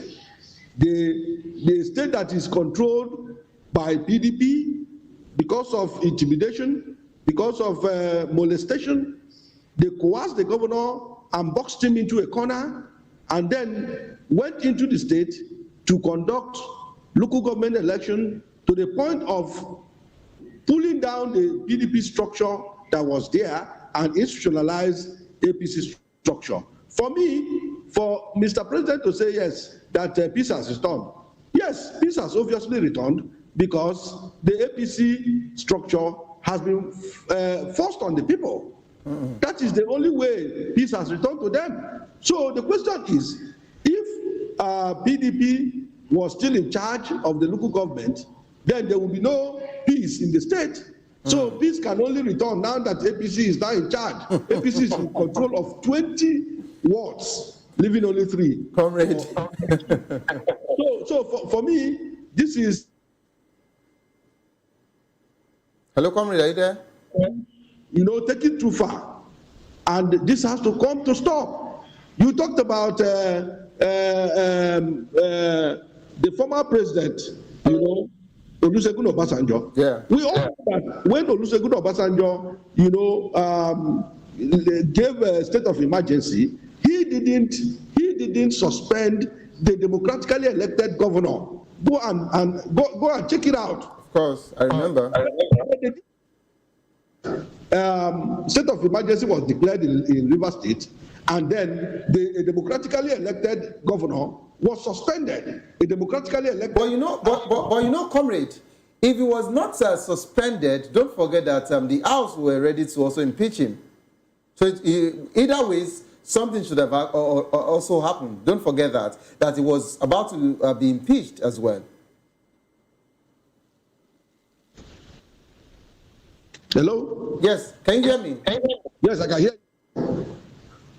I didn't hear you. What did you say before? I said to add to what you are saying, if he wasn't suspended, he was about to be impeached by the House. Don't forget that. Can you remember? Yes, even if he was about to be impeached, he was not impeached. Was he impeached? He was not impeached.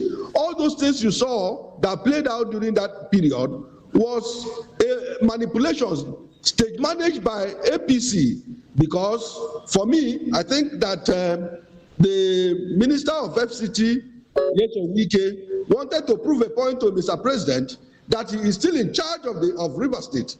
And that is what played out. And let me also tell you that all of these things you are seeing playing out is geared towards 2027. Take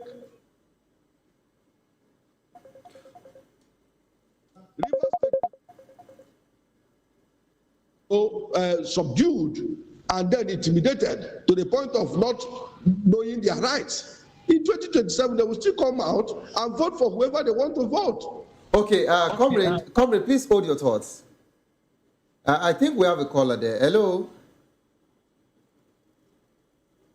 Okay, well, that was a drop call there. Let me come to the studio to Mr. Dele Fanimo, a senior political analyst. What are the implications of Rivers State House of Assembly resuming plenary session after 6 months of emergency rule? And just like the topic states, what next for the people of Rivers State?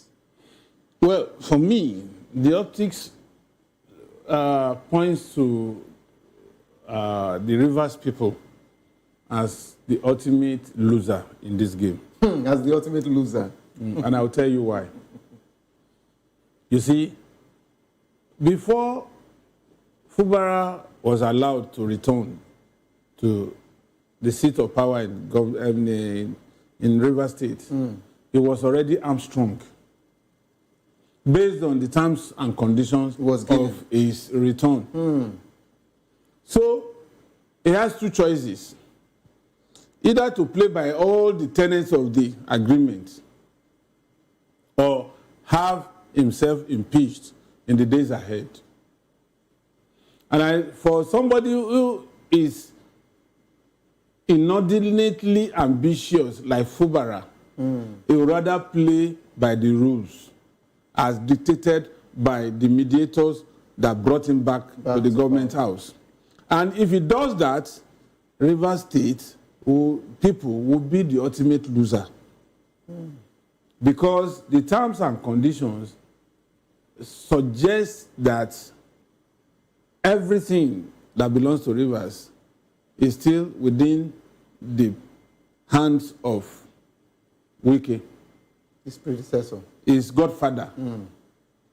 And so Wike will be the puppeteer, while the governor will be the puppet. And so the yo-yo dance will be dictated by the puppeteer. And that is where the Rivers people will be the ultimate loser. Okay, sir, let's just take this call. Hello?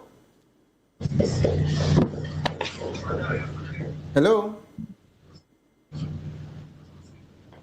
Hello, if you can hear me, good afternoon.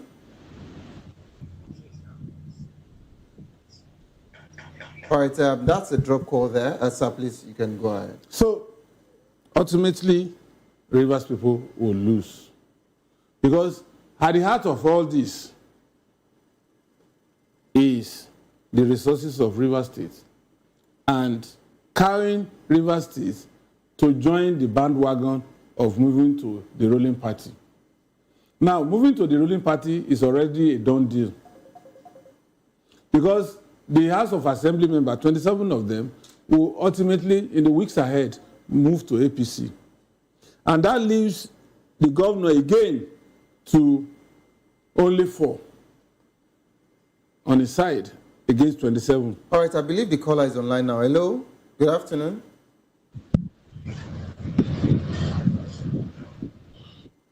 Hello, please, if you can hear us, can you speak up?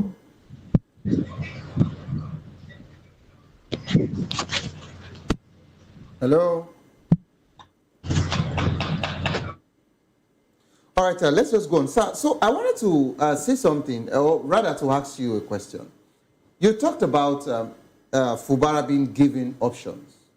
The option of He doesn't need to be given options. Okay, you already has the option on the table. Of course. Yes. Of so course. the option on the table for Fubara right now is... Is to either play ball. Is either play the ball... Or we replace him. Or they replace him. And I can tell you that Amefule is also warming up to be governor of Rivers State. Now, this is the Because once he's impeached, he's going to be impeached along with the deputy.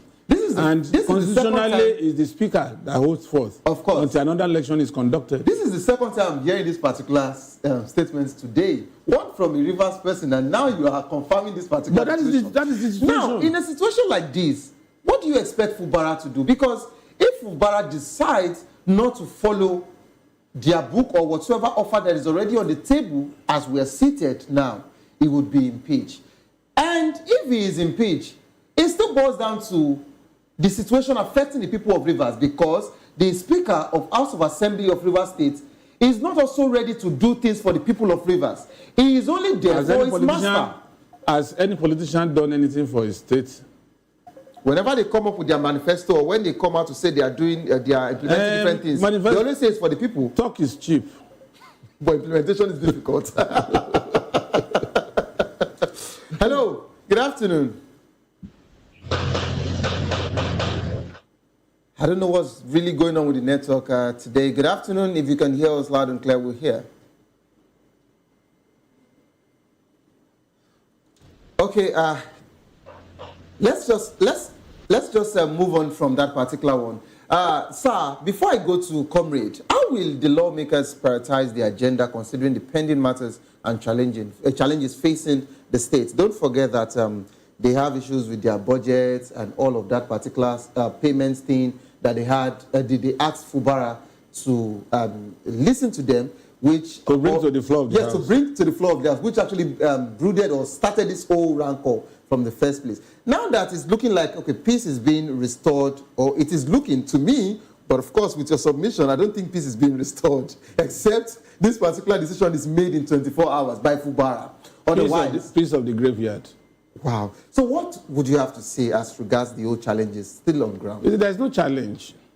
The House of Assembly members that have been deprived of funds will quickly have rapport with the governor and ensure that the existing budget is ratified so that they can have their arrears paid, emoluments and all the rest, yes, so that they can have them paid.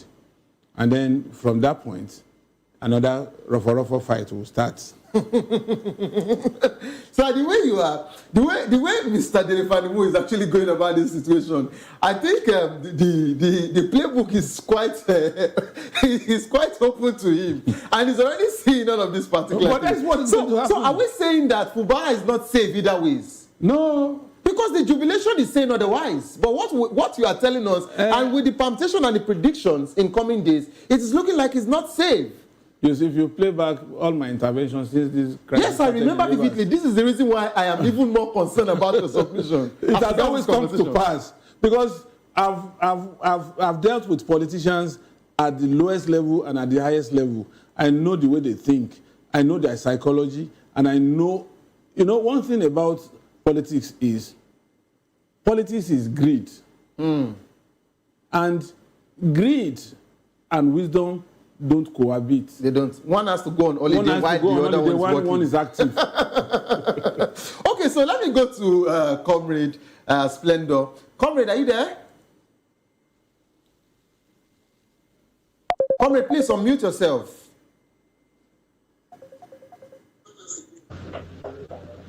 Can you hear me? Hello, Comrade, can you hear me? Yes, I can hear you loud and clear. Can you hear me? I can hear you as well. All right, so Comrade, what is the significance of the heavy security presence at the Assembly's quarter, and how might it affect this plenary session? Because if they say peace has been restored to a state, why the heavy security? If you had seen the footage, if you had seen it, I don't think a normal plenary should have such security details. What was the need for them to call in that heavy security? Well, thank you so much. That goes a long way to tell you that there is no absolute peace there. Because, like you have pointed out, if there were to be absolute peace, I don't think there would have been heavy presence of security personnel in that House of Assembly. What I'm saying in the essence is that what they are doing is to see how best they can manipulate the system to suit them.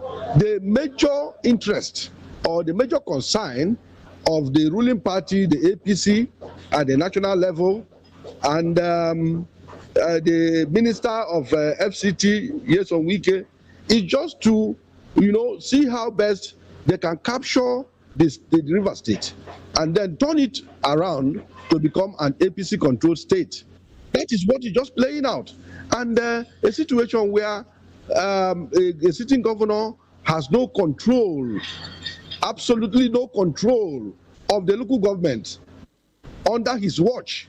What kind of system is that? Sincerely, I'm really worried for him. Even with the submission of Mr. Adefarasin, I'm sincerely worried for the governor now, because this jubilation that we're all talking about, I don't think we should be jubilating. Maybe he should be strategizing. That is all I would say.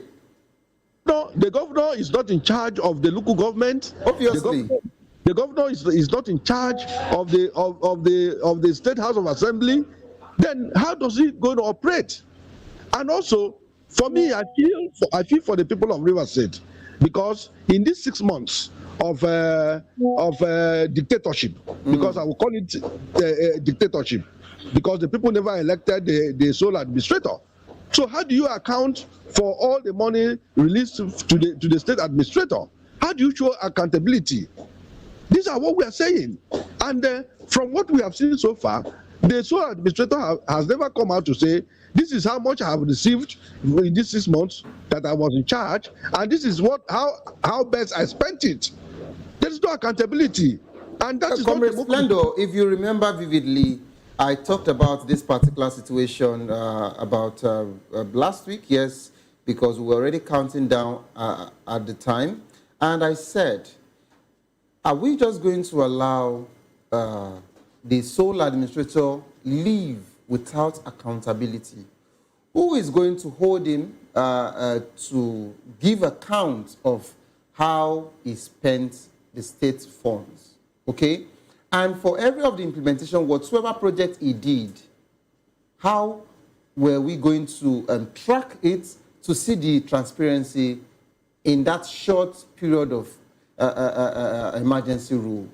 But of course, we're yet to get a response. All we have been saying is there was a peaceful handover from a sole administrator to a governor. Now, how will Governor Fubara's administration work with the state legislature to promote good governance and address the state challenges? And let's also talk about, let's take this question simultaneously. Let's come to the constitutional and legal implications. What are the constitutional implications of the president's power to impose emergency rule, and how can it be checked? I'd like you to take that, please, comrade. The governor cannot function the way people of Rivers want him to function, because a situation where the governor is already being looked at as a stooge, where they can be controlling him. If he decides to say otherwise or do otherwise, they will begin to plan on how to impeach him. So for me, the governor is already in a tight corner. The governor is already seeing a situation where all his powers as a governor has been cut short. So for me, Mr. President has achieved his aim of trying to see that the wishes and aspirations of the Minister of FCT, Jason Wike, is achieved, because this has been the problem. If Mr. President, in his wisdom, has restored democracy in Rivers State, we also, appeal to Mr. President to use that same might to make sure that the Senate is called to order. That it should make sure that Senator Natasha is also allowed to resume her duty, because this is just a similar thing. If you can say, okay, let there be democracy in Rivers State, why not say let there be democracy in the Senate? So we are in a situation where the APC government has actually, made sure that the Nigerians are kept in a situation. How did we get here? The question is, how did we get here? The governor of Rivers State, I so much feel for him, because he is not going to do what is expected. But I advise him to play the full part, to exhibit a character that all is well, why he focuses more on Rivers State people. Okay. Because that is where the power comes from. Power comes from the people. The people are in charge of power. So for me, let him not in any way decide to cross carpet to APC, because that is the next action. Comrade, I sincerely appreciate your advice, but I would actually bring your attention to what Mr. Adefarasin said. He has offers, or will I say there is a terms and condition on the table. So if the part of the terms and condition requires the governor, Similare Fubara, to move to APC, I don't think you and I can stop it because he wants to be in the corridors of power.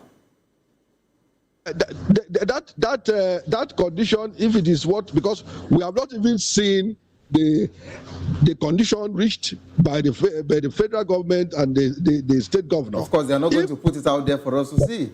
Yes, if the condition or one of the conditions is that he must move to APC, then democracy is not at work.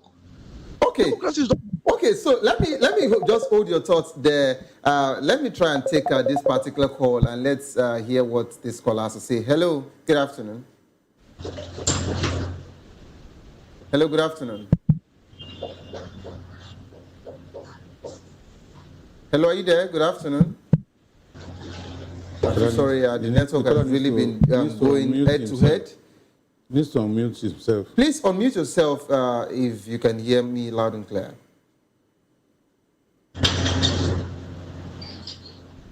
Okay, so that's a drop call. Let me come straight back to the studio. And talking about the people of River State, Mr. Adefarasin, how will the River State House of Assembly ensure that the rights of the citizens are protected and promoted during this period? And let's talk about the stakeholders analysis. What role did the key stakeholders, such as the Minister of Federal Capital Territory, Nyesom Wike, play in the crisis, and how will they engage with the Assembly? Well, the so-called stakeholders in River State. You said so-called stakeholders. Yes, I'm using my word advisedly. We are too partisan in the build-up to resolution of this crisis, such that you don't need to hazard any guess as to where each of them belonged in the crisis. And as a result, now that the chicken has come home to roost, it will be difficult for a vote phase from those who were clearly on the side of Fubara, urging him on to put up a spirited fight. And unfortunately now they are disappointed to the extent that they have been shamed along with the way Fubara considered defeat. Then for those who are on the side of Wike, they would also hold the aces in the days ahead. So where it will be the meeting point? I was expecting that these so-called stakeholders will take the path of genuine reconciliation. But when their voices mattered, they petered out, and now the game is up. So I don't want to factor any so-called stakeholder in this game. Like I said, it's unfortunate, but that's the reality. The ultimate loser in this game is the good people of River State. Okay, so let's talk about the economic growth now. Okay, we understand that a sole administrator has been in charge for 6 months, and now democracy is back to the states. Okay, there's a new caller on the phone now. Hello. Hello, please speak up if you can hear me.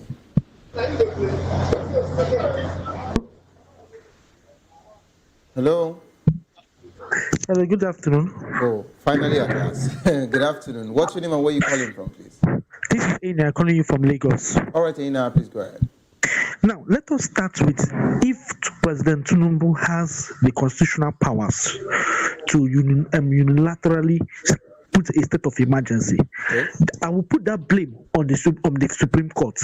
Let's compare with America. Donald Trump made some proclamations, and immediately the court told him that you can't do this. It's against the law. I think that is a birthright. He said that anybody born birthright cannot be an American citizen, and the court said no. This is against the human rights, and the court immediately unturned it. That is where democracy works. But here, Tinubu made whatever he claimed is proclaimed the sort of emergency, and the court, all judiciary, the judicial arm was quiet about it. You understand? Judicial arm was quiet about it.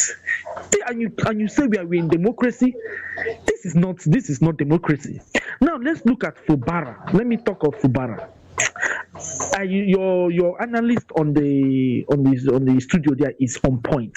I pity for Fubara, but the point I want to ask Fubara: if he is not governor, what happens? If he does not want to return as governor, what happens?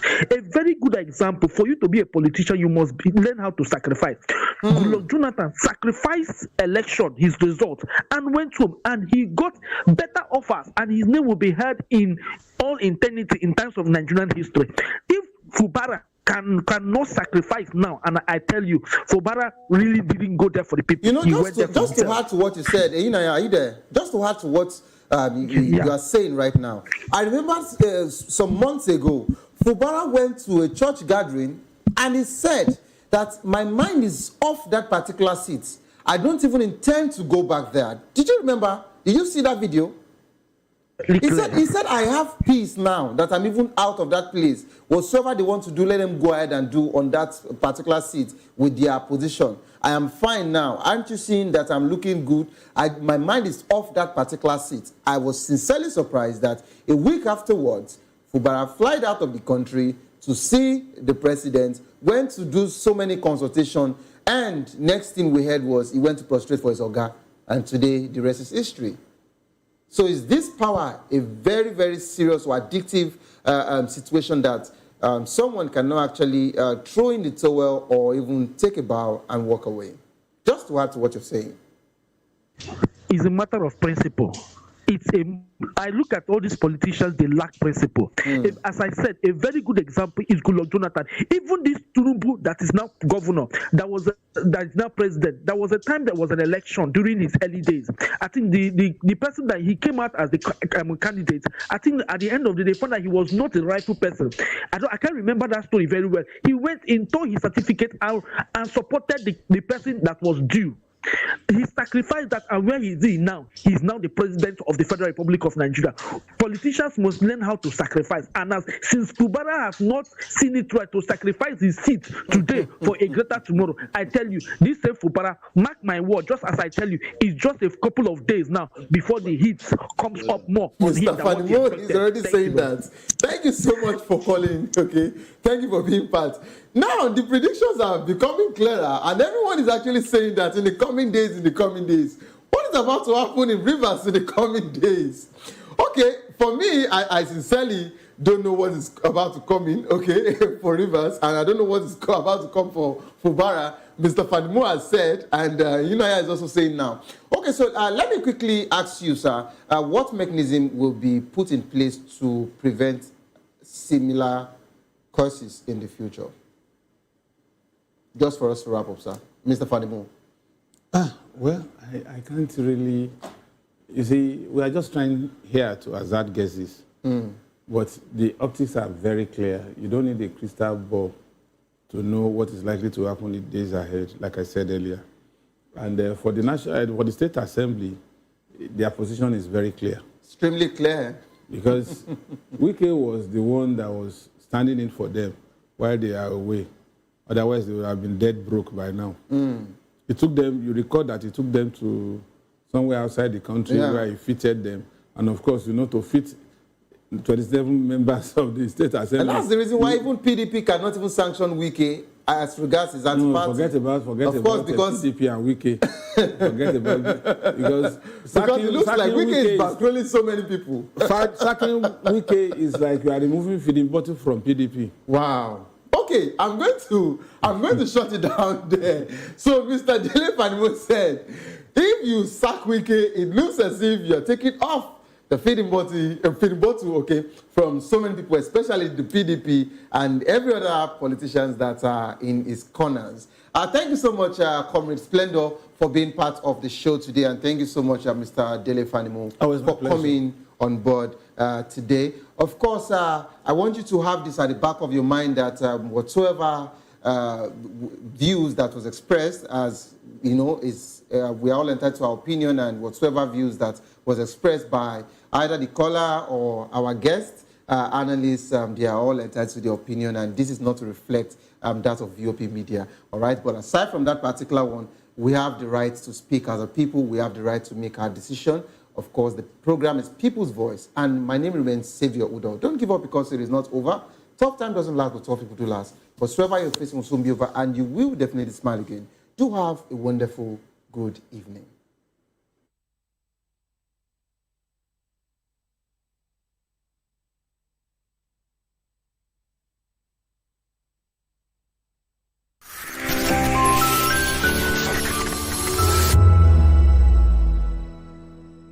We encourage you to click on the like button and subscribe to our YouTube channel. We are Voice of the People TV. Also follow us on all our social media platforms. We are at VOP TV Live. Visit our website www.vop.ng for fresh and trending news. Also watch us live on SLTV channel 264. VOP TV, Voice of the People Television. The red carpets, awards, the razzmatazz, music, fashion, interviews, and more. Spotlight on Voice of the People Television. Let's feed you with all the juicy stories in the global entertainment space, bringing you the glitz and glamour as they hot. Stay tuned to Spotlight, 1 p.m. Monday to Friday. Spotlight on VOP TV. Entertainment like never before.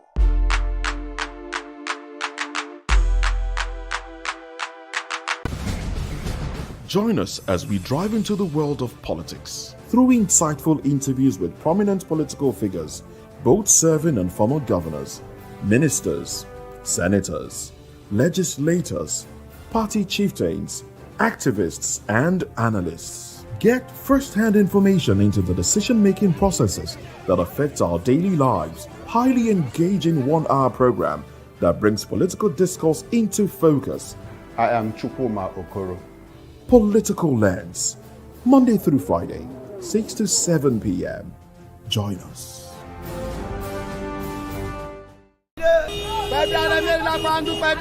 Good morning. It's the start of a beautiful day. Well, start your day right with a healthy dose of news, fun, and inspiration. Join us on VOP this morning for the latest news, trending topics, and uplifting stories to set your day on the right vibe. From news and current events to lifestyle and entertainment, you are covered. VOP This Morning, 8 a.m., Monday through Friday.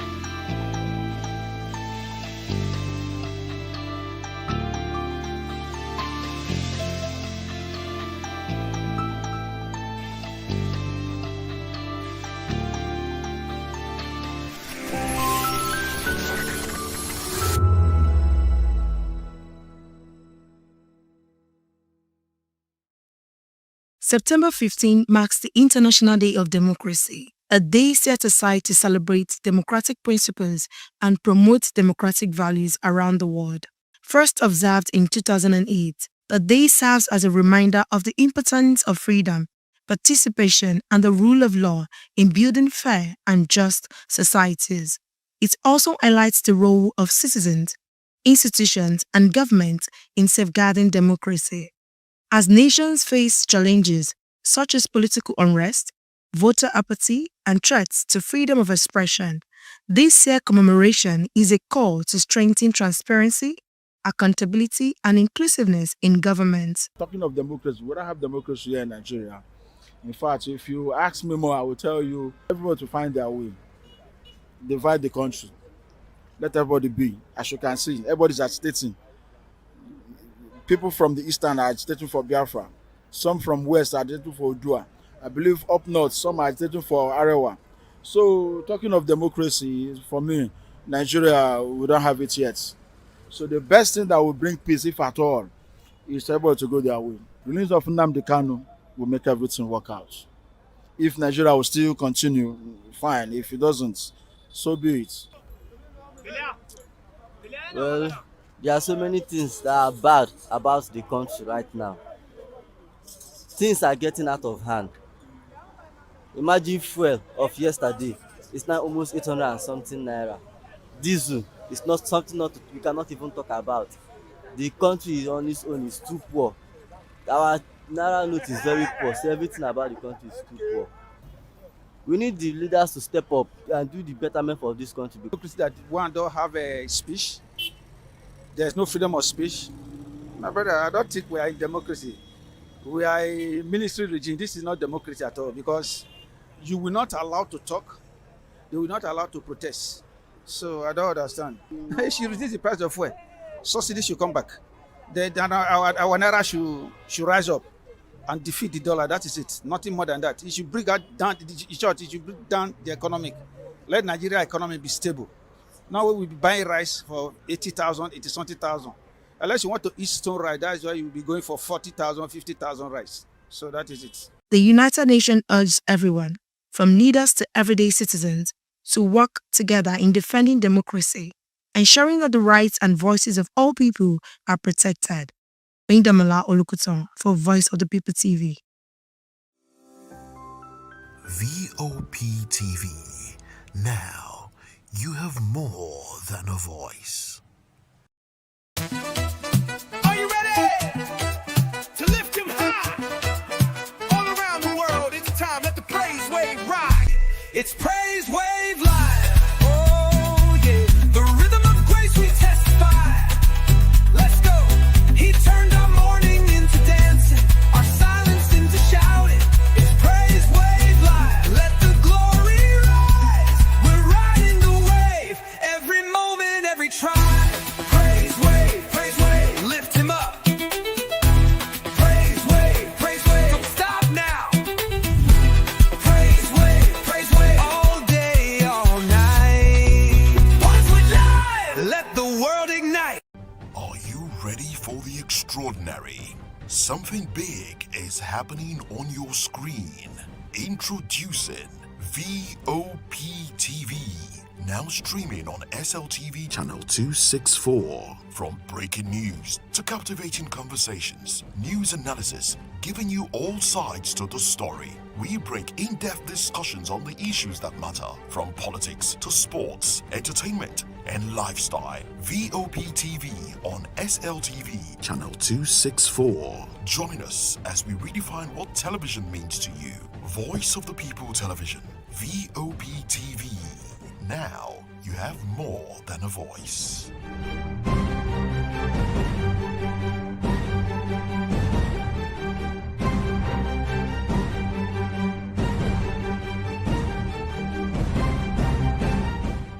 The 2564 is coming up on Barney 9, right? The 2564 Atlantic Tower. What happens in the hush behind hangar doors? Who signs the papers that gamble with lives? Which truths were grounded before they even ever had wings?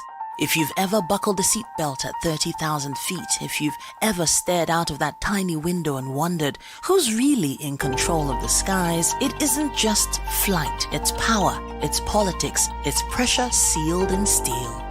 We're peeling back the clouds from runway risks to sky-high secrets. We're diving deep where most dare not to look. Aviation Scope, every Sunday at 7 p.m. only on Voice of the People TV. We don't just report, we reveal. We don't just ask, we uncover. Because when it comes to the skies, ignorance is turbulence. Aviation Scope, the sky isn't the limit, it's just the beginning. Welcome to Kitty's Corner. Every weekend is a new journey. Join Auntie Oni as she embarks on thrilling adventures. Each episode.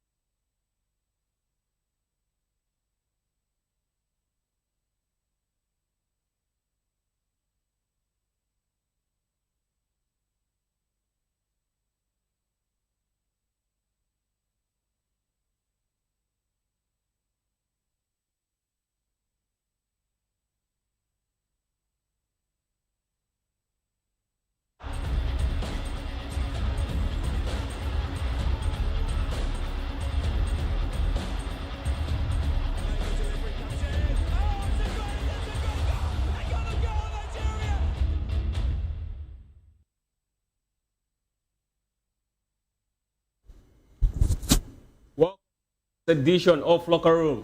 I am Ike Chuku Agu. We've got a thrilling show for you today. Joining me today to make sense of today's episode of Locker Room is Hafiz, and of course, Maiwa joins virtually. Good evening, Hafiz. How are you doing? Good evening. Good evening. It's good to be back on Locker Room. Too much of football has gone down. More still to come. And I can just say that I can't wait for us to get into it. I mean, a lot of football, a lot of stories to discuss, goals, coach emotions. I mean, a lot to discuss. And I can't wait to share what we have on the show with our viewers this evening. All right. So stay tuned, subscribe, and turn on to the notification bell. And don't forget to call us via WhatsApp. You see the numbers beaming on your screen as we enjoy today's conversation in the locker room. A lot happened yesterday in the UEFA Champions League, right? And across Europe, basically. Yeah. And today we are also expecting so many conversations. But one thing is very important. You know, I saw the news and I felt the sort of way. You know, it's about Nigeria and the World Cup qualifiers. You know how we've been talking about, the 3-point deductions and South Africa. And in the news today, it happened that it seems like FIFA is not going to take action in South Africa because, of course, I was here a couple of months ago. We were having a conversation, myself, Jerry, and Maiwa. I was saying that if the rule states that somebody needs to actually make an official complaint after 48 hours, and no one actually did, and someone in FIFA is saying, since no one actually did, and all of the complaints that FIFA dealt with between March and July, there's no mention of South Africa in that particular mention. And it kind of worries me. But then we'll look very well into all of that as the show progresses. But of course, let's say charity, they say, begins at home. So let's deal with exactly what's happened in the world of football as FIFA has decided not to deduct 3 points from South Africa, fielding the Teboho Mokoena in the World Cup qualifiers. And I sat down and I told someone while on the way that, if we have a proper, administration, right, people who actually run football properly in this part of the country, you definitely want to see that certain actions are actually dealt with, as soon as possible. It's not until we come here and then you start talking about it, and then people all over the world start talking about it before, the administration. But what does this actually portend? Because a couple of days ago, you also said here that it doesn't matter, even if they dug the point. I mean, looking at what we already have, Nigeria is actually one of the worst teams in second place, as regards FIFA qualifying. But just make sense out of this. What exactly do we find? What position do we find ourselves at this point as it stands? There are a lot of answers to be given to that question. I mean, it reeks of irresponsibility. It reeks of not even trying to care, in certain areas. And it's not just in one aspect. For me, I will go with the players, the coaches. They were not able to do their jobs. Then the base of it all, the NFF also, they didn't even bat an eye. They were like, okay, maybe the 3 points is not even going to affect us. Maybe that's why they didn't go for it. You can look at it from that angle, because it's going to favor more of the likes of Lesotho directly, Benin Republic also, because if they deduct those 3 points of South Africa, they will be level with Benin Republic as it stands. Maybe they are just saying that, okay, we've given up all hope. We don't need to bat an eye. And then I think rules are rules eventually, Kochiko, because they said 24 hours. Right? And nobody raised anything. And this is not even about Nigeria alone. Football Association of Benin Republic and of Lesotho, they didn't say anything as well. So this is not all about Nigeria. We are saying it's, we are talking about Nigeria because it concerns us directly, right? But other associations did not bat an eye. They didn't talk. They didn't complain to FIFA. And FIFA, they don't want to get themselves into a mess with Africa football so much. They're like, okay, since you guys didn't do anything about the rules, there's nothing we can do. It has gone. I mean, if I take you back to the likes of Algeria, when it happened to us directly, they went within 24 hours and they filed their complaint and it was done. Nobody even heard about it in the news until they took that decision and they deducted our 3 points from us and gave them 3 goals. So I think it's all about irresponsibility on our part, being slow, but then it didn't affect us directly and we didn't do our jobs. Mokwana, it will interest you to know that Mokwana was supposed to be suspended due to accumulated yellow cards, but was actually fielded, in that particular game, and he played 80 minutes against Lesotho, and Nigeria against the Benin Republic had protested the incident, hoping for potential points deduction that could boost their qualification chance. The Nigerian Football Federation initially awaited a decision from FIFA, knowing the rules would dictate the outcome. However, a former FIFA president defended FIFA's decision not to deduct 3 points from South Africa, citing that Lesotho didn't file a formal complaint within the stipulated time frame, and FIFA didn't notify South Africa beforehand about Mokwena's suspension.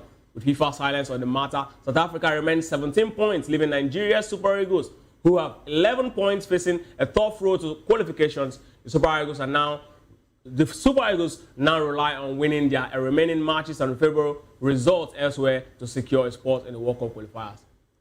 The first time we talked about this, I mentioned this. I said, if that 48 hours rule is that useless, it should be expunged. And then Jerry and Mayowa cited that Nigeria's case against Algeria, nobody actually complained, and eventually it was deducted. Yes. That if they can actually do that in the case of Nigeria, it should be done to South Africa. Now, I understand that, and it quite made a lot of sense to me, even though I still believe that if that clause is useless, it should be expunged. But my big question is this: looking at the whole thing playing around and how South Africa has been able to, most likely, the way it seems now, it seems like they're actually getting away with it. If it happens that way, are you going to be hinging their getting away from it to the fact that they have the current CAF president? Well, I want to ask a question, Ikechukwu. How do you see it? Who is to blame for us here in the studio knowing about the rules and the clauses and nobody in the NFF knows about it? Because this is you and I talking about it now. We went in further to search and we actually brought out a code. We saw the code, the protest, the rules that concerns the protest and everything, deduction of points and all of that. How come nobody in the NFF knows this? Or are we going to say they don't know about it? So I won't want to put it on the fact that South Africa has the current CAF president is South African. I wouldn't want to put it on that. That might be a factor. But and also maybe if FIFA is saying there's a rule that says 24 to 48 hours, do we have to do that? Because rules are rules. Do we have to actually come and complain that this is what happened? It was clear. It was clear that this guy, the player Teboho Mokoena, was ineligible. Right? It was so clear. But maybe they were now waiting. I want to ask again, because there are many points to this. If it was European, is it going to happen? If it was South American, is it going to happen? But the rules are clear. The rules states that if you feud in fact, it's so funny that South Africa themselves also acknowledged that they made an error feuding the player. Yes. In fact, at some point, somebody in the South Africa football governing body also came out and said that somebody needs to be fired for not taking cognizance of Teboho Mokoena's yellow cards incident. So if South Africa as a body understands that they've breached the rule, and then somehow somebody within Apex football governing body is saying that because nobody actually filed protest. So it's a case of we admit to what we've done, but these guys are not saying anything then. But my question is, if it happened to us in 2018 without nobody saying nothing, why is it not happening to them in 2025? I think the difference in 2018 was that the Algerians went forward and we didn't step up to it. Because the Algerians actually didn't step forward in 48 hours. They did. So they did because I don't think. So are you trying to say that it's a case of FIFA themselves went to yes, they just took decision. But another angle is that 2018 to 2025 is a long time. So that's what I'm asking. Does it mean that what we are witnessing has something to do with the influence of Patrice Motsepe? Well, I think that's just it's a case of like the excesses. I mean, the major thing, the rules were not followed, to be honest, because the likes of Lesotho did not do anything. Benin Republic did not do anything. Those that it was going to influence directly did not do anything. I was even expecting it to be 6 points because Teboho Mokoena actually, played that game against Lesotho, which means he didn't actually serve his yellow card.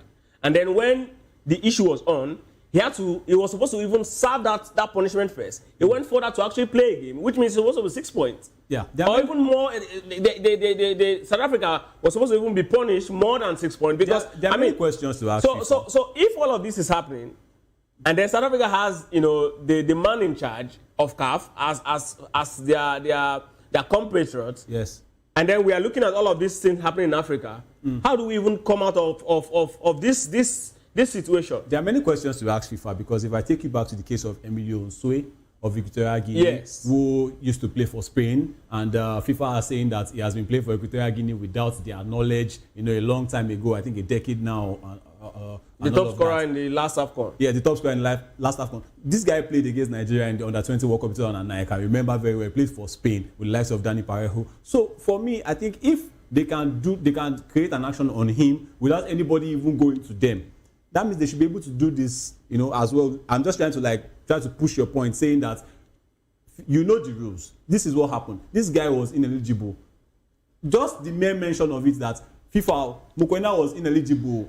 You should have taken that action directly instead of you referring to us that didn't you see a rule of 24 to 48 hours. So see, there are many questions to ask FIFA. If FIFA, I'm being very objective here. If FIFA decides to not punish South Africa because nobody filed a complaint, I agree. Yes, 100% because that's the rule. Yes. But my problem is the inconsistency. There's inconsistency everywhere. Now, if there's inconsistency, then why are we having a rule? Exactly. It's a rule that is meant to be followed to the letter, right? And if this rule can stand 7 years ago, it should be able to stand 7 years after. But that's why I said there are many questions to ask FIFA. There are a lot of questions to ask them over the top. There are a lot of questions to ask FIFA, CAF, NFF as well. Because when you knew the rule immediately, are you trying to tell us that, okay, you were thinking that Nigeria was going to win the games easily and we are not going to care about the points? Because trust me, Kechuku, it's supposed to be so. If we had done our jobs, I'm still going to go back to that. I'm sorry, Nigerians. I'm always saying if we had done our jobs, we won't be going back to points like this. We won't be. We should have done our jobs since. Kechuku, all these things it's just medicine after death. Even if they deduct the points, are we going to qualify? I'm asking you now. You're out of that. Do you think we are going to negotiate our 2 games? Or it's going to be like a motivator that, okay, if they drop the points, they can be motivated to go win our next 2 games. I'll tell you, right, if FIFA wants to be consistent with the way they've done or they did in 2018, if they want to be consistent, I think 6 points should be deducted from South Africa. You think 6 points? Yes, that's the case because they didn't feel they did feel an ineligible player. Yes, it came out even in South Africa. They were talking about it that someone should be sanctioned, someone should be punished, and now you've not served the punishment. You went ahead to feel the same player But what do you think is going to be done? Because the rules were not followed. They are always going to go back to the rules. That's what I'm saying. That's what I'm saying. If FIFA wants to be consistent, yes, right, with the way they actually applied the rule in 2018, it should be this way. But the South Africans will they will come outside, because if they now go ahead and say, okay, because he is ineligible and we know he's ineligible, let us go and sanction him. They will come outside and say, but these people did not complain. No, and they will come out. And then FIFA will bring the case of 2018 that no one complained and punish. Yes, they will. Because they will tell you they will actually go back for the rules to save their face. They will not tell you that, oh, we did it in 2018. We're not going to do it in 2018. No, they will tell you that it's true. There's actually a rule. And at the same time, I think what most people are not getting is that under that rule, there is a say that it can be done ex officio. Is there? Maybe one of these days we are going to bring out the full statement on that topic. It can be done ex officio. It can be done anytime. Why is nobody in the NFF? We are talking about Nigeria now. Why is nobody in the NFF by ex officio, knowing what we know? By ex officio, what do you mean? It can be done outside. It can be done anytime. It doesn't have to be official. That's what they are saying. It doesn't have to be official. This complaint can be laid anytime. You said complaint can be laid. It can be laid anytime. You can lay that. You can go now and go to FIFA and mention our grievances to them about this 3 points deduction. If FIFA is saying ex officio and they're also saying 48 hours, that's a contradiction. Absolutely. But then it is what that's why I said I wish we can just put this code outside. The issue of ex officio, right? I want to think it has to do with the general unofficial complaints and complaints outside that particular scope, which means that you can actually complain. But you will still take it back to the an unofficial complaint, right? Yes. Is doesn't really carry weight. Because it will still it's not official. Yes, because you have to go through the books, and that's what the rule says. I recall that we had, I think we debated this couple of months here consistently. David, Jerry, myself, every single time we talk about this particular clause, and I was saying it that part of the clause should be expunged. But unfortunately now, the chicken has come to roost. Unfortunately, and if only we can just kick on from this. Nigeria, we have to learn. We don't have to wait for things like this to always happen to our football. We should have done our jobs when we needed to do it, but we did not. So okay, let's see. Let them go. Let's see how much learning. Let's see how much learning we've done so far. Have we ever learned? Well, let's see how much learning. Since they started watching football, have they learned? You've been watching football before me. Since I started watching football, they've not learned. Have they learned since they started watching football? Well, I mean, we are slowly turning to Chile. Okay. So let's see. Okay, I think I have to rephrase. Let's see what we're going to learn based on the current FIFA ranking. Drawing board don't fool. Let's see always going back to the drawing board. I'm sorry. Relax. I'm sorry. Let's see what we're going to learn based on the current FIFA ranking. The Super Eagles have dropped to 45th place in latest FIFA ranking, making their lowest position in over 6 years, despite an unbeaten run in World Cup qualifiers under coach Eric Schell, including a win over Rwanda and draw against South Africa. Nigeria slipped only one spot globally within Africa. The Super Eagles are now ranked 6th behind Morocco, Senegal, Egypt, Algeria, and Cote d'Ivoire. This ranking dropped intensifies concerns about Nigeria's chance of qualifying for 2026 FIFA World Cup. With 11 points from 8 matches, they trail leaders, South Africa by 6 points in Group C to keep their qualification hopes alive. Nigeria must win both of their final matches against Lesotho away and Benin Republic at home. Globally, Spain has overtaken Argentina as top-ranked team, while France sits second. Latest FIFA ranking reflects ongoing shift in global football, with teams like Cote d'Ivoire, Benin Republic making notable climbs in the rankings. Serious teams are getting up. The serious ones are knowing their places. I have issues, really. Yes. I must say this. I have issues with the rankings. Okay. I sincerely do have issues with rankings. Let's have it. But my biggest problem is how they come about these rankings. For example, I don't know why Argentina will drop. And Spain will come up. And Spain will become number 1 team. I mean, Spain is not even the European champion. They are. Oh, yeah. They defeated England, right? Yes. In the finals. Yes. But Argentina is still undisputable, the world champion and South American champion. Yeah. And they've qualified for the World Cup as well. Maybe it's that loss. Just that one loss. And they slipped to 3rd. Is that France? Is France coming up to second? I don't understand. Exactly. I can still make a case for Spain. But let's leave Spain and France. I mean, these are nations who takes football serious. So Nigeria slipped to 45th position in world rank. It's fair. Where does it leave us? It's fair. Where does it leave us? I don't like fair. It's fair or not? So 45th is fair. 6th in Africa is fair. We are not supposed to be top 10 in Africa because of the way we play. Okay. Wait.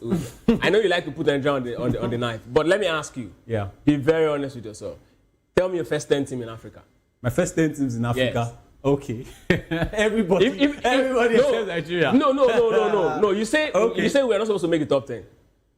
So tell me, based off current form, in the last 2 months, the teams that are supposed to be the top 10 in Africa. I want to hear it. Cabo Verde, Morocco, Algeria, Egypt, Angola, DRC, Cote d'Ivoire, Mali. Wait, let's circle back again. I'm mentioning teams. No. Circle back again. Cabo Verde, that's Cape Verde. Morocco, Cote d'Ivoire, Mali, Democratic Republic of Congo, Congo. Who else have I mentioned? Egypt, Cameroon. I mean, I can go on now. But you've not mentioned 10. But Nigeria is not there. Benin Republic, South Africa, Gabon, people that are qualified for the World Cup, Tunisia, people that are above us, people that are even the ones that are second, that are in that top that ranking for the second place teams that can qualify. As long as Nigeria is not beating any one of them, Nigeria is not above them in my eyes. But okay, that is all banter. But honestly, we shouldn't be where we are, to be honest, because it just shows that our football has been slowing down. I mean, look at the teams that we are behind. These are teams that we should be. I remember when Nigeria used to be 5th in the world. We were 9th in the world also at some point. Even when we were 9th in the world, we looked at it like it was a sleep. We were 5th in the whole world. What's going on? 4th actually. We were 4th? Yes, after the USN World Cup. And we are saying Eric has been, despite Eric Tel's unbeaten run, we're unbeaten run help. You are not qualifying to the World Cup. There are serious teams ahead of you now. It shows that you are no longer that giant you used to be. So what can be done for us to revive this? It's like we are always happy to just hear that, okay, as long as we are still in the world rankings, maybe when we get to 112th, we'll be serious. Because there are teams like Madagascar, teams like Burkina Faso, teams like Benin Republic, they are on the hop. Again, you know that this FIFA ranking is done every month.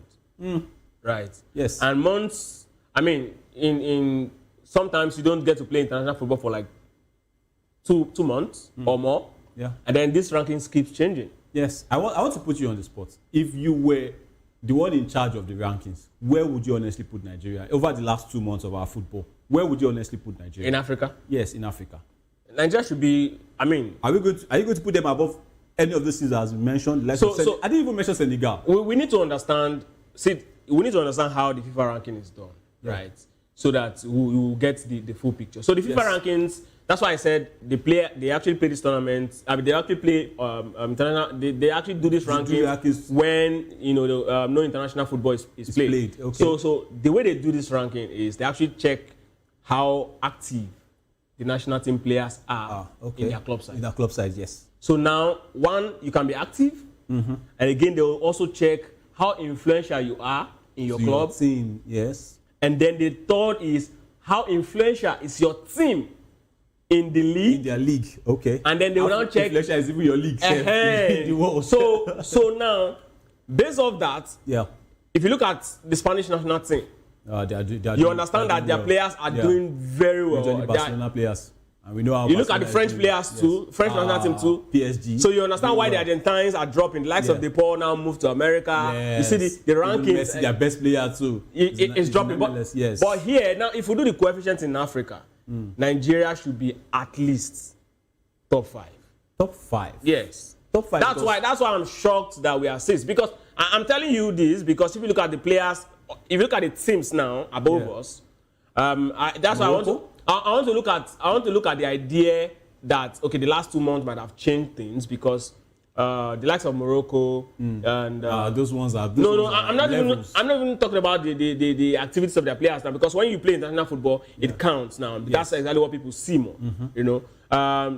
we are in that particular window where international activities is very much around. So they use that as a yardstick to actually judge, give teams points. Yeah. So yes, based off international activities, I want to say, okay, the ranking is fair. But I want to believe that after this, few months time, it's going to change and Nigeria is going to go back, maybe climb a step further or maybe 2 steps. It depends. Okay. But it's sad.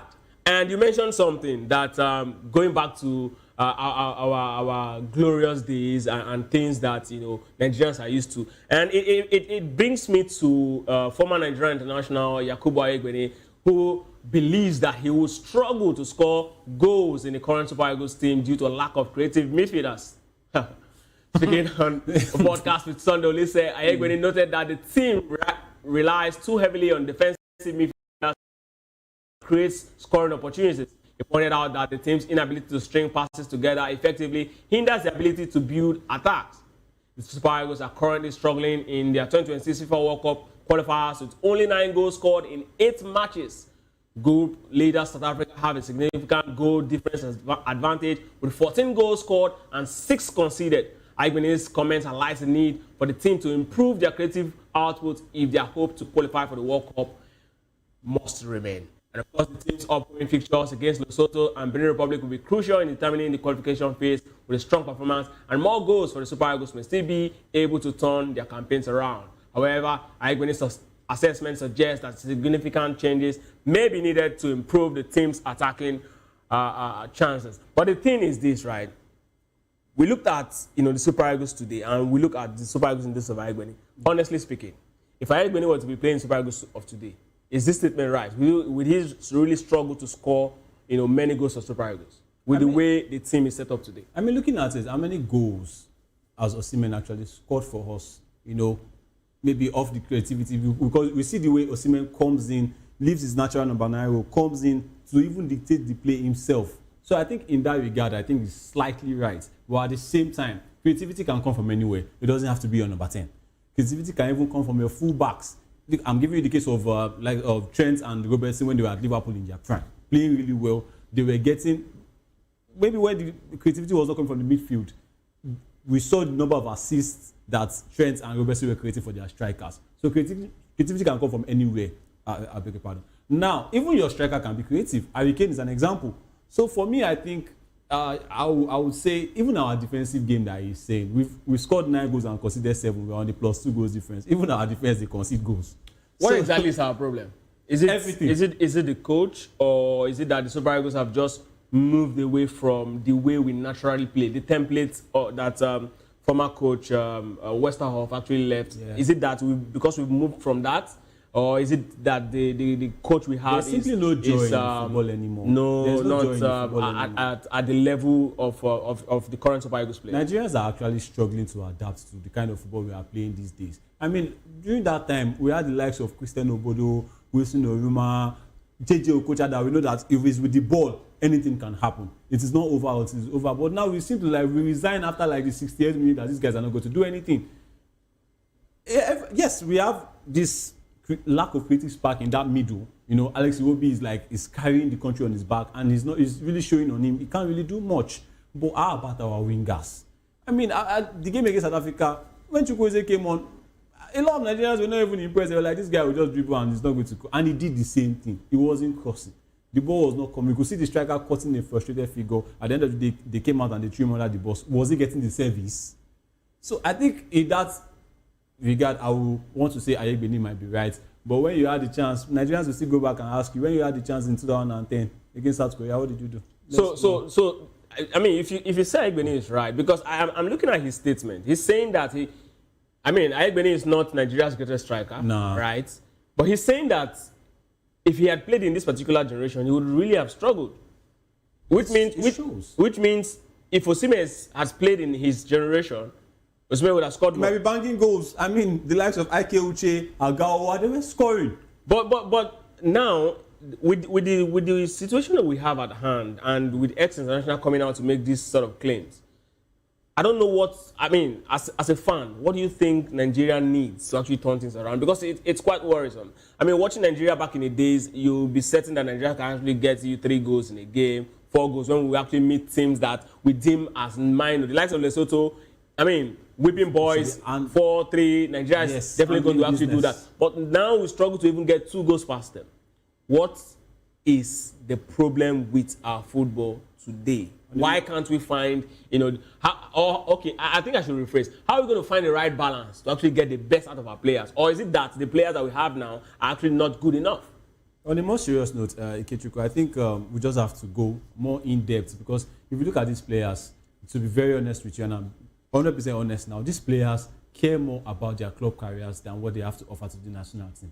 To be very honest with you, they know that the level of competition in their club side is more than the one here. If they perform well for their clubs, they will get that invite to come and play for Nigeria.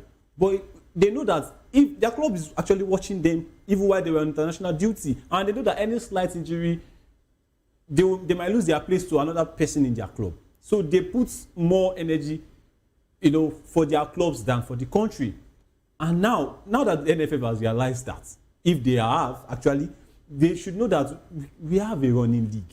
We can develop our... I know a lot of people they've resigned from watching even Nigerian football, the NPFL. They just watch it, for the excitement it brings. They are not seeing players. They are not seeing maybe the future of Nigerian football can come from there. It can. But if we have a running league. But if you say players now actually want to give their best to their club rather than the national team, I think it has always been almost the same thing. Because see, the thing is, even now, the way they actually play for national team is actually not really different from the way they play for their clubs. I think what I see, this is my own position, right? What I see is these players come into the national team, and then the way they are being deployed in the national team is quite different. Case in example, Alex Iwobi.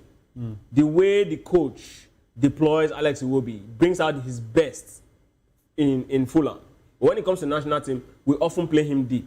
This was the same Alex Iwobi that adjusted his play role under Arsene Wenger when there was no space for him in the number 10 role, and Wenger moved him to the left wing, and he was playing for in that left wing role, playing really hard to even give competition to the wingers that were there. You can adapt your game. No, you need to understand. See, you need to understand. I know it will dull your normal prowess, but you still have to do it. See, you need to understand this, right? You know that for club level, yes, you can actually be on your club official assignment for like 3 months without going to the national team. Yes, it's enough time for you to actually get used to it. Yes. For national team, the longest you can come, the longest you can even have is a 7-game tournament.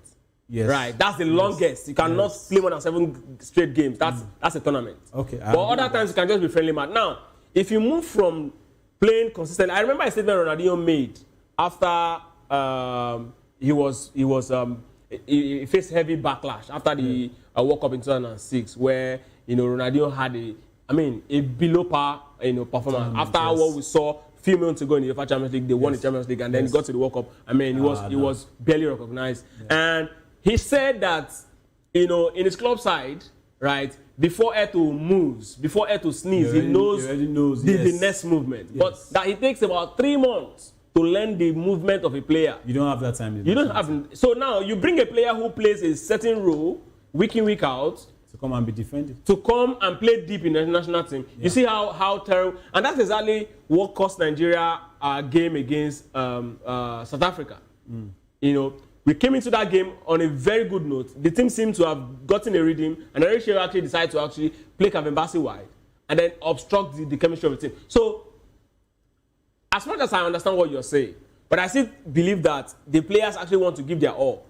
I think it's more of a case of, how they are being deployed rather than, there's this talk of them not being able to adapt to African football. That's a very big criteria too. How about the players that are in Africa? I mean, okay, you can say the Chan Eagles did not impress. I understand. But you can't use that as a yardstick. They can still improve. Are we saying we should blend these players with those that are playing in Africa to know that, this is... Or we should just introduce African football to them? Because, they are footballers. They should know the basics. That physicality is needed, your skill is needed. It's not only about just what is given, on the pitch. Football is 95% what happens off the pitch at times. So your mentality, that, when I'm going back home, I want to go and play physical football, and I can do that as a footballer. I can improve my physique, But maybe they are not really understanding the fact that African football is different from what we play at our club side in Europe. You understand? We know that even though Europe can be physical too, but we know that there's more of technique in European football than African football. That's what affects even Mo Salah at Egypt when he doesn't really pull the numbers at AFCON because it's way different. I saw last AFCON, I saw him getting bullied against Cape Verde. I'm like, wow, is this the same Mo Salah? But the quality different. In Egypt also is telling. If this Mo Salah had been part of the Egyptian side between 2006 and 2010 that won the Nations Cup back to back, I think he would really do a lot with that side. But that team was yes, that team was that really the team that good. had the likes of Abutrekka, Barakat, Gedo, yes. That team. If this Mo Salah was part of that team, I think it would have been better. But from one quality is dropping, I guess. Well, yeah, I think I will agree with you on that. But from I mean the mail from the Super Eagles to I wouldn't say this story is a good story, but yes, I mean every good thing comes to an end at some point. And this is the story of former Super Falcons captain Onome Ebi, who has actually retired, and likes of Rasheedat Ajibade and Osinachi Ohale have congratulated their former teammate and captain, the professional footballer Ebi, who is Super Falcons' most scout player with 109 appearances, announced her retirement on social media, expressing her gratitude for the journey and her desire to continue giving back to the game. Ajibade and Ohale praised Ebi's fantastic career and wish her well for the future. Ebi's retirement marks the end of an illustrious career during which she won 4 Women's African Cup of Nations titles with the Super Falcons and featured in 6 FIFA Women's World Cup. She is a trailblazer for an African footballer and will be remembered for her dedication and achievement. Super Falcons continue to thrive with talented players like Ajibade and Ohale leading the team. Ebi's legacy will undoubtedly inspire the future generations of footballers, and her contributions to African football will not be forgotten. Onome Ebi is one of the players I see in the Super Falcons, and I just smile. Beautiful and cool-headed. She just reminds me of. I mean, she's the female version of Sergio Ramos for me. Absolutely fantastic, and she's been there for the longest. She's 40 now. She's 40. Wow. And that's why her retirement is kind of makes sense to me. Yes, and it's just the right time for her to just pave the way for others to come. And I'm sure that whenever she's in the dressing room, maybe not as a footballer, obviously this time anymore, but as a figure that the youngsters will look at her and be like, oh, we could see what you did when you were there, and we can also, aspire to do the same thing. Forget everything that has happened on the other side, with issues. I mean, she was at the center of issues with the NFF at some point, but then that cannot take anything from her contribution. I mean, she's been fantastic for us. I mean, I can't be going back to the days where she used to play with the other players, with the likes of Nkocha and all of that. But she said something. She said something, after the Falcons actually did the La Decima, like we call it, the 10. And one of the things she was saying was that she was heaping praises on the lady who's actually filling her shoes in the person of Demain, and saying she's actually the right figure to actually take that space. I worry for the likes of Onome Ebi leaving us, because the problem with this is that over time, one thing I've learned is that we have a very terrible maintenance culture. And when the good one leaves, our quality continues to nosedive. Yeah. If you go back to other countries, right, when a good player leaves, you're sure that you're definitely going to get a better player stepping in. Even if you're not getting a better player stepping in, you get almost the same quality and a better team stepping in. Well, I don't know where this leaves us. I mean, perhaps in another maybe 2 years, Ajibade will also be leaving us. Rasheedat, Asisat rather, Oshola will be leaving us, and I don't know. I was going to go there. I mean, just for a means of encouragement. I think it doesn't really happen all around. I mean, I remember when Okpara Noze was there, I was thinking that we were not going to see another striker like Okpara Noze. Have we? Oshola.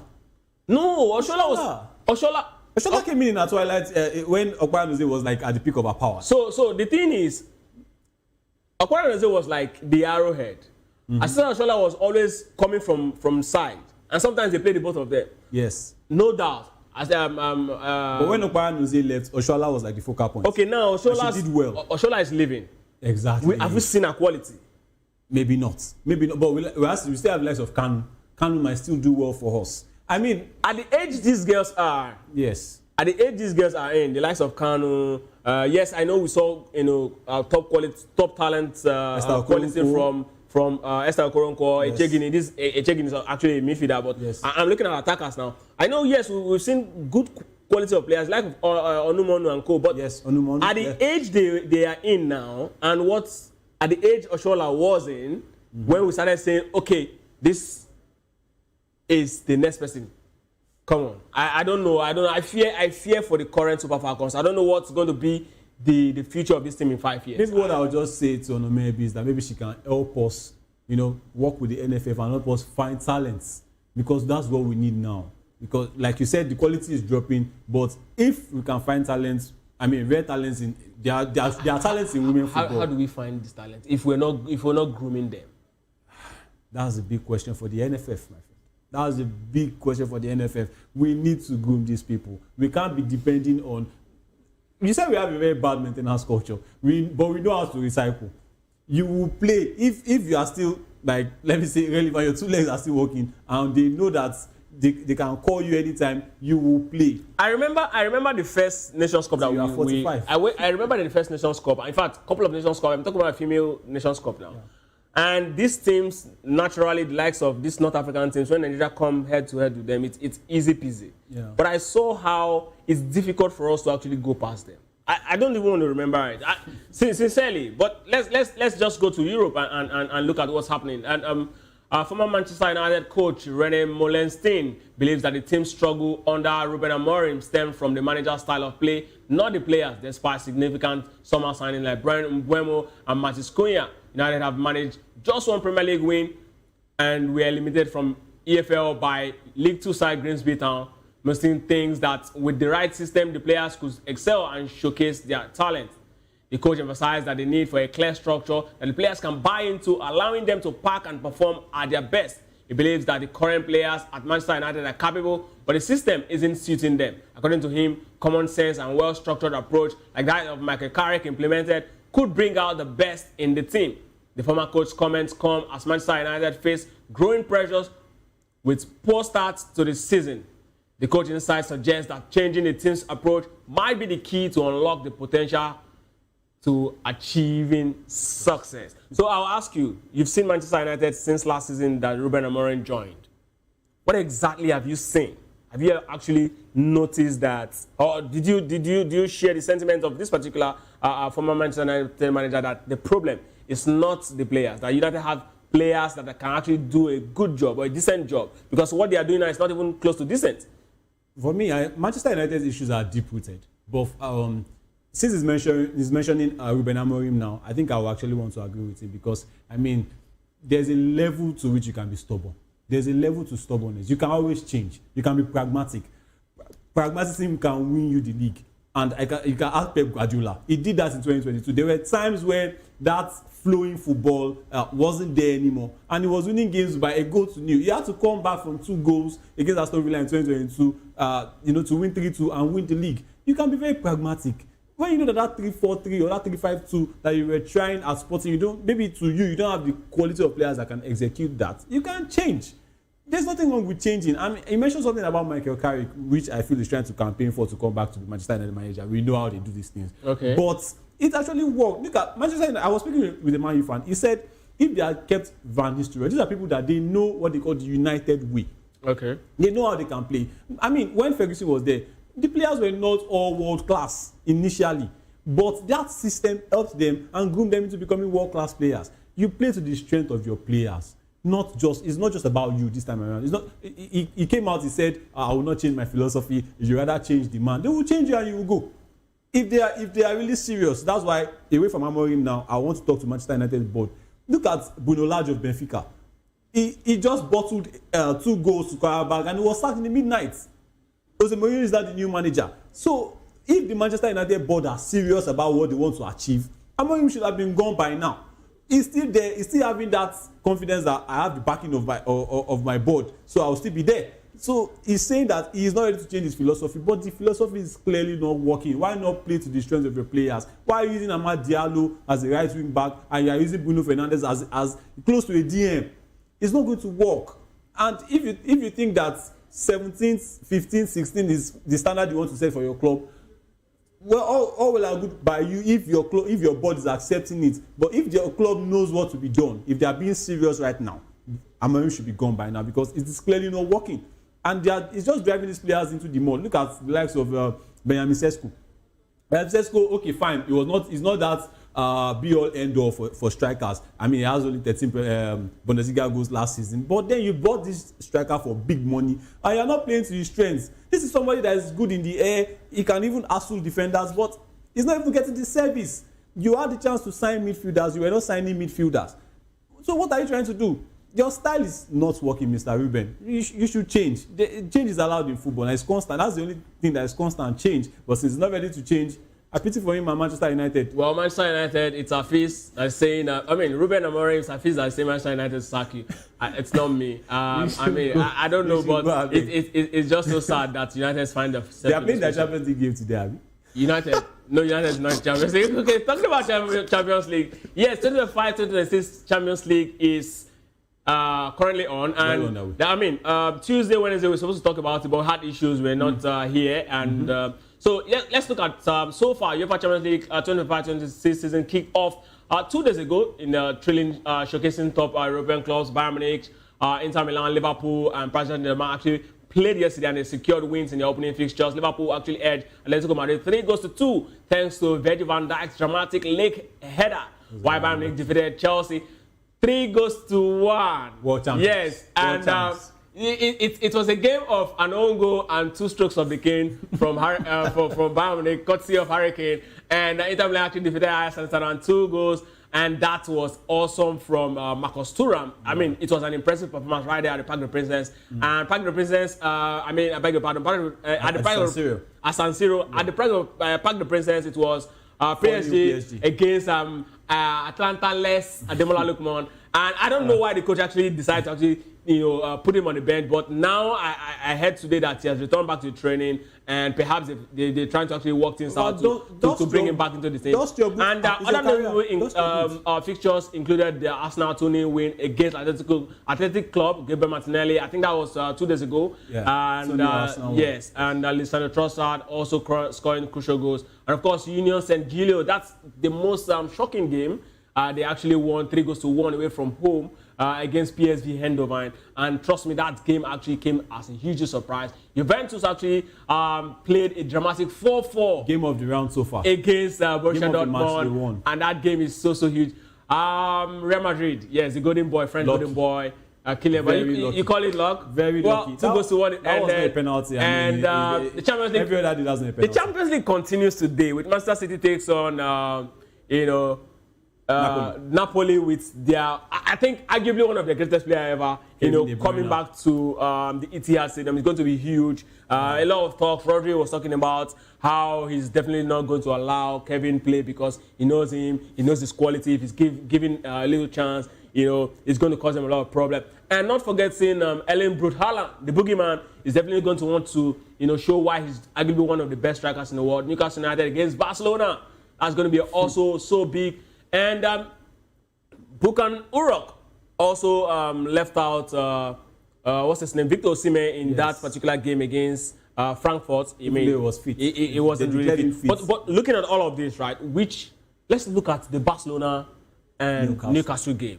What's your take? Well, for me, I think for the investors, they can actually catch the Barcelona. I don't know who. I mean, for the investors. Who are the investors? They can catch the Barcelona, but I think for me, Barcelona are very scary. I mean, they didn't have Lamine Yamal. I don't think they'll be having him for tonight's game as well. They didn't have Lamine Yamal over the weekend, but they won 6-0. And if you look at the way they played, it should have been more than that. Fermin Lopez, you reminded Chelsea that these people should have spent money on me.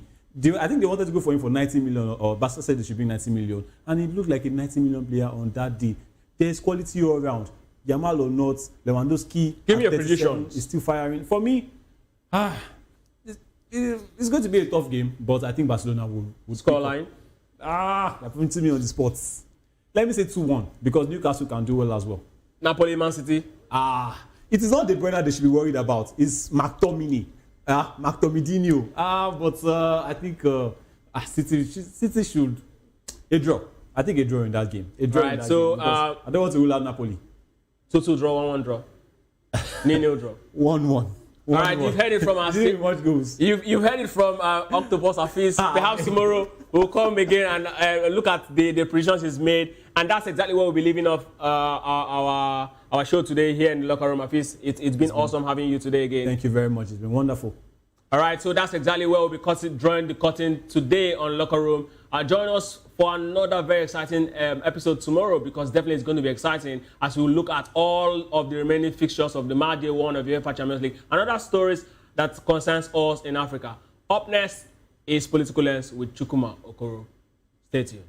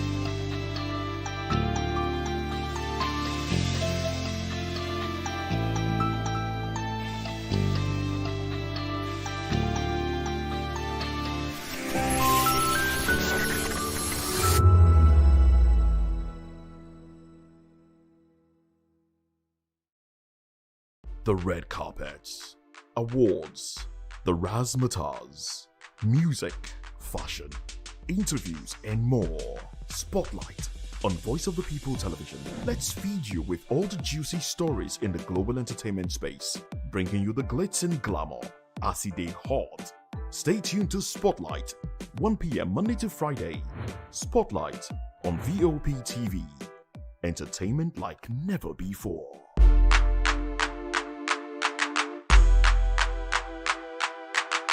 We encourage you to click on the like button and subscribe to our YouTube channel. We are Voice of the People TV. Also follow us on all our social media platforms. We are at VOP TV Live. Visit our website www.vop.ng for fresh and trending news. Also watch us live on SLTV channel 264.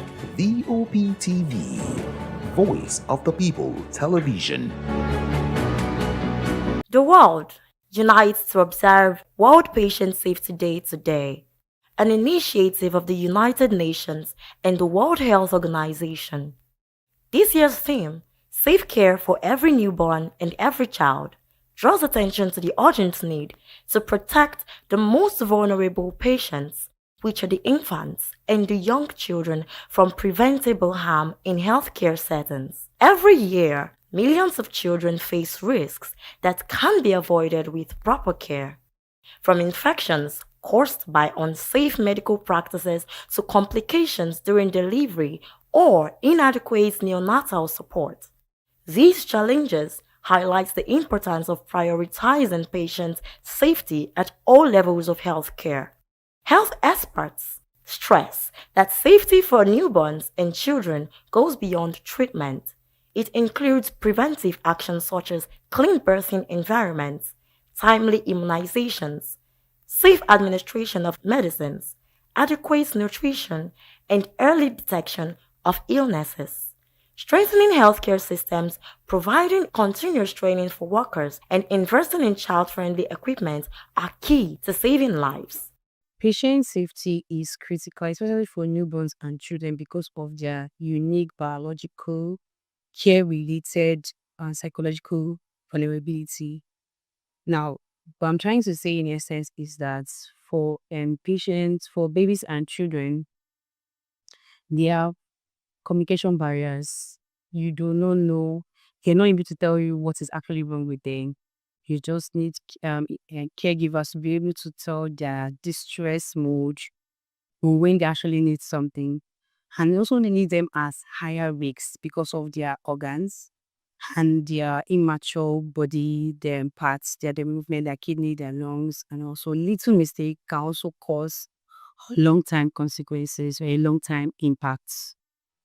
Hospitals and clinics can strengthen their safety practices for children by, first of all, staff training. Staff should be updated on how to attend to these patients, to know the medication to give, and always moving with the trend.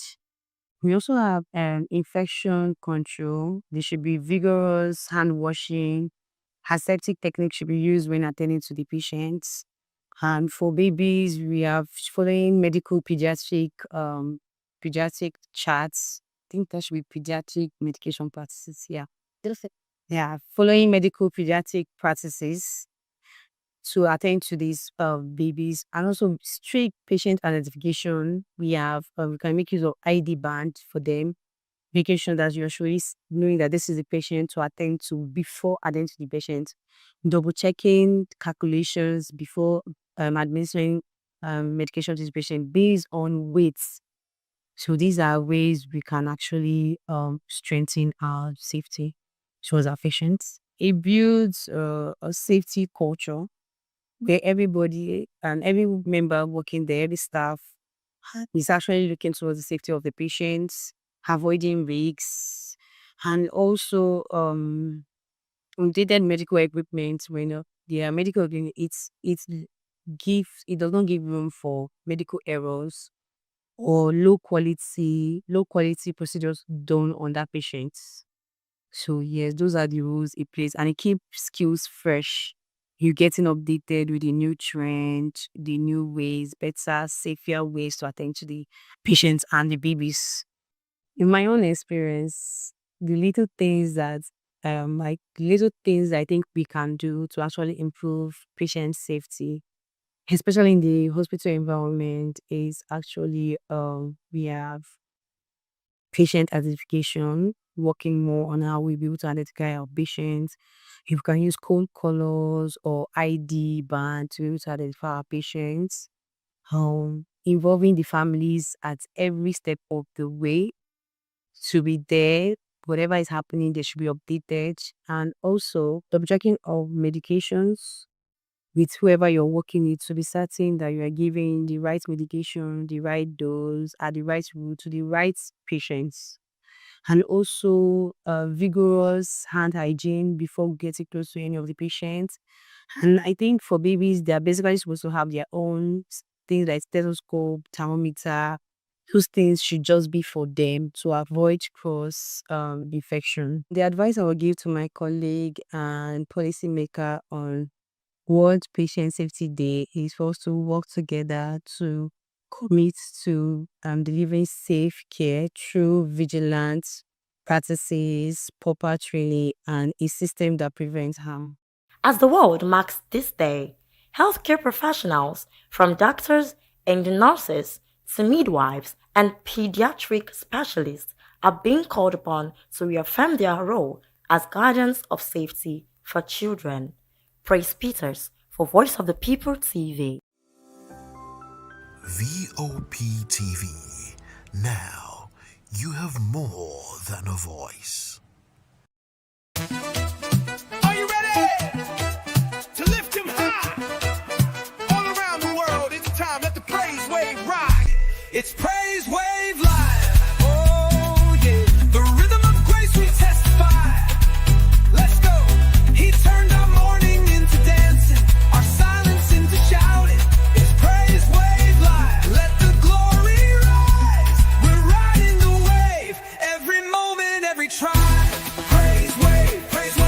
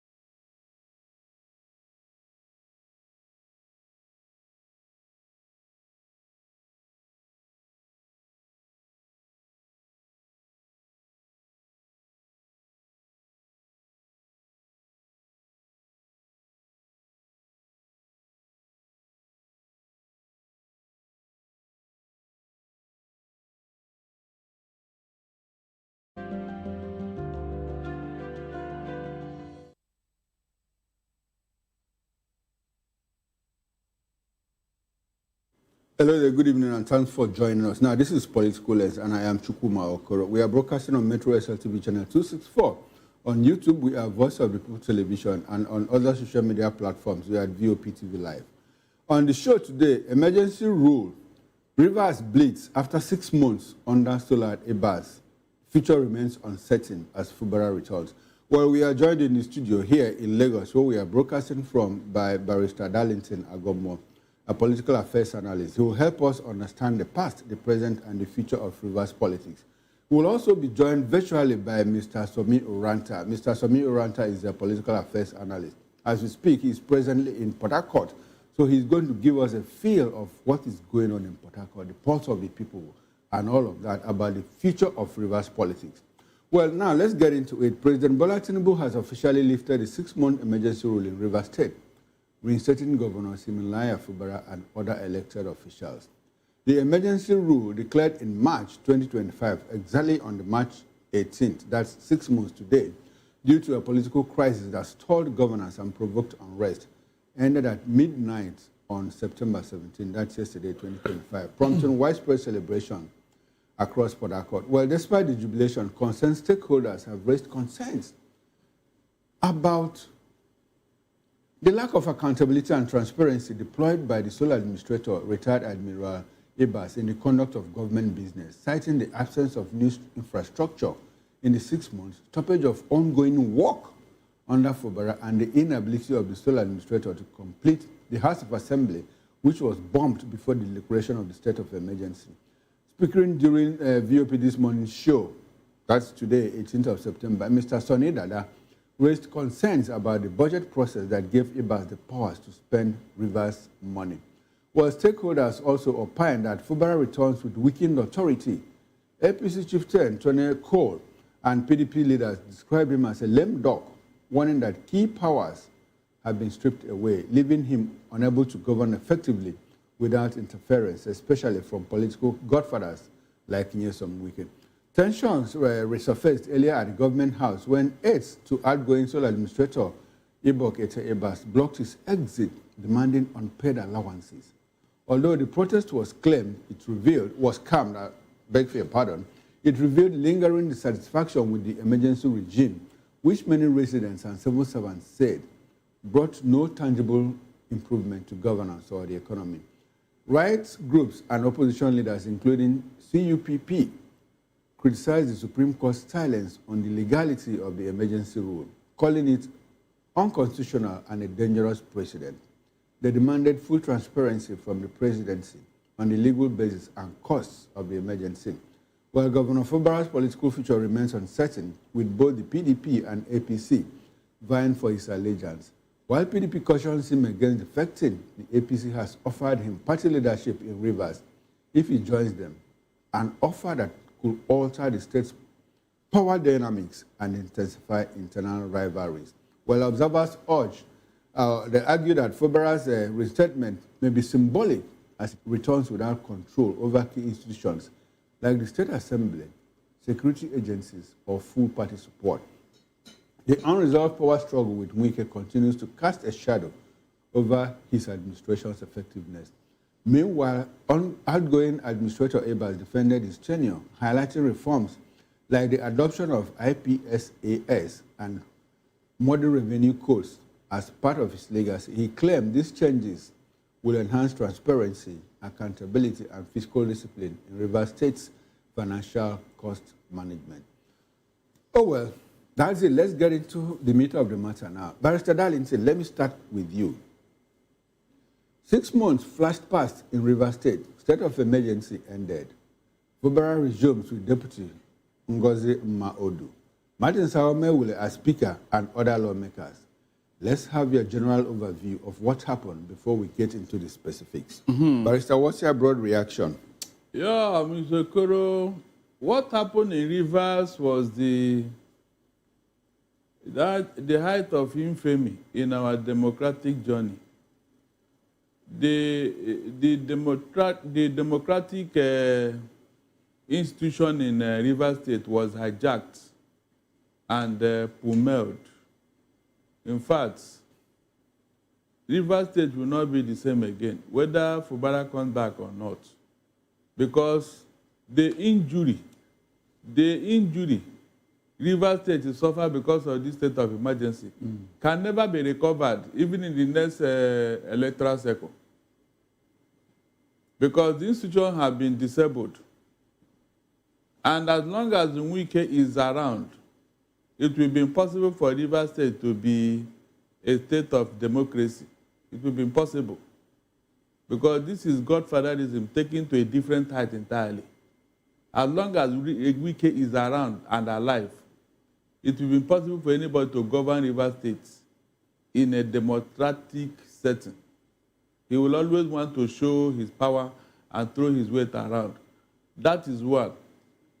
Let us go back to the beginning and see whether there was actually any reason for state of emergency. Mr. Okoro, you remember that the Supreme Court, the apex court of the land, ruled on the matter in Rivers State concerning Fubara and the 27 lawmakers and all that. And they gave directives on what should be done. And the governor of Fubara obediently obeyed the Supreme Court ruling and started to implement what the Supreme Court said.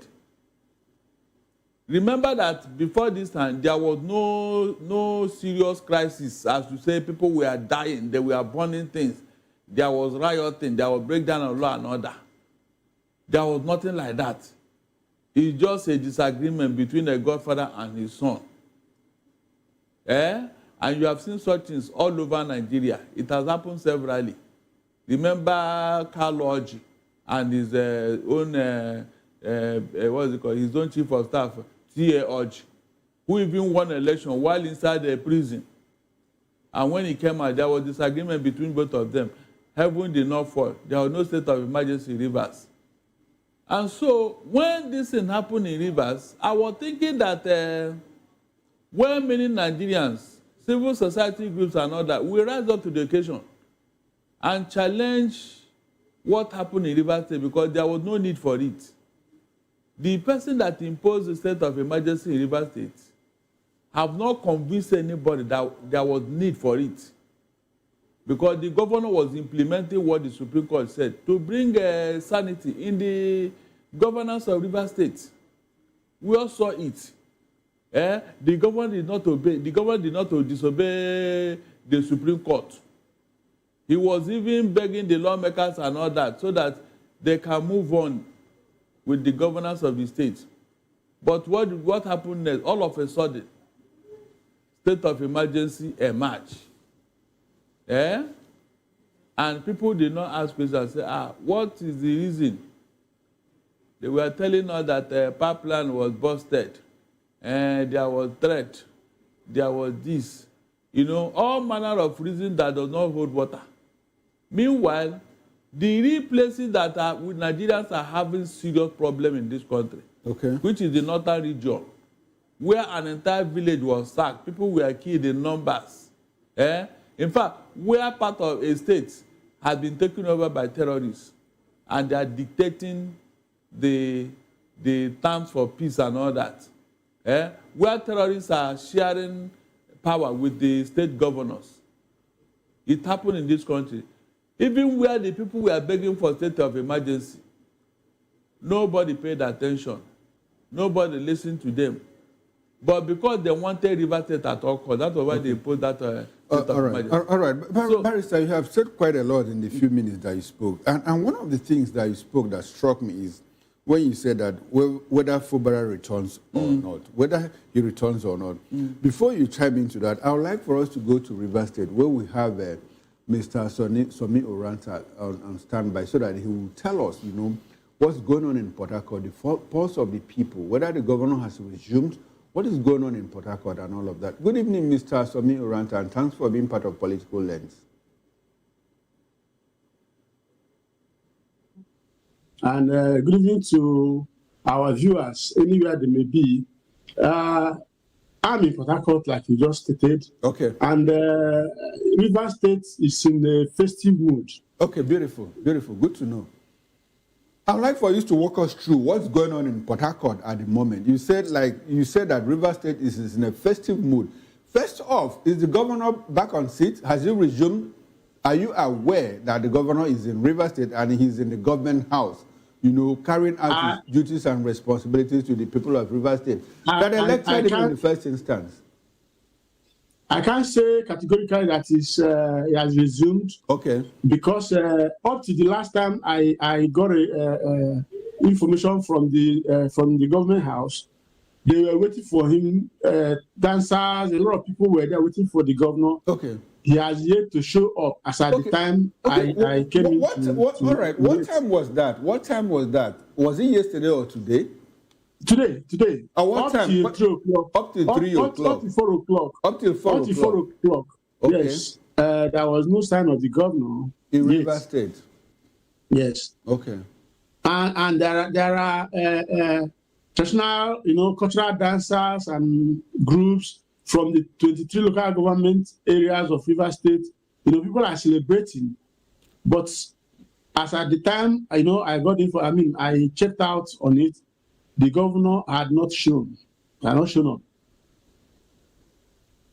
Okay. Now, okay. It's important to know that as at the time you checked, the governor had not shown up. You said that people are rejoicing. There is conviviality, in the city of Port Harcourt. Now, at the end of the political power play that led to the state of emergency, if you look at River State now, you are on ground. Who won? Who lost? Is it Wike, Fubara, or the Rivers people? Walk us through all that you feel that is going on at the moment.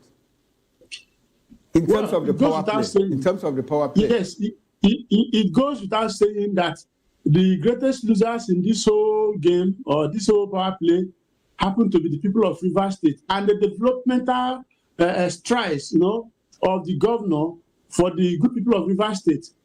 For the past 6 months, the people of River State have been denied governance. Everything was on a standstill. The sole administrator was there, nothing happened. Not the workers who are complaining of not getting their pay, not even the newly elected local government chairman have not received their money. There are some issues and they are waiting, everything is waiting for the governor to resume and start cleaning the whole mess that has been committed over these past 6 months. And again, even up to yesterday, government workers, within the aids to the sole admin, we are protesting. Even armed men, we are part of protesting in the government house. So River State has suffered a great setback. Just like Pastor Adefarasin was saying, there was no need for this emergency rule. Worse still, there was no need. In fact, it is unheard of that a democratically elected government will be shoved aside under the guise of suspension. It does not augur well for our democracy. Okay. Go ahead, Mr. Somi, go ahead. Okay, yeah. So you see, the way things are going, we pray that whatever happens, that the office of the governor of River State or for any other state for that matter is not, reduced from what it's supposed to be. Because if you take away from the influence, from the power that is supposed to be, domiciled, the executive power of the governor, you are not doing Governor Fubara, treating him as an individual. You actually demeaning the office, whether the office of the president or that of the governor. We should respect those offices, because even Minister Wike, he was just governor a few years back. He was just governor. So the governor of the state, there are a certain power, executive power, that he must wield. And if you take away those things from the governor, then you have reduced the office. And that will not be good at all for our democracy. Okay, all right. Mr. Somi, in a moment, in a bit, we are going to get into all of the politics of the future of River State. But for now, you said quite a lot, and I would like for you to open up more. When you said that, that there was mess in River State in the past 6 months, let's talk about infrastructure. You are in River State at the moment. Now, Yes. did the sole administrator deploy new infrastructure in Rivers State? How about projects that he made ongoing? Did he continue with them and all of that? Because we had a guest on the morning show today, and he said, look, the sole administrator didn't initiate any new projects. Ongoing projects were left stalled. Even the House of Assembly that was bombed pre-declaration of the state of emergency is 75% completed. So, as you are in Port Harcourt, do you see any new projects? I want you to corroborate what Mr. Sonny Dadat said in the morning, during the morning show. What do you see? There is no single developmental project, carried out by the sole administrator. In fact, I'm able to say that the sole administrator, I doubt what he was concentrating on. If you recall, before the state of emergency and the suspension came to be, the governor was on daily basis, commissioning projects, and then other ones going on.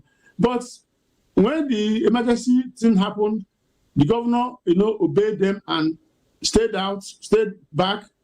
Since then, till date, nothing has happened. Even common cleaning of the environment, the refuse disposal and all that, the state was in a state of disarray completely. And that is not good for democracy. The people of Rivers State have suffered a lot.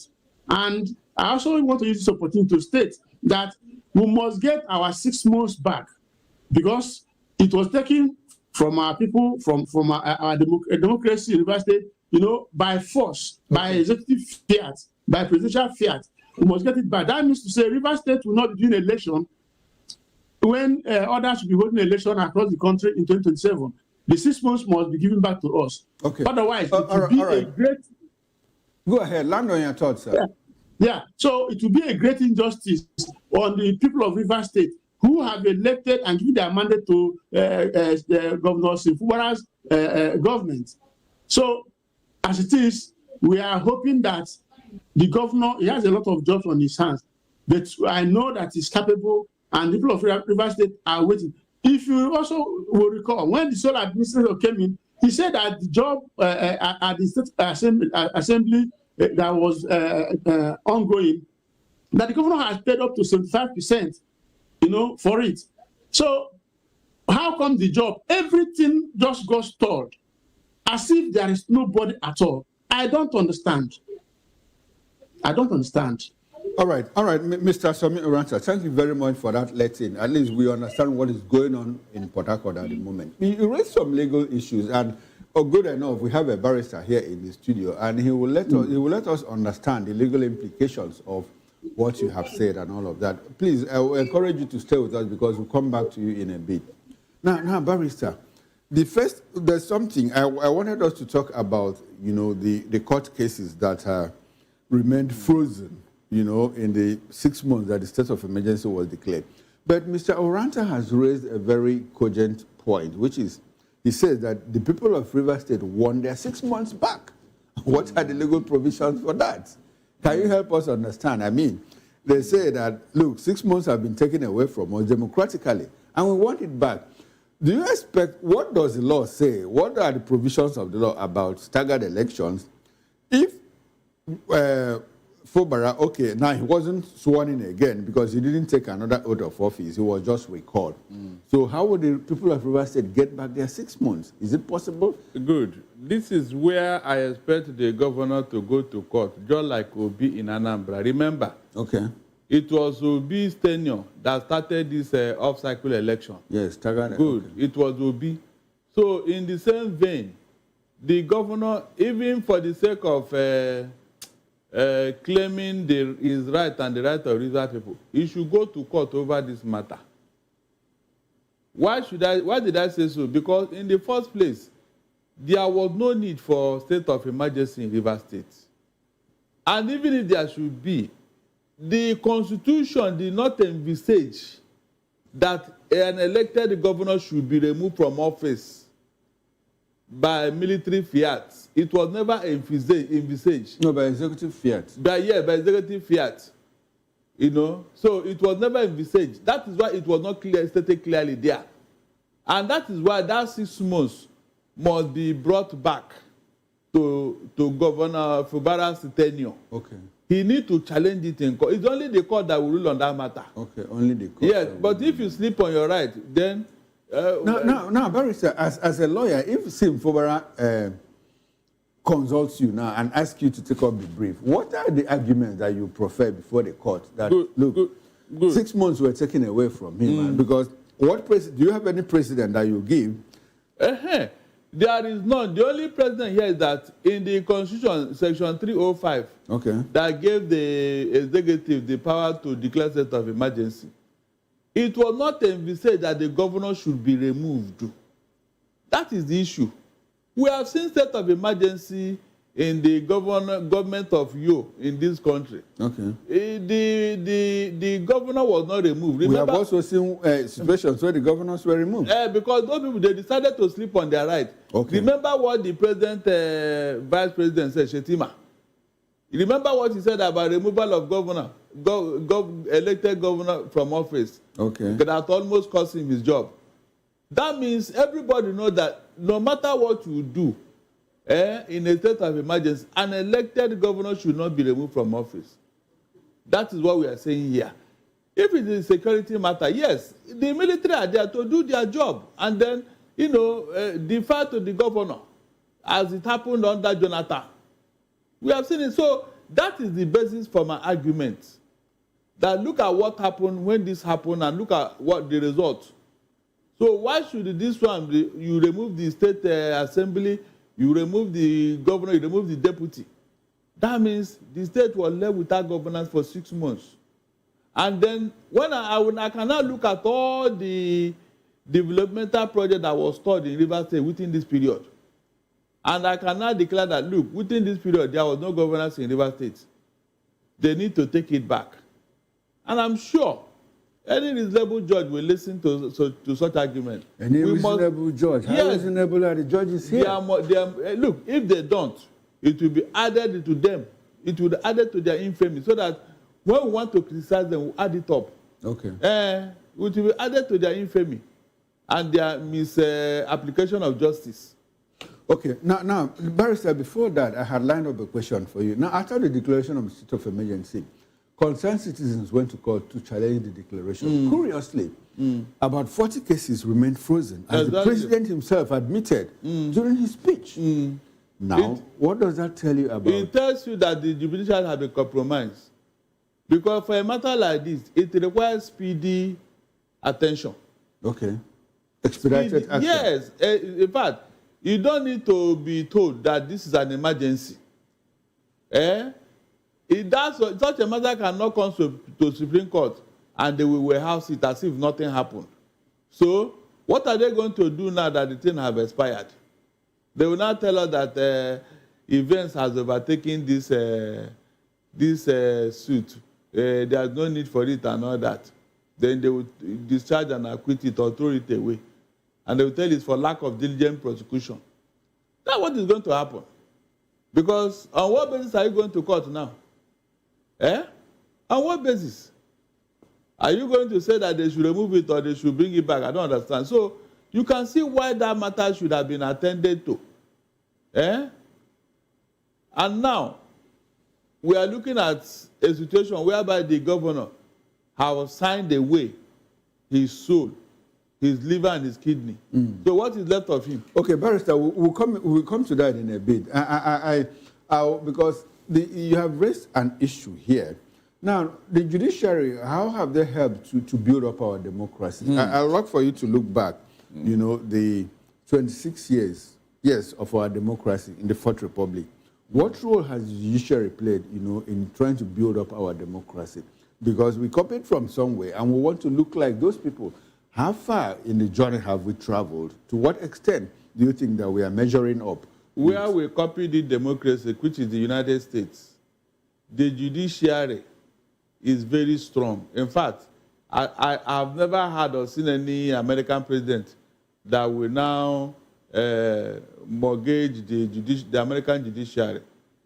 Donald Trump wanted to become a Superman, but the American court said no, you can't do that. Most of the things Donald Trump wanted to say, it is the judiciary that shut it down. And that is how it's supposed to be. Look, those who started this democracy, they know that if one man is allowed to wield unfettered powers, there will be anarchy. That's why they said power corrupts, absolute power corrupts absolutely. And so they introduced the checks and balances. Unfortunately, in Nigeria, all of a sudden, in broad daylight, we have lost everything we gained in our democratic journey. All of a sudden, we no longer, defer to the judiciary. The National Assembly is no longer there. All the institutions have been compromised deliberately and consciously. And that is why things are going haywire. You can see why it is not good to allow one arm of government to wield all the powers. They will definitely abuse it.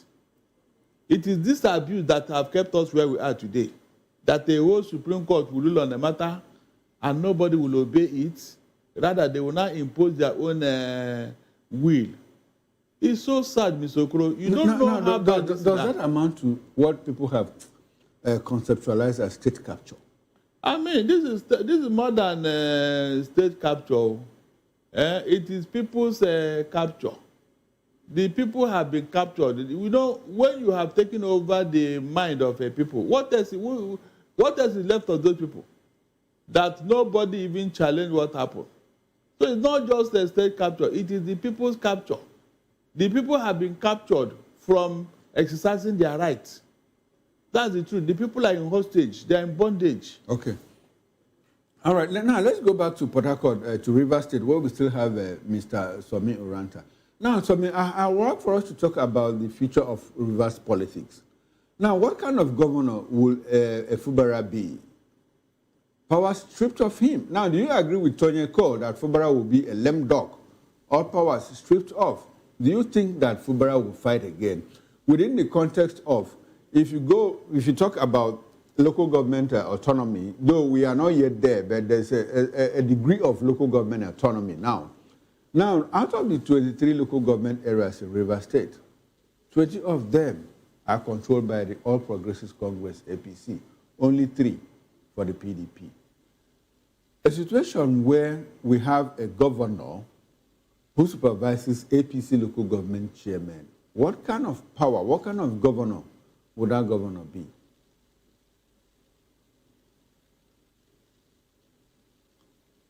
Hello, Somi, I would like for you to unmute your mic so that we can get your audio feed. Okay, all right. Beautiful, I can hear you now. So you see, it's nothing unusual. After all, while the president, whom I refer to as the Nigeria's political octopus, while he was campaigning, he used to make comments, say PD, APC, and most Nigerians never knew what he meant. But Barrister Nyesom Wike have actually shown us exactly what the president meant. You can see Barrister Wike, the minister of the FCT, is in PDP, one leg in PDP, controlling PDP structures in Rivers State, and is also controlling APC structure in Rivers State. So it's PD, APC. And if he could do that, he's got some. Fubara, the governor, can also follow suit. But whether he will be a lame dog governor or not is not the issue. The issue what is important to Rivers people is that whatever they do, they should not take away the power of the governor to deliver the dividends of democracy, because that is what is key. Forget about the politicking and the politricking.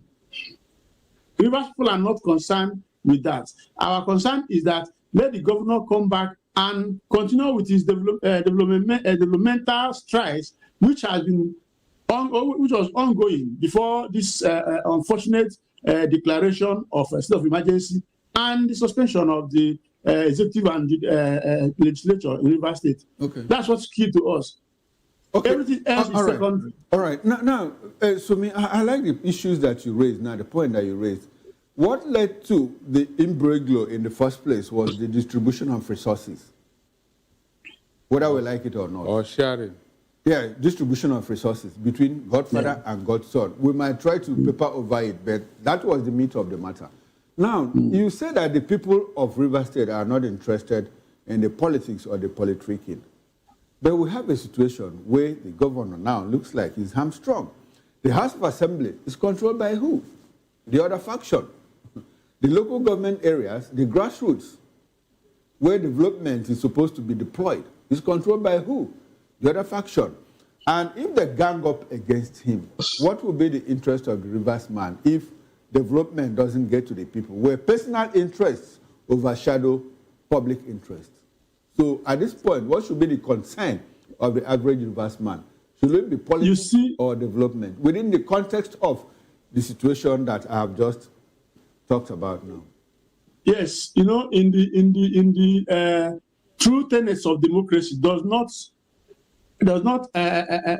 accommodate control. There are supposed to be checks and balances. The legislature is supposed to do their job. The executive is supposed to do their job. Judiciary have to do their job. The local government that we're talking about, we're having about autonomy of the local government. If they do their job, there won't be any need for control. And don't forget, there is the People's Court.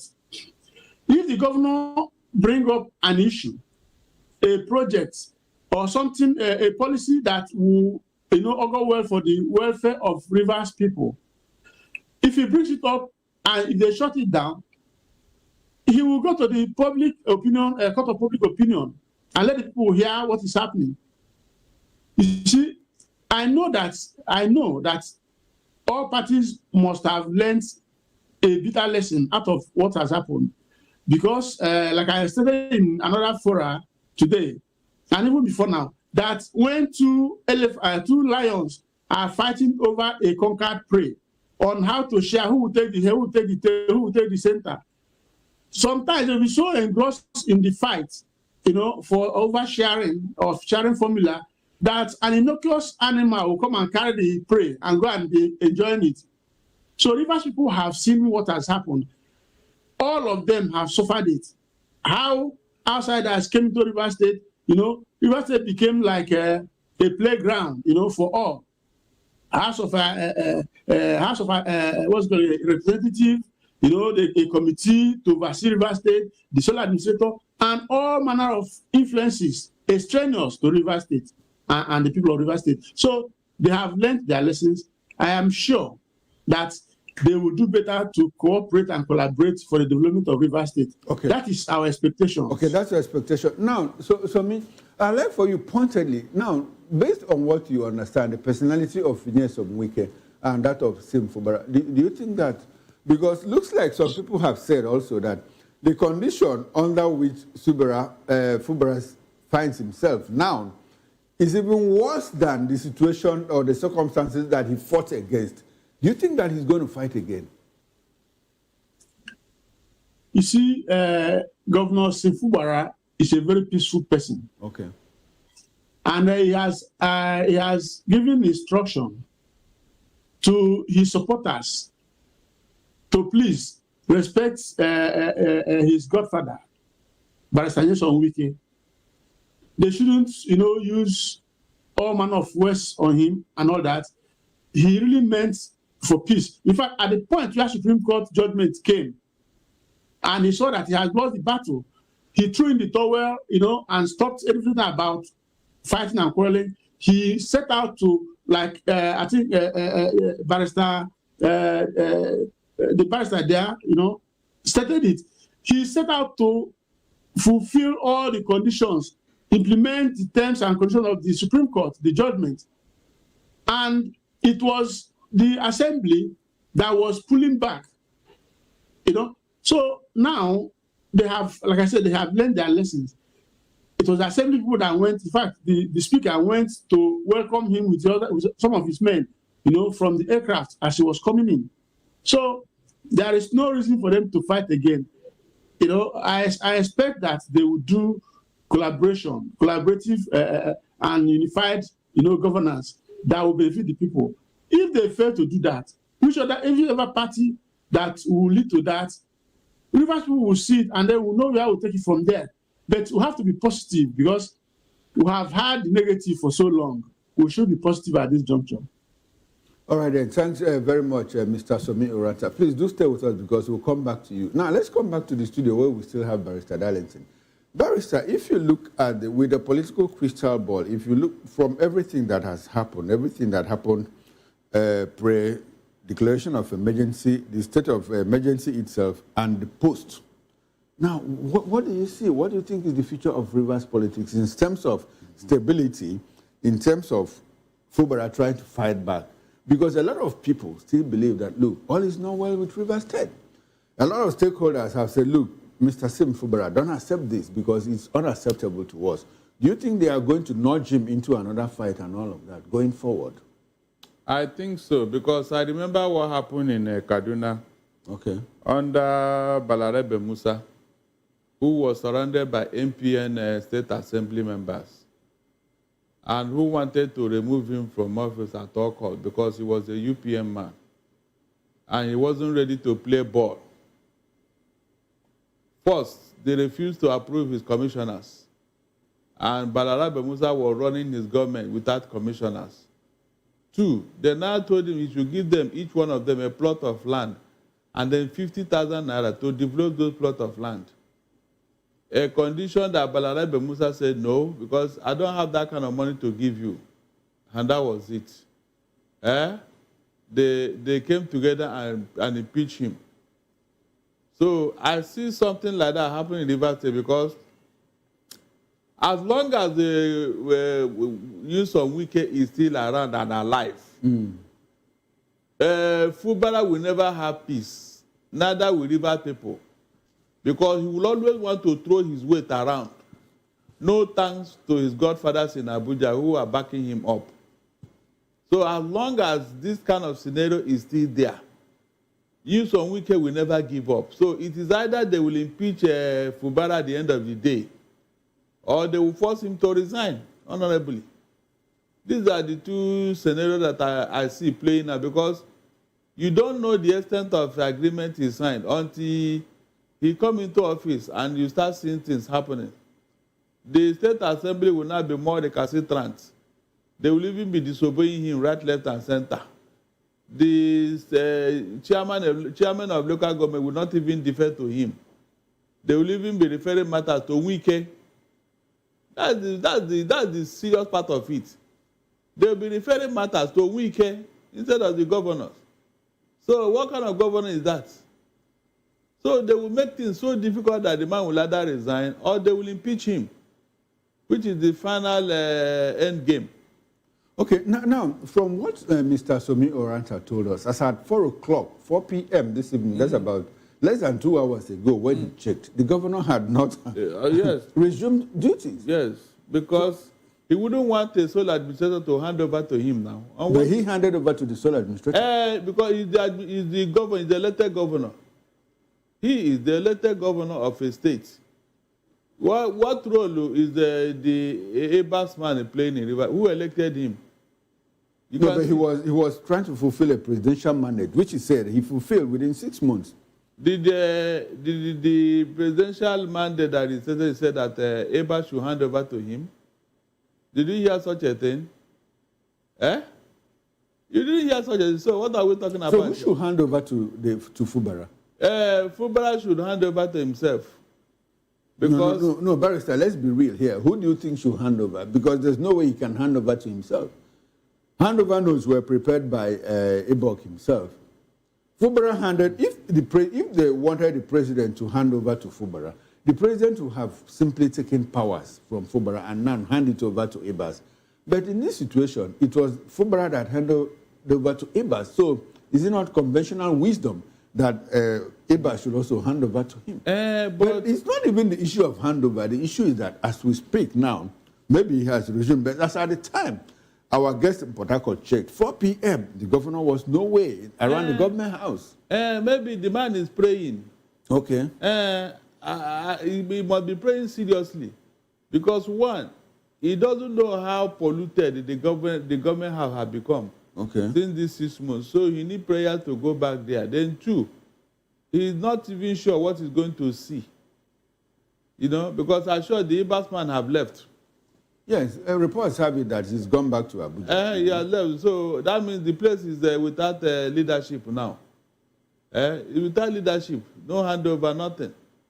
What are you telling me here? So there, in fact, the issues in River State is going to be hotter now, except Fubara decide to swallow everything that he met, hook, line, and sinker.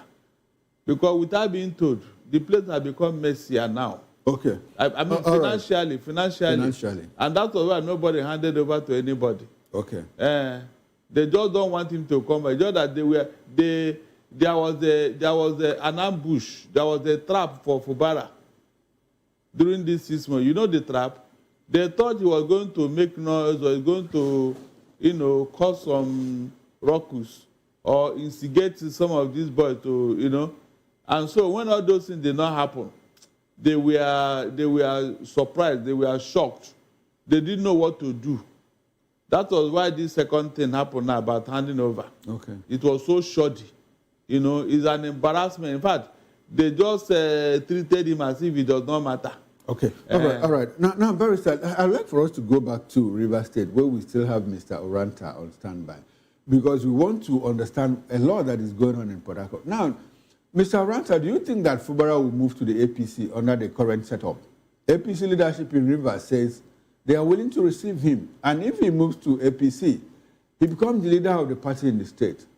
Do you see commotion in the APC with old war horses in the party? Tony Okocha, Emeka Beke, Yesom Wike, in quotes, in parentheses. What do you see coming about Fubara's movement? Or he stay in the PDP? What do you think is going to happen? Let us into all of that. One thing I can tell you for sure is that the people of River State are solidly behind their governor, because the governor came on the scene, on the stage, with a people-focused kind of leadership. Like he stated at inception, that he was going to spend Rivers money on Rivers people, both the workers in River State. In fact, we interviewed the chairman of the NLC, and he told us before now that that since the time of Sir Peter Odili, after his time, that no Rivers workers have never celebrated Christmas until this governor came. You notice that apart from Lagos, River State happened to be the biggest, the highest, the minimum wage, that pays the highest minimum wage. Up till now, during this suspension that Imo State have raised the bar, up beyond 100,000. A lot of things the governor has been doing. So the people of River State, the kind of developmental strides of the governor, he has endeared himself to the people. Anywhere he decides to go, the people will follow him. It's funny that a man that has been so vilified, suspended, thrown aside, cast aside, today he's the beautiful bride. PDP are dragging, saying, look, you are our man. No. Even though PDP could not do anything to assert themselves as an opposition party, to demand, restatement of the governor, to take actions, go to court and push for a expedited hearing. That the governor, why should the president exercise the kind of power that he do not have, that the constitution did not give him? They stay there, and now they're asking that the governor, don't leave us, so you are our man. No. And then APC are also saying, look, our doors are open, you are with us. I can tell you that whatever the governor decides to do, the people of River State will follow him. And that speaks for governance in Nigeria. Every and anybody who wants to lead the people, you must have the people at the back of your mind. You must focus your attention on them. If you do so, whatever you want the people, whatever happens to you, the people will be with you, no matter the travels you might have to go through. That's what the point. Specifically, I'd like for you to, if you understand reverse politics, and I know that you do, if Fubara goes to the APC, what will be the power equation? Wike has his henchmen there, Tony Okocha and other people. Now, there's an Emeka Beke faction. If the governor moves, he becomes the leader of the party in the state. Do you see commotion coming if he moves to APC? See, even in PDP, Wike never allowed him to become the leader of the party. Of the party, okay. So even if he goes to APC, he will not go ahead of the party. His master to become the leader of the party. Okay. Nyesom Wike will continue to maintain his stranglehold on the party. The two parties. Okay, all right. Thank you, Mr. Somi Uranta. We'll come back to you in a moment for your concluding thoughts. Now, Barrister, do you see, what are the legal provisions? Is it possible for Fubara to cancel the local government elections conducted by Ibas? You cannot. Why? Okay, but you always insisted that Ibas, that his tenure was unconstitutional. Until he challenged these things in court. Okay. That's what I'm saying here. He cannot on his own. Who will obey him? The local government will say, look, you are not even here. But he remains the governor of the state. That is, they can even resist any. He can't give such order. Fubara is not in a position to challenge the status quo now, except he goes to court. Because most of the things that were done in his absence were illegal, unconstitutional, and null and void. But you cannot on your own disagree until you go to court. Now, all those things that were illegal, all those things that you see as illegal, did they have the sanction of the court? I mean, we have 40 cases it is frozen in the courts. So on whose authority, on what authority were the actors acting? Look, do you have any alternative? Okay. You can't take laws into your hand, even though a wrong has been done. Okay. You're still left for the court. So more like the people of Rivers displayed a sense of surrender, to higher powers. I said they have been captured. Okay, they've been captured. Yeah, that's why nobody challenged water. All these people that are talking now, where were they when this thing happened? At least they should have put up a resistance in the name of protest. Protest. Okay. Which will attract the attention of the whole world. Okay, now, Barrister, as we wrap up the show, can we have your concluding thoughts? And what do you see coming in Rivers State? Encapsulate it in maybe a few words, 2-3 lines. There is a reason why Fubara have not shown up till now. Okay. That means that he has something up his sleeves. Okay. I expect him to challenge some of the things that were done in his absence. Okay. To show his displeasure. But if he accepts it willy-nilly, that means they just tested the ground, and the people that did all this in Rivers State, they are going to do it in another state. Okay. And with time. That is the more reason why this thing should be challenged in court. Okay. All right, thank you very much. Now, to you, Mr. Somi Uranta, can we have your concluding thoughts as we wrap up this conversation? Yes, I would like to state here that what has happened to Rivers State, a lot of people think that it's about Rivers State. It's about the Nigerian state. Because if anybody, no matter the position you occupy, is allowed to take some actions that goes against, goes beyond the powers as, made available by the Constitution, that thing could become a precedent which could be used anywhere else. If the president, have exercised his power and it goes unchallenged, like he has gone now. Okay. Tomorrow, the president can also use it anywhere else. So people think it's about Rivers State, but it's about Nigeria. Justice or injustice to one is injustice to all. Fairness, equity, and justice should be the watchword of a developing Fairness, equity, democracy. and justice should be the watchword in development. And that is why I said that it must be challenged. Barrister, we are out of time. Thank you very much. Unfortunately, this is where we have to close this conversation. I must say a very big thank you to you, gentlemen, Barrister Darlington Agomo and Mr. Somi Uranta. Thanks for coming to Political Lens. We appreciate your presence as always. Now, on behalf of the backroom staff, talking about the technical director, the bus manager, the sound engineer, and the ingest engineer, I am Chukuma Okoro. Up next is Issues to Jerry Apollo High. Stay with us and don't go away. Enjoy the rest of your evening. And bye for now.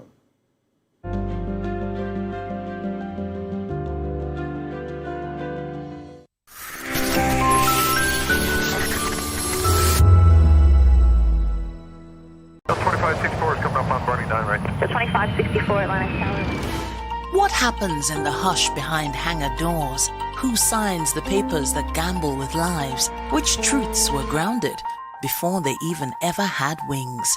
If you've ever buckled a seatbelt at 30,000 feet, if you've ever stared out of that tiny window and wondered who's really in control of the skies, it isn't just flight, it's power, it's politics, it's pressure sealed in steel.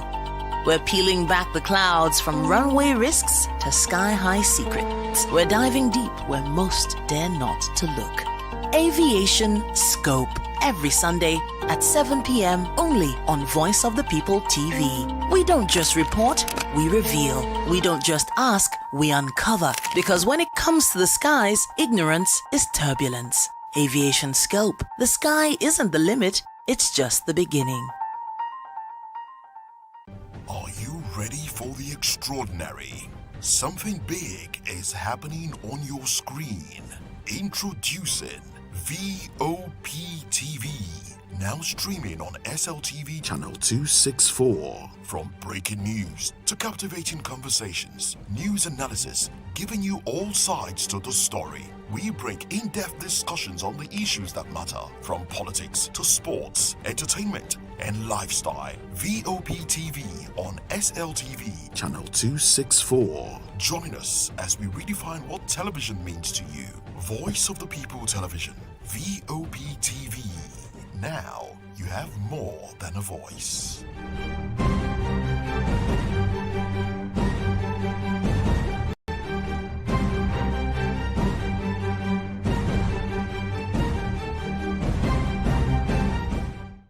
The red carpets, awards, the razzmatazz, music, fashion, interviews, and more. Spotlight on Voice of the People Television. Let's feed you with all the juicy stories in the global entertainment space, bringing you the glitz and glamour as they hot. Stay tuned to Spotlight, 1 p.m. Monday to Friday.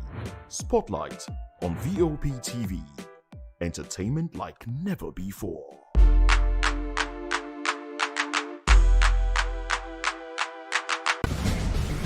Join us as we drive into the world of politics through insightful interviews with prominent political figures, both serving and former governors, ministers, senators, legislators, party chieftains, activists, and analysts. Get first-hand information into the decision-making processes that affect our daily lives. Highly engaging one-hour program that brings political discourse into focus. I am Chukwuma Okoro. Political Lens, Monday through Friday, 6 to 7 p.m. Join us.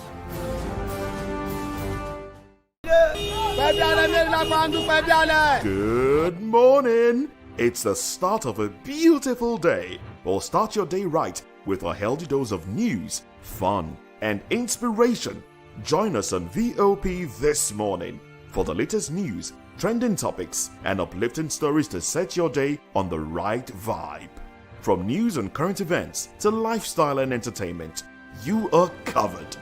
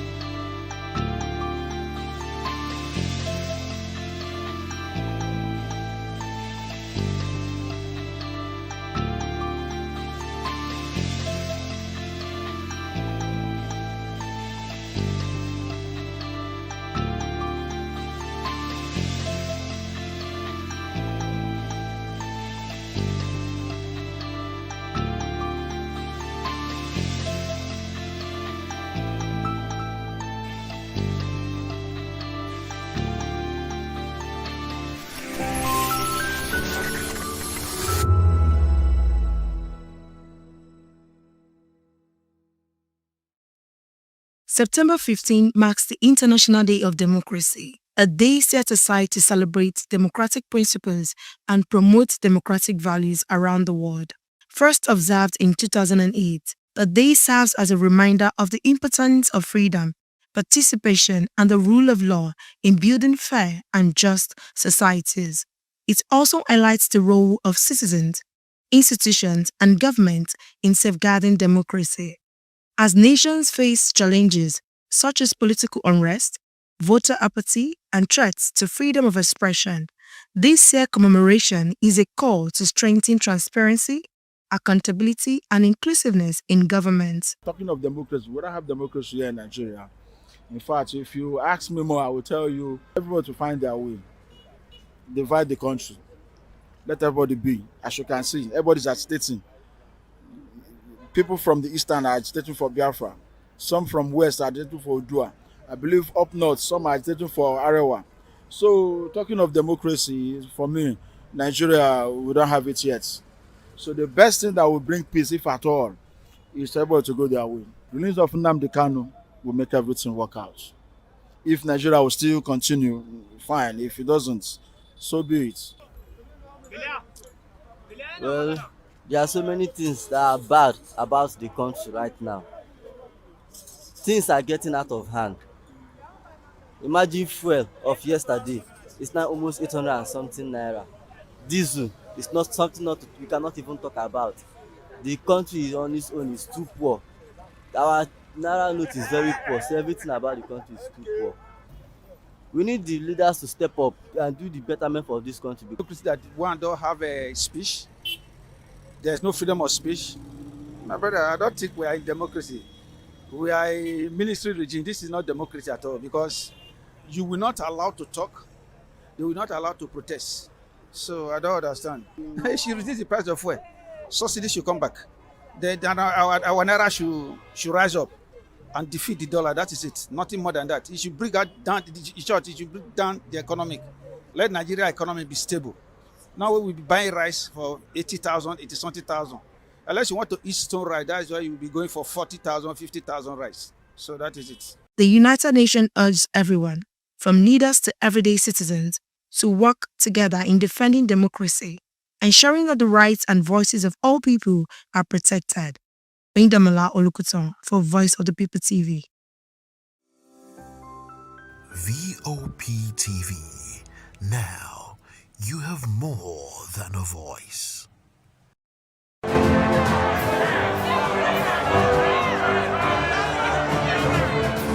Do you want your voice to be heard? Do you know that you matter in the scheme of things? The People's Voice, the show where ordinary citizens take center stage as we discuss the biggest stories that affect you and I. With you in mind, we facilitate lively discussions, debates, and interviews on the topics that matter most to you and I, from social justice to economic empowerment, education to healthcare, governance, and more. Tackling tough topics and amplifying your voice. People's Voice, Mondays through Thursdays, 7 p.m. to 8 p.m. Join the conversation and make your voice count. The People's Voice. Make your voice count.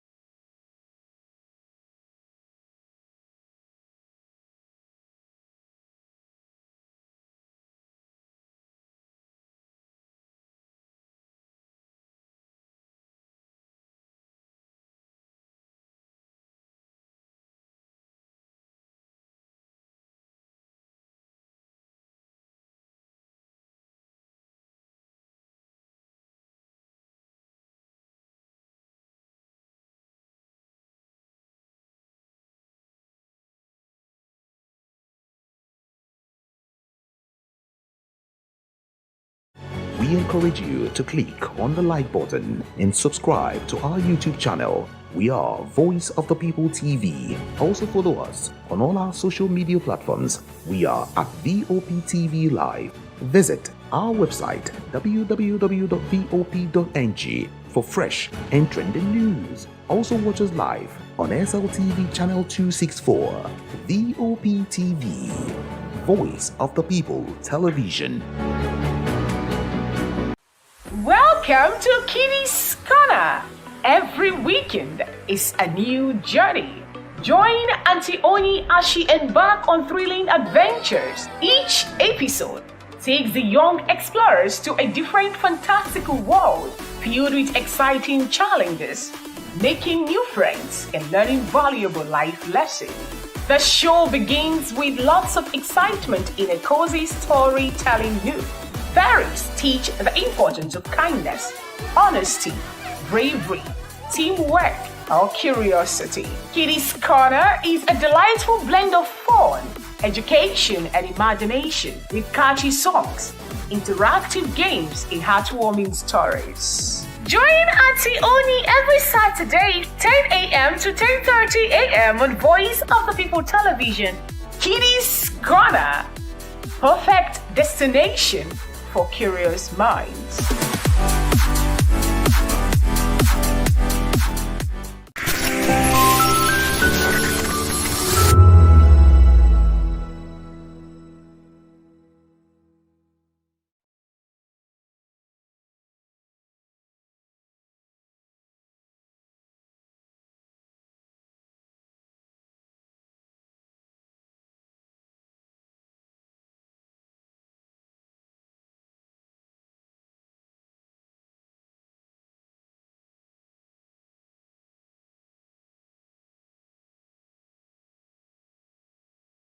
Bill 2564 is coming up on Bernie 9 right. The 2564 Atlantic Tower. What happens in the hush behind hangar doors? Who signs the papers that gamble with lives? Which truths were grounded before they even ever had wings?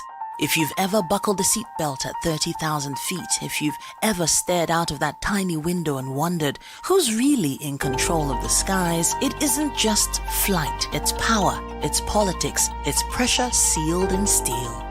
We're peeling back the clouds from runway risks to sky-high secrets. We're diving deep where most dare not to look. Aviation Scope, every Sunday at 7 p.m. only on Voice of the People TV. We don't just report, we reveal. We don't just ask, we uncover. Because when it comes to the skies, ignorance is turbulence. Aviation Scope, the sky isn't the limit, it's just the beginning. Are you ready for the extraordinary? Something big is happening on your screen. Introducing VOP TV. Now streaming on SLTV channel 264. From breaking news to captivating conversations, news analysis, giving you all sides to the story. We break in-depth discussions on the issues that matter, from politics to sports, entertainment, and lifestyle. VOP TV on SLTV channel 264. Join us as we redefine what television means to you. Voice of the People Television, VOP TV. Now you have more than a voice.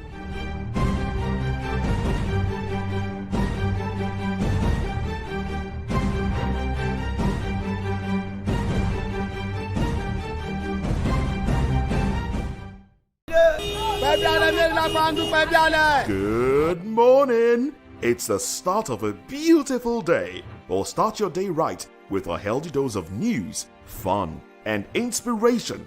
Join us on VOP this morning for the latest news, trending topics, and uplifting stories to set your day on the right vibe.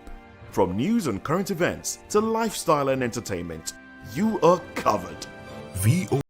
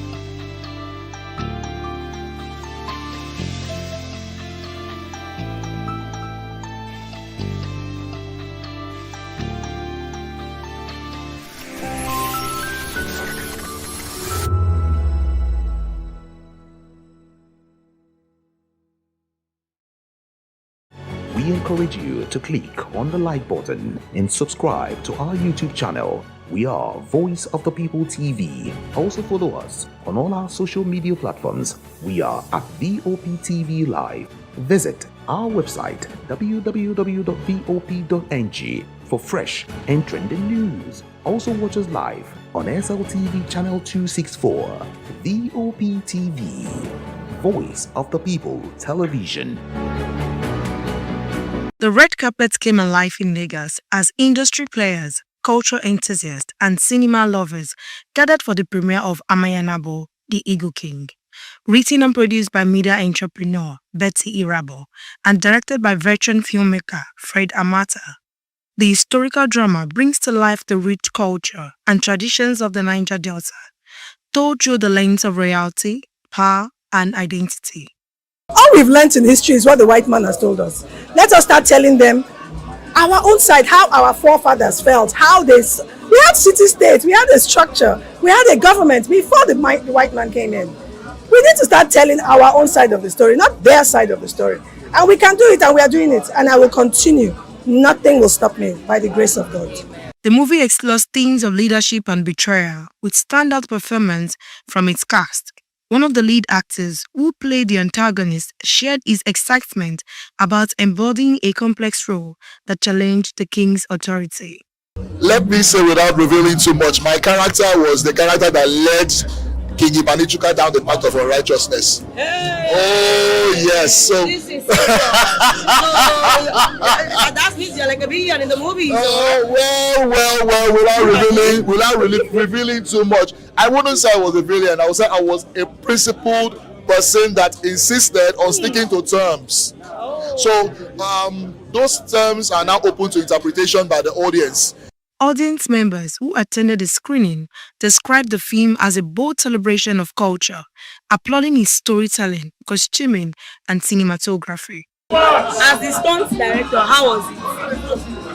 Well, I would say a bit challenging, but because I've been doing that for over a while. I mean, I've been featuring in fight movies as a fighter, so it's the experience is not totally new. But it was actually a challenge for me to individually choreograph a fight scene of that kind of epic scene. You understand? It's actually a challenge, but I thank God that it was a success. So what are your expectations for this movie as you have directed? Actually, there are no longer expectations. I've seen the final output, and I expect that you will be blown away when you watch it. It's a comprehensive telling of the struggle of a people for identity, for survival, and also to stand your ground when it matters most, so that you don't get trampled upon by an intruder, so to speak, and many more. With Amayanabo, The Eagle King, Irabo and a team hope to set a new pace for culturally rooted cinema, proving once again that Nigerian stories are best told by Nigerians themselves. Oyindamala Olukuton for Voice of the People TV.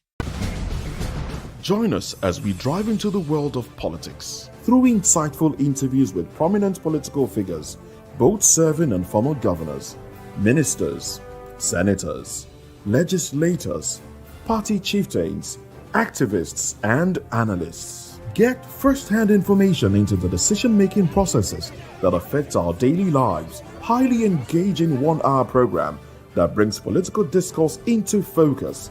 I am Chukwuma Okoro. Political Lens, Monday through Friday, 6 to 7 p.m. Join us.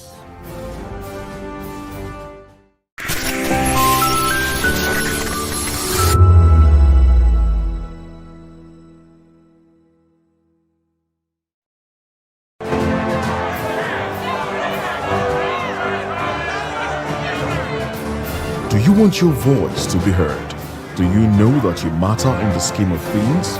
The People's Voice, the show where ordinary citizens take center stage as we discuss the biggest stories that affect you and I. With you in mind, we facilitate lively discussions, debates, and interviews on the topics that matter most to you and I. From social justice to economic empowerment, education to healthcare. governance, and more. Tackling tough topics and amplifying your voice. People's Voice.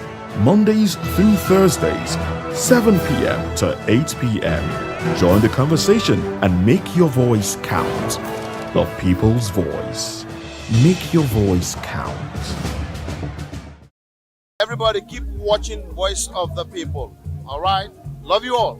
Hello, sweetie. What's going on? My name is Kiki. Keep watching VOP TV. Thanks. Hey guys, what's going on? Olumide Oru, the Fresh Prince of Lagos here, and this is VOP TV, guys. Hello guys, I want you to please keep on watching VOP TV. Ladies and gentlemen, my name is Hafiz Oyetoro. Please keep watching VOP TV. Shout out to VOP TV. Very big shout out to the fans and lovers of VOP TV. My name is Tayo Fanyuro. I'm an actor that you are going to live to love. Keep watching.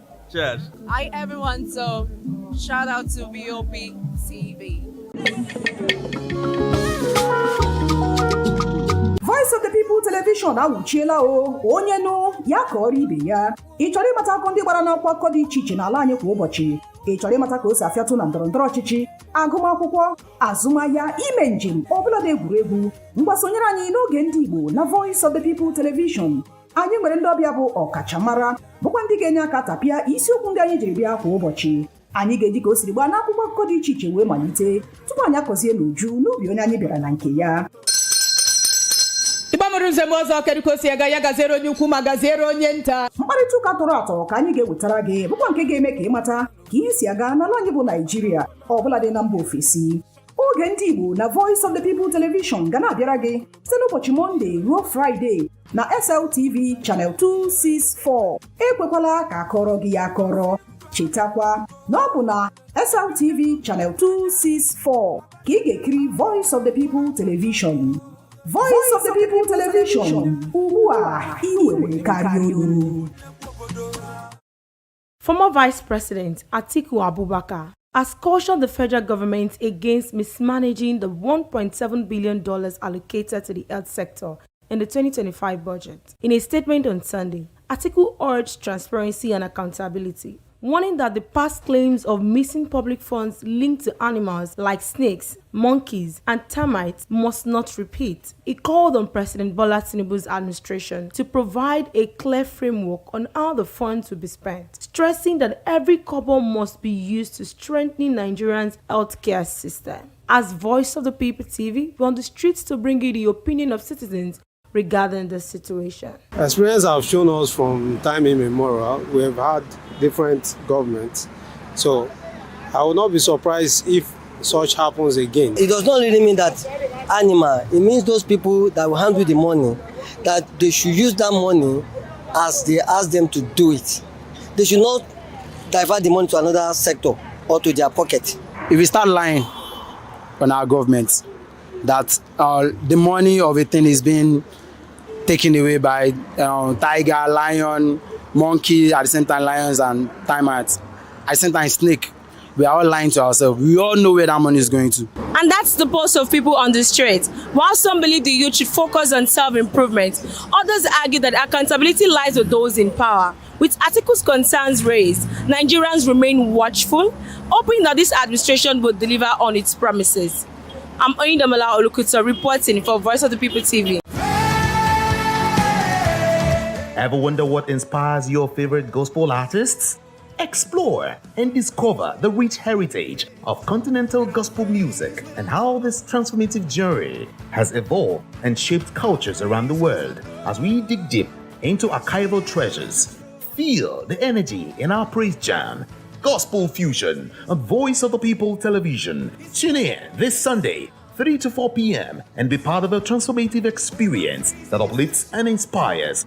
Join us as we explore the transformative power of gospel music and its ability to uplift spirits and unite hearts. Tune in this Sunday, 3 to 4 p.m. on Voice of the People Television. Gospel Fusion. Let's fuse our hearts in praise and joy.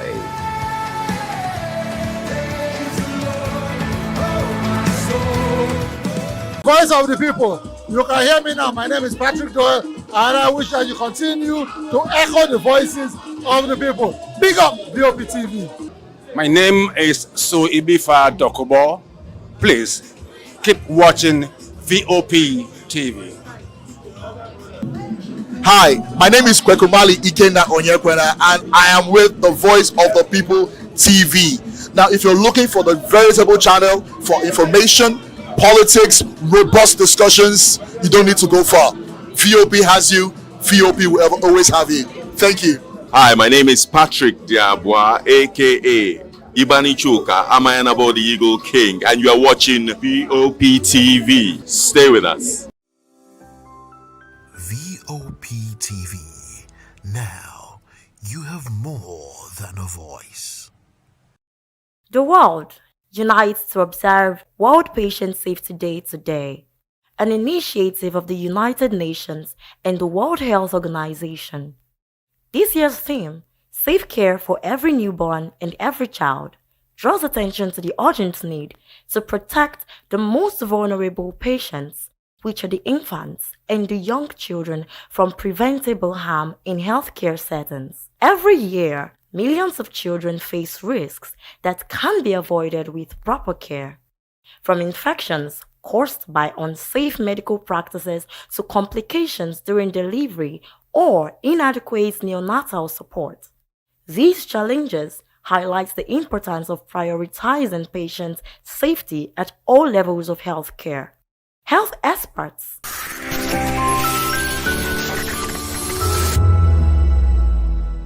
very careful, because there are more, what I keep saying, there are more people who have more liquid cash than me, for example, in Nigeria. Maybe 1 or 2 or 3 without mentioning names. But then now, when they see us going through this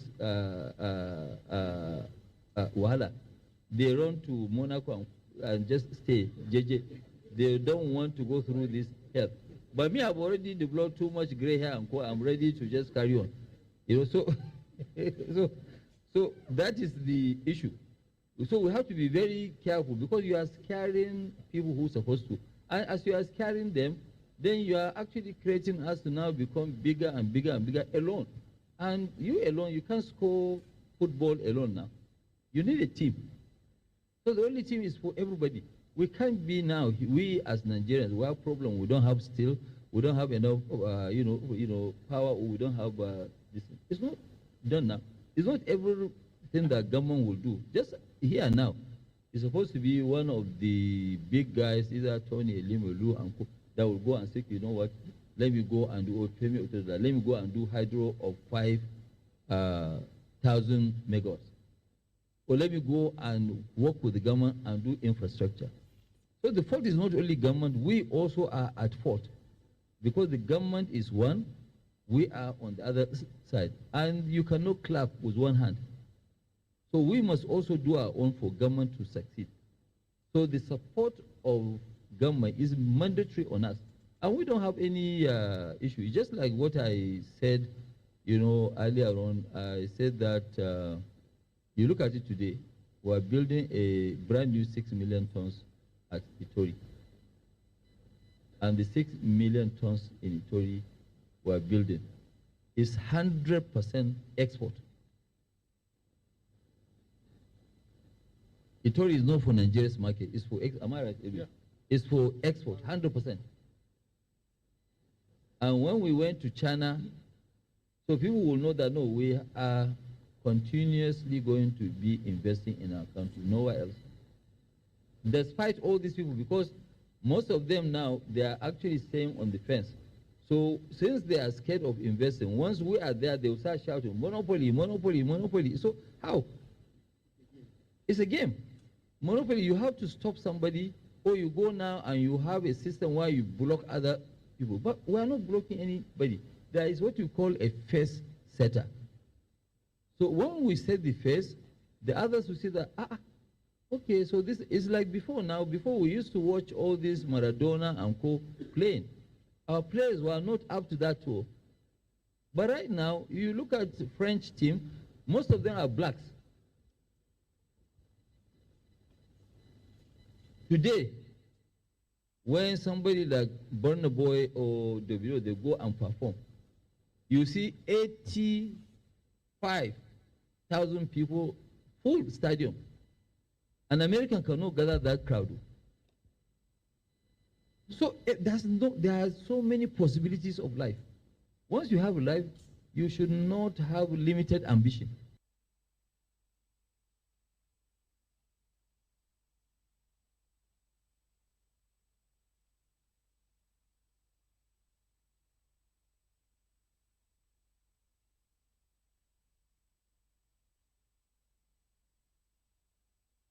In a world where truth is the ultimate power and opinions scream the loudest, it's time to wade through the noise. Hunger no get tribe. Hunger no get religion. And scan the human interest and trending topics that matter. Stay tuned to The Issues, your plug to the stories making the buzz, from politics to science and technology, social justice, and more. Let's tackle the tough questions and expose the truth. The Issues on Voice of the People Television. Don't just react, understand.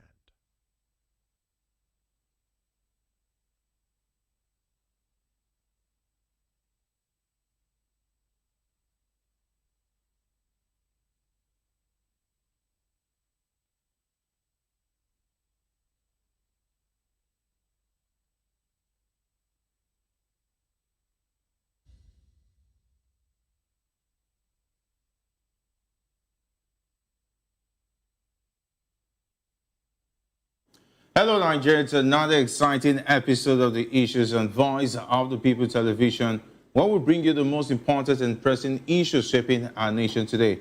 I am your host, Jerry Arpelion.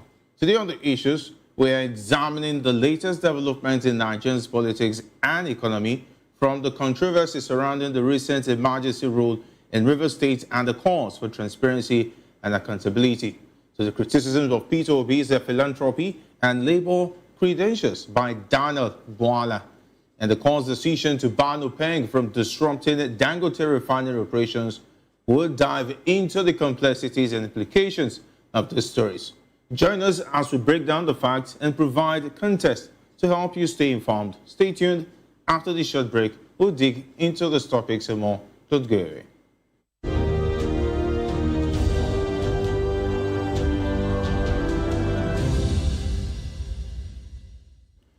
Welcome back. Let's dive straight into today's discussion. All right, two prominent figures talking about Jake Epel, CEO of TAF Africa, and Ebun Olu Adegborowa, senior advocate of Nigeria, have called for transparency and accountability regarding the management of Rivers State resources during the recent 6-month emergency rule. The emergency rule declared by President Bola Tinubu on March 18, 2025, led to the suspension of Governor Similai Fubara, his deputy, and members of the Rivers State House of Assembly. Retired Vice Admiral Ibas was appointed as the sole administrator of the state during this period. Epel believes Ibas should account for the funds spent during his tenure, citing the hardship faced by the people of Rivers State and the need for explanations from those who manage state resources. Adegborowa, on the other hand, thinks President Tinubu and the National Assembly should provide Nigerians with a report on Ibas' activities as administrator, considering the significant resources available in Rivers State. The senior lawyer also questions the constitutionality of the president's decision to suspend democratically elected officials. The Rivers State House of Assembly has since resolved to investigate the state's finances during Ibas' tenure, citing a lack of legislative oversight and concerns about transparency and accountability. The Assembly has also directed Governor Fubara to submit a list of commissioner nominees for screening and a fresh budget proposal to restore full democratic governance. All right, today I'm delighted to be joined by two esteemed guests here in the studio. We have Dr. Peter Anasike. Dr. Anasike is a philosopher, development economist, and best-selling author. He is also an erudite commentator on economy, finance, politics, and power. Great to have you join us. Thank you for having me. Always a pleasure. Joining us virtually is Adekule Adefolao, a public affairs analyst. It's great to have you join us, gentlemen, on The Issues. Thank you for having me, and good evening, Nigerians. All right, I want to start with you, Adefolao. What lessons have we learned from talking about the emergency rule in Rivers State and the 6 months has elapsed. What lessons should Nigerians learn from the event?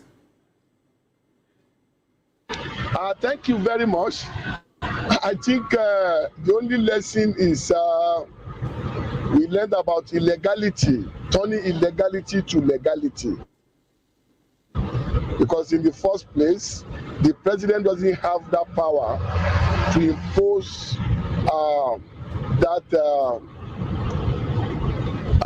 State of emergency the rule. suspension Okay. of the state of emergency rule in River State. So the major lesson learned is we have turned illegality to legality in Nigeria, which I believe is not good for our democracy.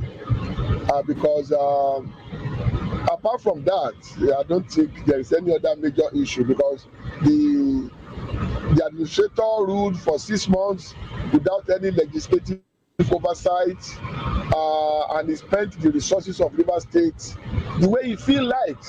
So the lesson there now is our political leaders should follow the rules and regulations of democracy and give citizens the best governance they can give. Otherwise, the president has set a wrong precedent, making illegality to be legal in the context of our political affairs in the country. So that would be my submission around that. All right, thanks for your submission. Dr. Enosike, they are calling for investigation. Who is going to investigate Ibas? And who is going to carry out, if, for instance, if they say he needs to be punished, he needs to be asked questions, if investigation finds out that he is guilty, who's going to carry out all of this investigation, for instance? I will start from your first question. What lessons we've learned? Okay. The lesson that we learned is that what we are practicing now is autocracy and not democracy. That is one. That is what we learned is how a president can abuse his powers. Because that is what happened in the River State, gross abuse of power by the president. Because there's no way in a democracy you suspended the elected people and now put a pharaoh on them, impose a pharaoh on them. So for accountability, that's a waste of time. Those who are calling for this transparency and accountability ought to have known better. Under emergency, everything is suspended. All laws are suspended. You cannot give account for anybody under state of emergency. It's just like Israel now under state of war. People telling Bibi Netanyahu to come under account. You don't account for anything under state of emergency, under state of war. But there was no war in River State. We only had one single pipeline, and then that's why they declared state of emergency. Understand? And that's why nobody can call the governor to account for your security vote. Understand? So those who are calling for transparency, you cannot account for anything under state of emergency, under state of war. And again, APC has given them Ibas pass mark. Okay. APC has given Ibas pass mark.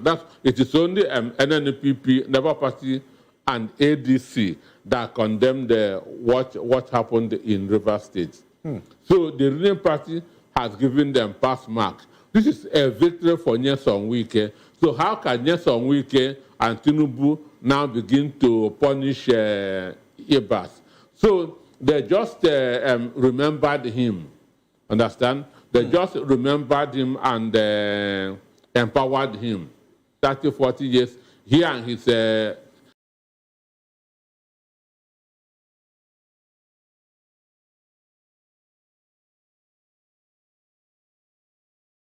The President made mention of the fact that there was still going to be oversight function of the National Assembly in checkmating whatever Ibas was going to do. But what we've seen so far, even he refused at a point in time to even appear before the National Assembly. Has the National Assembly failed in its duty by not demanding transparency from the executive on the management of Rivers State?